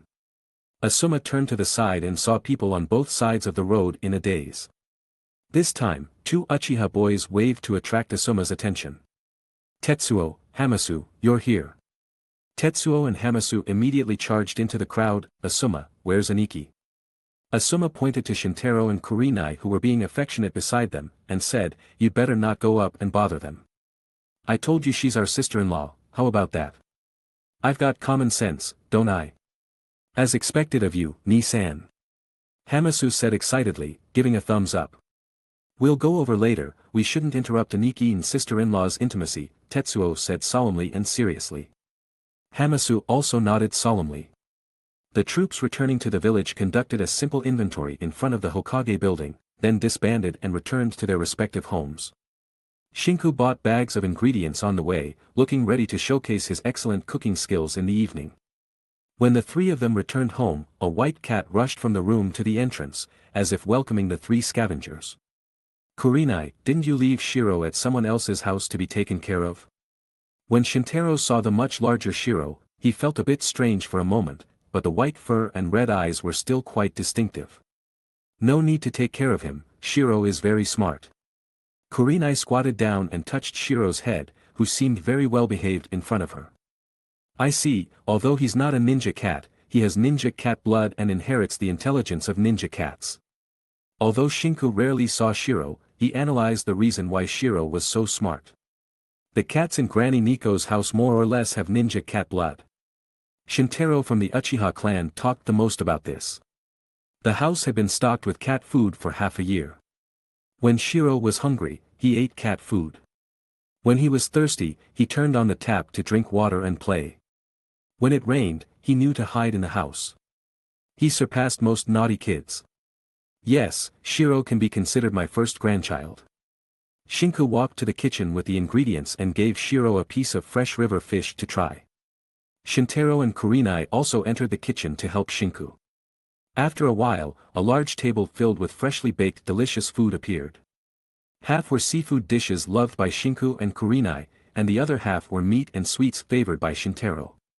Grilled seafood fish, wasabi octopus, sashimi, squid nigiri, grilled freshwater fish, clam miso soup, grilled meat, 3-colored meatballs, tempura, sukiyaki. This filled the large dining table of the Yuhi family.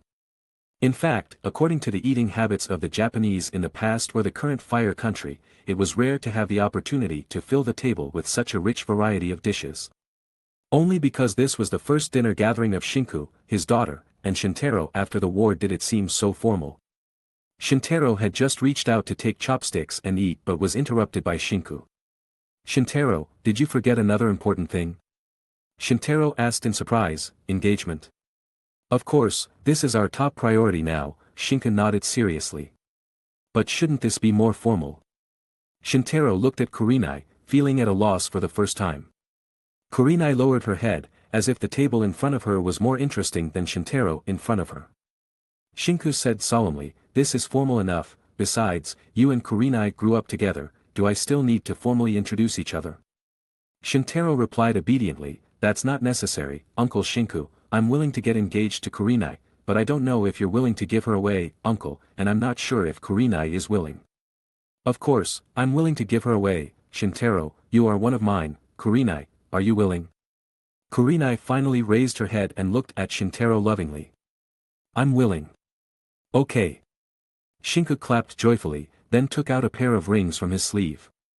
"You two are still underage, so I will pay for the engagement rings, but Shintaro, when you get married, you can't let me buy the rings again." Shinku showed them the ring styles. 2 gold rings were adorned with round pearls. These were the most perfect rings for the aesthetics of people his age. However, Shintaro and Kurenai also found them beautiful. Although a bit extravagant, they still displayed a graceful beauty. Shintaro took the ring and placed it on the middle finger of his left hand. Kurenai wore hers on the opposite right middle finger. Neither of them were taijutsu ninjas, so wearing rings didn't affect their fighting. "Shintaro, Kurenai, are you sure you won't regret your feelings for each other?" Shinku asked the first question. "I won't regret it." Alright, Then as Shintaro's elder and Kurenai's father, I will witness your engagement ceremony. I hope you two can support and take care of each other in the future. Can you do that? Shinku asked. Yes. Both answered again. It's over. I'm relieved. Shintaro, Kurenai will be entrusted to you, Shinku said with a long sigh. Uncle Shinku, you're still in your prime, how can you talk about entrustment? Shintaro persuaded after hearing this. Kurenai nodded in agreement.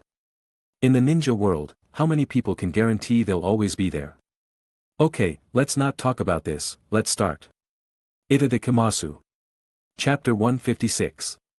The joy of the engagement and the party did not last long. The same thing happened in the village. As the people celebrated the victory of the troops, a peace agreement was announced. This was the result of peace negotiations between Konoha and Iwagakure.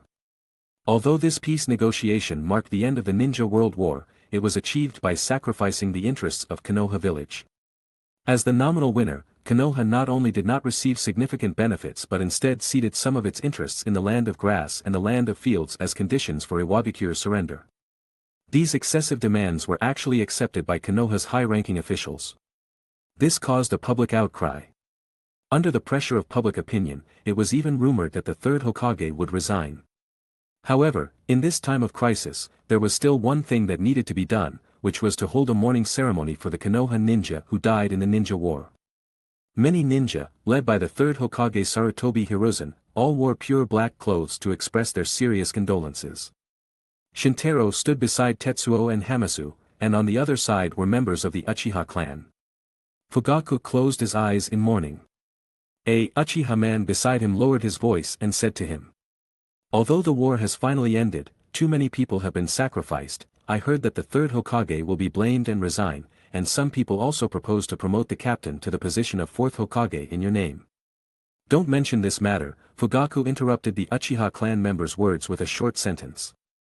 Seeing this, Shintaro glanced at Fugaku and thought to himself, Fugaku is very good at hiding his strength. With the power of the Mangekyo Sharingan, he might not be able to compete with Minato. Of course Minato will win, so hiding strength is still useful. He seemed to understand the truth and nodded. Do we need to investigate the Sharingan missing from Kakashi? No need, that was the eye Obito gave him. After all, his experience has been tragic enough, don't let anything else happen. Understood. Peace is finally here, even if it is short-lived, we still have to work hard to maintain it, this is the responsibility of the Uchiha clan. Fugaku looked at the fire-patterned memorial tablet in front of him. At the same time, Uchiha Itachi, next to Fugaku, was also looking at the memorial monument, wondering what he was thinking. While everyone was mourning the victims, a cold figure stood among the many tombstones, catching his attention. After the silence ended, Fugaku led the team on a patrol mission and didn't have time to bring him back. Itachi happened to come to the group of tombstones out of curiosity. The cold figure he saw was a handsome and sinister-looking man in black clothing, with black hair covering his eyes, and pale skin. There is no point in mourning the dead. If death has meaning, it only exists as far as it can be used. The man spoke in a hoarse and magnetic voice. Hearing the man's words, the precocious Itachi asked seriously, what is the meaning of life? His hair hung naturally to the lower part of his cheeks. There was still a bit of baby fat on his face, making it somewhat round, but his handsomeness was apparent, and his temperament was even more different from other children. Orochimaru thought of someone, Uchiha Shintaro. But he still answered Itachi's question. Meaningless. If there is any, then it only exists for the sake of eternal life. Hearing this answer, Itachi looked at the tombstones surrounding him with a bit of confusion. The tombstones seemed to signify that there was no eternity in life. After Orochimaru finished speaking, the corners of his mouth curved. At this moment, a voice sounded, Orochimaru-sama, don't use your theories to deceive the young members of the Uchiha clan. Shintaro approached, smiled gently, and stroked Itachi's round face, looking at Orochimaru and said, and even if you say there is no point in mourning the dead, aren't you also wearing pure black clothing? Isn't this contradictory? Orochimaru did not get caught up in self-justification but completely ignored the question posed by Shintaro. Shintaro-kun, long time no see, are you interested in accompanying me to the research institute? Shintaro did not answer directly but lowered his head and said to Itachi, go and take care of your own affairs. Alright, "Goodbye, Brother Shintaro." Itachi bowed seriously and said goodbye. Seeing him leave, Shintaro raised his head and replied, "Let's go, I am very interested to see Orochimaru-sama's research results during this period." The two walked side by side. On the way, Orochimaru talked about Shintaro's achievements on the battlefield, while Shintaro praised Orochimaru's diligent research. It could be said that they had a good understanding. They came to the research institute.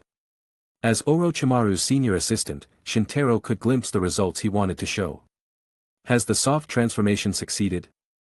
The test subject with all parts of his body extremely stretched was hanging on the wall, dying but still alive.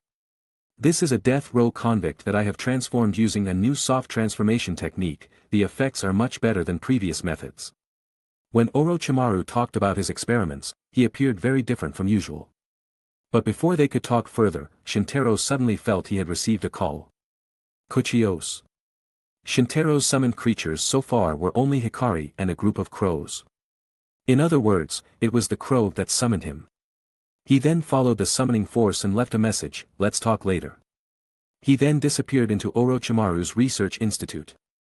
Orochimaru continued, thinking to himself, although this method cannot make life eternal, at least this method can make life less fragile. On the other side of Konoha, on a broken cliff, a boy was falling freely from the air. Life is meaningless. Surrounded by crows and ravens, Shintaro suddenly realized that it was Itachi who was falling freely above him. He will commit suicide just after a few words from Orochimaru. Is Fugaku's son so fragile? Shintaro wanted to fly to save him, but after thinking and observing for a moment, he did not act immediately. He wanted to see what this child intended to do. Itachi's body was floating in the air, and he seemed to wake up suddenly, pulling out a kunai and stabbing it into the cliff. But because his falling speed was too fast, this kunai did not succeed. Itachi then pulled out another kunai and continued stabbing the cliff with both hands as a cushion. Eventually, he landed smoothly and landed right in front of Shintaro. "Brother Shintaro, no one wants to die, right?" Itachi still had a serious expression on his face. "So what is the meaning of life?" Shintaro understood what Itachi had just done. He approached death to explore the meaning of life. But it seemed that Itachi only came to the conclusion that he did not want to die. Shintaro then gave his answer, "I think the meaning of life lies in your ability to explore its meaning yourself." Chapter 157. Hearing this, Itachi fell silent, appearing deep in thought. "K.O.K." A crow cried and flew in front of Itachi, disrupting his reverie.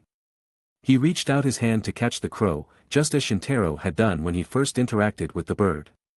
"You are still too young now, even with such an intelligent mind, it is impossible for you to understand the meaning of your life so early on. Orochimaru finds no meaning in life, but when he was your age, he wouldn't have thought life was meaningless either." Shintaro continued speaking to Itachi. Itachi then asked, "Brother Shintaro, what do you think the meaning of life is?" "Me?" Shintaro thought carefully. "There are many, becoming stronger, finding and protecting the people you love, and changing the world. That is also my goal." Itachi seemed to understand, but Shintaro looked at him and said, "I will take you somewhere." Shintaro called Hikari back, then asked Hikari to lead the way while Itachi followed behind. They both arrived at a cave under a cliff. Shintaro took out a scroll and opened it in front of Itachi. "This?" Itachi looked confused, only seeing the name Uchiha on the scroll. Then he saw the writings at the top and bottom of the scroll. The Yatagarasu summoning contract scroll. "Brother Shintaro, what is this?" Itachi looked up and asked. He had never encountered any ninjutsu, so it was natural he didn't know much about summoning contracts. A summoning contract is a prerequisite for performing ninjutsu and summoning techniques. As long as you write your name on the summoning contract with your blood and get approval from the summoning creature, you can use the summoning technique to call the summoning creature to help you. This is one of the summoning scrolls passed down from generation to generation in our family. It can summon Yatagarasu. The following is the handwriting left by Uchiha Kagami, and after adding a few words, it became the current sentence. After Shintaro finished his introduction, Itachi nodded, looked at him, and asked expectantly, "Brother Shintaro, may I write my name on it?" "Of course," Shintaro nodded. Itachi then bit the tip of his index finger and wrote his name on the scroll. Uchiha, Itachi. Itachi also very sweetly and unconsciously read his own name word by word. Done, brother Shintaro, can I use the summoning technique now? It is still too early for you. Summoning is a relatively complicated ninjutsu, most people can master it at least after graduating from ninja school. Shintaro used the 6 eyes to see that Itachi had just been exposed to chakra training not long ago. After all, he was only 3 years old. I want to try, Itachi said seriously. Shintaro did not want to use words that would damage Itachi's confidence again, so he said, then I will show you. He slowly formed a seal, then clapped his hands in the air, and a crow appeared in front of him. The crow realized it was only for show, so it flapped its wings and flew away. Itachi nodded and wrote down the sequence of seals, then practiced the seals a few times. After that, he became serious. Bam! A crow watching the display near the cave was actually summoned to Itachi. Although it was already nearby, the instantaneous space teleportation showed that Itachi did indeed succeed. The crow flapped its wings and landed on his head. Itachi placed his hand on its head and laughed happily, taking the crow into his hand. Ha ha ha ha, I did it, brother Shintaro. Shintaro's pupils shrank slightly, and he was secretly amazed inside. What a genius! Even though he agreed that he could learn the summoning technique in an instant, but it was based on having the 6 eyes. If he did not have the 6 eyes, Shintaro might not be able to learn the summoning technique in an instant. After all, this is a B-level ninjutsu, so it is not easy. Yes, he is indeed the son of the clan leader Fugaku. Shintaro could only praise.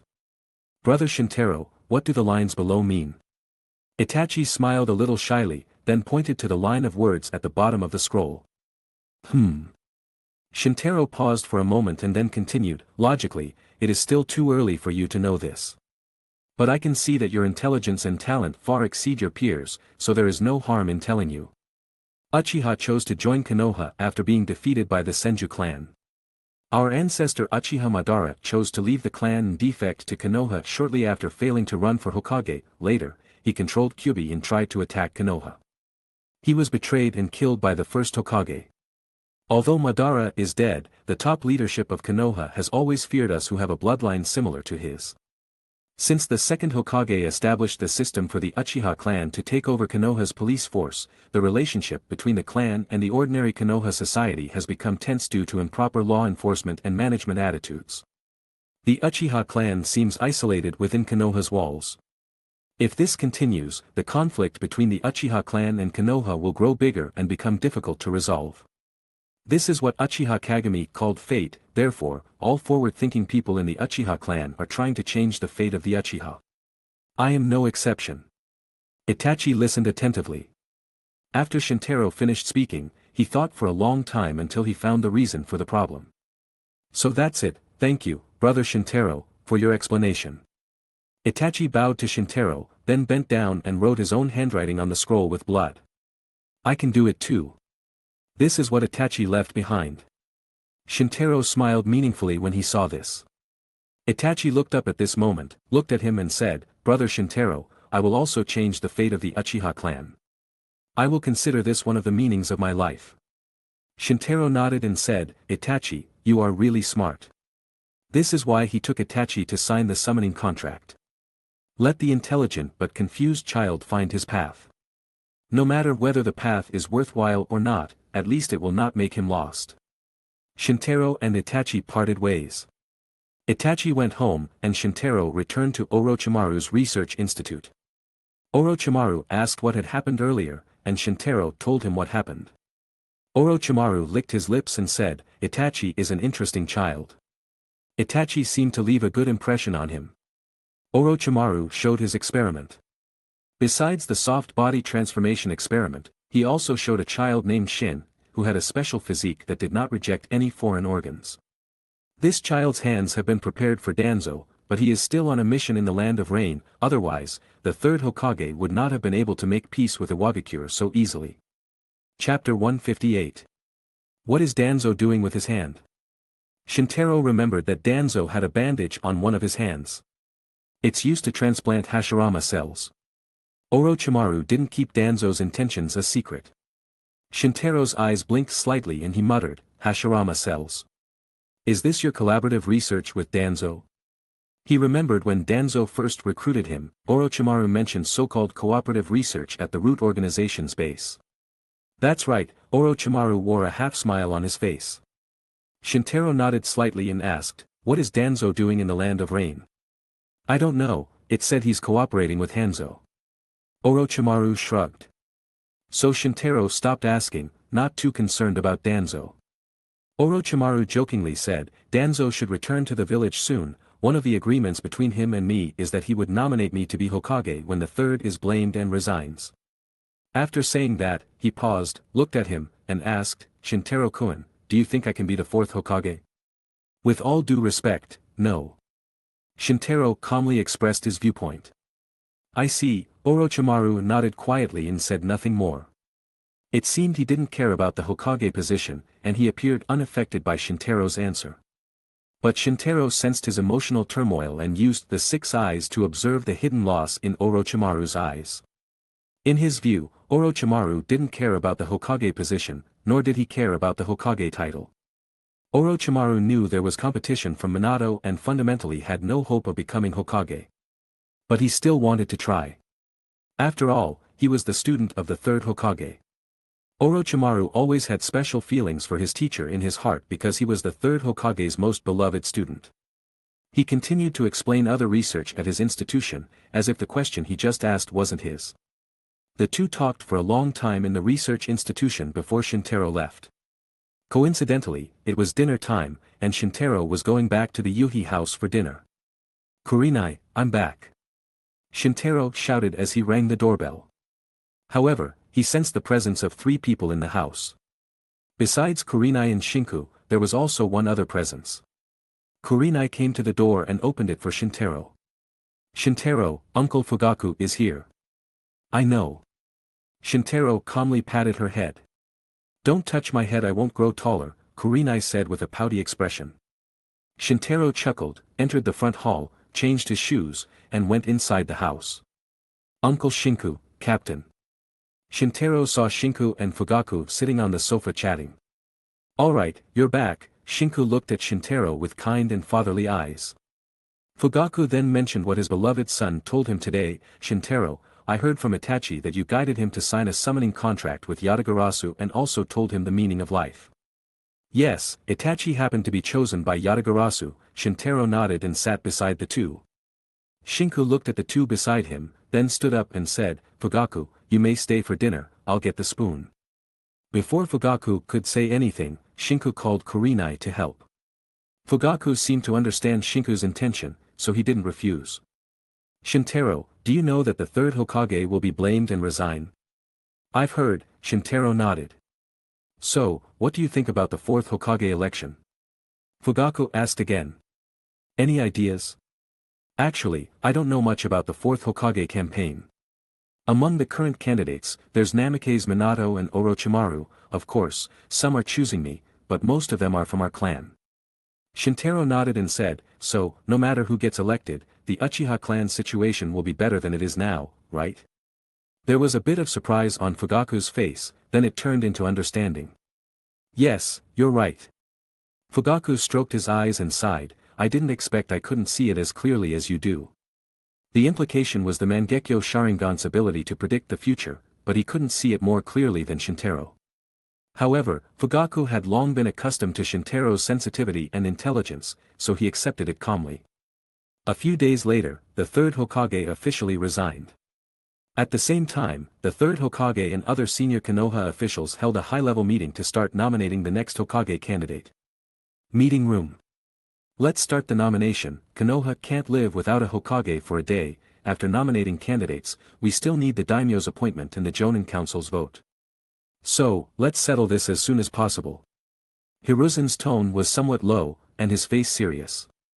After all, he had just resigned at the meeting and was now the former Hokage of the Konoha village.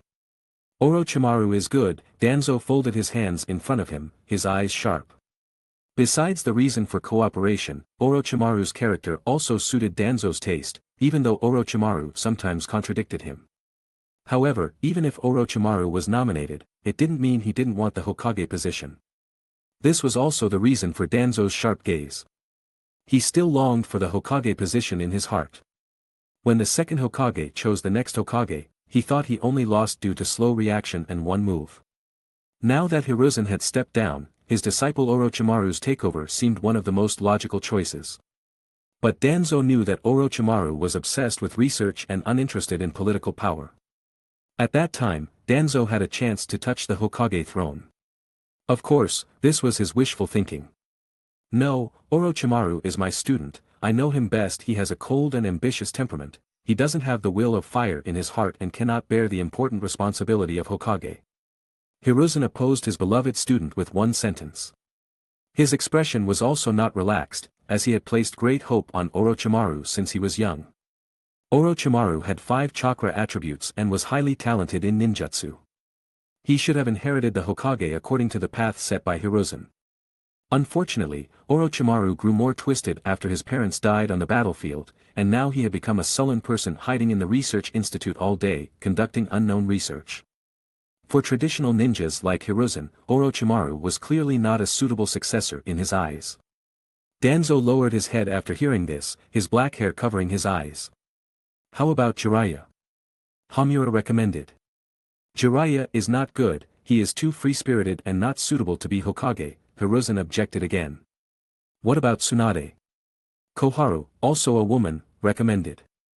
Tsunade hasn't recovered from the psychological trauma after the last ninja war and can't be Hokage either, Hiruzen objected. If there's no other suitable candidate, allow me to nominate. Namikaze Minato. Chapter 159. The high-level meeting in Konoha did not dwell on the topic for long. After Hiruzen proposed Namikaze Minato's name, both Hamura and Koharu agreed. Only Danzo did not express his approval, nor did he voice any objection. Thus, the 4 senior members of Konoha prepared to depart for the Fire Country capital, where the daimyo resided. Once nominated by the daimyo and passing the Jonin assembly vote, Minato could officially become Hokage. Konoha, now decades old, had a standardized system.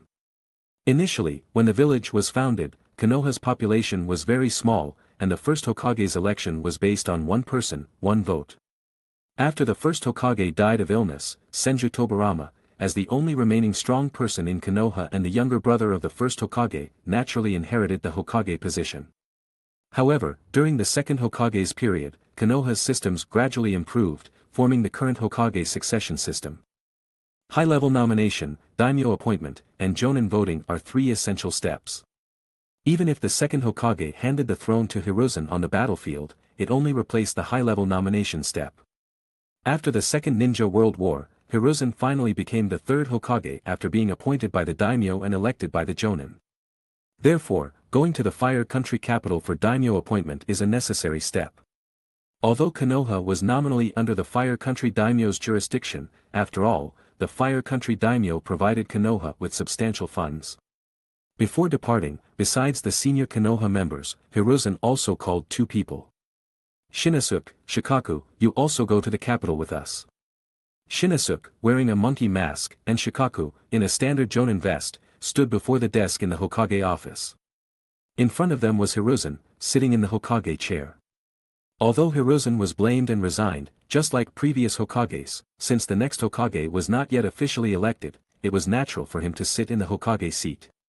One of you is the ANBU captain, and the other is the Jonin squad leader, you must be present at the meeting to appoint the new Hokage. After Hiruzen finished speaking, Shinosuke and Shikaku expressed their compliance. Even though Hiruzen was no longer Hokage, these 2 still held him in high respect. It goes without saying that Shinosuke, Hiruzen's eldest son, had been valued by him since childhood, becoming his right-hand man. Shikaku was born in the Nara clan. The Nara clan and the other 2 families, including Ino Shikacho, were traditional allies of the Sarutobi clan. Their origins could be traced back to the Warring States period, even more so after Hiruzen became Hokage. However, Shikaku himself respected the Hokage's identity, even if it was a previous Hokage. The group set off for the capital, with Konoha's daily management actually handed over to Minato.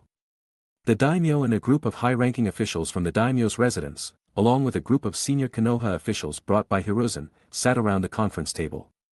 The daimyo, wearing a fan-shaped fire motif headdress and fanning himself with a small fan, turned his attention to Hiruzen. You may recommend the next Hokage candidate. The daimyo's attitude was somewhat indifferent. After all, no matter who the Hokage was, it wouldn't affect his power in the Fire Country. Hiruzen was about to speak when Danzo suddenly interrupted. I recommend Orochimaru, one of the 3 Sannin.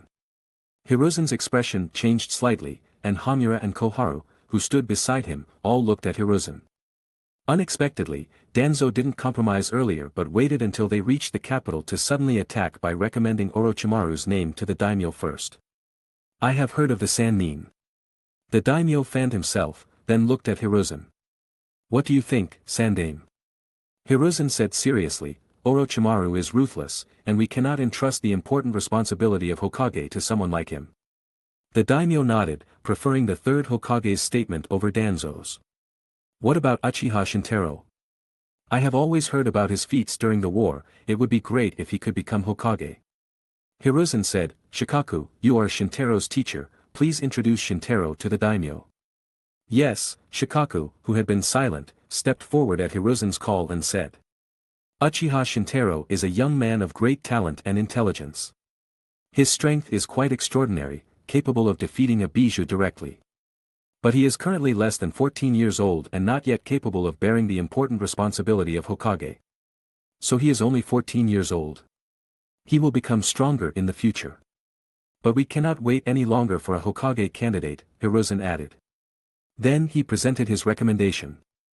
I recommend Minato Namikaze. Namikaze Minato, the daimyo murmured the name, then said. I have also heard of the yellow flash of Konoha. Yes, Minato has a gentle personality and strong power, he has a pure heart that loves the village and its people, he is the perfect successor to the Will of Fire. Hiruzen highly recommended Minato in front of the daimyo, once again attracting the attention of other Konoha high officials, including Danzo's dissatisfied expression. Alright, let him be Hokage. The daimyo stopped asking questions and directly approved Hiruzen's recommendation. The next day, the senior officials returned to Konoha to hold a Jonin assembly. Minato passed almost unanimously. The following day, in the Hokage building, the Hokage succession ceremony officially began. On the rooftop of the Hokage building, Minato and Hiruzen, who was stepping down as Hokage, were performing the ceremony. Behind Hiruzen stood many Konoha ninja, all known by name. Hamura and Koharu were not far behind Hiruzen. Behind them were several Konoha Jonin, including Nara Shikaku, Yamanaka Inoichi, Akimichi Choza, and Uchiha Fugaku. Next to them stood a beautiful figure in a Jonin uniform with a ponytail, Uzumaki Kushina. Kushina looked at Minato with eyes full of love, her gaze seemingly traveling through time to when they first met at the ninja school. Please, Yondaime. Hiruzen removed the Hokage hat and handed it to Minato, then placed it on his head. Wearing the Hokage robe and hat, Minato said firmly, I am willing to give my life. He walked to the edge of the Hokage building rooftop, removed his hat, revealing a gentle and handsome face, and bowed, delivering his inauguration speech. And this scene also attracted the attention of everyone below. Kakashi, with his forehead protector covering one eye, Guy looking up with a longing expression, Asuma listening attentively to the speech, Shintaro calmly observing Minato, Kurenai standing beside him. Everyone seemed to be looking forward to the new 4th Hokage. Chapter 160. The 4th Hokage Namikaze Minato's speech received an outstanding response. Compared to the long and sermon-like style of the 3rd Hokage Sarutobi Hiruzen's speeches, Minato's speech was clearly more practical and full of the enthusiastic vigor of youth. In his speech, Minato briefly informed the villagers about his administration's goals. Retirement and compensation would be provided to the families of ninjas who died in the last ninja war, and the names of all fallen ninjas would be engraved on a memorial tablet. He emphasized the importance of civilian ninja education, particularly increasing investment in medical ninja training to reduce the number of future ninja sacrifices. To promote internal harmony within Konoha, a series of policies would be implemented to ease conflicts. Although not explicitly stated, this clearly aimed at addressing the Uchiha Clan issues. Strengthening the role of ANBU in defending Konoha to prevent mistakes from the Third Ninja World War from happening again. This was just a small part. As the youngest Hokage in Konoha's history, Minato's ideals and ambitions certainly went beyond this. What Minato wanted to do was the same as Shintaro. He wanted to change Konoha. Shintaro listened intently below. Most of his peers, even adult ninjas, only heard the excitement. But he listened carefully to Minato's thoughts. Although this reform is somewhat conservative, there are still some obstacles. He silently commented on Minato's political ideas in his heart while glancing at Hiruzen behind Minato. After all, Minato was still young and did not have a strong foundation to reach the top. Moreover, Minato came from Hiruzen's lineage and was Hiruzen's student. Even if he became Hokage, he would not be able to escape Hiruzen's influence. After hearing this, Shintaro stopped listening carefully. Seeing is believing. He decided to use the 6 eyes to see for himself if Konoha under Minato's rule could meet his expectations. Shintaro looked down at Kurenai with a face full of longing beside him. "Kurenai, what are you thinking?" Kurenai reacted, and her face blushed for some reason. Then she suddenly turned her face away, not daring to look at Shintaro again. Even though Shintaro had the 6 eyes, he couldn't see into a woman's heart. He just felt strange but didn't investigate further. Actually, what Kurenai was thinking was, if Shintaro also became Hokage a few years later, would she become his wife? At that time, she would be as beautiful as Uzumaki Kushina, who was standing on the roof of the Hokage building. If Shintaro knew what Kurenai was thinking, he might not know how to respond. Maybe he really could become Hokage, but Kurenai might be disappointed. After all, his method of becoming Hokage might not be as sincere as Minato's. Minato came from the Hokage lineage, while Shintaro came from the Uchiha Clan lineage. Since the first Hokage was held by Senju Hashirama, it was destined that members of the Uchiha Clan could not become Hokage in the usual way unless the Uchiha Clan was destroyed. Minato's inauguration speech ended. The crowd surrounding the Hokage building immediately gave a very warm round of applause. The crowd refused to disperse for a long time, and the fog of war seemed to be swept away by the newly appointed Hokage. After a long time, the crowd gradually dispersed, and Shintaro and Kurenai were about to leave. An ANBU member wearing a cat face mask stopped Shintaro. "Uchiha Shintaro, the Hokage has summoned you." Shintaro raised his eyebrows and asked, "Which Hokage?" "The 4th Hokage, Namikaze Minato." The cat-masked ANBU said calmly. Shintaro then turned to Kurenai. "Kurenai, you go back first." Kurenai nodded and left.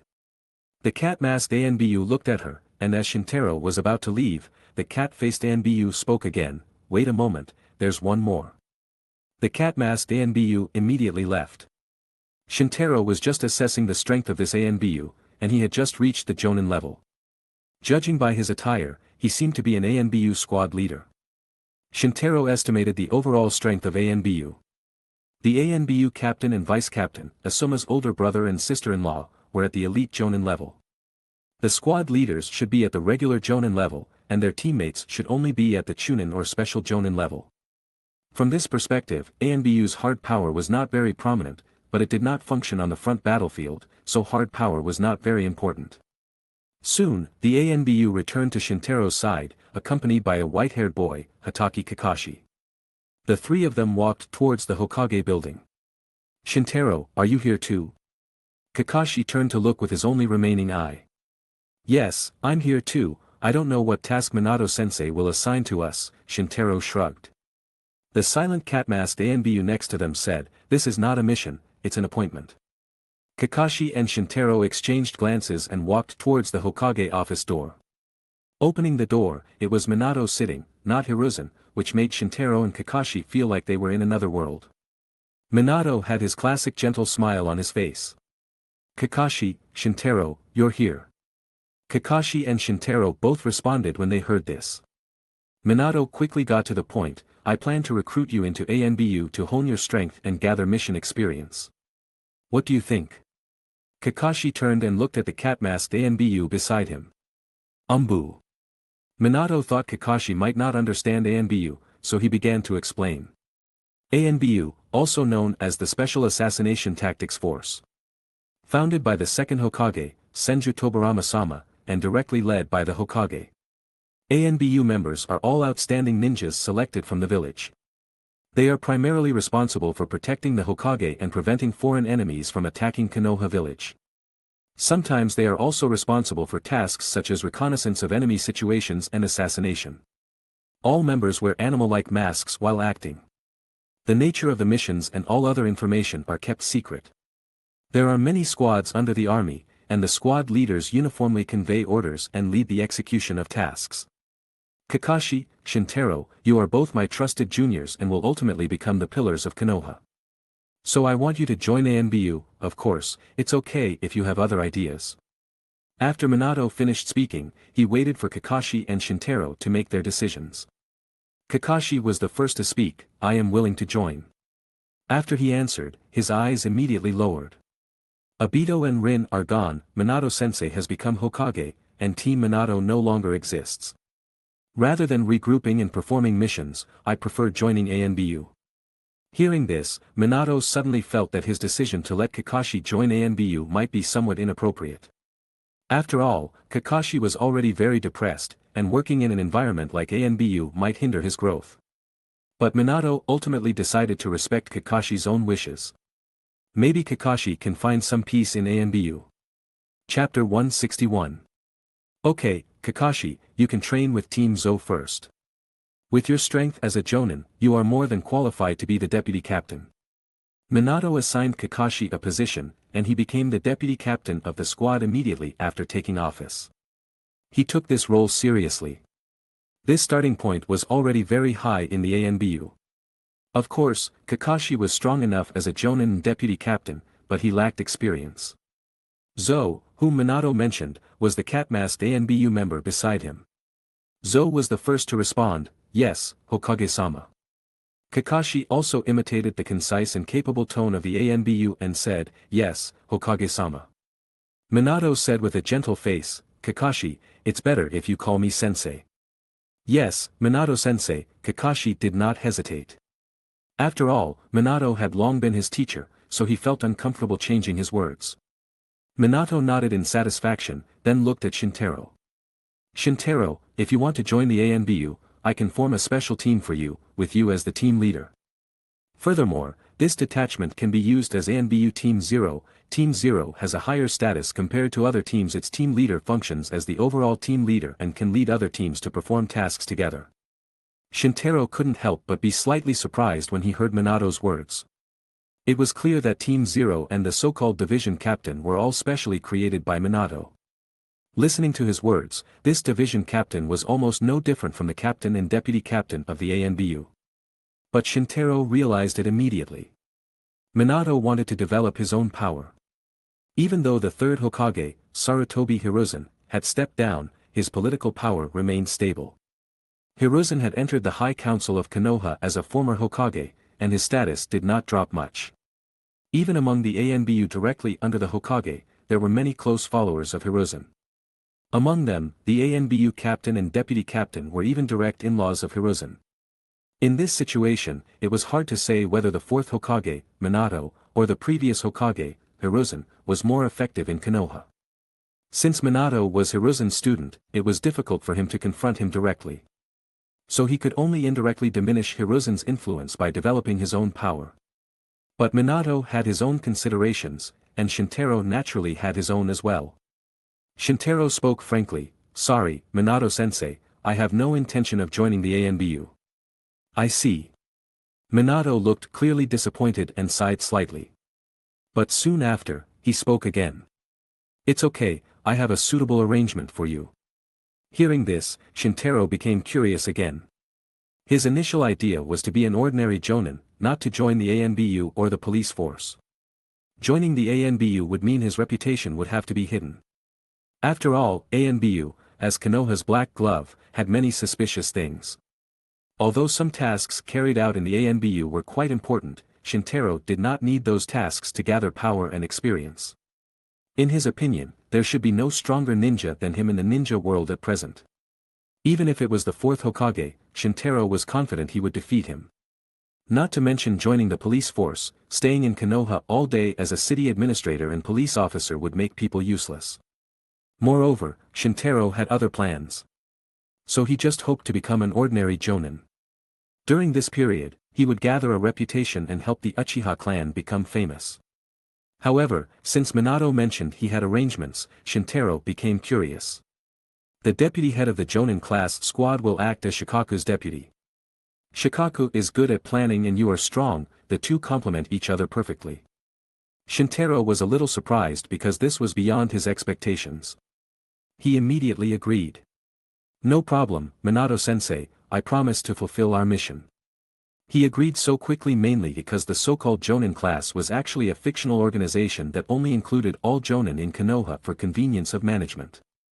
After all, Jonin were a rare resource in any ninja village. Therefore, the status of the deputy captain of the Jonin class would not limit Shintaro.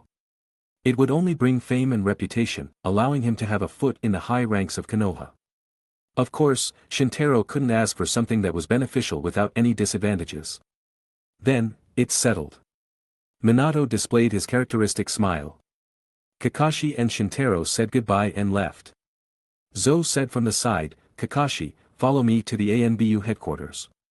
Yes, Kakashi agreed, then said goodbye to Shintaro. After Shintaro and Kakashi parted ways.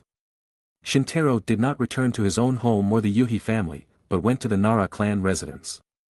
He wanted to visit his teacher and half-boss, the leader of the Jonin class in Konoha, Nara Shikaku. Yoshino-san, I'm here to see Shikaku-sensei. Ah. Shintaro-chan is here. Come in quickly. Yoshino seemed very happy. After all, it was a peaceful time after the war, so she was naturally happy to see her long-lost junior again. Would you like to stay for dinner tonight? It's still early for dinner, I'll sit for a while and then leave. You're here now, so how about staying? Kurenai wants me to have dinner at her house. Okay then, I was right about you, you are very obedient to your wife even before you get married, Shintaro will definitely be a good husband in the future. Ha ha ha ha, maybe. As the two chatted, Shintaro had already reached the door of Shikaku's study. Shikaku is inside, you two can talk. Fine. Yoshino left with a smile, and Shintaro slowly opened the door. He saw that Shikaku had already set up the shogi board, and it seemed he had been waiting for a long time. You're here, Deputy Squad Leader Shintaro. Shikaku showed a half-smile expression. Deputy, and I haven't taken office yet. Shintaro corrected, then sat down in front of him. Shikaku taught in a traditional tone, it seems you're still too young. The biggest taboo in the workplace is using this subtitle. Shintaro frowned and said, I hate these overly excessive rules the most. This is not a rule, it's human nature. Shikaku extended the last sound of the word human nature. Shintaro also laughed when he heard this, and when he saw the cigarette stuck under the bed, he took one out and handed it to him. Is this also a human nature thing? Shikaku looked at the cigarette in front of him, swallowed, then waved his hand to refuse. It is human nature, but Yoshino is trying to conceive, and I quit smoking. Shintaro asked with a smile, are you so serious about preparing for pregnancy? Of course, genetic inheritance is very important, if something goes wrong and you give birth to a stupid child, you're in trouble. Shikaku-sensei's son shouldn't be stupid. Chapter 162. Shikaku and Shintaro chatted for a long time, playing shogi as they talked. They played a total of 3 matches, all ending in a draw. Shikaku remarked meaningfully, Shintaro, your shogi skills have improved again. Shintaro waved his hand and said, I used to win a few matches, but now I can't win even one. Shikaku didn't commit to an answer but silently complained to himself, this is terrible. Shintaro looked at the sky outside the window, then said goodbye, it's about time, I need to go to the ANBU to pick someone up after work. Umbu? Shikaku showed a thoughtful expression, but he quickly found the answer. You mean Hitaki Kakashi? That's right, Shintaro nodded. Shikaku sighed, what happened to Kakashi is something many grown ninjas couldn't bear. He then looked at him and said, that's good, with you as his friend, Kakashi certainly won't make the same mistake as the White Fang. Shintaro said, the death of the White Fang is Konoha's regret, I won't let that regret happen again. Carry on.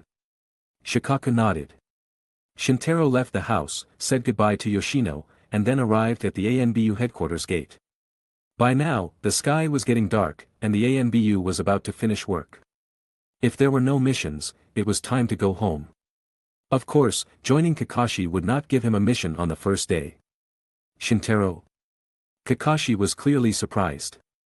He was wearing the gray ANBU vest, with the fire pattern tattoo symbolizing ANBU on his left arm, and the red striped cat face mask on his face, with a somewhat cold temperament.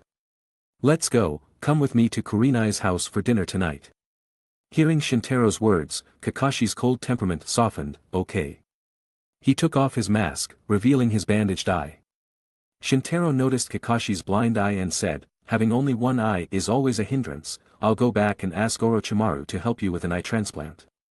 Kakashi touched the bandage, feeling the empty eye socket beneath, and gritted his teeth. He said, I want to keep this eye to remember the revenge against the mysterious masked man who killed Rin and gouged out my eye. I know, but having only one eye will affect your visual balance and weaken your spatial orientation judgment, Shintaro spoke calmly. He was well aware of Kakashi's hatred for the mysterious masked man, but he still tried to persuade him. I'm not asking you to let go of your hatred, but replacing it with a healthy eye will be good for your strength. Kakashi lowered his head, you're right, revenge requires strength. Shintaro nodded in satisfaction and said, that's enough for now. The topic ended for a while, and the two of them arrived at the Yuhi residence. Shintaro, you're back. Kakashi. Are you joining for dinner too? Shintaro, why didn't you tell me in advance? Seriously. There was only Kurenai in the house. Excuse me. Kakashi bowed slightly to her. Kurenai waved her hand and said, it's okay, don't bother me. Shintaro smiled, patted Kakashi, and said to Kurenai, is there any fish left for Shiro at home? Bring it out and give it to Kakashi to try, he likes fish. Kakashi's mouth moved slightly and said, no need. Kurenai suddenly nodded, I would have forgotten if you hadn't told me, don't worry, it's all good fish and edible for humans. Kurenai thought Kakashi was dissatisfied because the fish was prepared for Shiro and continued to explain, Shiro's food is better than what ordinary people eat. Kakashi glanced at Shiro, who was chubby and white, nodded, and said, I can see that. Shiro glanced at Kakashi when he heard this, then swayed his tail and left with a snort. Kurenai then went to the kitchen and got busy. After a while, the food for 3 people was brought out. 1 roasted meat, 1 octopus mustard, and 1 fried river fish. It perfectly matched the favorite tastes of Shintaro, Kurenai, and Kakashi. How does it taste? Kurenai's cooking skills are quite good, right? Shintaro said to Kakashi in a showy tone, flaunting the ring on his hand as if he was proud of it. Kakashi chuckled, then praised, the fish frying skills have surpassed mine, let alone other cooking skills. A smile appeared on Kurenai's face, please sit down, we haven't had dinner together for a long time. Kakashi sat down, but his expression slowly darkened. Kurenai was a bit confused and looked at Shintaro in panic, thinking she had said something wrong. At a glance, Shintaro knew that Kakashi was thinking about the late Obito and Rin again, so he winked at Kurenai. Sorry, I just remembered back then at my house, Obito and Rin were there. Kakashi said what was on his mind. Shintaro didn't say much, only said, eat. Kakashi nodded. The dinner among the 3 of them seemed somewhat quiet. Kakashi said goodbye and left after dinner. At the door, Kurenai, who had just said goodbye to Kakashi, grabbed Shintaro's hand and said, I think Kakashi has become much darker, it's not dark, it's just indescribable. Shintaro said slowly, your feeling is right, after all, others would surely be stressed because of Kakashi's experience. His parents died when he was young, and he lost 2 of his best friends during the war. Being only depressed already showed that Kakashi's mind was strong. Kurenai sighed, that's true, if it were me, I probably wouldn't be able to bear it. I won't let you experience this, Kurenai. After that, the two entered a sweet romantic stage, which was not enough for outsiders. In the days that followed, Kakashi seemed to enjoy his life in ANBU very much. Shintaro entrusted Orochimaru to replace Kakashi's eye with one that had intact vision. As a result, Kakashi's strength was not affected. Sharp swordsmanship, excellent 5-element ninjutsu, and the ability to kill enemies with the final blow of Chidori were enough for him to gain a foothold in Konoha and even the ninja world. Kakashi's increasingly cold and skilled killing methods also earned him the title of cold-blooded Kakashi. This title was actually a compliment for ninjas. However, ninjas both inside and outside Konoha would fear this name. But in Shintaro's view, the name cold-blooded Kakashi was just a self-healing method he used to hide his true feelings. Moreover, it was just a way to vent on enemies like the mysterious masked man. Kakashi was actually not cold-blooded. Chapter 163. Hokage Building. It had been a few months since the last war ended. Shintaro had completed several missions during this period and had just reported to Minato. With his current strength and status as a Jonin-level vice-captain, all the missions he undertook were A-level and above. Mission experience equates to seniority for a ninja. This is why he was very enthusiastic about taking on tasks. Shintaro. As soon as Shintaro left the Hokage building, he was stopped by a voice. Kakashi took off his mask, revealing his handsome face covered by a black mask. "What's up?" Shintaro walked closer and asked. "Do you have time to go to the training ground in the mountains?" Kakashi asked with a drooping eye. "Do you want to compete? It's true I haven't fought with you for a long time." Kakashi calmly extended his hand to stop him. No, I won't fight you. I can't beat you, I just want you to teach me how to train." "Teach? Okay, what do you need me to teach you?" The two of them walked and talked. "Lightning element, I feel my Chidori has room for further improvement. You gave me some ideas before, but I still don't know." The two came to the mountain above Hokage Rock, where several training grounds were located. "The weather is a bit bad." Shintaro looked at the sky. Dark clouds were rolling in, as if a fierce storm was coming.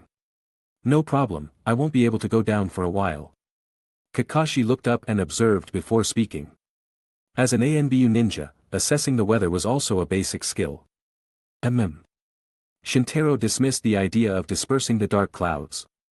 The two fought each other in the empty training ground. "What specifically do you mean by further improvement?" Kakashi replied, "It's the change in chakra nature you mentioned earlier." He threw a Chidori. For a moment, 1,000 birds chirped together, and lightning suddenly appeared. Shintaro noticed that the lightning of Chidori in Kakashi's hand was now deeper than before. This indicated that the lightning chakra in Chidori was more abundant. Kakashi rushed towards a big rock at the edge of the training ground and shattered the rock with one blow. "Yes, the power of Chidori has increased." Shintaro approached him and praised him.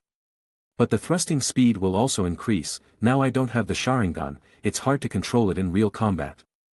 It almost caused a disaster in the last mission, nearly stabbing both the enemy and a teammate." Kakashi withdrew his chakra and relaxed his other hand on the wrist where he had just used Chidori. "If it's hard to control the thrusting speed, don't thrust."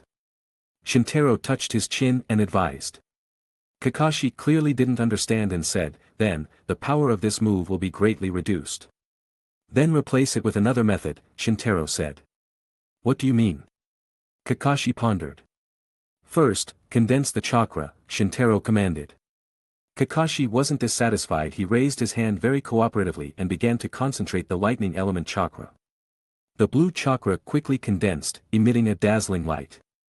"Keep gathering, don't stop."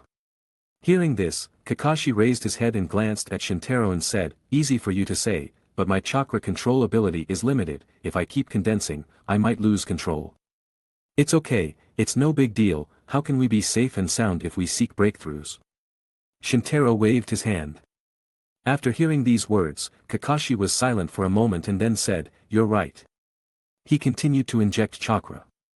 At this moment, the condensed lightning chakra in his palm had reached a terrifying level. The lightning was strong, and its power was evident. Kakashi felt a bit of excitement in his heart. It seems to be working. He strengthened his chakra output again. Shintaro also didn't stop him. Because he knew Kakashi's desire to become stronger. Boom! The lightning in Kakashi's hand suddenly exploded, and the powerful lightning chakra became uncontrollable. Oops! Kakashi tried his best to change the nature of the lightning element chakra and turn it into a strong Chidori. However, even so, the powerful lightning chakra was still out of control. Boom! A flash of lightning struck in the distance, and there was a thunderous explosion in the sky. Kakashi realized something was wrong. Oh no, the lightning chakra might be resonating with the naturally occurring thunder. He thrust forward and waved the Chidori in his hand, trying to exhaust all the lightning element chakra in his hand. However, after a brief thrust of a few meters, his eyes were shrouded in white light, and his body instantly became immobile. A lightning bolt as white and thick as a bucket struck in front of him, right at the moment it was struck by the blue Chidori in his hand. The white lightning was struck by the blue Chidori, and the blue lightning blocked the white lightning at a certain distance. At first glance, it seemed as if the thunder in the sky was cut in two by Kakashi. Shintaro realized that the lightning did not cause much damage to Kakashi's body, so he did not step forward to help. Kakashi remained motionless as he charged forward. Outside the training ground, a bull-cut boy witnessed this scene. Kakashi cut the lightning with Chidori. This bull-cut boy was naturally Might Guy. This is genius. Even if my Hashiman can open the fifth gate, I will never be able to chase the speed of lightning, let alone cut lightning. No, I want to train my speed and run around Konoha 100 times now. Guy was shocked when he saw Kakashi cutting the lightning and immediately rushed down the mountain to run around Konoha to exercise. While running, he also promoted Kakashi's feat, making him famous in Konoha for a while. Shintaro couldn't help but laugh at Guy's reaction. Just listen to Kakashi's cry for help. Help me, I can't move. Kakashi had just held Chidori and struck the lightning in time. The lightning chakra offset most of the thunder's power, just in time to exhaust the excess uncontrolled lightning chakra. However, he was also paralyzed by the lightning overflow, making it difficult to move for a while. It's a small problem, it will be fine after a while. Shintaro had no intention of helping. Kakashi lost all his strength and sat on the ground in a paralyzed state. How about naming this technique? Let's call it Raikiri. Although very fitting, Shintaro himself didn't actually choose this name. In his previous life, he lived in the late Warring States period and early Edo period in Japan. A famous general of the Warring States period, Tachibana Michizuki, once struck lightning with his sword, and his sword was named Chidori. After he struck the lightning, the name Raikiri came up. Tachibana Michizuki's feat somehow mirrored that of Kakashi in front of him. So Shintaro applied the name Raikiri. Kakashi lay on the ground and said helplessly, whatever. After Tachibana Michizuki struck the lightning, his leg was injured, and he could no longer fight on horseback. Although Kakashi was not injured, his body was also paralyzed. Now he just wanted to lie down. Chapter 164. Hokage Building. Hokage Office. Kakashi cutting lightning. Interesting. Minato smirked as he listened to the report about Kakashi in front of him. With his intelligence, he could guess the truth in an instant. Kakashi must have been practicing his lightning element at a high place, causing his lightning element chakra to attract and summon actual lightning. Fortunately, nothing happened. Minato was truly relieved after seeing the report that Kakashi was safe and sound. However, just because the body is fine doesn't mean the mind is as well. Minato talked with him when he chatted with the third Hokage a few days ago. He initially thought that Kakashi would be able to forget some of his inner pain before putting him into ANBU, but recently he heard rumors about Kakashi being cold-blooded, and he worried that this would, in turn, tear at his psychological trauma.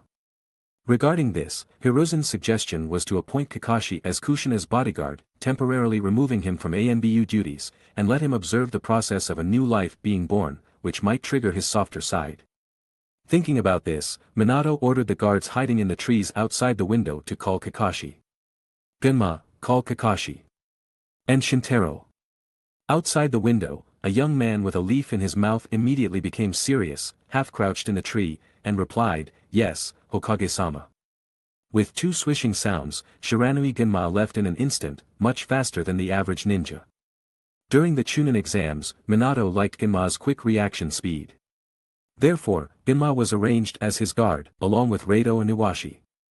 In fact, to Minato, the guards didn't mean much. It's not that he was invincible, but Hiraishin no Jutsu was enough to allow him to escape any dangerous situation. The three guards were actually carefully selected heirs of Hiraishin no Jutsu and were considered half of his students. Gunma quickly found Kakashi and Shintaro and informed them of Minato's calling. So both came to the Hokage office. Kakashi was wearing his ANBU suit and carrying a ninja sword. He had a serious expression behind his mask, while Shintaro was dressed casually with his hands in his pockets and a relaxed expression. Minato looked up and saw the stark contrast between the two white-haired boys in front of him, and couldn't help but say, Kakashi, sometimes you're too tense, you could learn from Shintaro. Kakashi looked at him silently, and Shintaro raised an eyebrow at him playfully. Kakashi felt a little sad inside. He was clearly a standard ninja. Besides, he wasn't as strong as Shintaro to face enemies easily. But facing Minato's words, he nodded in agreement. I'm not criticizing you, Kakashi. As Minato saw his gaze, his eyes softened immediately, and then he spoke in a commanding tone. Kakashi, leave all your current duties. Kakashi said emptily, is there something wrong with me? Nothing like that, I have a special task for you, Minato said with relief. However, this matter is confidential. Kushina is pregnant. Minato's expression softened unconsciously, his eyes filled with love for Kushina. Kakashi was silent with surprise before offering a dull congratulation. Congratulations. Shintaro also smiled and congratulated him from the side. Thank you, Minato replied with a smile. Then he became serious and his tone changed. However, the energy used by a female Jinchuriki to seal the bijou during pregnancy will be transferred to the fetus inside her. Therefore, the bijou's seal will weaken. Based on this, for about 10 months until her delivery, I want you to be Kushina's bodyguard to protect her. Yes, Kakashi bowed his head and said, unable to see his expression behind the mask. However, his tone had already changed. He was naturally moved. Regardless of the fact that Minato was here to heal his soul through the birth of a new life.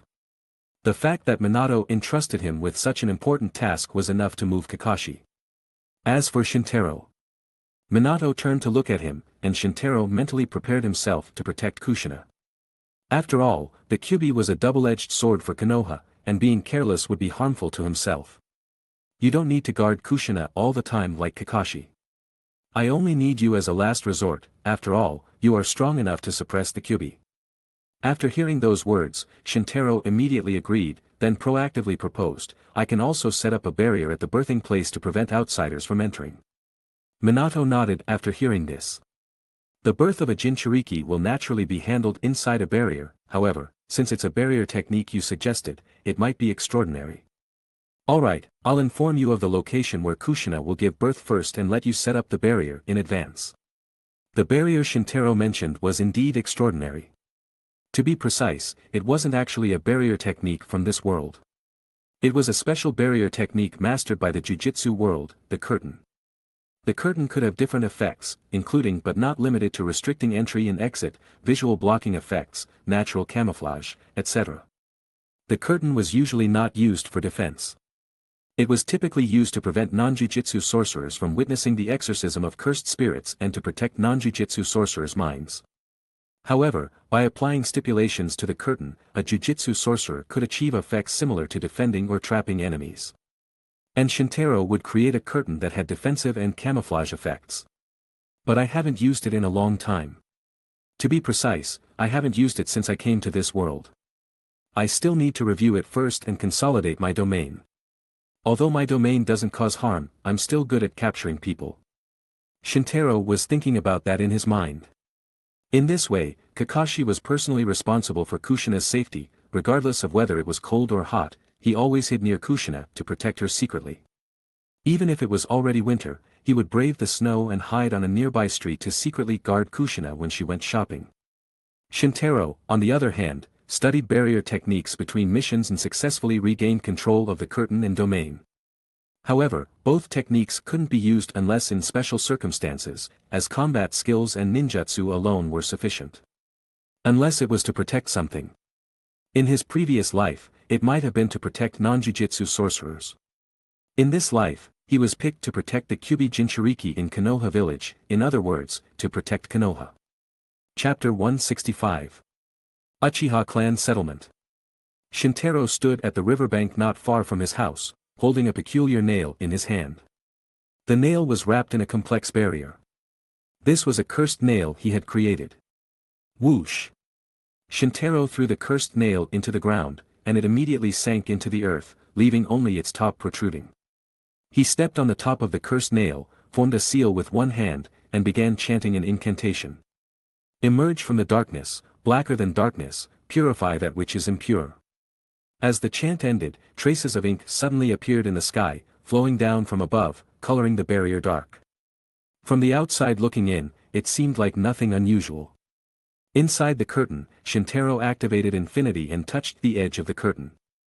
Several purple arcs bounced from his hand. Success. He nodded in satisfaction. The effect of this curtain was to isolate the inside from the outside, with added visual effects. It was essentially a large hollow sphere that couldn't be penetrated, even from underground.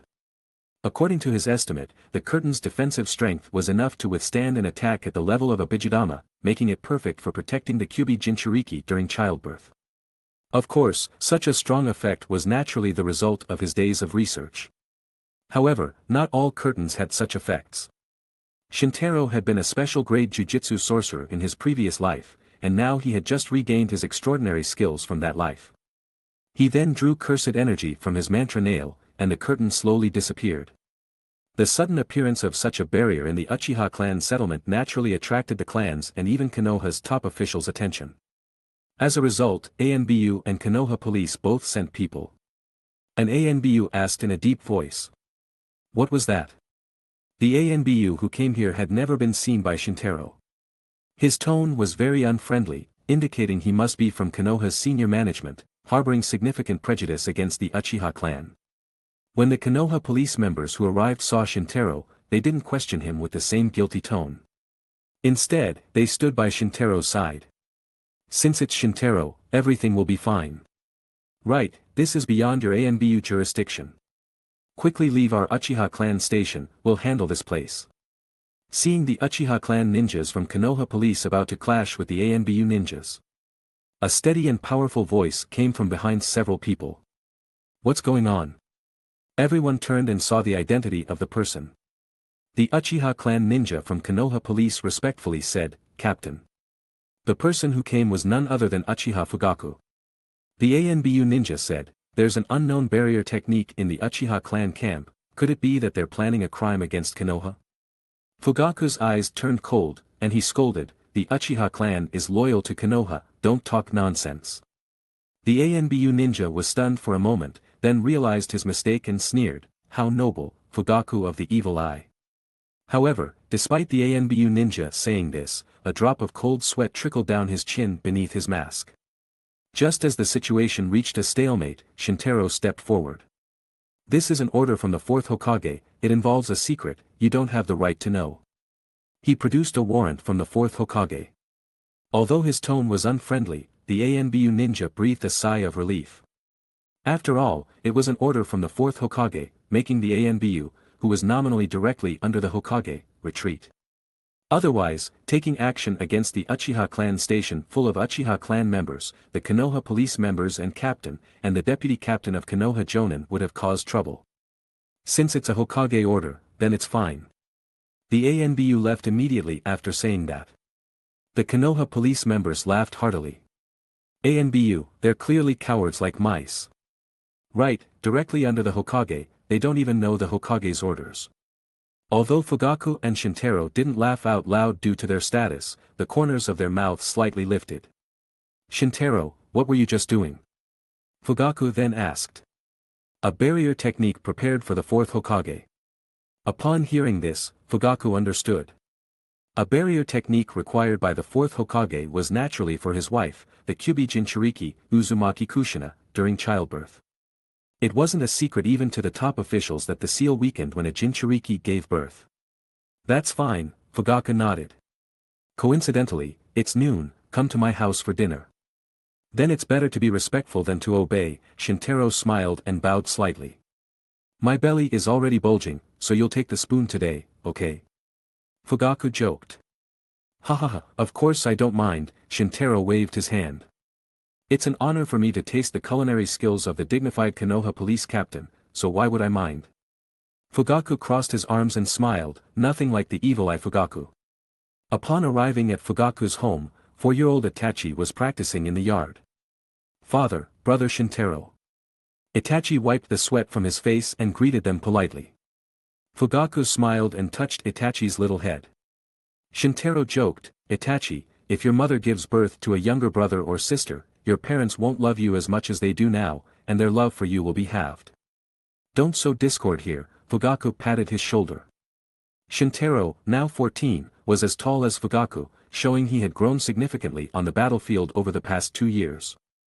However, Itachi thought seriously and said, if love can be divided, then it's reasonable for me and my unborn siblings to share our parents' affection equally.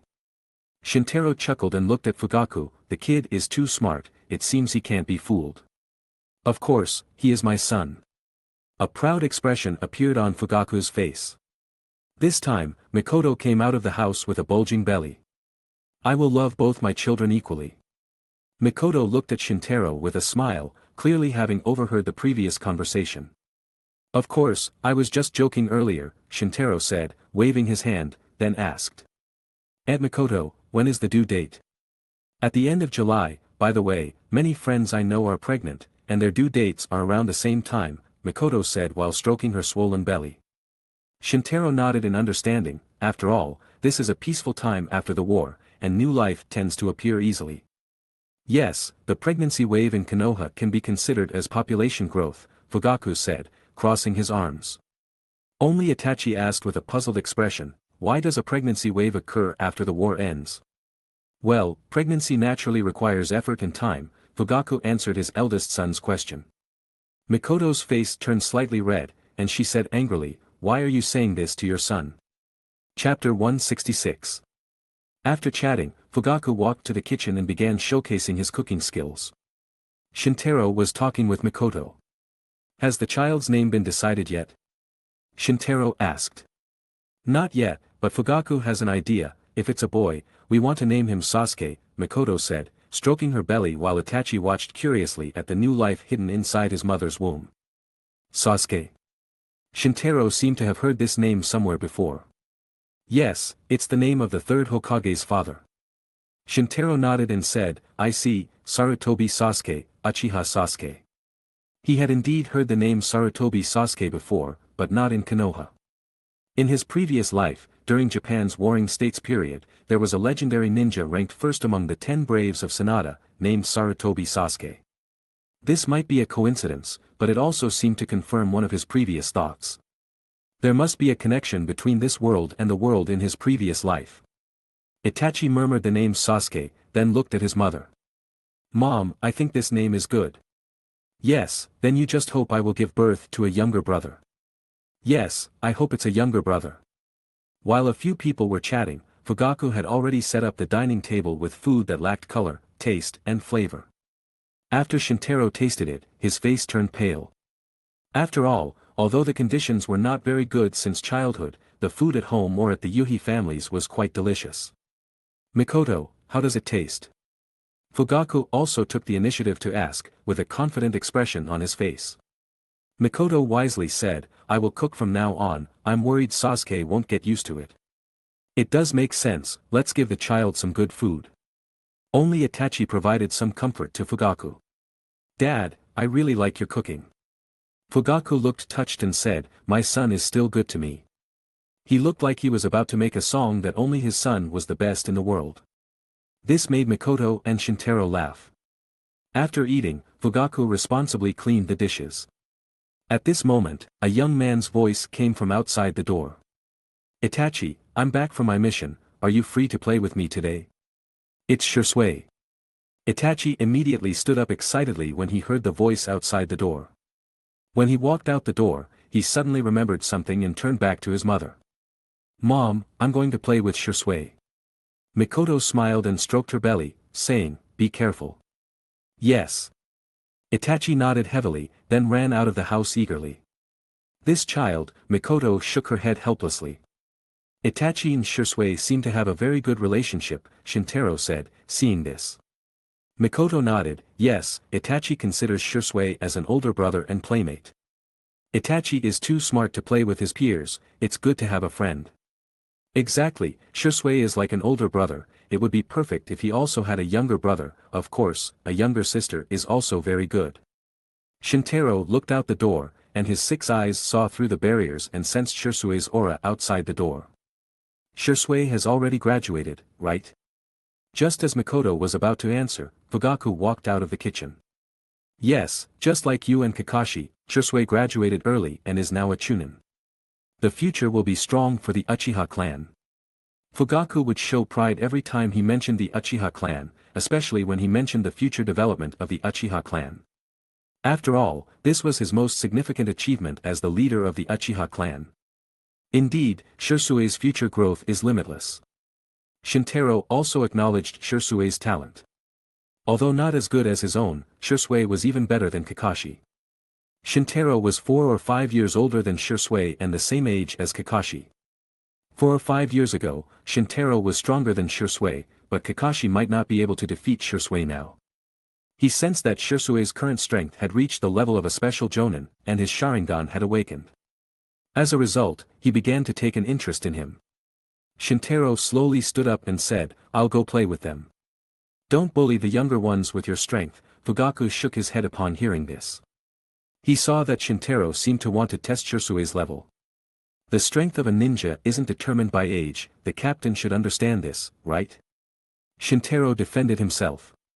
"Isn't this just a case of a young and strong genius like you?" Fugaku said, implying another meaning in his sentence. "Shirsue hasn't fully matured yet, so don't leave a psychological shadow on him." Fugaku shook his head and said. In his heart, Shintaro was an extreme genius.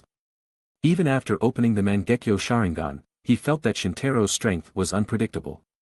Even he was not his match, so how could Shirsue, a newly graduated Chunin, face him? "Don't worry, I believe Shirsue's abilities are more than that, don't underestimate him." Shintaro said, "If it weren't for me, I think Shirsue would become the strongest Uchiha in the future. Of course, Itachi hasn't fully grown yet, maybe he can compete for the strongest position." Fugaku's face darkened. "What about me?" "Captain, of course, is responsible for sitting behind and strategizing, strength is not very necessary." Shintaro's words seemed comforting, but in reality, it was a heavy blow. But Fugaku quickly realized it. Okay, I'm done, the future belongs to you young people," Fugaku waved his hand to dismiss. Shintaro smiled and said, "Just kidding, the captain is still young and strong, so naturally, you are the backbone of the Uchiha clan." With that, he waved and left. Fugaku watched Shintaro's retreating figure and said to Mikoto beside him, "Young people today are more talented than each other, we really have to accept our old age.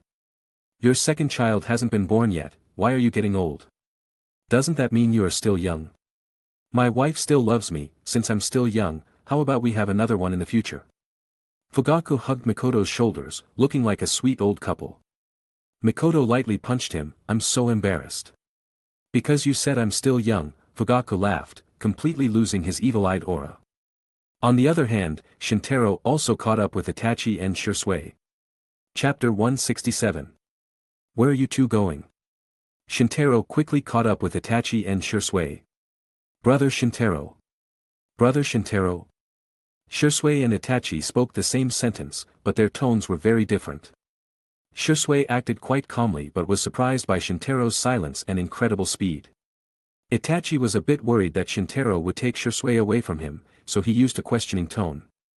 After all, he had made a reservation with Shirsue long before, so he naturally valued this opportunity to go out and play. Shintaro seemed to see through Itachi's little thoughts. "Don't worry, Itachi, I'm here to see Shirsue, but I only plan to spar with him." Itachi felt relieved after hearing this, but Shirsue's heart was uncertain. "Itachi and I are preparing to go to the training ground, however, my strength is too weak compared to Senior Shintaro, no need to show off." Even though Shirsue was a genius, he was very humble. If Shintaro's humility was just a disguise for his inner arrogance, then Shirsue's humility radiated from the inside out.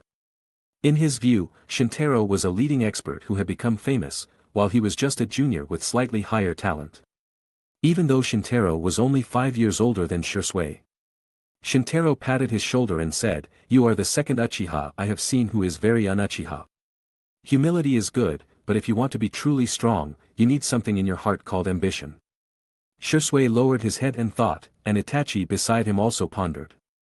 "I understand, Senior Shintaro, if that's the case, then I would be honored to compete with you." Shirsue treated him as his senior in his words to show respect. "Yes, but you should call me brother, you should get used to that. Don't worry, I won't bully the small, as long as you can touch me, you win." Shintaro, who automatically activated Infinity, said this, and then some people came to the Uchiha clan's training ground.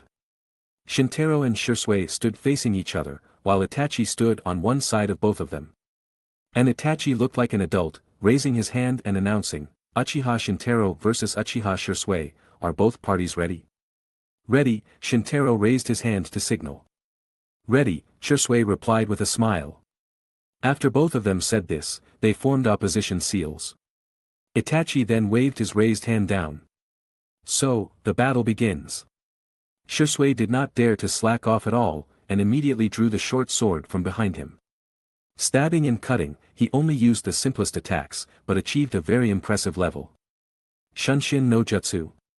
Shintaro noticed hints of Shisui's movement. The reason these stabbing and slashing movements were so strong was because Shisui skillfully incorporated Shunshin no Jutsu into his own movements. Shunshin no Jutsu refers to all ninjutsu, taijutsu, and other techniques that can achieve the effect of high-speed movement difficult to detect with the naked eye. Apart from various escape techniques, Minato's Hirashin no Jutsu is also theoretically one type of Shunshin no Jutsu. But what Shisui used was just the most common taijutsu, which is Shunshin no Jutsu. Using chakra to burst out from the soles of his feet at high speed can form an afterimage. However, slashes that fast did not escape Shintaro's vision. Sharingan. Shintaro opened a pair of double Magatama Sharingan with blood red and blue, and on the other side, Shisui opened a pair of double Magatama Sharingan with blood red. Shisui's Sharingan helped him adapt to the high-speed movements caused by Shunshin no Jutsu, and he precisely struck Shintaro's neck with one sword. Shintaro raised one finger and completely blocked the short sword. Shisui was very surprised. Initially, he worried about Shintaro because his speed was too fast, and he could not hold back his strength. As a result, it seems he thought too much. What kind of method is this? It's perfect. In fact, even if Shintaro did not raise his finger, he could still block the attack. After all, infinity is always automatically activated. However, not raising a single finger seemed impolite. After all, Shisui was his junior, so he still had to show respect. When Shisui was surprised, he immediately retreated about 10 meters, placed the sword horizontally in front of him, and crouched, watching every movement of Shintaro. In his mind, Shisui thought about the rumors about Shintaro. Defeat the Reikage, kill Hachibi, destroy Ichibi, kill the Kazekage, you deserve to be Brother Shintaro. I have long heard that Brother Shintaro has strange and powerful abilities, and it turns out to be true when I see it today. If so, I have to try my best. Shisui closed the seal of his sword. Shunshin no Jutsu. His figure split into two, and both turned into three. The three figures were exactly the same, making it difficult to tell which was true and which was false. Three Shisui clones attacked Shintaro from three directions, and the short swords almost simultaneously hit the infinity around Shintaro's body.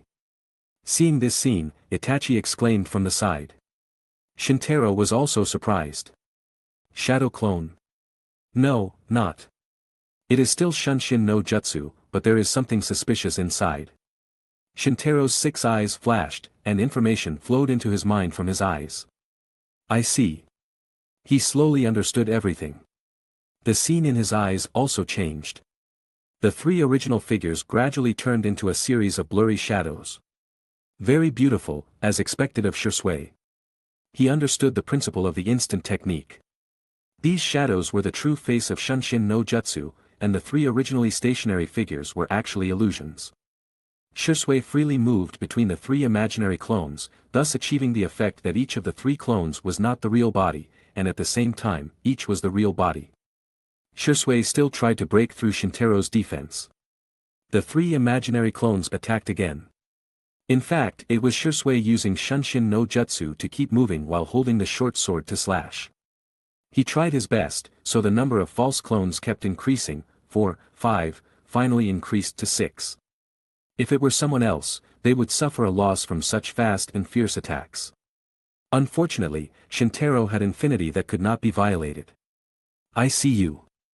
He extended his hand and grabbed the space between the two clones. Itachi did not fully understand. He felt Shisui should be among the 6 clones. However, it turned out that Shintaro's Sharingan and 6 eyes vision were still the most accurate. Shisui was caught by the corner of his clothes in an instant. Fortunately, he reacted very quickly and cut off the end of his clothes in an instant, escaping the opponent's grasp. However, before he could rejoice for a moment, a blue light shone. Blue. Shisui's footsteps suddenly stopped, and the shadow clones behind him immediately disappeared. And he finally fell into Shintaro's palm. I lost, you deserve to be Senior Shintaro, known as the white-haired demon eyes. Victory or defeat was determined in just a split second. You are not bad either, Shisui, perhaps I should call you Shunshin no Shisui. Chapter 168. Shisui quickly waved his hand and said, I don't dare take it seriously. Did you forget what I said before? To be a truly strong man, ambition is crucial, moreover, Shunshin no Jutsu is as good as anyone I've ever seen, even the fourth Hokage could rival you. So, take pride in your strength. Hearing this, Shisui sheathed his sword and bowed, I understand. Then the two of them formed a reconciliation seal. The battle between them was over. Shintaro also confirmed in his mind that Shisui's strength was far greater than he had initially thought. He could reach Jonin-level strength in a short time. Shisui respected Shintaro even more. After all, only through real combat could he gauge his opponent's strength. However, now, Shisui was convinced of Shintaro's power and deeply felt the gap between them. Itachi, who had been watching the battle, ran to Shisui's side in a few steps. Brother Shisui, brother Shintaro, you both are very strong. Itachi had become a little fanboy of Shisui and Shintaro. Shisui pointed to the missing corner of his clothing and said, I am far inferior to brother Shintaro, I didn't even touch him, but he cut the corner of my clothes. Itachi said seriously, even so, I still think brother Shisui is very strong. Shisui smiled, touched Itachi's hair, and said, it seems my kindness to you hasn't been in vain. Itachi pushed Shisui's hand away, pouting, and said, don't touch my head, I won't grow taller. Shisui then raised his hand and tapped Itachi's forehead with 2 fingers. I know.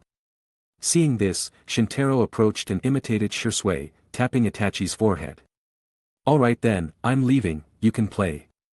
Itachi covered his forehead with an innocent expression on his face. And Shisui smiled and bid farewell to Shintaro. A few months later, on July 23rd. In a care ward at Konoha Hospital. Uchiha Mikoto sat on the bed, with Uchiha Fugaku and Uchiha Itachi standing by the bedside. Mikoto held a swaddled baby in her arms. A small baby wearing dark blue clothes among the yellow swaddles. This little baby had short black hair and 2 rosy cheeks. He cried with his eyes closed and his little hands clenched. Mikoto held the baby and said to Itachi beside her, he's a boy, your little brother. Itachi stepped forward and poked the baby's cheek, then his forehead. This is life, new life. He sighed inwardly as life was born, while Fugaku held the baby in his arms. Mikoto smiled lovingly, have you decided on a name? Fugaku held the swaddled baby in his arms and rocked him a few times to soothe him.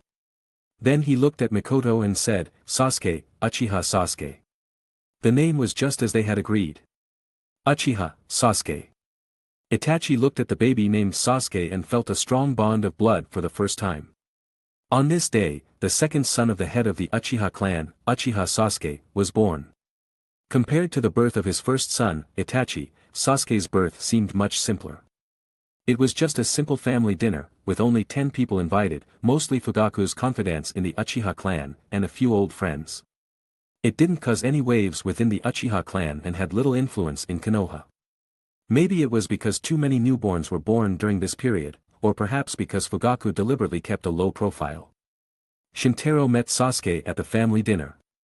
What worried him a little was that he saw with his 6 eyes a mysterious chakra stored in Sasuke's body, or rather in his soul. It emitted an ancient, mysterious, and powerful aura. Shintaro's first reaction was to think about the behavior in the world of jujitsu in his previous life, body possession. After the power of jujitsu sorcerers or cursed spirits reached a certain level, they could store their power in cursed objects. When the cursed object was swallowed by someone else, they could complete an incarnation and seize and resurrect another's body. However, Shintaro quickly refuted this speculation. The chakra in Sasuke's soul did not affect Sasuke's will, and it didn't seem to pose a threat, just a collection of ownerless energy hidden deep within. Uchiha Sasuke, it seems Fugaku's child is not simple. One day after Sasuke was born, Mikoto was walking on the street with a bag on her shoulder and Sasuke in her arms. She met a pregnant woman with red hair wearing a green apron, Uzumaki Kushina. The two had known each other since their days at the Ninja Academy, and were so close they could be called best friends. After a brief chat, Kushina looked at Sasuke in Mikoto's arms. Is it a girl? It's a boy, Mikoto answered softly. Kushina smiled and praised, so cute. She smiled, her eyes curving like crescent moons. What's his name? Sasuke. A middle-aged woman with brown hair in a high ponytail walked by and said, he has the same name as the third Hokage's father. This was the wife of the third Hokage, Sarutobi Hiruzen, Sarutobi Biwako. Yes, I hope he can become a great and strong ninja. Mikoto said, while Sasuke, sleeping in her arms, turned as if he was dreaming. Is Kushina about to give birth? It's better to name him first. Kushina extended her finger and said proudly, the name is already chosen. Then she touched Sasuke's head. Just call him Naruto. Sasuke seemed to react to the name and opened his eyes. He will be Sasuke's classmate, so you two must get along. Kushina touched him and couldn't help but poke Sasuke's chubby cheeks. She suddenly approached Mikoto and whispered, by the way, was it really painful, right? Mikoto was stunned for a moment, then laughed. I didn't expect Kushina to be afraid of something, what a surprise. Chapter 169. I didn't expect the fiery redhead to be scared. Mikoto covered her mouth and smiled. Kushina stuck out her tongue and smiled, well, I've never experienced it before, and I hear it's really scary. Mikoto then said seriously, it is very painful, so you need to be mentally prepared, but I believe you'll be fine, I wish you and your son peace. Thank you. Kushina held Mikoto's shoulder and thanked her. The two then parted ways. Next door, a figure in a black cloak and a cat mask followed in Kushina's direction. The sneaky figure was Kakashi, assigned to keep Kushina safe. He passed by houses and followed Kushina around the Hokage building. Come down, Kakashi, Kushina said, with her hands on her hips and her head held high. Kakashi heard this and jumped down from the house behind. The Uzumaki clan had the Kagura inner eye with insight similar to the Byakugan, so Kakashi's movements were naturally known to Kushina. Lady Kushina, Kakashi greeted respectfully. You call me lady, so you'd better call me sister, Kushina stroked her belly and waved her hand. This silenced Kakashi. If he called Kushina sister, then the unborn child in her belly would be his nephew. But Kushina didn't hesitate and said, it's up to you, let's find Minato first, your mission may be over. Over? Understood. When Kakashi heard this, he looked up and saw Kushina's belly swelling, and he had his answer in his heart. Kushina was about to give birth, which meant his mission to protect her would soon end. The next protection work had to be handed over to other Anbu or even the Hokage himself for personal protection. After all, Kushina was not only the wife of the fourth Hokage but also Konoha's Kyuubi Jinchuriki. Kakashi followed Kushina and Sarutobi Biwako to the Hokage's office. Kushina walked in front and directly opened the door. She saw two Hokage sitting in the Hokage's office, the third Hokage Sarutobi Hiruzen and the fourth Hokage Namikaze Minato. Kushina, you're here, sit down. Minato was initially talking with Hiruzen, but when he saw Kushina, he immediately stood up and gave up the Hokage's chair to Kushina. Kushina didn't have any reason to refuse, she sat down and sighed with relief, oh, it's so tiring to walk with someone in belly. Minato squatted down and stroked Kushina's belly, and said with a loving expression, thank you for your hard work. He thought back then, Kushina's dream as a girl was to become the first female Hokage of Konoha.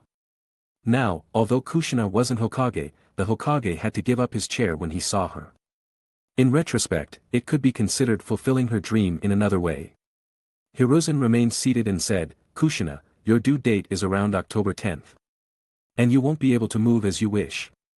You must stay within the barrier set up by the barrier team and Uchiha Shintaro. You can't leave until the delivery is complete and the seal is reinforced again. During this period, your safety will be entrusted to the elite ANBU protection, while the delivery process will be handled by my wife Biwako and her students. Hiruzen explained a lot, but Kushina actually wasn't listening fully. She complained, grimacing, I have to be stuck in the barrier again, it's so hard to have a child. Minato held her hand and said gently, the third Hokage is also thinking about safety, it's okay, when Naruto is born, I'll take you out of the village to play for a while, and leave the work to the third Hokage. Kushina finally smiled after hearing this. Then, Minato stood up and looked at Kakashi and said, Kakashi, you have worked hard all this time, you can go back and rest. I'll give you a month's leave.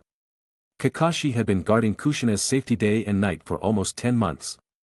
Although he was not in danger, it was already very hard in terms of the duration of his work. So Minato gave him a month's leave, and Kakashi immediately accepted it. After Kakashi resigned, in the Hokage's office, the third Hokage and his wife, along with the fourth Hokage and his wife, continued to discuss the details of the due date arrangements. Kakashi was walking on the street. It was late, and the autumn sunset was shining brightly red, which was very beautiful. He looked at the sky. After relaxing from his long-term alert state, he felt many emotions in his heart, which he expressed through the sunset scene. Kakashi turned, walked to a flower shop, bought a bouquet, and then walked to the Konoha cemetery. He took off his mask, removed his cloak and black robe, and came to Rin's tombstone with flowers. He replaced the vase in front of the tombstone with fresh flowers, then knelt on the ground and said to the tombstone, "Rin, Minato-sensei's child will be born soon. My guardian mission has been successfully completed, the next step is to wait for Lady Kushina to give birth safely. Unfortunately, you and Obito can't meet each other, don't worry, Rin, I haven't forgotten to avenge you. I've become stronger, but it's not enough, I'll become stronger until I find your killer, the masked man, and then kill him. I just visited Obito's grave, and now I'm planning to go back and rest. Goodbye, Rin." Kakashi left the graveyard. After a while, a mysterious man in a black cloak and tiger skin mask tore up the flowers Kakashi placed for Rin. "I didn't kill Rin, but this fake world did. This world doesn't need to exist anymore. Rin, I'll create a world with you." Chapter 170. Konoha Year 51, October 10th, 5 p.m. Emerge from the darkness, blacker than darkness, purify that which is impure. The barrier was set. This barrier served as the second line of defense. The outer layer was a perception-blocking barrier, and inside the barrier were a large number of ANBU masters. "It's all good, Minato-sensei, for safety, I've reinforced the barrier's effects, its defensive and concealment capabilities are fully restored." This barrier had actually been in place for almost half a month. Today was Kushina's due date, so Minato specifically invited Shintaro to bolster the defenses.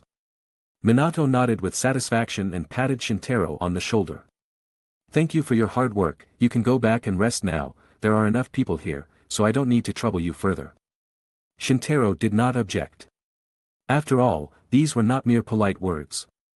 With 2 layers of barriers and ANBU plus the 4th Hokage personally overseeing it, it seemed unlikely that anyone in the ninja world could breach this defense and threaten Kushina. Shintaro had tested it and found that the barrier's defense was sufficient to withstand a chakra attack on the level of a Baijidama. The reason it's called a chakra attack is that the barrier is a product of jujitsu, and using cursed energy to attack it would be twice as effective with half the effort. Switching to chakra would require more effort. This might be because cursed energy is pure spiritual energy, whereas chakra is a combination of physical and spiritual energy. Therefore, the effect of the attack on the barrier would be weakened, unless a miracle occurred with great power. If an attack capable of penetrating the barrier was used, almost half of Konoha would hear it. This would be more than enough to call for reinforcements. So after setting up the barrier, Shintaro went to Yuhi's house for dinner with a calm mind. Tonight's dinner was prepared by Shinku. After a simple meal, Shintaro returned home and began training. A year after the war, he had not slackened his training.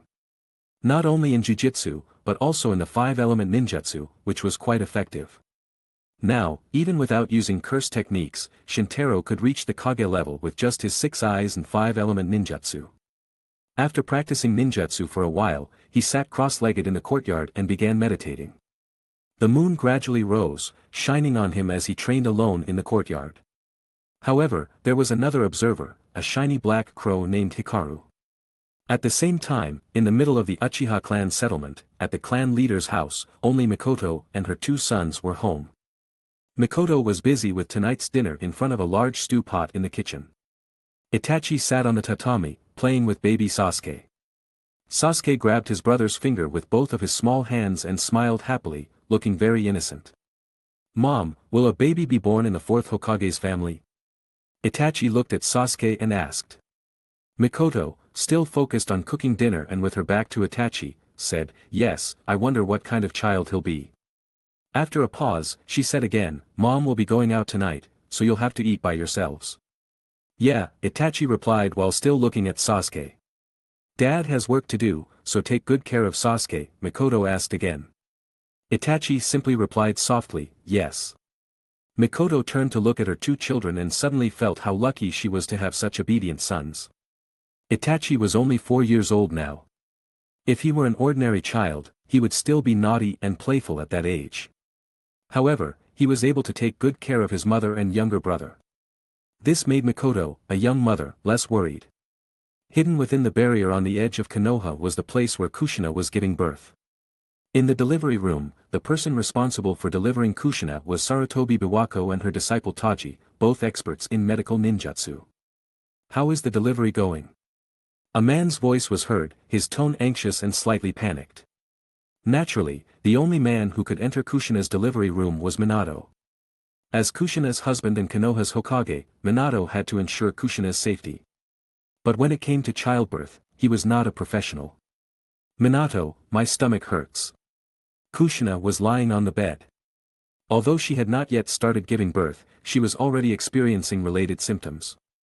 Don't be nervous, a little pain is normal. Biwako reassured her.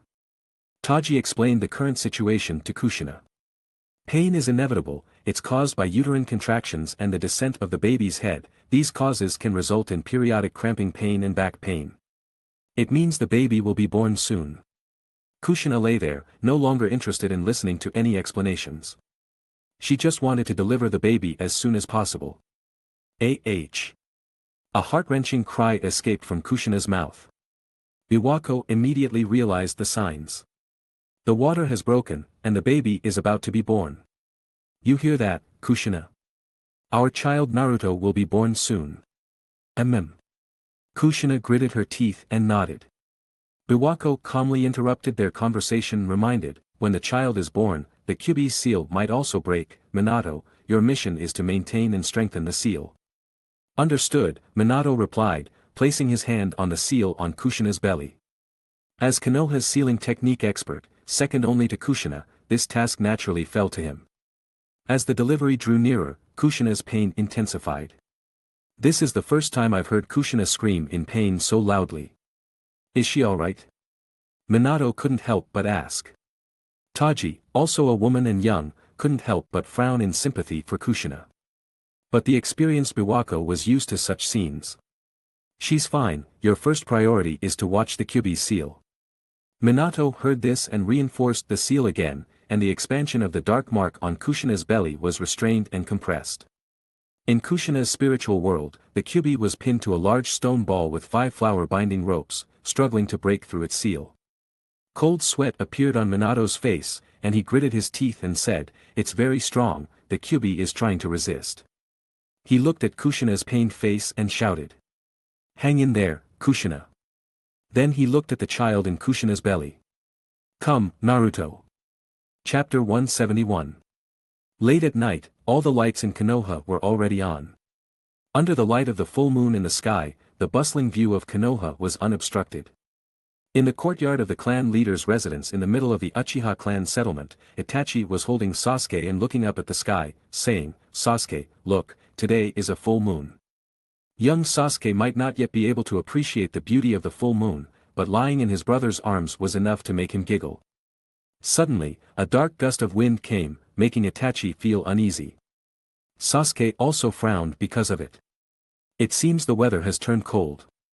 "It's alright, Sasuke, I'll take you inside." Itachi seriously hugged Sasuke and went back into the house, and Sasuke fell asleep peacefully in the warm and cozy home. Itachi looked out the window at the full moon in the sky, now covered by dark clouds. The night was dark and windy, which seemed to be a bad omen. At this moment, inside the barrier on the edge of Konoha. Because of the isolation between the barrier and the curtain, the Umbu guarding the area were still unaware of the weather changes outside. They could only see the moon in the sky covered by dark clouds. Several ANBU stood on the water outside the cave, observing the surroundings. An ANBU member covered his eyes with one hand, looked up at the sky, and said, "Dark clouds cover the moon, it feels uneasy." Another ANBU reassured him, "It's just superstition, these two barriers are impenetrable, what could happen?" True. The ANBU seemed relieved after hearing this. At that moment, a spiral suddenly appeared in the air, and then a mysterious masked man silently emerged behind the ANBU. Puchi. The ANBU was immediately pushed into the water, and a kunai pierced through the ANBU ninja's body. Who? There was no time to mourn the death of his comrade. Another ANBU immediately questioned while throwing kunai at the mysterious masked man. However, a strange scene occurred. The kunai passed straight through the mysterious masked man's body without any obstruction, instead being blocked by the barrier behind and bouncing to the ground. This ANBU was extremely shocked. What kind of technique is this? Is this a genjutsu? The ANBU tried forming a seal to break the genjutsu, but it had no effect. Just when the ANBU was stunned, the mysterious masked man advanced step by step. The ANBU's neck was choked after a series of futile counterattacks. Help. The ANBU was choked by the neck even before he could shout the word, help. We will meet again in a new world. The mysterious masked man strangled the ANBU to death in the water while muttering to himself. After the ANBU lost his vitality, the mysterious masked man stood up and looked around the barrier. There are still some obstacles to overcome. Facing several ANBU ninja who were approaching, the mysterious masked man disappeared again with the distortion of a spiral space. In the delivery room, Kushina had officially started giving birth. Taji was helping Kushina deliver the baby while encouraging her. Biwako watched with a serious expression. As for Minato, he nervously closed his eyes. Naruto, come out quickly. Kyubi, please don't come out. Moments later, a baby cried, "Oak oak." Biwako immediately ordered, "Bring hot water quickly." Taji eagerly responded and brought a basin of hot water for the newborn Naruto to complete the final stage of delivery. Kushina lay on the bed and finally breathed a sigh of relief. Minato's eyes widened as he looked at the yellow-haired baby who had been cleaned and swaddled. He was born. Minato, becoming a father for the first time, couldn't help but wipe tears from his eyes with his hand. From today, I am a father. He carried Naruto and brought him to Kushina. Kushina turned and looked at the crying Naruto, and the corners of her mouth lifted. Finally, we meet, Naruto. After the mother and child met for a moment, Biwako took Naruto and said, "Relax now." Biwako left plenty of space for the couple. Minato held one of Kushina's hands and asked with concern, "Kushina, are you all right?" Kushina shook her head firmly. But Minato had just witnessed the painful process of Kushina's labor, and the cold sweat on Kushina's forehead showed that she was just enduring, not wanting her husband to see her most vulnerable side. Minato could only frown with emotion and said seriously, "Thank you." Kushina's eyes suddenly sparkled, "Minato." The two of them looked at each other with loving eyes for a moment, then Minato gathered his energy, clenched his fist, and said, "Next, I have to make the Kyubi behave honestly." He began to reinforce the seal on Kushina's abdomen. At this moment, two sounds of bodies hitting the ground came from behind him. Minato turned around and saw Biwako and Taji already lying on the ground. Standing before Minato now was a mysterious masked man wearing a black cloak and a mask with a tiger stripe pattern on his face. The mysterious masked man was holding Naruto and threatening with outstretched fingers, "Fourth Hokage, step away from the Jinchuriki, or this child will only have 1 minute to live." Minato stood ready, his eyes immediately sharp. How did this person get past the barrier? Who is this person? Minato was thinking, but the seal on Kushina's belly suddenly seemed to break, and Kushina screamed in pain. The Kyubi seal isn't complete yet. He quickly realized that the dilemma he was experiencing was quite unpleasant. Kushina screamed in pain and unconsciously howled. The mysterious masked man pulled out a kunai and continued to threaten Minato, "Step away from the Jinchuriki quickly, don't you care about what happens to this child?" There were two bodies lying on the ground. Everything in the delivery room happened so suddenly that Minato was caught off guard. Wait a moment, calm down. He was still thinking of trying to negotiate, at least to find out the identity and intentions of the mysterious masked man. However, the mysterious masked man didn't know that. You should say this to yourself, Minato, I am very calm right now. With that, the mysterious masked man threw Naruto into the air, and at the same time, he leaped as if to deliver a fatal blow to Naruto. Minato immediately reacted, chakra bursting from the soles of his feet, and used Hiraition no Jutsu to successfully save Naruto first. As expected of the yellow flash. But what happens next? Boom. Several lit explosive tags were attached to the swaddle. Minato. Naruto. Worry for her husband and child forced Kushina to scream in pain because of her broken seal. In just a fraction of a second, Minato disappeared from the delivery room. Hiraishin no Jutsu. Minato and his son appeared in a small wooden house in Konoha, where kunai had been buried in advance for emergencies. He removed the swaddle and threw it into the room, while turning around and exiting. Boom. The detonators exploded and the house was destroyed, but Minato and his son were safe. Thank goodness, Naruto is unhurt. Minato pulled out the wooden splinter that had pierced his ankle due to the explosion and saw the blood on the splinter with a serious expression. He's targeting Kushina. I was lured away from the mountain, I must get back quickly. The wooden splinter was thrown into the air, and when it fell again, Minato had already appeared at his house holding Naruto. Chapter 172. In the pool of water and stone pillars outside the barrier, ink-colored sealing marks spread, connecting and binding Kushina's exhausted body covered in sealing marks. This indicated the seal had been released. Kushina panted, her hair disheveled, and cold sweat streaming down her cheeks. What are you trying to do? She demanded. The masked man stood not far in front of her. Extract Kyubi from your body and destroy Konoha. What did you say? Kushina's face was full of shock. The masked man calmly continued, Minato is usually by your side to protect you, but now, Minato has been drawn away from the mountain, and because of childbirth, the seal on Kyubi has weakened. I have long awaited this golden opportunity. The eyes of the masked man were hidden behind his mask and hood. It was a pair of Sharingan eyes. He glanced down momentarily, then looked up, as if he had made a decision. At home, Minato gently laid Naruto on the bed and calmed him. This place is safe, Naruto, please wait here for a bit. Minato covered Naruto with a blanket, I must go save your mother now. In Kushina's spiritual world, Kyubi's eyes widened. Kyubi saw the Sharingan behind the mask, which made him feel a shock to his soul and a bit of fear. There are two enemies for Bijou, one is sealing techniques, and the other is the Sharingan.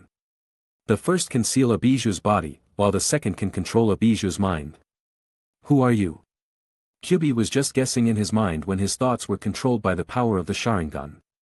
The form of the third Mangekyo Sharingan appeared in Kyubi's eyes, spinning along with the lines in the eyes of the masked man. Kushina's pain was so intense that she lost consciousness, her mouth opening unconsciously, her eyes turning entirely white, and her whole body covered in Kyubi's red chakra.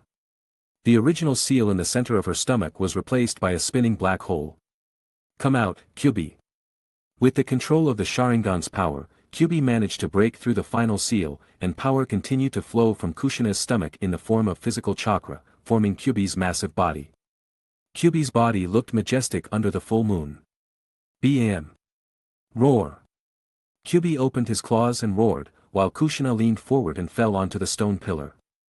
The masked man turned and said, let's head towards the village of Konoha like this. He walked towards the village of Konoha. Stop! The masked man halted. The Uzumaki clan is strong, even if a Bijou is stripped, she won't die immediately. The masked man turned back, and Kyubi followed him. Since you're the Jinchuriki of Kyubi, I'll let this person kill you. Kyubi opened his claws and slapped down hard, and the 9 tails waved randomly in the air. Bam!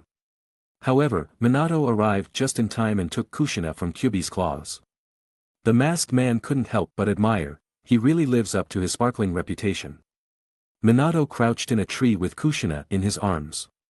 Kushina's first thought was of her son, Naruto, is he okay? Yeah, Naruto is fine, he's in a safe place now. That's good, Kushina sighed in relief, then became serious again. Minato, you must stop that man and Kyubi immediately. They are about to flatten Konoha. Minato turned and glanced, his eyes filled with killing intent. Then he leaped and disappeared under the moon. The masked man turned back again, no problem, let's go to Konoha now. He and Kyubi headed towards Konoha. Minato held Kushina and placed her next to Naruto. Kushina lay on her side, hugging Naruto and gently stroking his young cheek. Naruto. Seeing this scene, Minato gritted his teeth and clenched his fists. Although he still wanted to stay with his wife and child for a while longer, he had to face Konoha's enemy. Then, the sound of a cabinet opening was heard. Minato, thank you, be careful. Minato donned the Hokage robe with a flame pattern and the 5 characters of 4th Hokage printed on the back, leaving a handsome figure and the words, I'll be back soon. Then he disappeared from the spot. On a street in Konoha, a masked man squatted and patted the ground. Kochios no Jutsu. Boom. A burst of white smoke suddenly rose to the sky from Konoha, followed by Kyuubi's massive body standing in Konoha. Kyuubi's red eyes emerged from the white smoke, and the impact and momentum alone frightened the passers-by. A man fell to the ground, too scared to stand. He crawled backward and exclaimed. Could it be? Roar. Kyuubi looked up at the sky and roared, then began to act after the masked man said, Let's go, Kyuubi. Whoosh bam bam. With his massive body, Kyuubi was able to destroy a building with a casual slap, demolish yards with a kick, and crush houses with a rumble. There was no doubt that Kyuubi's appearance in the midst of densely populated Konoha was a major catastrophe, no less than a natural disaster. Eek! Sasuke cried in Itachi's arms, looking terrified by the commotion outside. Itachi comforted him with, Don't cry. But the next moment he was shaken by a sudden ground tremor, making him unsteady. He immediately understood that something big was happening in the village and ran out of the house, hardly needing to look up to see Kyuubi's massive body. Stones flew and hit all corners of Konoha. Konoha suffered many casualties in an instant. The Uchiha Clan station was also in chaos. That's Kyuubi, the demon fox is out. Run. You idiot. A.H. Itachi also understood at this moment that he had to run for his life, but before he could escape far, a building collapsed and countless debris almost buried him and Sasuke. Fortunately, the two were lucky, and Itachi stood among a group of corpses and rubble. Don't cry, Sasuke, you must be scared, big brother is here. Even in danger, Itachi chose to calm Sasuke's emotions quickly, showing the depth of their brotherly bond. Konoha police orders non-combatants to head to Tatsumi's shelter immediately. Members of the Konoha police circled around the dangerous battlefield to issue orders. Itachi immediately ran towards the crowd of refugees. Go to Tatsumi's shelter. Father. Mother. Come to me. Itachi shouted. The girl turned around. It was Izumi from the Uchiha clan, whom Itachi had met several times. Izumi, who was crying, turned and saw Itachi, a boy of the same age carrying a baby. Itachi. Let's go. Itachi extended his hand. Izumi hurriedly ran, avoiding the collapse behind her. Itachi held Sasuke with one hand and protected Izumi with the other. Let's go to the shelter. Itachi led Sasuke and Izumi to the shelter. On the way, he encountered Fugaku leading his men to guard the civilians. Father. I knew you would be fine, quickly go to the shelter. Fugaku only said a few words to him and continued to stare at Kyuubi's figure with his arms crossed. Itachi noticed that his father seemed to be thinking about something, and after observing, he led Sasuke and Izumi to the shelter. Chapter 173. Captain Fugaku. Shintaro's figure suddenly appeared. Since he was on the edge of the Uchiha clan station, his house was not too affected, but it took some time to resolve the situation.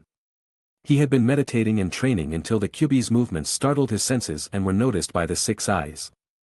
I wanted to deal with the Kyuubi directly, but I was stopped by someone from the police, saying that you were looking for me. Fugaku put down his hand, sighed, and said, Yes, I was looking for you. This time, do not take action. Look at what's in the Kyuubi's eyes. Shintaro replied, Sharingan.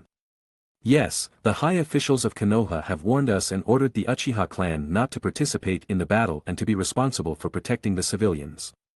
Shintaro, you are also an Uchiha. At this moment, in a building in Konoha, an ANBU knelt and reported the situation. And the one standing in front of him was none other than Hiruzen, wearing a black combat uniform. I understand, I will suppress it, and you are responsible for protecting the non-combatants. As you ordered. Hiruzen put on his armed guards, with a few drops of cold sweat appearing on his forehead. Has Kushina's seal been released? Were so many measures useless? Biwa. Hiruzen was worried about his wife. A group of ninjas was ambushing among some trees in Konoha. Are you ready? Yes. The Kyuubi continued to destroy Konoha's buildings, creating thick smoke that obscured its long-lost vision. At this moment, amidst the thick smoke, a ninja jumped out and aimed several explosive tag kunai at the Kyuubi's head. Boom boom. The explosion of the tags, at most, only made the Kyuubi itch. The Kyuubi swatted the man away with a single strike. On the other side, 2 more ninjas jumped. The same attack with explosive tags also had no effect and was shot away by the Kyuubi. 2 more jumped in front of the Kyuubi, and this time they were directly thrown away. Roar! The Kyuubi grew impatient and let out a roar that startled the Konoha ninjas waiting. Don't be shy. Even if we can't defeat the Kyuubi, to allow the villagers to evacuate, we must do our best to hold it here. The Jonin who was calming everyone still turned around and spoke when he suddenly felt a terrifying pressure behind him. The Kyuubi lowered its head and saw the Konoha ninjas hiding in the trees. Watching everyone cruelly with its red Sharingan. Bam! The Kyuubi slapped with one palm, and the entire Konoha blocking team was annihilated. On the roof, a group of ninjas was running. Don't act without permission. Meet with Hiruzen-sama.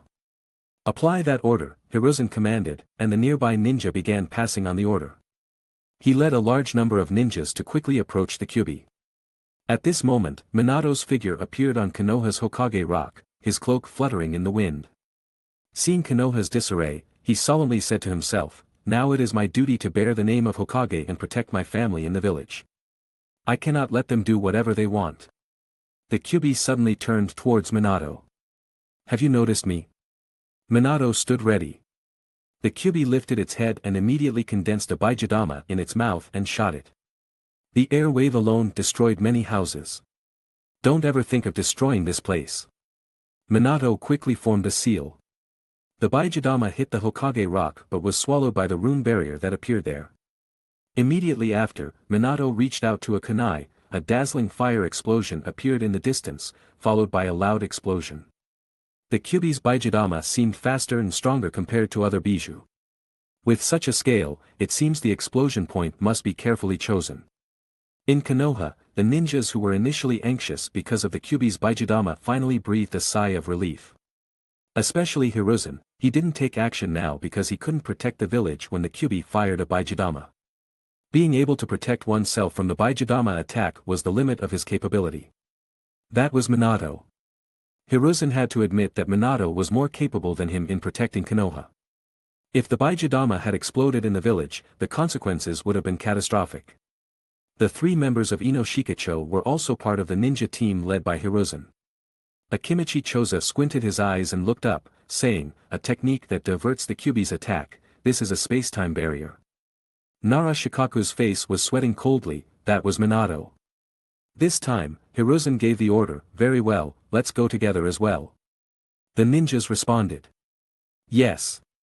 Minato still stood on Hokage rock. "I must report the situation so far to the 3rd Hokage as soon as possible." He was still thinking when a hand came from behind. Minato immediately turned around and looked back. The kunai was inserted into the mysterious masked man behind him, but the kunai pierced through the head of the mysterious masked man. Instead, the masked man grabbed his wrist. "Your opponent is me." A spiral space distortion occurred, trying to drag Minato into it. Suddenly, Minato disappeared from his place. This made the mysterious masked man raise his hand in surprise.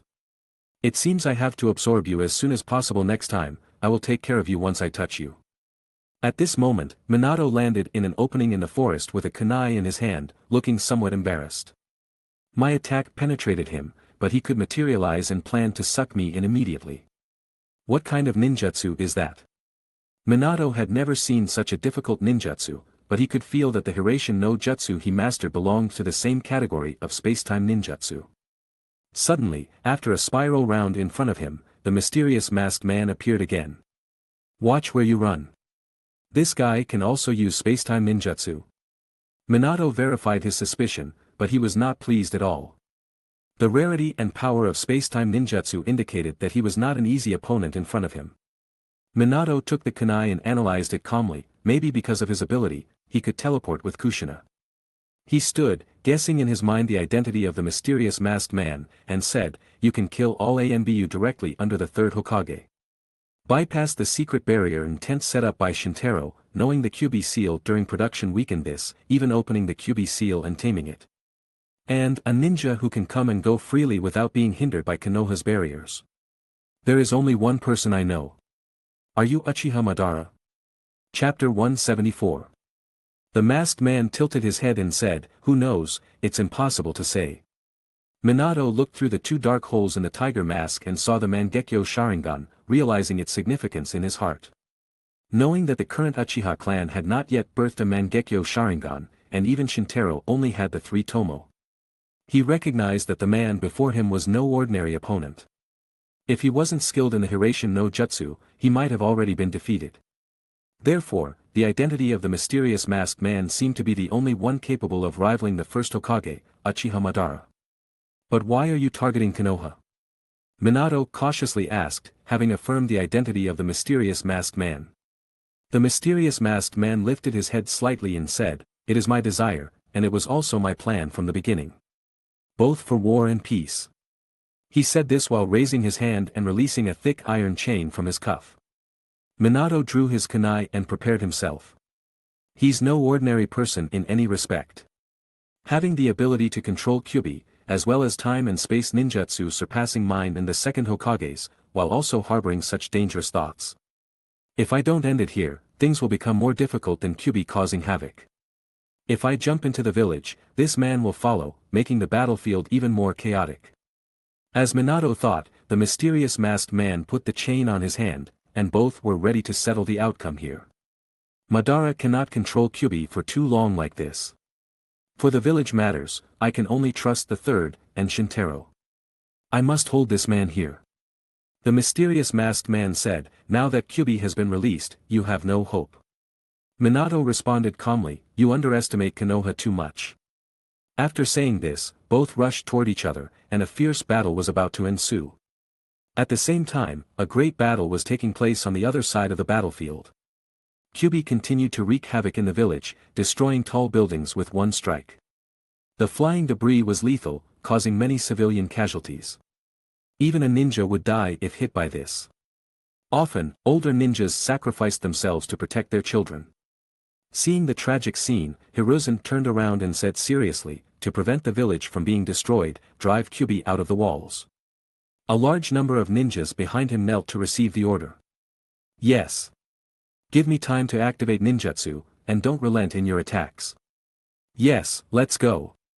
The ANBU ninjas, directly under the third Hokage, and several mid-level jonin from Konoha rushed forward and faced Kyuubi directly.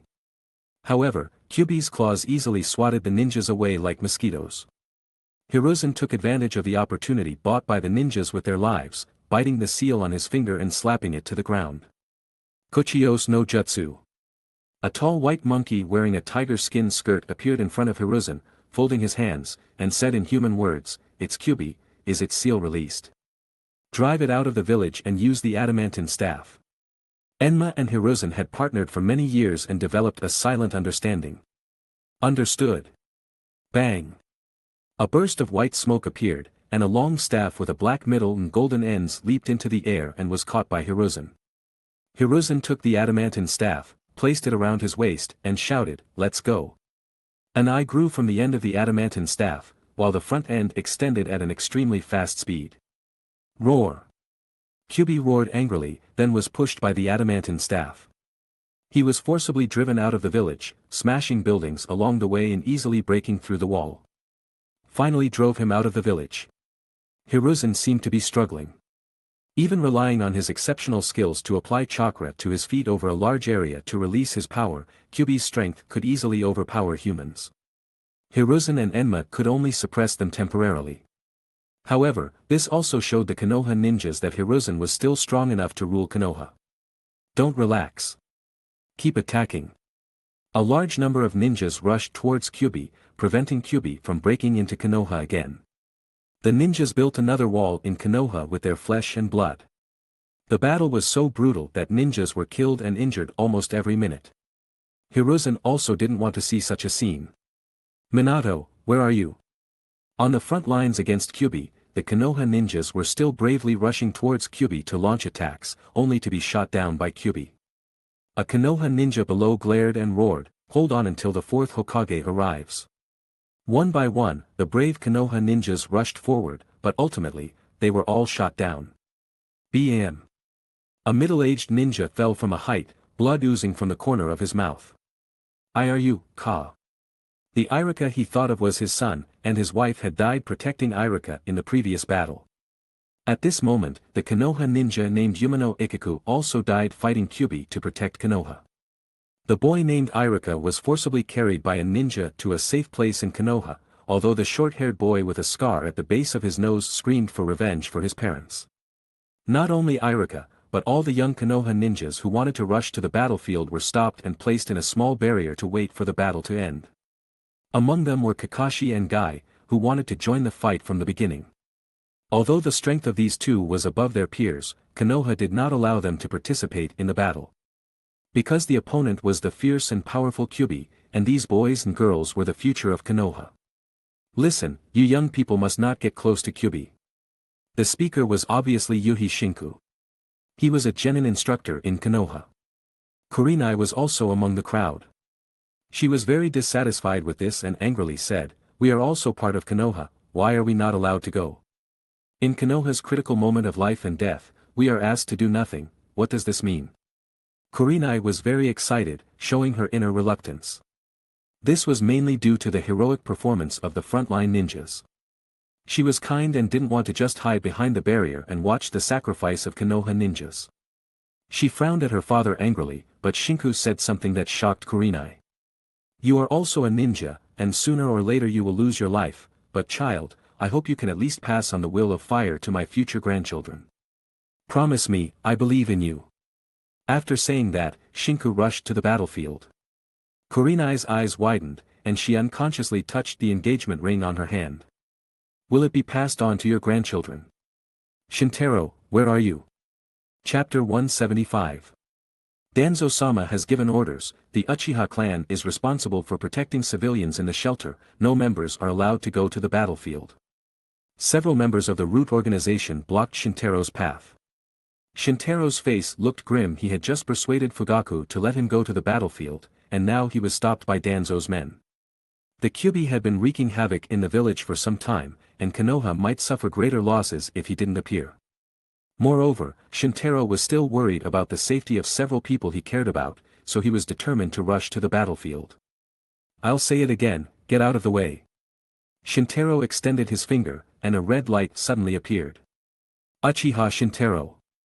What are you trying to do?" Taking action against members of the root organization is tantamount to betraying the village.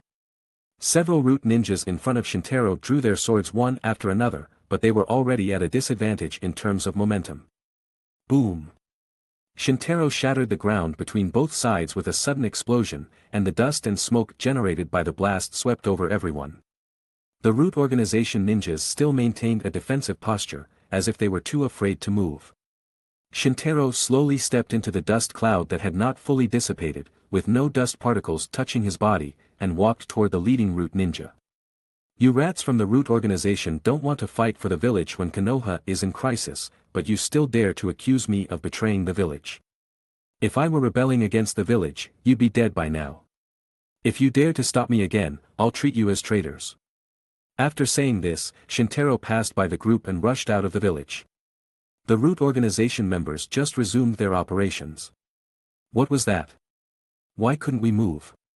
Uchiha Shintaro is so domineering. I have to report this to Danzo-sama. Too arrogant." Some members of the root organization were discussing it, looking at the large area destroyed by Shintaro's casual attack, but they still didn't know how he immobilized them. In fact, what Shintaro had just used was the shadow curse technique, which had not appeared for a long time. Using the large cover of smoke and dust blown up by Red, he secretly used the shadow curse technique and controlled the root members in an instant. So much so that no root members noticed the shadows under their feet, and naturally became confused. At this moment, Shintaro was already using his fastest speed, to the point that he seemed to be flying in the air. Under the influence of the previous technique, Blue transformed into a blue meteor and quickly flew toward Kyubi outside the village. Kyubi was still causing destruction everywhere, and the waves of ninjas arriving could not stop Kyubi's advance. seeing Kyubi trying to break into Konoha again. At this moment, a thin figure carrying a ninja sword and wearing a Jonin vest appeared in front of Kyubi. "Jonin Shinku, I'll cover you." One of the Konoha ninjas responsible for the cover shouted enthusiastically. "Thank you very much, I need to get to Kyubi to perform genjutsu, and I want you to buy me some time. This is what we should do, with your level of genjutsu, we can definitely stop Kyubi. I can only do my best, let's go." Shinku gave the order, and everyone leaped forward. Kyubi swung its claw, and the large claw struck down, instantly sending the bodies of several covering ninjas flying away. However, Shinku leaped onto Kyubi's head stealthily. Kyubi's eyes were fixed on Shinku, still the color of the red 3 Magatama. There was no time to mourn his comrades. Kyubi's claw struck again, Kyubi's claw stabbing Shinku standing between its eyes with its sharp claws. "Look into my eyes. Kyubi." Shinku shouted loudly and quickly formed seals with his hands. Meigen, Jubaku Satsu. With his extraordinary genjutsu ability, Shinku wanted to use this enhanced version of Meigen, Jubaku Satsu to control Kyubi in one move. There were two reasons for using Meigen, Jubaku Satsu, one because of proficiency, and the other because Mokuton had a restraining effect on Kyubi. Therefore, even though he did not know how to use the original Mokuton, Shinku still wanted to try relying on genjutsu. From Kyubi's perspective, it was suddenly entangled and bound by a giant tree, and the claw stabbing Shinku also stopped in midair. Roar! Kyubi let out a rumbling sound, and the airwave shook the trees within 100 meters radius, bending them.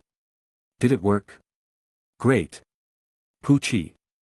Shinku had just felt a bit of excitement and was still thinking about the next step when suddenly his chest was pierced.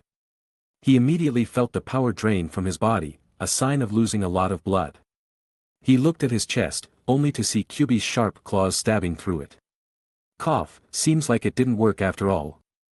Shinku spat out a mouthful of red blood, which looked dazzling as it fell onto Kyubi's white claws. His vision began to blur, and what he saw in a daze was the image of his daughter Hong.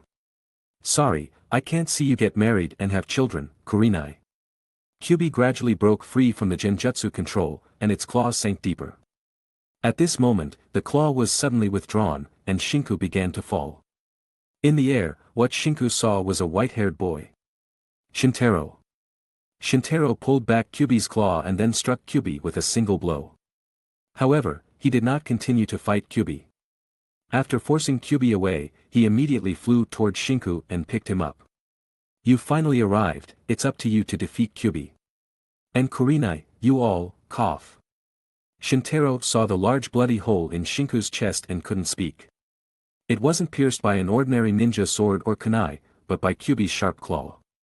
There was nothing left in Shinku's chest, only remnants of skin and flesh connecting the body into two parts. Such an injury couldn't be saved even if Tsunade were here.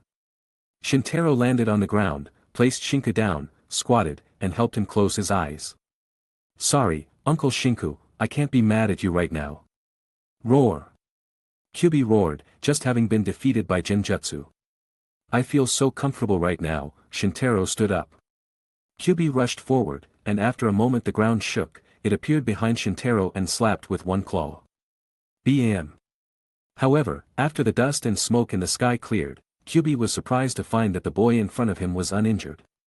The exhilarating sense of power, so I can't feel any other emotions. Shintaro raised his head, and his eyes suddenly widened. The color was still blue, but it had a pair of clean white five-pointed star patterns. At this moment, the six eyes and Mangekyo Sharingan were integrated. Throughout heaven and earth, I alone am the honored one. Chapter 176. Shintaro stared at Kyubi's massive body as calmly as if it were just a small animal before him. 9 large tails swung, covering the sky and moon. Kyubi opened its mouth and immediately condensed a large black Baijidama. Sensing the threat from the person in front of it, Kyubi did not hesitate to use its strongest Baijidama. Shintaro still did not move, quietly watching the Baijidama condense and launch. As the Baijidama flew through the air, it suddenly changed direction and floated like a balloon. It quickly turned into a small dot, then exploded into beautiful fireworks. Boom! The sound of the explosion and the airwave followed, indicating that the explosion's center was already far from the ground. This was the power of Shintaro's awakened Mangekyo Sharingan. Thanks to the 6 eyes, he mastered the information about his own vision abilities after awakening the Mangekyo Sharingan. These 2 abilities protected everything around him from Kyuubi's sharp claws and turned Kyuubi's Baijidama into large fireworks. The left eye's ability was called Aim no Minakanushi, capable of using ocular power to fix everything in its field of view without being affected by other factors. The right eye's ability was called Kunitokotachi, which could make objects in its field of view enter a weightless state. Shintaro also realized that these names were not just the names of the Mangekyo pupil techniques but also represented 2 Japanese gods from his previous life. Aim no Minakanushi means the god of eternity and infinity, symbolizing the invisible Tao. Kunitokotachi means the god that appeared when heaven and earth and sea were not completely separated. They were the first and second generations among the 7 generations of Japanese gods. As for the gods represented by Fugaku's Mangekyo pupil techniques, Daikokuten and Bishamonten were the 5th generation. He vaguely sensed a subtle connection between the pupil techniques and the gods. Shintaro floated slowly, a manifestation of Kunitokotachi's ability working on him. Unlike the previous Limitless technique flight, this time he felt very free and happy. Kunitokotachi, ahahaha. This is the feeling of freedom. Eternity and freedom are truly wonderful. Unfortunately, the attack methods are few, but I don't lack them either. Shintaro flew into the air, and a dark ball condensed in his hand. Black Rasengan. The pitch-black ball shot out, and Kyuubi dared not take it. The 9 tails protected its body from back to front. Boom! Flames soared into the sky and enveloped the surrounding ground, showing power no weaker than a Baijidama. However, after the explosion, Kyuubi appeared fine. It's said that Ichibi has extraordinary defense and Hachibi has a tough physique, but according to Shintaro, Kyuubi's defense and toughness surpassed both Ichibi and Hachibi. The strongest Bijuu truly lived up to its reputation. Black spots burned on Kyuubi's tails, but that was all, and it didn't suffer significant damage. However, this was not Shintaro's maximum result. The previous attack was just a test. What's more, what he planned next wasn't Black Rasengan, but the secret technique of the Gojo family that failed in his previous life, Hollow Technique, Purple. The reason this technique is called hollow is because it's so difficult that it almost only exists in imagination. For thousands of years, only a few members of the Gojo family dared to try, and even those who did failed. The collision between positive infinity and negative infinity is truly astounding. However, with a pair of eyes combining 6 eyes with Mangekyo Sharingan, Shintaro was confident in using this technique. Hollow Technique. He just raised his hand, with his fingers in a shooting position. At that moment, a large toad fell from the sky and crushed Kyuubi. Bam! Even Kyuubi was pressed by the weight. This toad was none other than Gamabunta, and standing on top of it was Namikaze Minato. Minato said to Shintaro, "Shintaro, leave Kyuubi to me, deal with the mysterious masked man, he's the one who released Kyuubi. I injured him, but I can't completely eliminate him in a short time, if I don't deal with him from now, he'll be a huge problem in the future. He should still be near Konoha now. His space-time ninjutsu is better than mine, you must be careful, especially of his ability to ignore attacks." Shintaro finally understood where Minato had gone earlier. The mysterious masked man was Rin's murderer. Unexpectedly, the mysterious masked man's power could hold Minato for so long and earn such high praise. Shintaro became interested.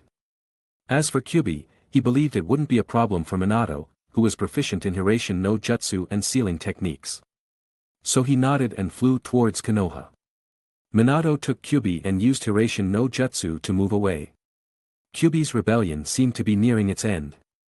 Shintaro swept across the entire city of Konoha and finally found the mysterious figure on Hokage Rock, feeling a familiar aura from him. "Obito, are you the mysterious masked man?"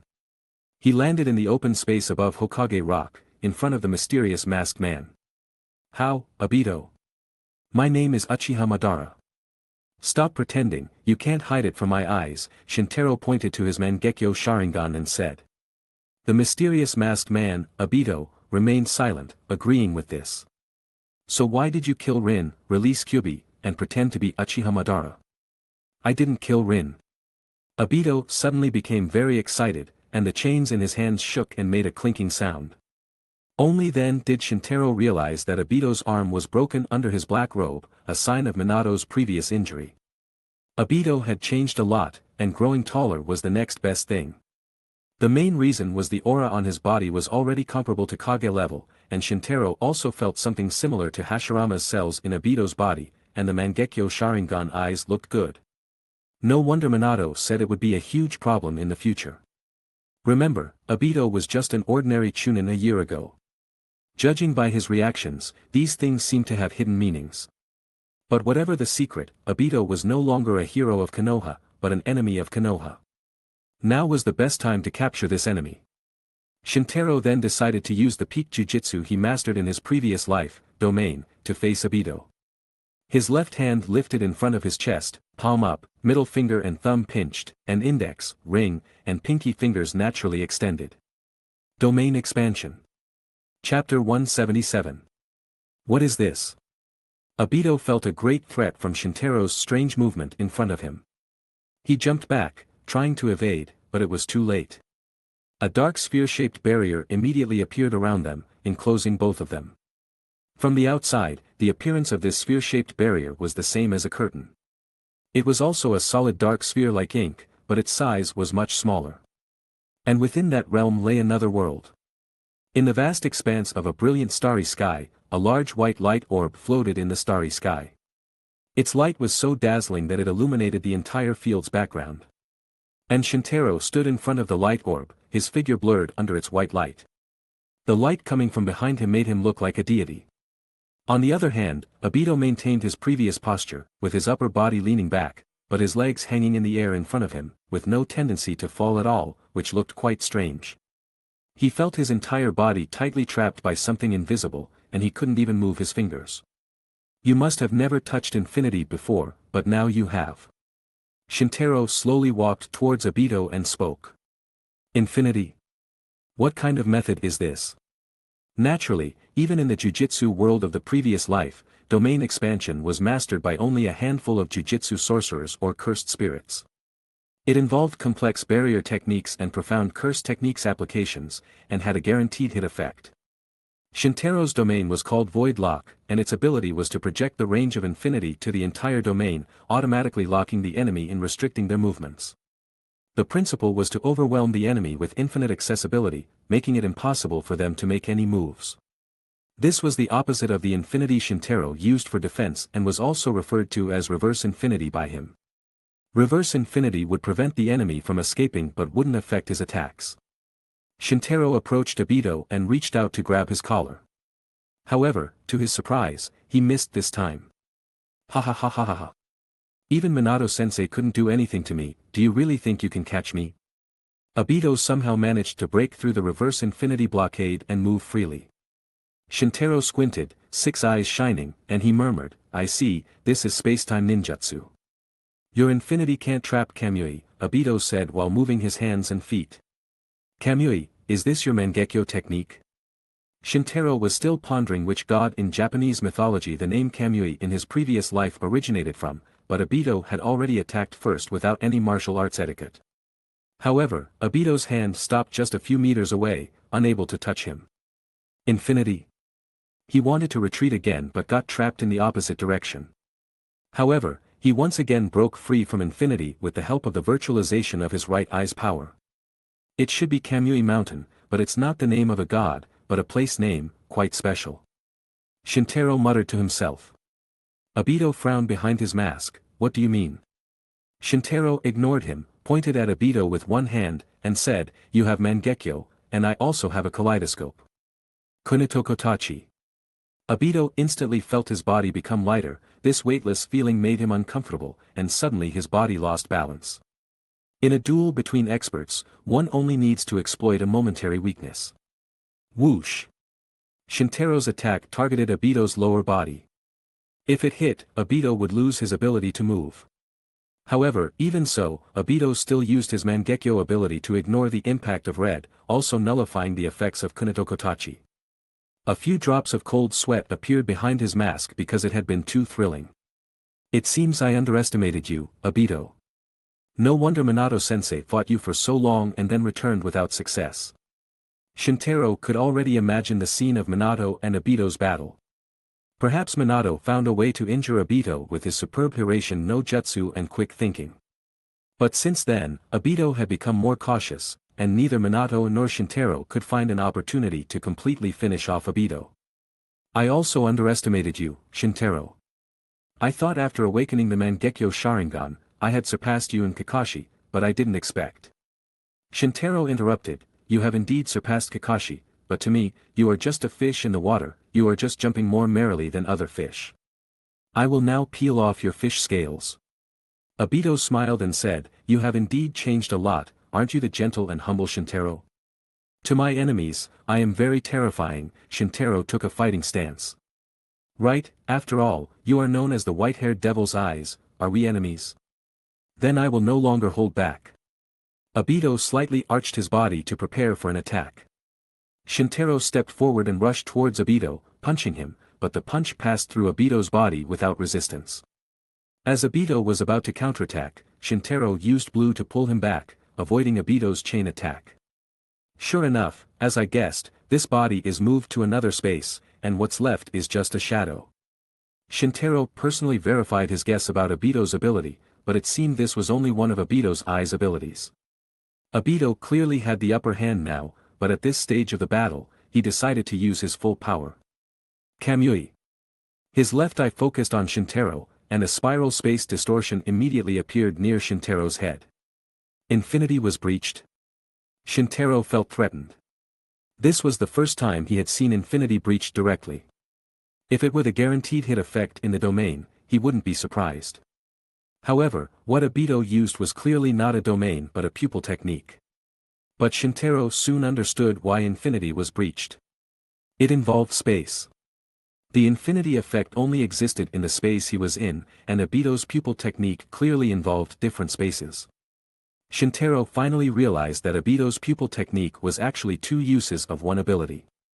The left eye leaned towards offense, while the right eye leaned towards defense. It seems you are not an ordinary fish. If it were me yesterday, I might have been deceived by this trick, but you came one day too late. The space twisted and distorted, but Shintaro's head was still firmly attached to his neck. This was Aim no Minakanushi, representing immortality and infinite. Even when attacked spatially, he was unscathed. Obito was now at his wit's end.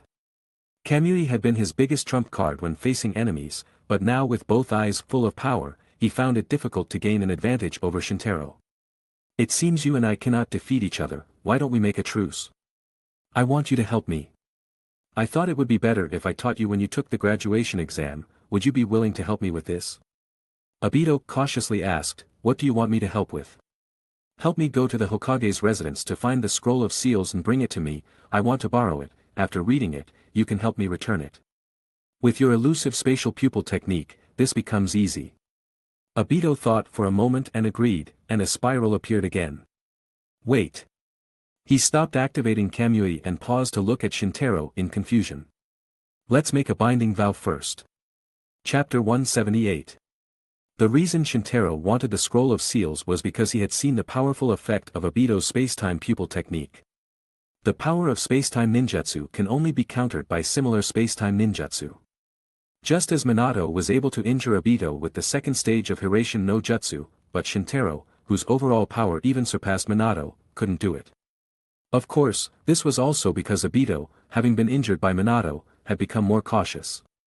If he hadn't used Kamui's power to activate virtualization at the same time, more than one of his arms might have been broken. With Minato's achievements in Hiraition no Jutsu and sealing techniques, he could completely leave a Hiraition no Jutsu mark on Obito and then directly connect with Kyuubi. Obito was defeated by Minato, and his power was clear, so naturally, he would be more cautious, even if he was in a state of virtualization to avoid attacks. So it was difficult for Shintaro to deal with Obito for the time being. That's why he came up with the idea of a scroll of seals. The scroll of seals records all the forbidden techniques in Konoha, including Hiraition no Jutsu. If he wanted to learn Konoha's forbidden ninjutsu through conventional means, it might be quite difficult. After all, he was a member of the Uchiha Clan and did not have the trust of Konoha's higher-ups. That's why Shintaro wanted to use his past goodwill to have Obito help him get the scroll of seals. After all, Obito could sneak into the barrier created by the ANBU team and the curtain with Kamui, allowing him to easily steal the scroll of seals. As for why Shintaro was confident Obito would agree to help, it was because he saw the shadow of the past in Obito now. Needless to say, former Obito was undoubtedly a good person. Even though he had become an enemy for unknown reasons, his character hadn't changed. Otherwise, he wouldn't have used his left eye's power until the end. Minato didn't mention the power of his left eye to Shintaro, which meant Obito hadn't been serious when fighting Minato earlier. Binding vow. What is that? How do I know if you'll just run off after taking the scroll of seals? A binding vow is an agreement between two parties to use the power of jujitsu to form a bond that restrains the behavior of both parties. Shintaro explained to Obito one of the most commonly used methods of a binding vow in the jujitsu world. To ensure the security of a transaction, jujitsu sorcerers often used a binding vow when dealing with each other. What is jujitsu power? Obito asked again. Seeing him acting like a curious baby, Shintaro interrupted, "You don't need to worry about all that, you just need to follow me." He extended 2 fingers on one hand and formed the seal. Uchiha Obito will restrain himself and retrieve the scroll of seals for Uchiha Shintaro. After giving it to Uchiha Shintaro to see, he is responsible for returning the scroll of seals. The bond has been established and the contract completed. If there is any violation, you will be punished by heaven. Obito followed, "You should be satisfied now, right?" He seemed a bit impatient. After all, he and Shintaro were still enemies, but he had to help him because of his childhood kindness. If Obito didn't like being indebted, he might have used Kamui to escape. Then, he urged Kamui to leave. "Wait a minute, do you know where the scroll of seals is? Leaving so quickly? Your impatience is exactly like before." Shintaro shook his head and sighed like an elder. Obito clenched his fists and said coldly, "I'll search the Hokage building, I can't not find it." "You're wrong, the scroll of seals is not in the Hokage building but in the home of past Hokages." Shintaro wagged his finger and said. "It should now be in Minato-sensei's house." Obito's eyes flickered behind his mask. "Alright, just wait here." After Obito finished speaking, he disappeared. Seeing Kamui's elusive power, Shintaro could only sigh. In terms of Mangekyo ability, Obito is actually the most useful. He had only seen 3 Mangekyo Sharingan, Fugaku, Obito, and his own. Fugaku's Mangekyo pupil techniques, Bishamonten and Daikokuten. Bishamonten can enhance ninjutsu and focus on actual combat, and Daikokuten concludes future strategies. The enhancement of ninjutsu power is only slightly better than the power of an ordinary Kage-level expert, and Daikokuten's deduction of the future requires known information as a condition and may not be accurate. His own Ain no Minakanushi and Kunato Kotachi tend to have auxiliary functions. Obito's Kamui is his ultimate ability to advance, attack, retreat, and defend. He soon arrived at Minato's house and stood blankly in front of the door for a while. Obito remembered past events when Minato's couple enthusiastically invited him to their home for dinner. At that time, Kushina almost considered him her own child, and their personalities were very compatible. But now he had destroyed this family with his own hands. But Obito knew that if he chose this path, he would inevitably cause countless tragedies. "When I gather all the bijou and merge them into the Jinchuriki of Jubi, and gain the power of Jubi and successfully release Mugen Tsukuyomi, I can revive you in the real world, Lady Kushina. This world is false." Kamui. Obito entered virtualization and easily passed through the gate of Minato's house, despite the hidden ceiling barrier within it. He stood silent again when he saw the warm furniture in the house and the baby bed prepared beforehand. "I'm sorry." He apologized to the newborn Naruto. He knew how hard a childhood as an orphan could be because he had been there. But he didn't stop this time and immediately began searching for the scroll of seals in the house. The scroll of seals was well hidden and placed in a secret room in the deepest part of the house. But no matter how hidden it was, it couldn't escape Obito's Mangekyo Sharingan. Found it, the scroll of seals. What is hidden inside that could tempt Shintaro so much? The reason Obito agreed to Shintaro was not only because of his fondness but also because he had his own desire for the scroll of seals. To realize someone's real-world power was necessary. Especially with a powerful enemy like Shintaro. Obito opened the scroll of seals. After all, there were no such restrictions in the binding vow. Chapter 179. Why so slow? Shintaro crossed his arms and stared at Obito, who appeared with a spiral space distortion. Obito discarded the scroll of seals and calmly said, "It took some time to unseal it." Oh, Shintaro nodded. Believe it or not, at least Obito did not bind a binding vow and brought back the scroll of seals. He opened the scroll of seals, glanced at it, then used his 6 eyes to remember what he wanted. There were many forbidden ninjutsu on the scroll of seals, and he did not intend to learn them all. On the one hand, he would learn too much but master nothing, and on the other hand, he didn't need another way to strengthen himself. However, the sheer amount of forbidden ninjutsu in the scroll of seals still made him sigh in awe of Konoha's inherited strength. Taju Kage Bunshin, Hirashin no Jutsu, Edo Tensei. Shintaro muttered to himself and recalled some forbidden ninjutsu he was interested in, so he took his time. Okay. After reading it, he threw the scroll of seals back. Return it. No matter why you came to Konoha this time, your goal has failed. Obito looked at him and replied, "Maybe, but I'll be back. The Kyuubi will eventually be mine. I am the one who can rule the world, I have many means." Obito left with those words, then disappeared with a space distortion. Space-time ninjutsu is truly complicated, but the next time we meet, my methods will not stop there. Shintaro then opened the domain because after releasing the domain, the curse technique would merge, and the curse technique could not be used for a certain period. Therefore, Obito needed to leave before he could safely release the domain. Otherwise, if Obito attacked Konoha again, Shintaro might face many difficulties dealing with him. Maybe reverse curse technique can repair the destruction of the cursed technique. An idea suddenly popped into his mind. This was not baseless, especially after Shintaro opened the Mangekyo Sharingan and with 6 eyes, he found that the accuracy of the 6 eyes seemed to have increased. Correspondingly, the efficiency and accuracy of the reverse curse technique would also be enhanced. This did not seem impossible. But now was not the time to experiment. Konoha could not yet be considered stable. Shintaro used Kunitokotachi to control his own gravity and flew out of the village. Minato should have successfully sealed the Kyuubi, so there's no worry there. Neither Obito nor Shintaro thought that the Kyuubi could threaten the Hokage of Konoha, at least not causing a life-or-death crisis, especially Minato, a Hokage proficient in Hirashin no Jutsu and sealing techniques. He first arrived at the place where Shinku was killed in battle. There was a circle of Shinku's subordinates, and in the middle was a medical ninja treating Shinku. No, the injury is too serious, even Tsunade-sama might not be able to save him. The medical ninja shook his head and said, "Let me try." Shintaro entered as he spoke, and everyone spontaneously made way. The medical ninja naturally recognized Shintaro when he saw him. "Even you can't save him, I'm sorry." Shintaro ignored the medical ninja's words and crouched down himself. The medical ninja wisely retreated. Reverse cursed technique.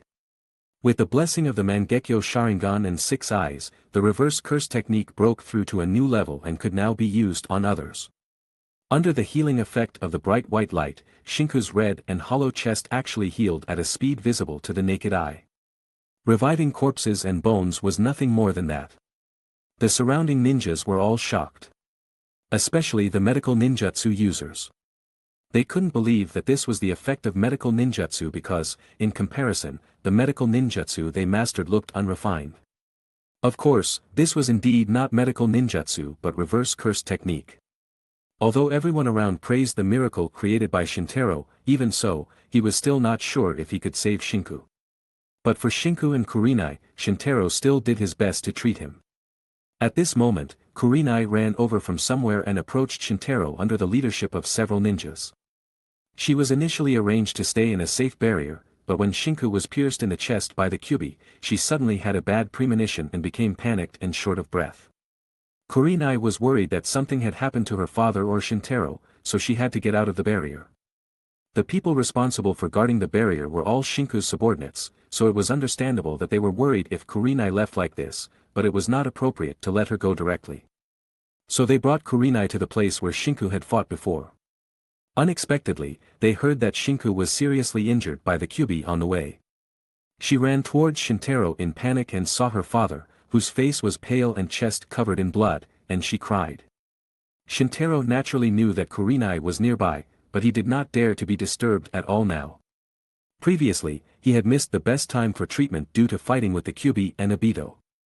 Although Kurenai was very sad, she was also sensible. She knew that Shintaro was undergoing emergency treatment for her father, so she immediately shut her mouth after crying, afraid of disturbing Shintaro's treatment. For Shintaro, this was not just treatment but also learning without a teacher. Using reverse curse technique on others was something he had never done in his previous life. The difficulty of the reverse curse technique itself was already very high, and using it on others and using it on oneself were two very different concepts. It could be imagined how difficult it was to use the reverse curse technique on oneself to restore another person's body. Fortunately, the Mangekyo Sharingan and 6 eyes were useful. With the help of these new eyes, the blood hole in Shinku's chest slowly healed. Shintaro finally sighed in relief and then turned to look at Kurenai beside him. Kurenai cried so hard that her eyes were red and swollen from crying. Shintaro hugged her, patted her back, and comforted her. "I have done all that I need to do, and it depends on Uncle Shinku's luck." Kurenai wiped her tears on Shintaro's chest and choked on her sobs. "I believe in you and I believe in my father." Shintaro nodded happily. At this moment, Shinku opened his eyes. "Kurenai, Shintaro." This. Although Shinku regained consciousness, he was very weak, and his vision was somewhat blurred. Shintaro and Kurenai immediately approached Shinku. Kurenai leaned over and said, "Father, it was Shintaro who saved you." Her mood was a bit excited, which was understandable. After all, this was a transition from sadness to extreme joy. Shinku held Shintaro's hand. He was very weak now. "We are family, no need to thank," said Shintaro, then turned to Kurenai and said. "Uncle is very weak now, you stay here to take care of him, there are still places in Konoha that need me." Kurenai nodded firmly in agreement. Shintaro then used Kunato Kotachi to fly again, flying further from Konoha. Chapter 180. In the forest outside Konoha. "We need to open that barrier as soon as possible. That chakra is fast." Minato looked puzzled. He wasn't skilled at using chakra and had spent a lot of energy in the previous fights. "I can still hold on for a while, Minato." Kushina's mouth was full of blood. She was very weak, but as a descendant of the Uzumaki clan, her chakra capacity far exceeded that of an ordinary person. Kongo Fusa. Many golden chains protruded from her back, quickly binding all the limbs, body, and tails of the large Kyuubi behind her, and embedding them into the surrounding ground to form an invisible barrier. The Kyuubi roared in helpless rage, its voice deafening, struggling to break free, but still tightly bound by the chains. Wah wah. Naruto woke up from his sleep. For a newborn child, today's experience was overwhelming. "I woke you up, I'm sorry, Naruto," Kushina said with an apologetic look on her face. "Kushina," Minato held Naruto and looked at Kushina with a distressed expression. Kushina said firmly, "If you restrain the Kyuubi like this, I will die. This way, we can delay the Kyuubi's resurrection. Furthermore, if you want me to use my remaining chakra to help you, this is the only way." The chains on the Kyuubi's body tightened and pierced the red-orange flesh of the Kyuubi, causing the Kyuubi to roll its eyes and its large body to tremble. "Always, thank you for everything you've done for me," Kushina confessed sincerely. Minato was very moved, and only then did Naruto in his arms stop crying. "Kushina, you made me the 4th Hokage, you made me your husband, and you made me the father of this child. But I..." Minato choked up. Kushina squinted her eyes and smiled. "Minato, don't show that expression. I'm very happy to have you love me. After all, today is this child's birthday. More importantly, if I were still alive. Besides imagining our family of 3, a happy life in the future. What else can I imagine?" Minato shed crystal-clear tears from the corner of his eye, looking at his wife in front of him and sobbing. "I only have one last request." Kushina raised her head, looking at Naruto who had closed his eyes and fallen asleep, and said, "I really want to see Naruto when he grows up." Hearing this, Minato wiped his tears and said, "Kushina, you don't have to die with the Kyuubi.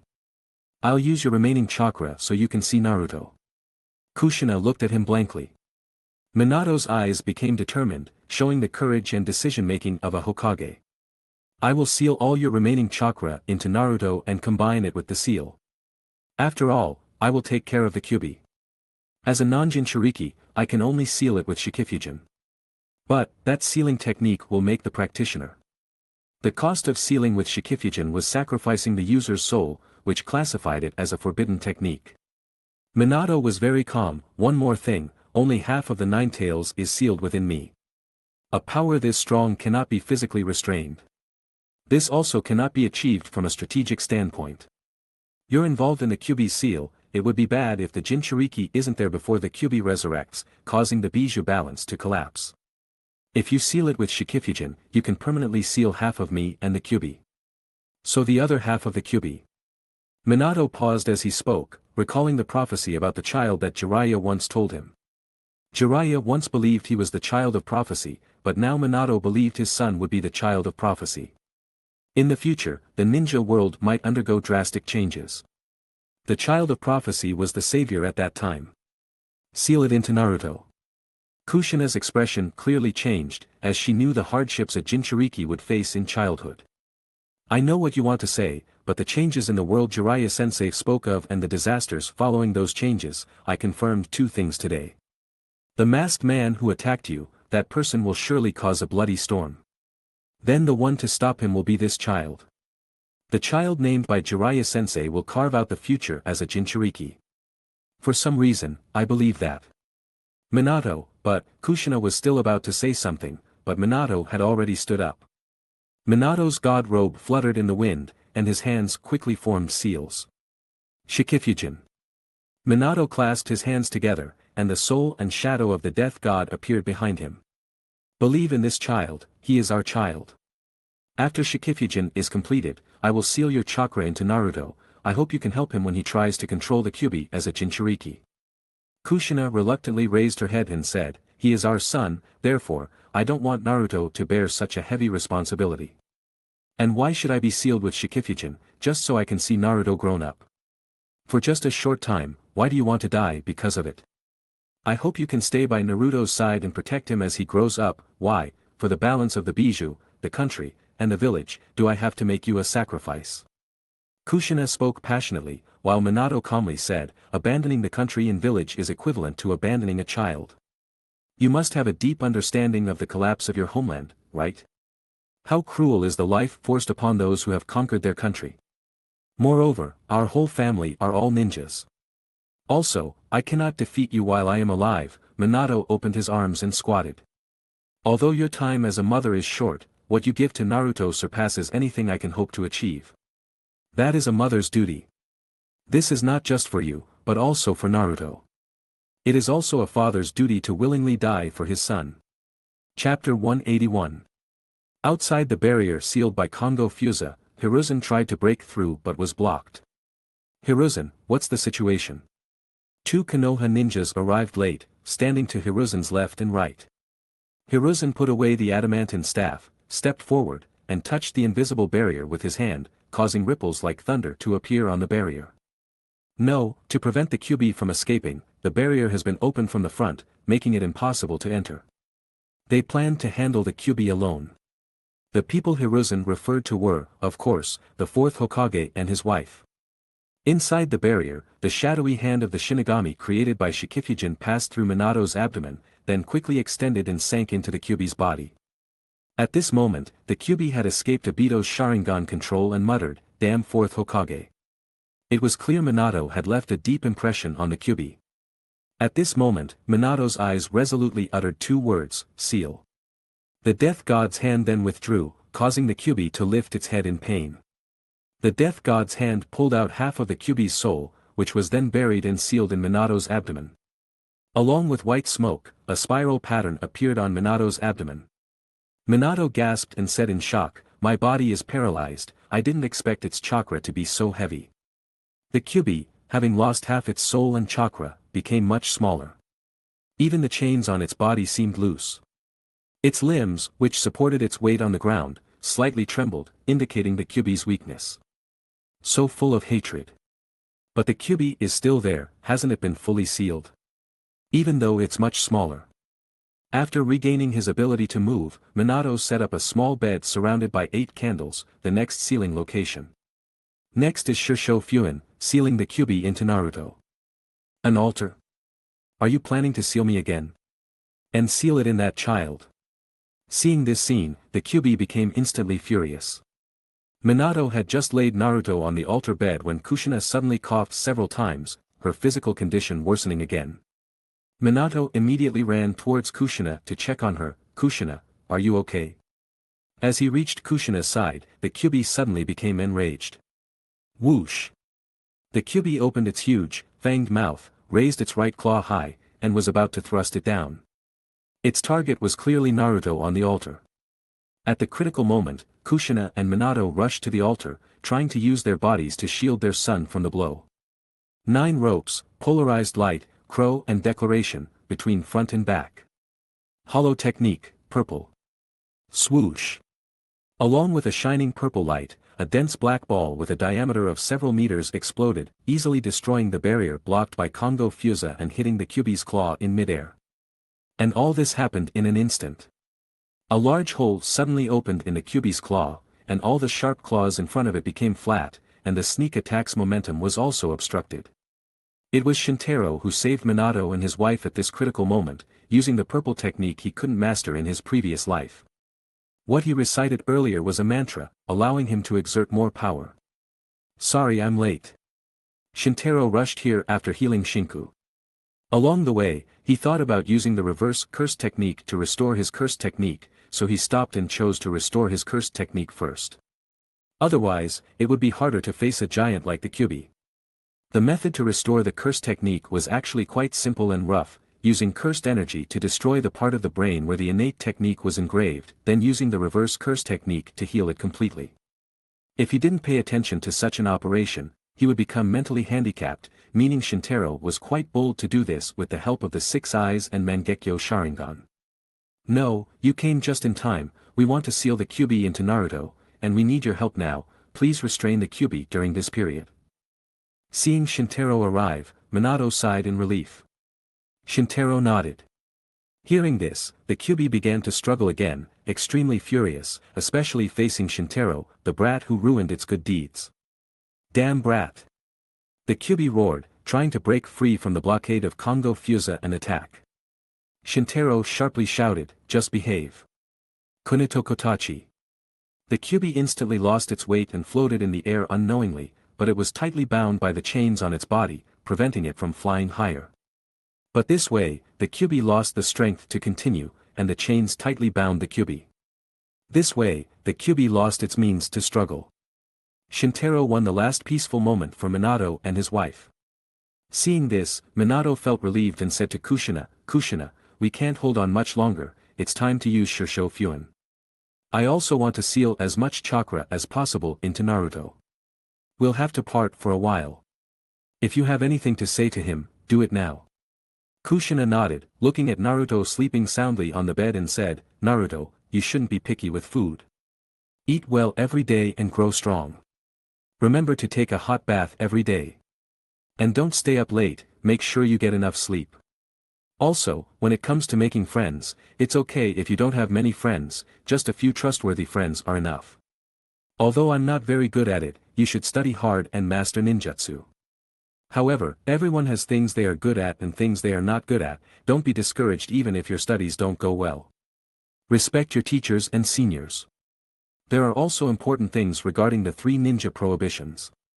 First of all, you can't borrow money recklessly, remember to save your mission salary carefully, you must not drink alcohol until you're 20 years old, drinking too much is bad for your health, you should stop in moderation.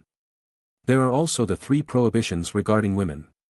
Your mother is a woman, so I don't understand this well. Overall, there are men and women in this world. Sooner or later, you'll be attracted to women. Just be careful not to get involved with wild women, find an exceptional woman like your mother. Also, regarding the 3 prohibited techniques, you must be careful about Jiraiya-sensei, and don't follow his bad example. Naruto, you'll face many things in the future, whether bitterness or pain, you must stick to your own path, you must also have dreams in your heart, and then realize your dreams. Believe in yourself. I still, I still have many things I want to say to you, and I still want to be with you, I love you. Sorry Minato, that's all I can say, Kushina said while crying. Minato gently shook his head and said, "No, it's fine. Naruto, what your father wants to say is the same as your nagging mother." Shisho Fuin. With a burst of white light, the giant Kyuubi was sealed into young Naruto's body. Shintaro watched this scene and could not forgive Obito for his actions no matter what. Chapter 182. The Kyuubi was entirely sealed and divided into two parts, Yin and Yang, by Minato based on its chakra attributes. The Yin Kyuubi was sealed in Minato's body and sacrificed to the death god along with Minato's soul, while the Yang Kyuubi was sealed within young Naruto. Shintaro approached Minato and Kushina. Minato's soul had been taken by the death god, and Kushina was also on the verge of dying. "I'm sorry, I couldn't save you." Their conditions could no longer be healed with the reverse curse technique. Although severely injured like Shinku, Shintaro could heal him with the reverse curse technique. However, Minato's case was incurable. This was because Minato's death was caused by his soul being taken, and the reverse curse technique could heal the body but could not restore the soul. As for Kushina, her life force was taken when the bijou was taken away. Actually, this wasn't an injury, but rather approaching the end of life. So in the face of these two, Shintaro was utterly helpless. Kushina only reluctantly smiled and said with her last strength, "It's okay, this was our choice. It's just that, Naruto." Her voice grew weaker, and in the end, her pale lips trembled. "I understand, whether publicly or privately, I will help take care of Naruto." Shintaro knelt halfway in front of Kushina seriously, looking at Naruto lying in the small bed in the middle of the altar. Kushina turned and looked deeply at Naruto, as if wanting to imprint Naruto's appearance in her mind forever. In the end, Kushina, like Minato, leaned against the side of the baby bed, the two of them close together, as if they had just fallen asleep with Naruto. Shintaro bowed his head, unable to bear watching the heartbreaking scene. This was the first day this three-member family gathered. "It seems we are a step too late." Hiruzen led some of his subordinates past the now non-existent barrier and reached the altar. He sighed deeply upon seeing Minato and Kushina leaning against the bed. "Why bother, Minato, even if you had to use Shikifujin to seal the Kyuubi, I, an old man, should have sacrificed my life." Hiruzen approached Minato and his wife while sighing and at the same time looked at Shintaro and asked, "Shintaro, what did Kushina just say to you?" "She asked me to take good care of Naruto." Shintaro stood up. "Well, Naruto's life is too hard, so he must be well taken care of." Hiruzen nodded and said with his hands behind his back towards the small bed, and indeed there was a look of compassion in his eyes. "However, Naruto's status is special, so some things need to be hidden." Hiruzen's eyes were fixed on the Shisho Fuin on Naruto's belly. Konoha will be grateful to Minato for his selflessness. Shintaro did not commit. He understood Hiruzen's intentions. There were many ways to solve the Kyuubi rebellion.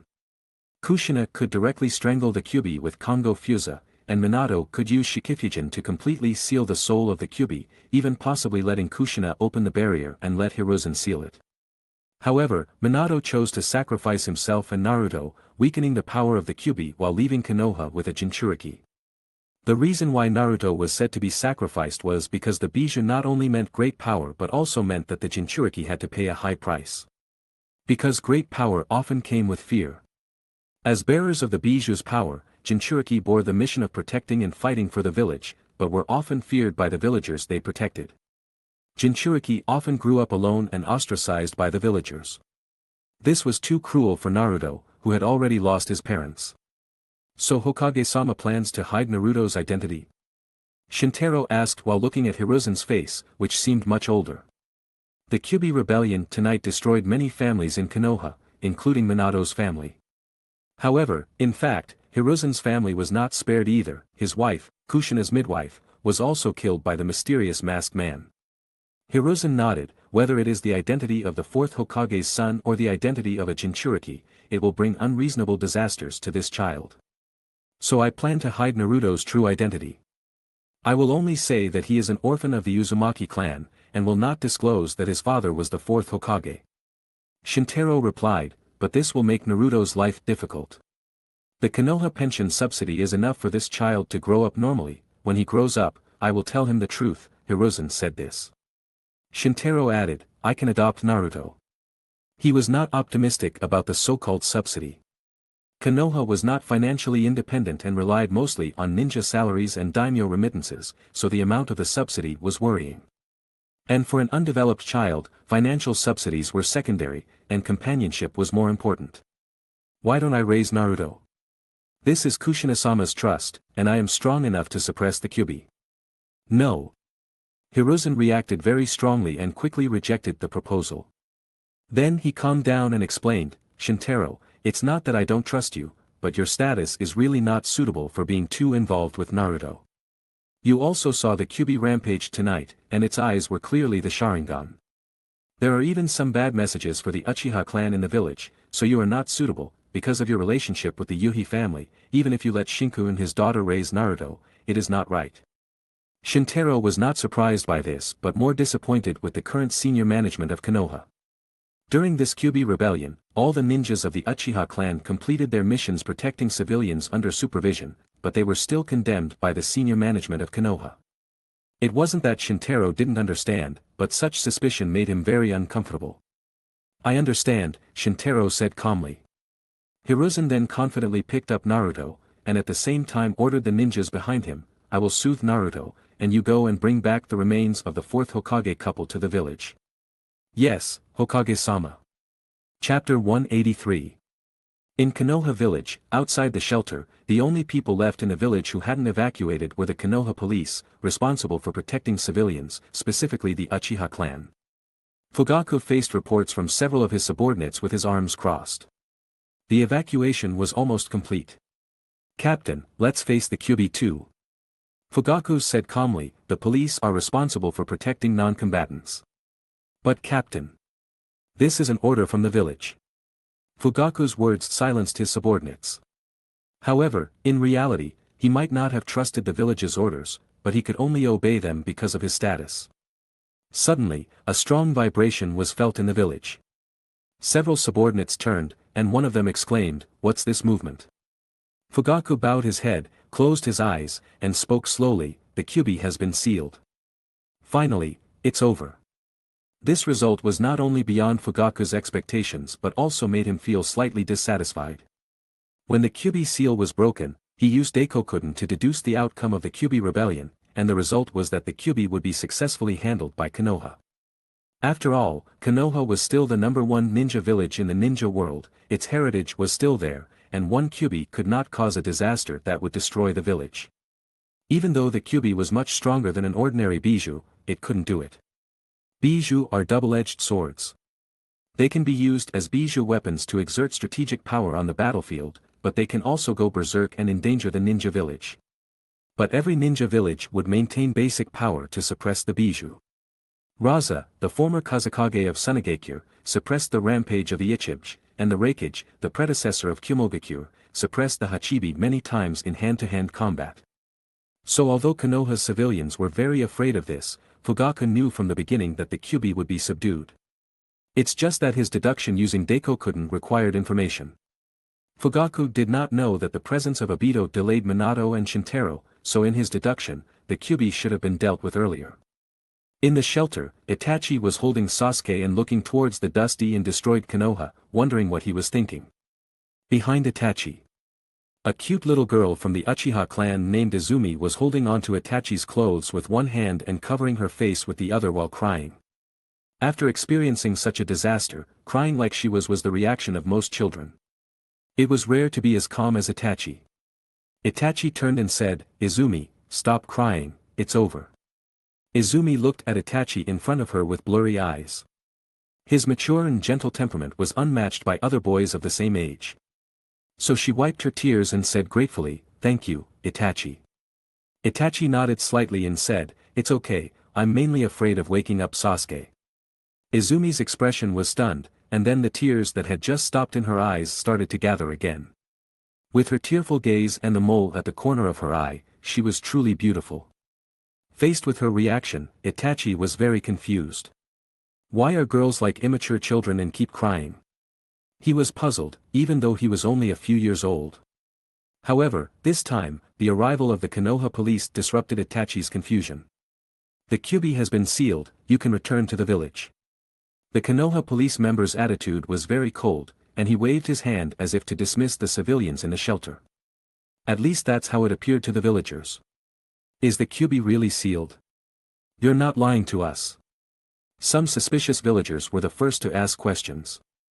Initially, the villagers were not very satisfied with the attitude of the Uchiha clan members, and once the villagers asked questions, an explosion of suspicion and anger arose. And this made the Konoha police members from the Uchiha clan, who were already unhappy because they couldn't go to the battlefield, even more unhappy. What do you mean? Do you not trust us? You ungrateful people, don't forget who protected you. Fortunately, it wasn't noisy. Once he got excited, the atmosphere in the shelter immediately exploded like a lit powder keg. What kind of protection are you talking about? You didn't even dare to come. That's right, other ninjas went to fight the Kyubi, but only you hid in the village. And the Kyubi eyes were clearly the Sharingan. I think this is the Uchiha clan's conspiracy to overthrow Konoha. Don't tell me that the last time the Kyubi attacked the village, it was the Uchiha clan's fault. The villagers started talking, and the Uchiha clan police members couldn't stay calm. A fierce quarrel erupted between the two sides. Oak. The noisy sound made Sasuke cry.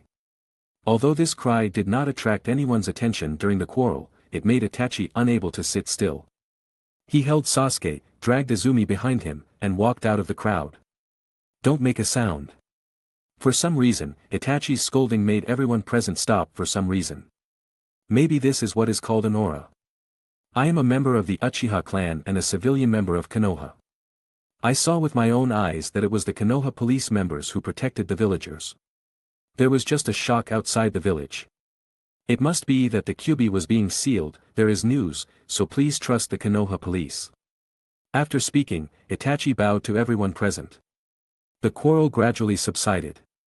Although the bad prejudice against the Uchiha clan couldn't be eliminated overnight, the villagers of Konoha were not unreasonable when faced with such a smart child.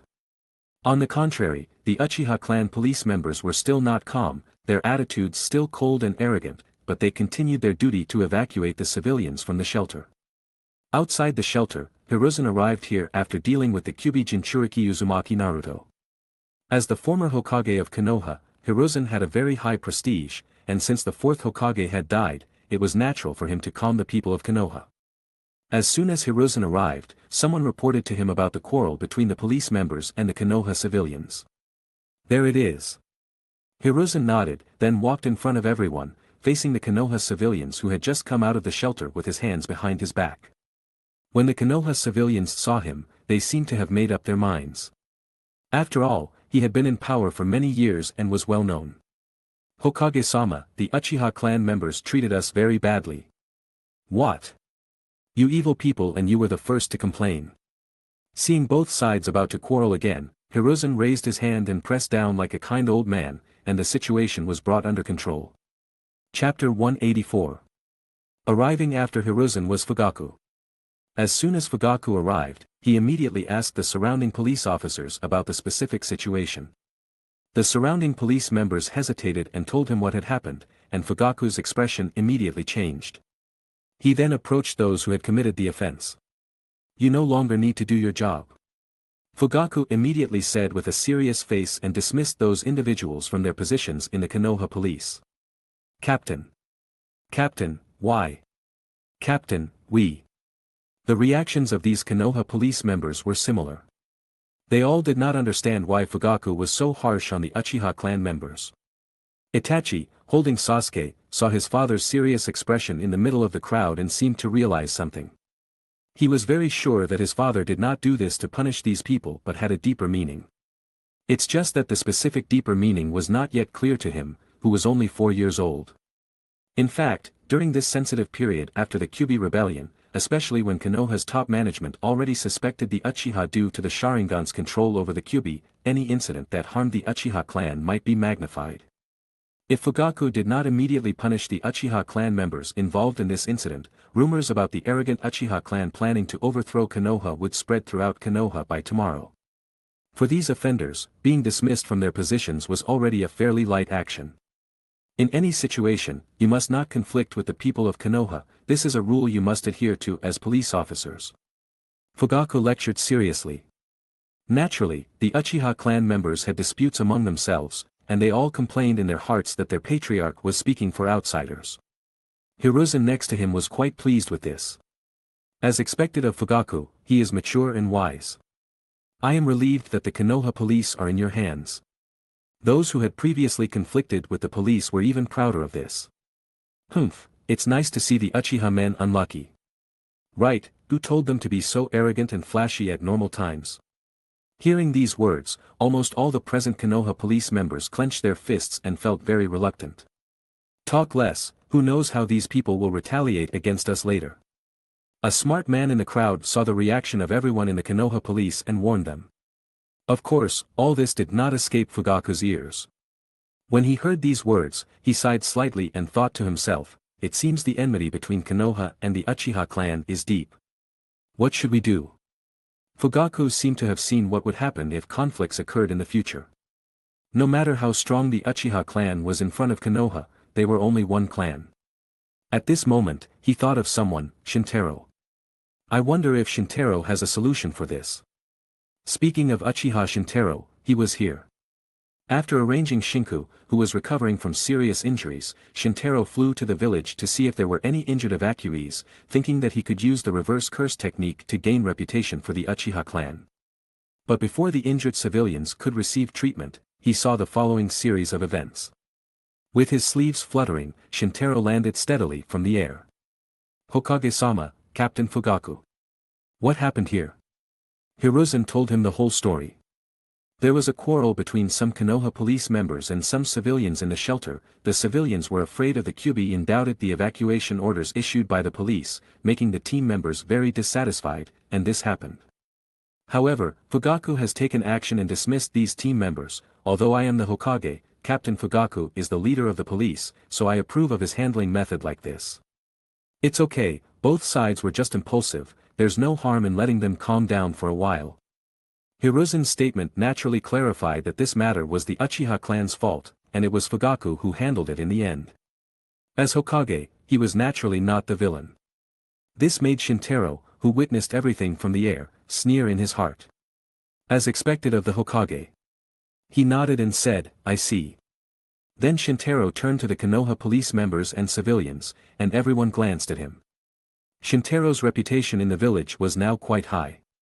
Not to mention the Konoha police members, even civilians who didn't know him could immediately react to a few words from the people around them. Oh. So.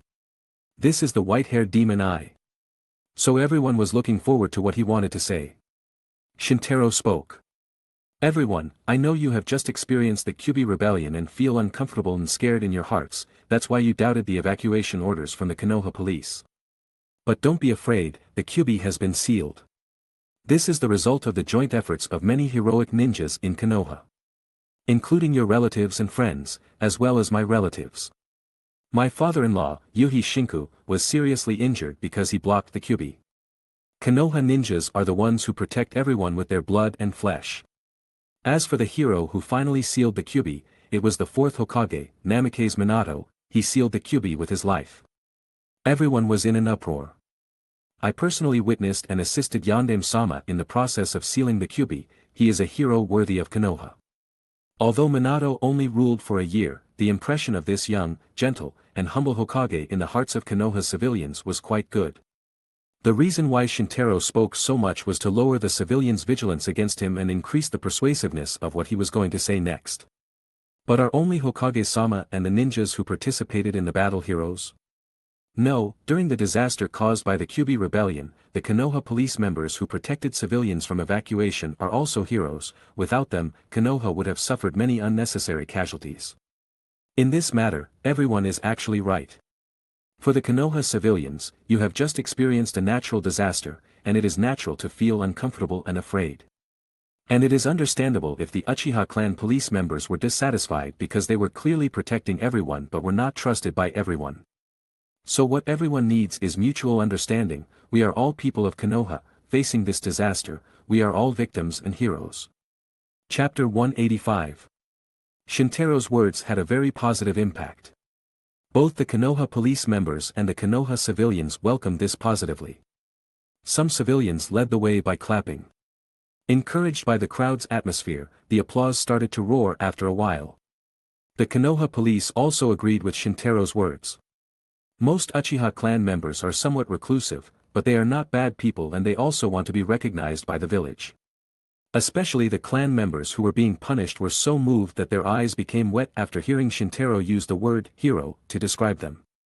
Seeing this scene, Fugaku sighed in his heart, maybe Shintaro is more suitable to be the police captain than me. He saw how Shintaro's words encouraged the Konoha police members, and he knew that Shintaro would leave a lot of prestige in the hearts of the police members. Fortunately, Fugaku had already regarded Shintaro as his successor, otherwise, he wouldn't have suddenly thought of abdicating in favor of someone worthy of his honor. But perhaps this child's ambition is more than that. He looked into Shintaro's bright blue eyes, then looked at the ordinary people in Konoha and Hiruzen beside him, and his mind began to stir. If it was just to mediate the conflict between Konoha civilians and the police members, Shintaro didn't need to give a long speech. He thought Shintaro had another goal, which was to build momentum. Fugaku thought about this and immediately hid the unnatural look in his eyes. It looks like I need to talk with Shintaro. We can't rush this, but seeing it this way, Shintaro probably already has his own ideas. He suddenly felt very relieved, feeling that the fate of the gradual decline of the Uchiha clan might really be reversed. Fugaku unconsciously touched his eyes. He couldn't wait to see the future resurgence of the Uchiha clan. As for Hiruzen beside him, he immediately felt grateful for Shintaro's words. He was grateful that at the time of Minato's death, another young talent appeared in the village's public eye after the Kyubi rebellion. It's a pity such a young talent is from the Uchiha clan. Hiruzen's attitude towards Shintaro was always biased against the Uchiha clan. If only he wasn't an Uchiha. Then I could safely pass on the will of fire to you. Even if you were a civilian, you would be better than an Uchiha. After all, an ordinary Hokage already had Minato as a precedent, but there had never been a Hokage born from the Uchiha clan, and according to Hiruzen, there would never be one in the future. After Shintaro's words, the Konoha community took the initiative to thank the Konoha police members who were tasked with protecting the civilians. Fugaku took this opportunity to also give a chance to the members who committed the crime, allowing them to reflect and resume their duties after 1 month, equivalent to giving them a vacation. Those people first apologized to the civilians they had previously fought with, and after both parties understood, they bowed to Fugaku and Shintaro to express their gratitude. In this way, the problem was resolved. Although it is not possible to resolve the conflict between Konoha and the Uchiha clan just because of Shintaro's touching words, it doesn't take 1 day to freeze 3 feet, and it doesn't take 1 day to melt the ice. However, with the precedent of resolving old grudges, the normalization of relations between Konoha and the Uchiha clan had entered the process. Everything is difficult at the beginning, but Shintaro is confident that as long as he persists, the fate of the Uchiha clan can really be changed. The crowd dispersed, and those who had homes returned home, while those whose homes were destroyed by Kyubi moved to temporary shelters. The Konoha police members once again took on the role of security guards and caretakers, ensuring the safety of the ordinary people in Konoha. After Shintaro's speech, the Konoha community no longer harbored suspicion and hostility towards the police. Although the Uchiha people usually feel uncomfortable, I still feel safe being near them in critical moments. That's right, there are quite a few handsome men. A young girl in her prime was successfully captivated by the Uchiha clan's handsomeness. The white-haired brother earlier was the most handsome. Don't think about it, that's the white-haired devil's eyes, and he already has a fiancée. Shintaro was very famous among the women in Konoha, which of course was inseparable from his extremely handsome appearance. As for Shintaro himself, he had left Fugaku, who stayed behind to perform guard duties with the regular police members, and went to Konoha Hospital alone. This is where he had previously placed Shinku. Shintaro quickly found Kurenai and Shinku after the Kyubi was sealed and sent them to the hospital for examination. Kurenai did not participate in the battle, and she was asked to undergo an examination solely for peace of mind. As for Shinku, Shintaro feared the reverse curse technique would leave hidden dangers. After all, this was the first time he had used the reverse curse technique on someone else, and the effects were unknown. After all, Six Eyes was not a professional medical exploration tool, and the hospital report was more convincing. Shinku's physical examination was not only overseen by Shintaro and Kurenai but also by a large number of medical ninjas at the hospital. After all, many people witnessed the scene of Shinku being pierced by the Kyuubi's claw. The Kyuubi at that time was still in its complete form, and even the penetration of a fingertip was enough to cause irreparable fatal injuries. However, the man who was sentenced to death in the hearts of many medical ninjas was suddenly saved by Shintaro. How could this not make these medical ninjas curious? Was this a flashback, or was Shintaro's medical ninjutsu really beyond everyone's imagination? After being examined by professional doctors, the results were immediately concluded. Shinku was naturally very healthy. Although he was very weak due to the early recovery from his serious injury, he had indeed fully recovered from his injury. Your injury has fully healed, but the previous injury was too severe. Even if you recover in a short time, your lifespan may be affected. So said the doctor who performed the examination. How long can I live? Shinku's voice was low and his tone quite calm, as if he didn't care about life and death. Come to think of it, it was true. After all, he had already died once. Maybe another 20 years, I can't predict it. Ha ha ha ha, that's enough. Shinku laughed a few times, then looked at Kurenai and Shintaro beside him. It is very satisfying to see my daughter get married and maybe even see my grandchildren born. Father, Kurenai looked a bit embarrassed. Chapter 186. However, when it came to her father's lifespan, Kurenai quickly became worried. Seeing his daughter's concern, Shinku comforted her. I have already died once. If Shintaro hadn't acted, I would never have seen you again, so, no matter how long I can live, it's still a gain, and I am very satisfied. That's what you say, but, Kurenai wanted to say something more. Shinku's rough hand pressed on Kurenai's head. Since we are all fine, let's not waste space in the hospital. Shinku looked at Shintaro, his eyes full of gratitude and satisfaction. Let's go home together. Yeah. Shintaro smiled and nodded. However, as he walked out of the examination room, the smile on his face disappeared. He saw the hospital corridor filled with injured patients. Some severely injured patients were only wrapped in stretchers in the corridor. The pungent smell of blood still lingered in the corridor, along with the wails of the wounded. He saw all these tragic scenes through the perspective of 6 eyes. The smile on Shintaro's face disappeared, and he said to Shinku and Kurenai beside him, Uncle Shinku, Kurenai, I'm sorry, I can't go back with you. I need to take care of the many injured people in the village. The appreciative expression in Shinku's eyes became even clearer. Good, thank you for your hard work. Kurenai volunteered to stay and help him. Although the reverse curse technique didn't require any help, Shintaro agreed. Especially seeing Kurenai's determined eyes, Shintaro couldn't refuse. When the Kyuubi rebellion broke out, Kurenai wanted to rush to the battlefield but was stopped by her father and couldn't do so. Now that the Kyuubi rebellion was over, she wanted to stay and help Shintaro care for the wounded. This was also a reflection of her desire to contribute to Konoha. This time, Shinku didn't stop her. If he hadn't just recovered from his serious injury, he might have stayed to help too. After all, what Konoha Hospital currently lacked most was manpower. Shintaro looked around and noticed a severely injured man lying silently on a stretcher. Such severely injured people should be the ones most attended to. Because those who could still moan were able to hold on, but those who couldn't even make a sound were already struggling on the brink of death. He reached out his hand to feel around the injured man and estimated that his injury was severe internal bleeding caused by a ruptured liver. Kurenai, give me a kunai. Kurenai was a bit confused, but she still complied and handed over the cold-tipped kunai to him. Shintaro took the kunai and made an incision in the injured man's abdomen to drain the blood from the abdominal cavity, then immediately used the reverse curse technique to repair the liver and skin of the injured man. The injured man was now out of danger. The treatment of this injured person was initially completed. Shintaro stood up and looked around for the next injured person.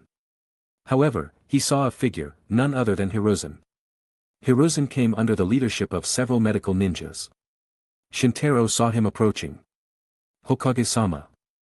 Shintaro saw Hiruzen coming closer and took the initiative to greet him. Hiruzen saw the blood-stained kunai in his hand and guessed that Shintaro was treating the injured earlier. Shintaro, what Konoha needs now is not just a skilled medical ninja, but a large number of medical personnel, or a medical ninja who can treat many injured people at the same time. Shintaro heard the hidden meaning in Hiruzen's words and returned the kunai to Kurenai. I can't treat many injured people at the same time. So I'm giving you a mission, find Tsunade and bring her back to Konoha, she can do this. Hiruzen said with his hands behind his back, looking around at the large number of injured people. Tsunade should be in the southwest of Konoha, there are many casinos there, and Tsunade usually hangs out among them. I often hear Shikaku mention your outstanding detection ability, and your speed is not inferior to Minato's, so of course, I thought of you for this task. What do you think? Shintaro immediately replied, this job seems suitable for me. In terms of medical ninjutsu, Tsunade-sama is indeed the #1 person in Konoha. I am willing to find Tsunade-sama and bring her back. Hiruzen nodded solemnly and said, without further delay, you can set off immediately. Yes. Shintaro turned to Kurenai and told her not to overexert herself, then flew out of the hospital corridor window and soared directly into the sky. Hiruzen looked at Shintaro's back and thought that no matter what he said, Shintaro was still quite reliable in terms of efficiency.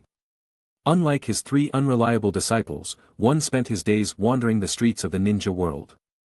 One spent his days hanging out in casinos and gained the reputation of being a legendary big fat sheep, and the last one spent his days in an underground laboratory as a research expert. There was no one who could do anything reliable. Namikaze Minato, the only reliable disciple, died in the Kyubi rebellion. This made Hiruzen sigh. Kakashi is worth training, but his strength is weaker than Shintaro. Asuma is too rebellious, and Shinosuke is too honest. After experiencing the Kyubi rebellion, Hiruzen had to reconsider the issue of his successor. At this moment, Shintaro was already flying in the air, rushing towards the short book street located in the southwest of the Land of Fire. He used infinity to stand in the air, used blue to absorb himself to achieve flight, and at the same time opened the Mangekyo Sharingan to activate Kunito Kotachi, eliminating his own gravity to complete the acceleration. Shintaro's figure was like a blue meteor in the sky, drawing a long blue line in the dark night sky. At this speed, he could reach his destination in less than half an hour.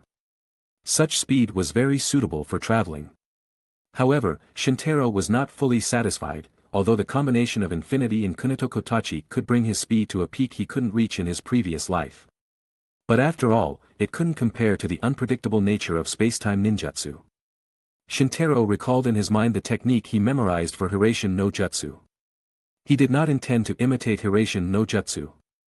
After all, Hiraishin no Jutsu also had the limitation of requiring pre-coordinates. Previously, it needed to use methods like kunai to be used. This had great limitations in both long-distance travel and short-distance combat. So Shintaro's idea was to combine the essence of Hiraishin no Jutsu with Limitless technique to create his own spacetime ninjutsu or curse technique. He then sat down and began to sense the space according to the method recorded in Hiraishin no Jutsu. He was so focused that he forgot the time. At this moment, he suddenly realized something in his heart and became enlightened. Space. Shintaro activated his technique, and the next moment, he moved forward 100 miles away. He opened his eyes and saw the buildings below. It worked. Chapter 187. Shintaro stroked his chin with one hand and stared directly at the short book street below with a pair of blue eyes. It really worked. He could hardly believe it himself. After all, the difficulty of spacetime ninjutsu was well known in the ninja world. The hardest step in mastering spacetime ninjutsu is sensing space. But he did this unconsciously. The most reasonable explanation he could think of was the 6 eyes and Limitless technique. The 6 eyes provided Shintaro with unmatched insight and extremely fine manipulation power, and the Limitless technique involved concepts such as space and infinity. The combination of the two might be the reason why he could teleport while comprehending this technique. Shintaro mimicked the feeling from earlier, pointing his finger forward, and activated his technique. In an instant, he disappeared from where he stood, and the next moment he appeared at the predetermined location. Perfect operation. In the previous first attempt, he couldn't grasp the distance of teleportation, but he happened to teleport correctly. But this time, Shintaro set his destination first and successfully arrived, with no deviation in the result. He couldn't help but feel a sense of joy in his heart, and he also understood the principle of this technique. Using the spatial perception of Hiraishin no Jutsu to set coordinates first, and then using the operation of the Limitless technique to bridge the infinite gap between himself and the set coordinates, achieving the teleportation effect. Shintaro named this technique Instant Thunder. He once again urged Instant Thunder to return to the sky and then began to search for the presence of Tsunade, the target of his mission. At this time, it was late at night, and most people were already asleep except for gamblers who partied all night. However, the six eyes could not only see far but also sense the flow of chakra through the barriers of buildings. In the end, Shintaro targeted a hot spring hotel. He had met Tsunade, so he could clearly distinguish the chakra aura of a Kage-level ninja. In the misty women's hot spring, a vast expanse of white steam enveloped the entire area. There was only one person still soaking in the hot spring at this time, and it was Tsunade, who had just fled from the casino to avoid debts. It's so refreshing to soak in the hot spring after a big gamble, but I'm in debt again tonight. It looks like there will be trouble tomorrow. No problem, at worst, I can use Henge no Jutsu to hide for a while. Tsunade had too many debts, and she didn't care anymore. After a while, she got out of the hot spring soaking wet, her graceful body exposed by the hot steam, but it was soon wrapped in a white bath towel. Who is it? Tsunade was drying her hair and walking towards her room when she noticed the scent of another person in the room. Is it a gangster or a creditor coming to collect debts? She guessed in her mind and prepared to confront them. At this moment, the door opened, and Shintaro's figure came into Tsunade's sight.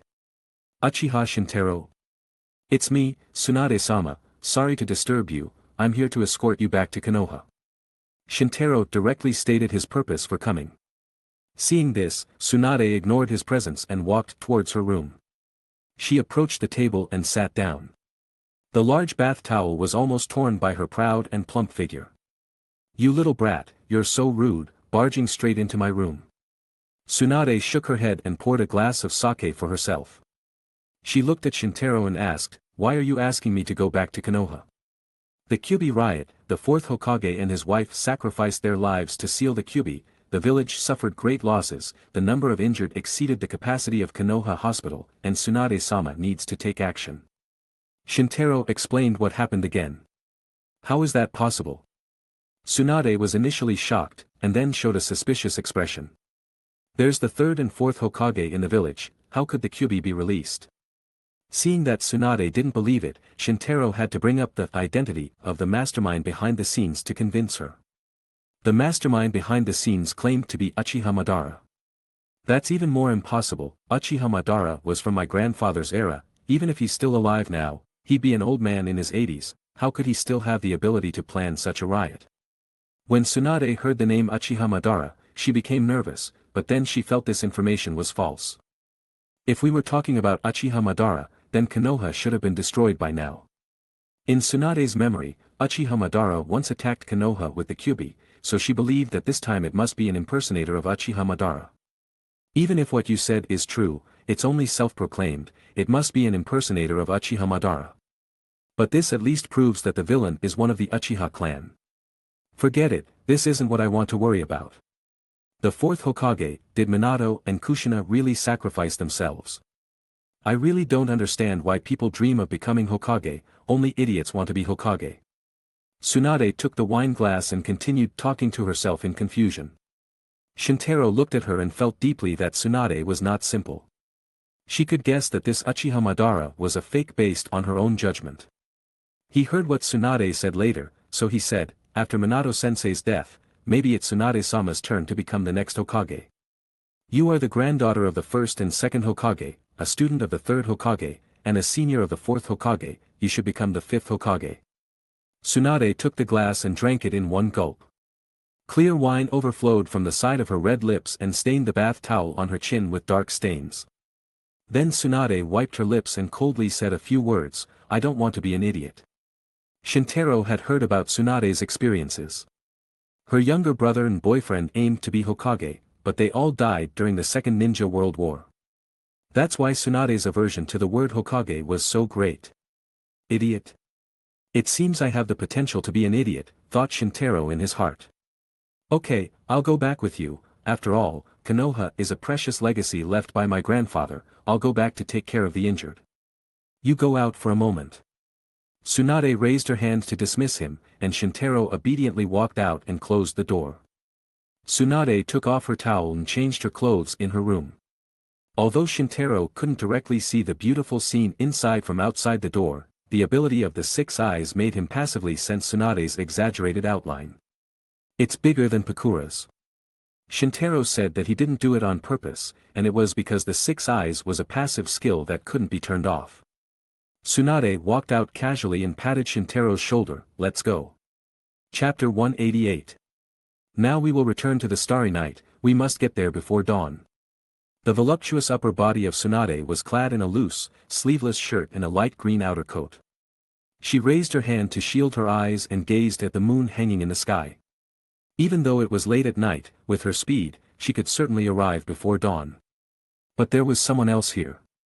Shintaro said, "No need to rush, please hold on to me, Tsunade-sama, and I will take you back to the village." Hold on to you. Tsunade looked at him suspiciously but did as instructed, placing her hands on his shoulders. Now 14 years old, Shintaro was taller than her, so Tsunade raised her hands slightly. Tsunade slowly lifted into the air along with Shintaro. She continued to press on his shoulders with one hand and covered her mouth in surprise with the other, her beautiful eyes sparkling. After all, this was her first time experiencing the sensation of flying. Don't let go, Shintaro commanded. The Limitless technique could cover anyone touching him, so Tsunade would also be enveloped and able to use the Limitless technique to fly into the sky like Shintaro. The next step will commence soon. After Shintaro finished speaking, he began to exert chakra and cursed energy throughout his body to feel the space. Tsunade looked at Shintaro's cheek and thought, this boy's abilities are truly amazing. Instant thunder. Shintaro took one step forward, and in an instant, he was already over 100 miles above the village of Konoha. He intentionally waited in the air, wanting Tsunade to slow down. After all, even with infinity protection, the discomfort of spatial travel was still very evident. However, he underestimated her though Tsunade was not used to such rapid spatial movement. She didn't care about being proper when Konoha was in crisis. She suppressed her physical discomfort and immediately released Shintaro's shoulder, falling freely from the air. Tsunade's outer coat was blown by the strong wind from her fall, and she landed steadily on the rooftop of a building below with her hands open. Then she ran like a standard ninja, hands behind her back, her two voluptuous breasts swinging back and forth in front of her, and she easily ran toward Konoha Hospital. Shintaro was stunned for a moment, then followed her pace from the air. Now the injured patients at Konoha Hospital can't even fit in the wards anymore, and they are filling up the hospital corridors. I've been saving the severely injured, but there are too many wounded, and I can't save them all in this situation. That's why Hokage-sama sent me to bring you back to the village.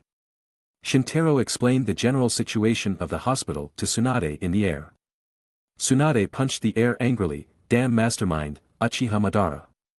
The Uchiha clan, never any good. Wait a minute, you said you were treating the wounded, what kind of injuries did they have? Tsunade caught the details of his words. She didn't expect Shintaro to possess such power and also master medical ninjutsu that ordinary people found difficult to grasp. Heart rupture, severe internal bleeding. These injuries are not serious, and you actually healed them. It seems your medical ninjutsu is something, Tsunade couldn't help but notice. When Shintaro saw this, he not only admitted his mistake but also told the truth. My level of medical ninjutsu is average, and my medical skills are even more like a layman's, I just rely on some unique methods of my own. Your own methods? It seems you have quite a few secrets. Tsunade laughed and didn't pursue the matter further. This generous and cheerful character was indeed worthy of being the daughter of the Senju clan. Soon they both arrived at Konoha Hospital. Shintaro was about to ask Tsunade how she would treat the patients, but he saw her cover her mouth with her hand like a trumpet and shout loudly. I am Tsunade, move all the injured who haven't been treated to the square in front of the hospital, I will take care of them. Her voice was loud enough, and Tsunade's shout could be heard both inside and outside the hospital. It's Tsunade-sama. The Sannin of Konoha, no, the best medical ninja in the ninja world. It's her. Great. We are saved. The injured people, who had been helpless in the corridors, found a life-saving straw in an instant. This one truly saved lives. Doctors from Konoha Hospital rushed through the corridors and approached the windows to look down. It's really Tsunade-sama. Great. Quickly. Do what she says. All the medical ninjas in Konoha idolized Tsunade. Even though it was unclear why Tsunade wanted to gather all the injured. Nor was it clear what method she would use to treat so many injured people. But these medical ninjas were still easily convinced by Tsunade's words. Some young ones might question this, but others would soon be convinced. She was the granddaughter of the first and second Hokage, a disciple of the third Hokage, the Sannin of Konoha, the strongest kunoichi in Konoha, and the strongest medical ninja in the ninja world. So even if the medical ninjas at Konoha Hospital didn't understand, they all followed her. Stretchers were brought out of the hospital one by one and neatly placed in the open space in front of the hospital. These stretchers carried the seriously and lightly injured. Those who could walk tried their best to walk on their own, and those who couldn't walk were carried to the open space. Everyone, line up and make the line tighter. Tsunade directed the crowd and walked out of Konoha Hospital. She quickly formed several seals with her hands and slapped the ground. Kuchiyos no Jutsu. There was an explosion, white smoke billowed everywhere, and a giant snail appeared out of thin air outside the hospital. The snail was white, with greenish-blue patterns on its back and sides, and had 2 long tentacles on its head. Tsunade-sama. The giant snail spoke human words, and it seemed to respect Tsunade quite a bit. However, Tsunade was not in the mood for greetings at this moment. After a brief greeting, she began to give instructions. There are many injured here, and I need your help. Understood. The snail nodded humanely. Tsunade then closed her eyes and formed a seal. The giant snail slowly split into countless small snails. The cute little snails crawled toward the injured in the open space in front of the hospital, some crawling on their shoulders and some on their stomachs. The little snails emitted a bright green light, symbolizing the performance of medical ninjutsu. The injuries of those who were lightly wounded seemed to be healed by the snails. Tsunade continued to invest her chakra and perform the ultimate group medical ninjutsu. Each snail seemed to turn into liquid and envelop the injured bodies, maximizing the treatment area. Snails, those are snails. I didn't expect snails to make such a big impact. As expected of Tsunade. Shintaro moved to the side with a bit of disgust. Fortunately, I don't have to use these things to heal. Chapter 189. Shintaro glanced to the side and noticed Tsunade's exertion. With his 6 eyes, he could clearly see the chakra in her body depleting rapidly. Treating so many injured people simultaneously is admirable for Tsunade. But with such massive chakra consumption, how does she manage it? Shintaro couldn't help but question in his heart. Unfortunately, the 6 eyes ability could only be used by himself, otherwise, he would step in to help. However, seeing Tsunade's chakra nearly exhausted, Shintaro knew that although he couldn't help her save chakra, he still had to assist the injured who hadn't received Tsunade's treatment. According to his judgment, Tsunade's chakra couldn't withstand such massive consumption. But Shintaro noticed something peculiar. It seemed Tsunade had more chakra. He observed further and finally identified the issue, which was the blue-purple diamond-shaped mark in the center of Tsunade's forehead. Initially, he thought the mark was merely decorative, but it turned out there was a hidden mystery behind it. A sealing technique? Shintaro quickly found a clue and discovered that the mark on Tsunade's forehead was from a sealing technique, and there was actually a significant amount of chakra hidden within it. In terms of chakra quantity, Tsunade's chakra had reached the upper Kage level. After all, she was a direct descendant of the Senju clan. Both the Senju and Uzumaki were clans renowned for their chakra prowess.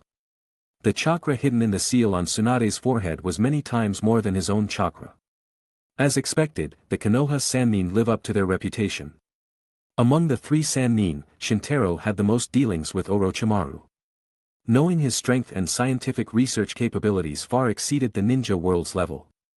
He didn't have much contact with Jiraiya but left a deep impression on him, not to mention that Jiraiya could teach talents like Minato. Tsunade might not match the other 2 on the battlefield frontally, but in her specialized field chakra volume and medical ninjutsu was top tier in the ninja world. Seeing the chakra in her body nearly depleted, Tsunade closed her eyes tightly and formed a seal again with a serious expression. Ein seal, release. The Ein seal on her forehead suddenly spread to all sides, the diamond in the center emitting a purple light, and the black line spreading formed a crisscrossed pattern. This pattern added a different charm to Tsunade's already stunning face. Shintaro stared straight at her, but he wasn't interested in her beauty, he was observing the specific function of the Ein seal. The chakra in the Ein seal quickly flowed out, replenishing the initially empty chakra reserves in Tsunade's body. This chakra turned into medical ninjutsu performed by the snails, healing many injured people. After repeating this process several times, the injured in the open space began to recover one by one. Shintaro silently admired this. She actually uses a sealing technique to seal her chakra, activates it at this critical moment, and combines it with extraordinary medical ninjutsu. No wonder the third Hokage said that Tsunade must save these people. It seems only Tsunade has the ability to save these people. The Yin seal allowed Tsunade to possess top-tier medical ninjutsu as well as the best endurance. The two complemented each other, which was enough to bring Tsunade's medical abilities to a breakthrough level. Shintaro's 6 eyes and reverse curse technique could certainly provide continuous assistance to the injured, but if he saved them one by one, he might not be able to save them all before dawn. But now, with Tsunade, a top medical ninja, Shintaro only needed to take responsibility for treating the severely injured and assist Tsunade with the reverse curse technique. Although Tsunade's medical ninjutsu was powerful, it still couldn't reach the near-eternal recovery strength of the reverse curse technique. Generally, the reverse curse technique couldn't be used on others, and even if it could be used on others, its effect on them would be much weaker. But Shintaro had the blessing of the 6 eyes, and it was a new 6 eyes that was a fusion of the 6 eyes and Mangekyo Sharingan. Therefore, the reverse curse technique applied to others could also achieve an unusually potent recovery effect. He walked to the open space, stepping over the soft, slimy snails, and approached those severely injured who had lost limbs due to the Kyubi rebellion. Reverse cursed technique. A clean white fluorescence lit up, and the injured limbs began to regenerate. What kind of method is this? Tsunade realized that the treatment method Shintaro used was clearly not medical ninjutsu. Of course, he had mentioned this before. But when she actually saw such a method, she was still very surprised. Because such a recovery effect had surpassed her understanding of medical ninjutsu. A healing method like this might not even compare to creation and regeneration. Even my grandfather's medical ninjutsu couldn't compare. The grandfather Tsunade mentioned referred to Senju Hashirama. What was most striking about Hashirama was his unparalleled power, so the level of his medical ninjutsu was often overlooked by the world. But Tsunade knew that her grandfather's medical ninjutsu was far superior to hers, which she had studied for years. The best medical ninjutsu created and regenerated by Tsunade was merely a replica of Hashirama's self-healing effects. However, even the ninja god might not be able to regenerate severed limbs. If it was transplanting a severed limb, Tsunade could understand because she could do it too. But the severed, bleeding limb sprouted flesh and quickly grew into a new, white, and soft limb. This was completely beyond her understanding. Suddenly, Tsunade felt dizzy, and her body unconsciously started to feel nauseous. And in that memory, the hateful memories began to resurface in her mind. Her younger brother, Naoki, was killed by an explosive tag. His death was so tragic that even his internal organs were destroyed. His entire body looked like a disassembled doll. Tsunade's spirit collapsed when she saw this scene. Her boyfriend, Kato Dan, was even more miserable. Kato was severely injured, and the wounds on his body couldn't heal at all. He bled to death in front of her. Tsunade's spirit was completely shattered. The unhealed wounds and unstoppable bleeding were illusions that often appeared before her. This caused her to suffer from hemophobia. This is why Tsunade did not appear on the front lines during the Third Ninja World War. After that, even to save people, Tsunade herself never took action. Until now, facing a major crisis in the village, she had to take action. It's okay if it's this far away. Tsunade's body swayed and was about to fall, but at that moment, her body suddenly stopped.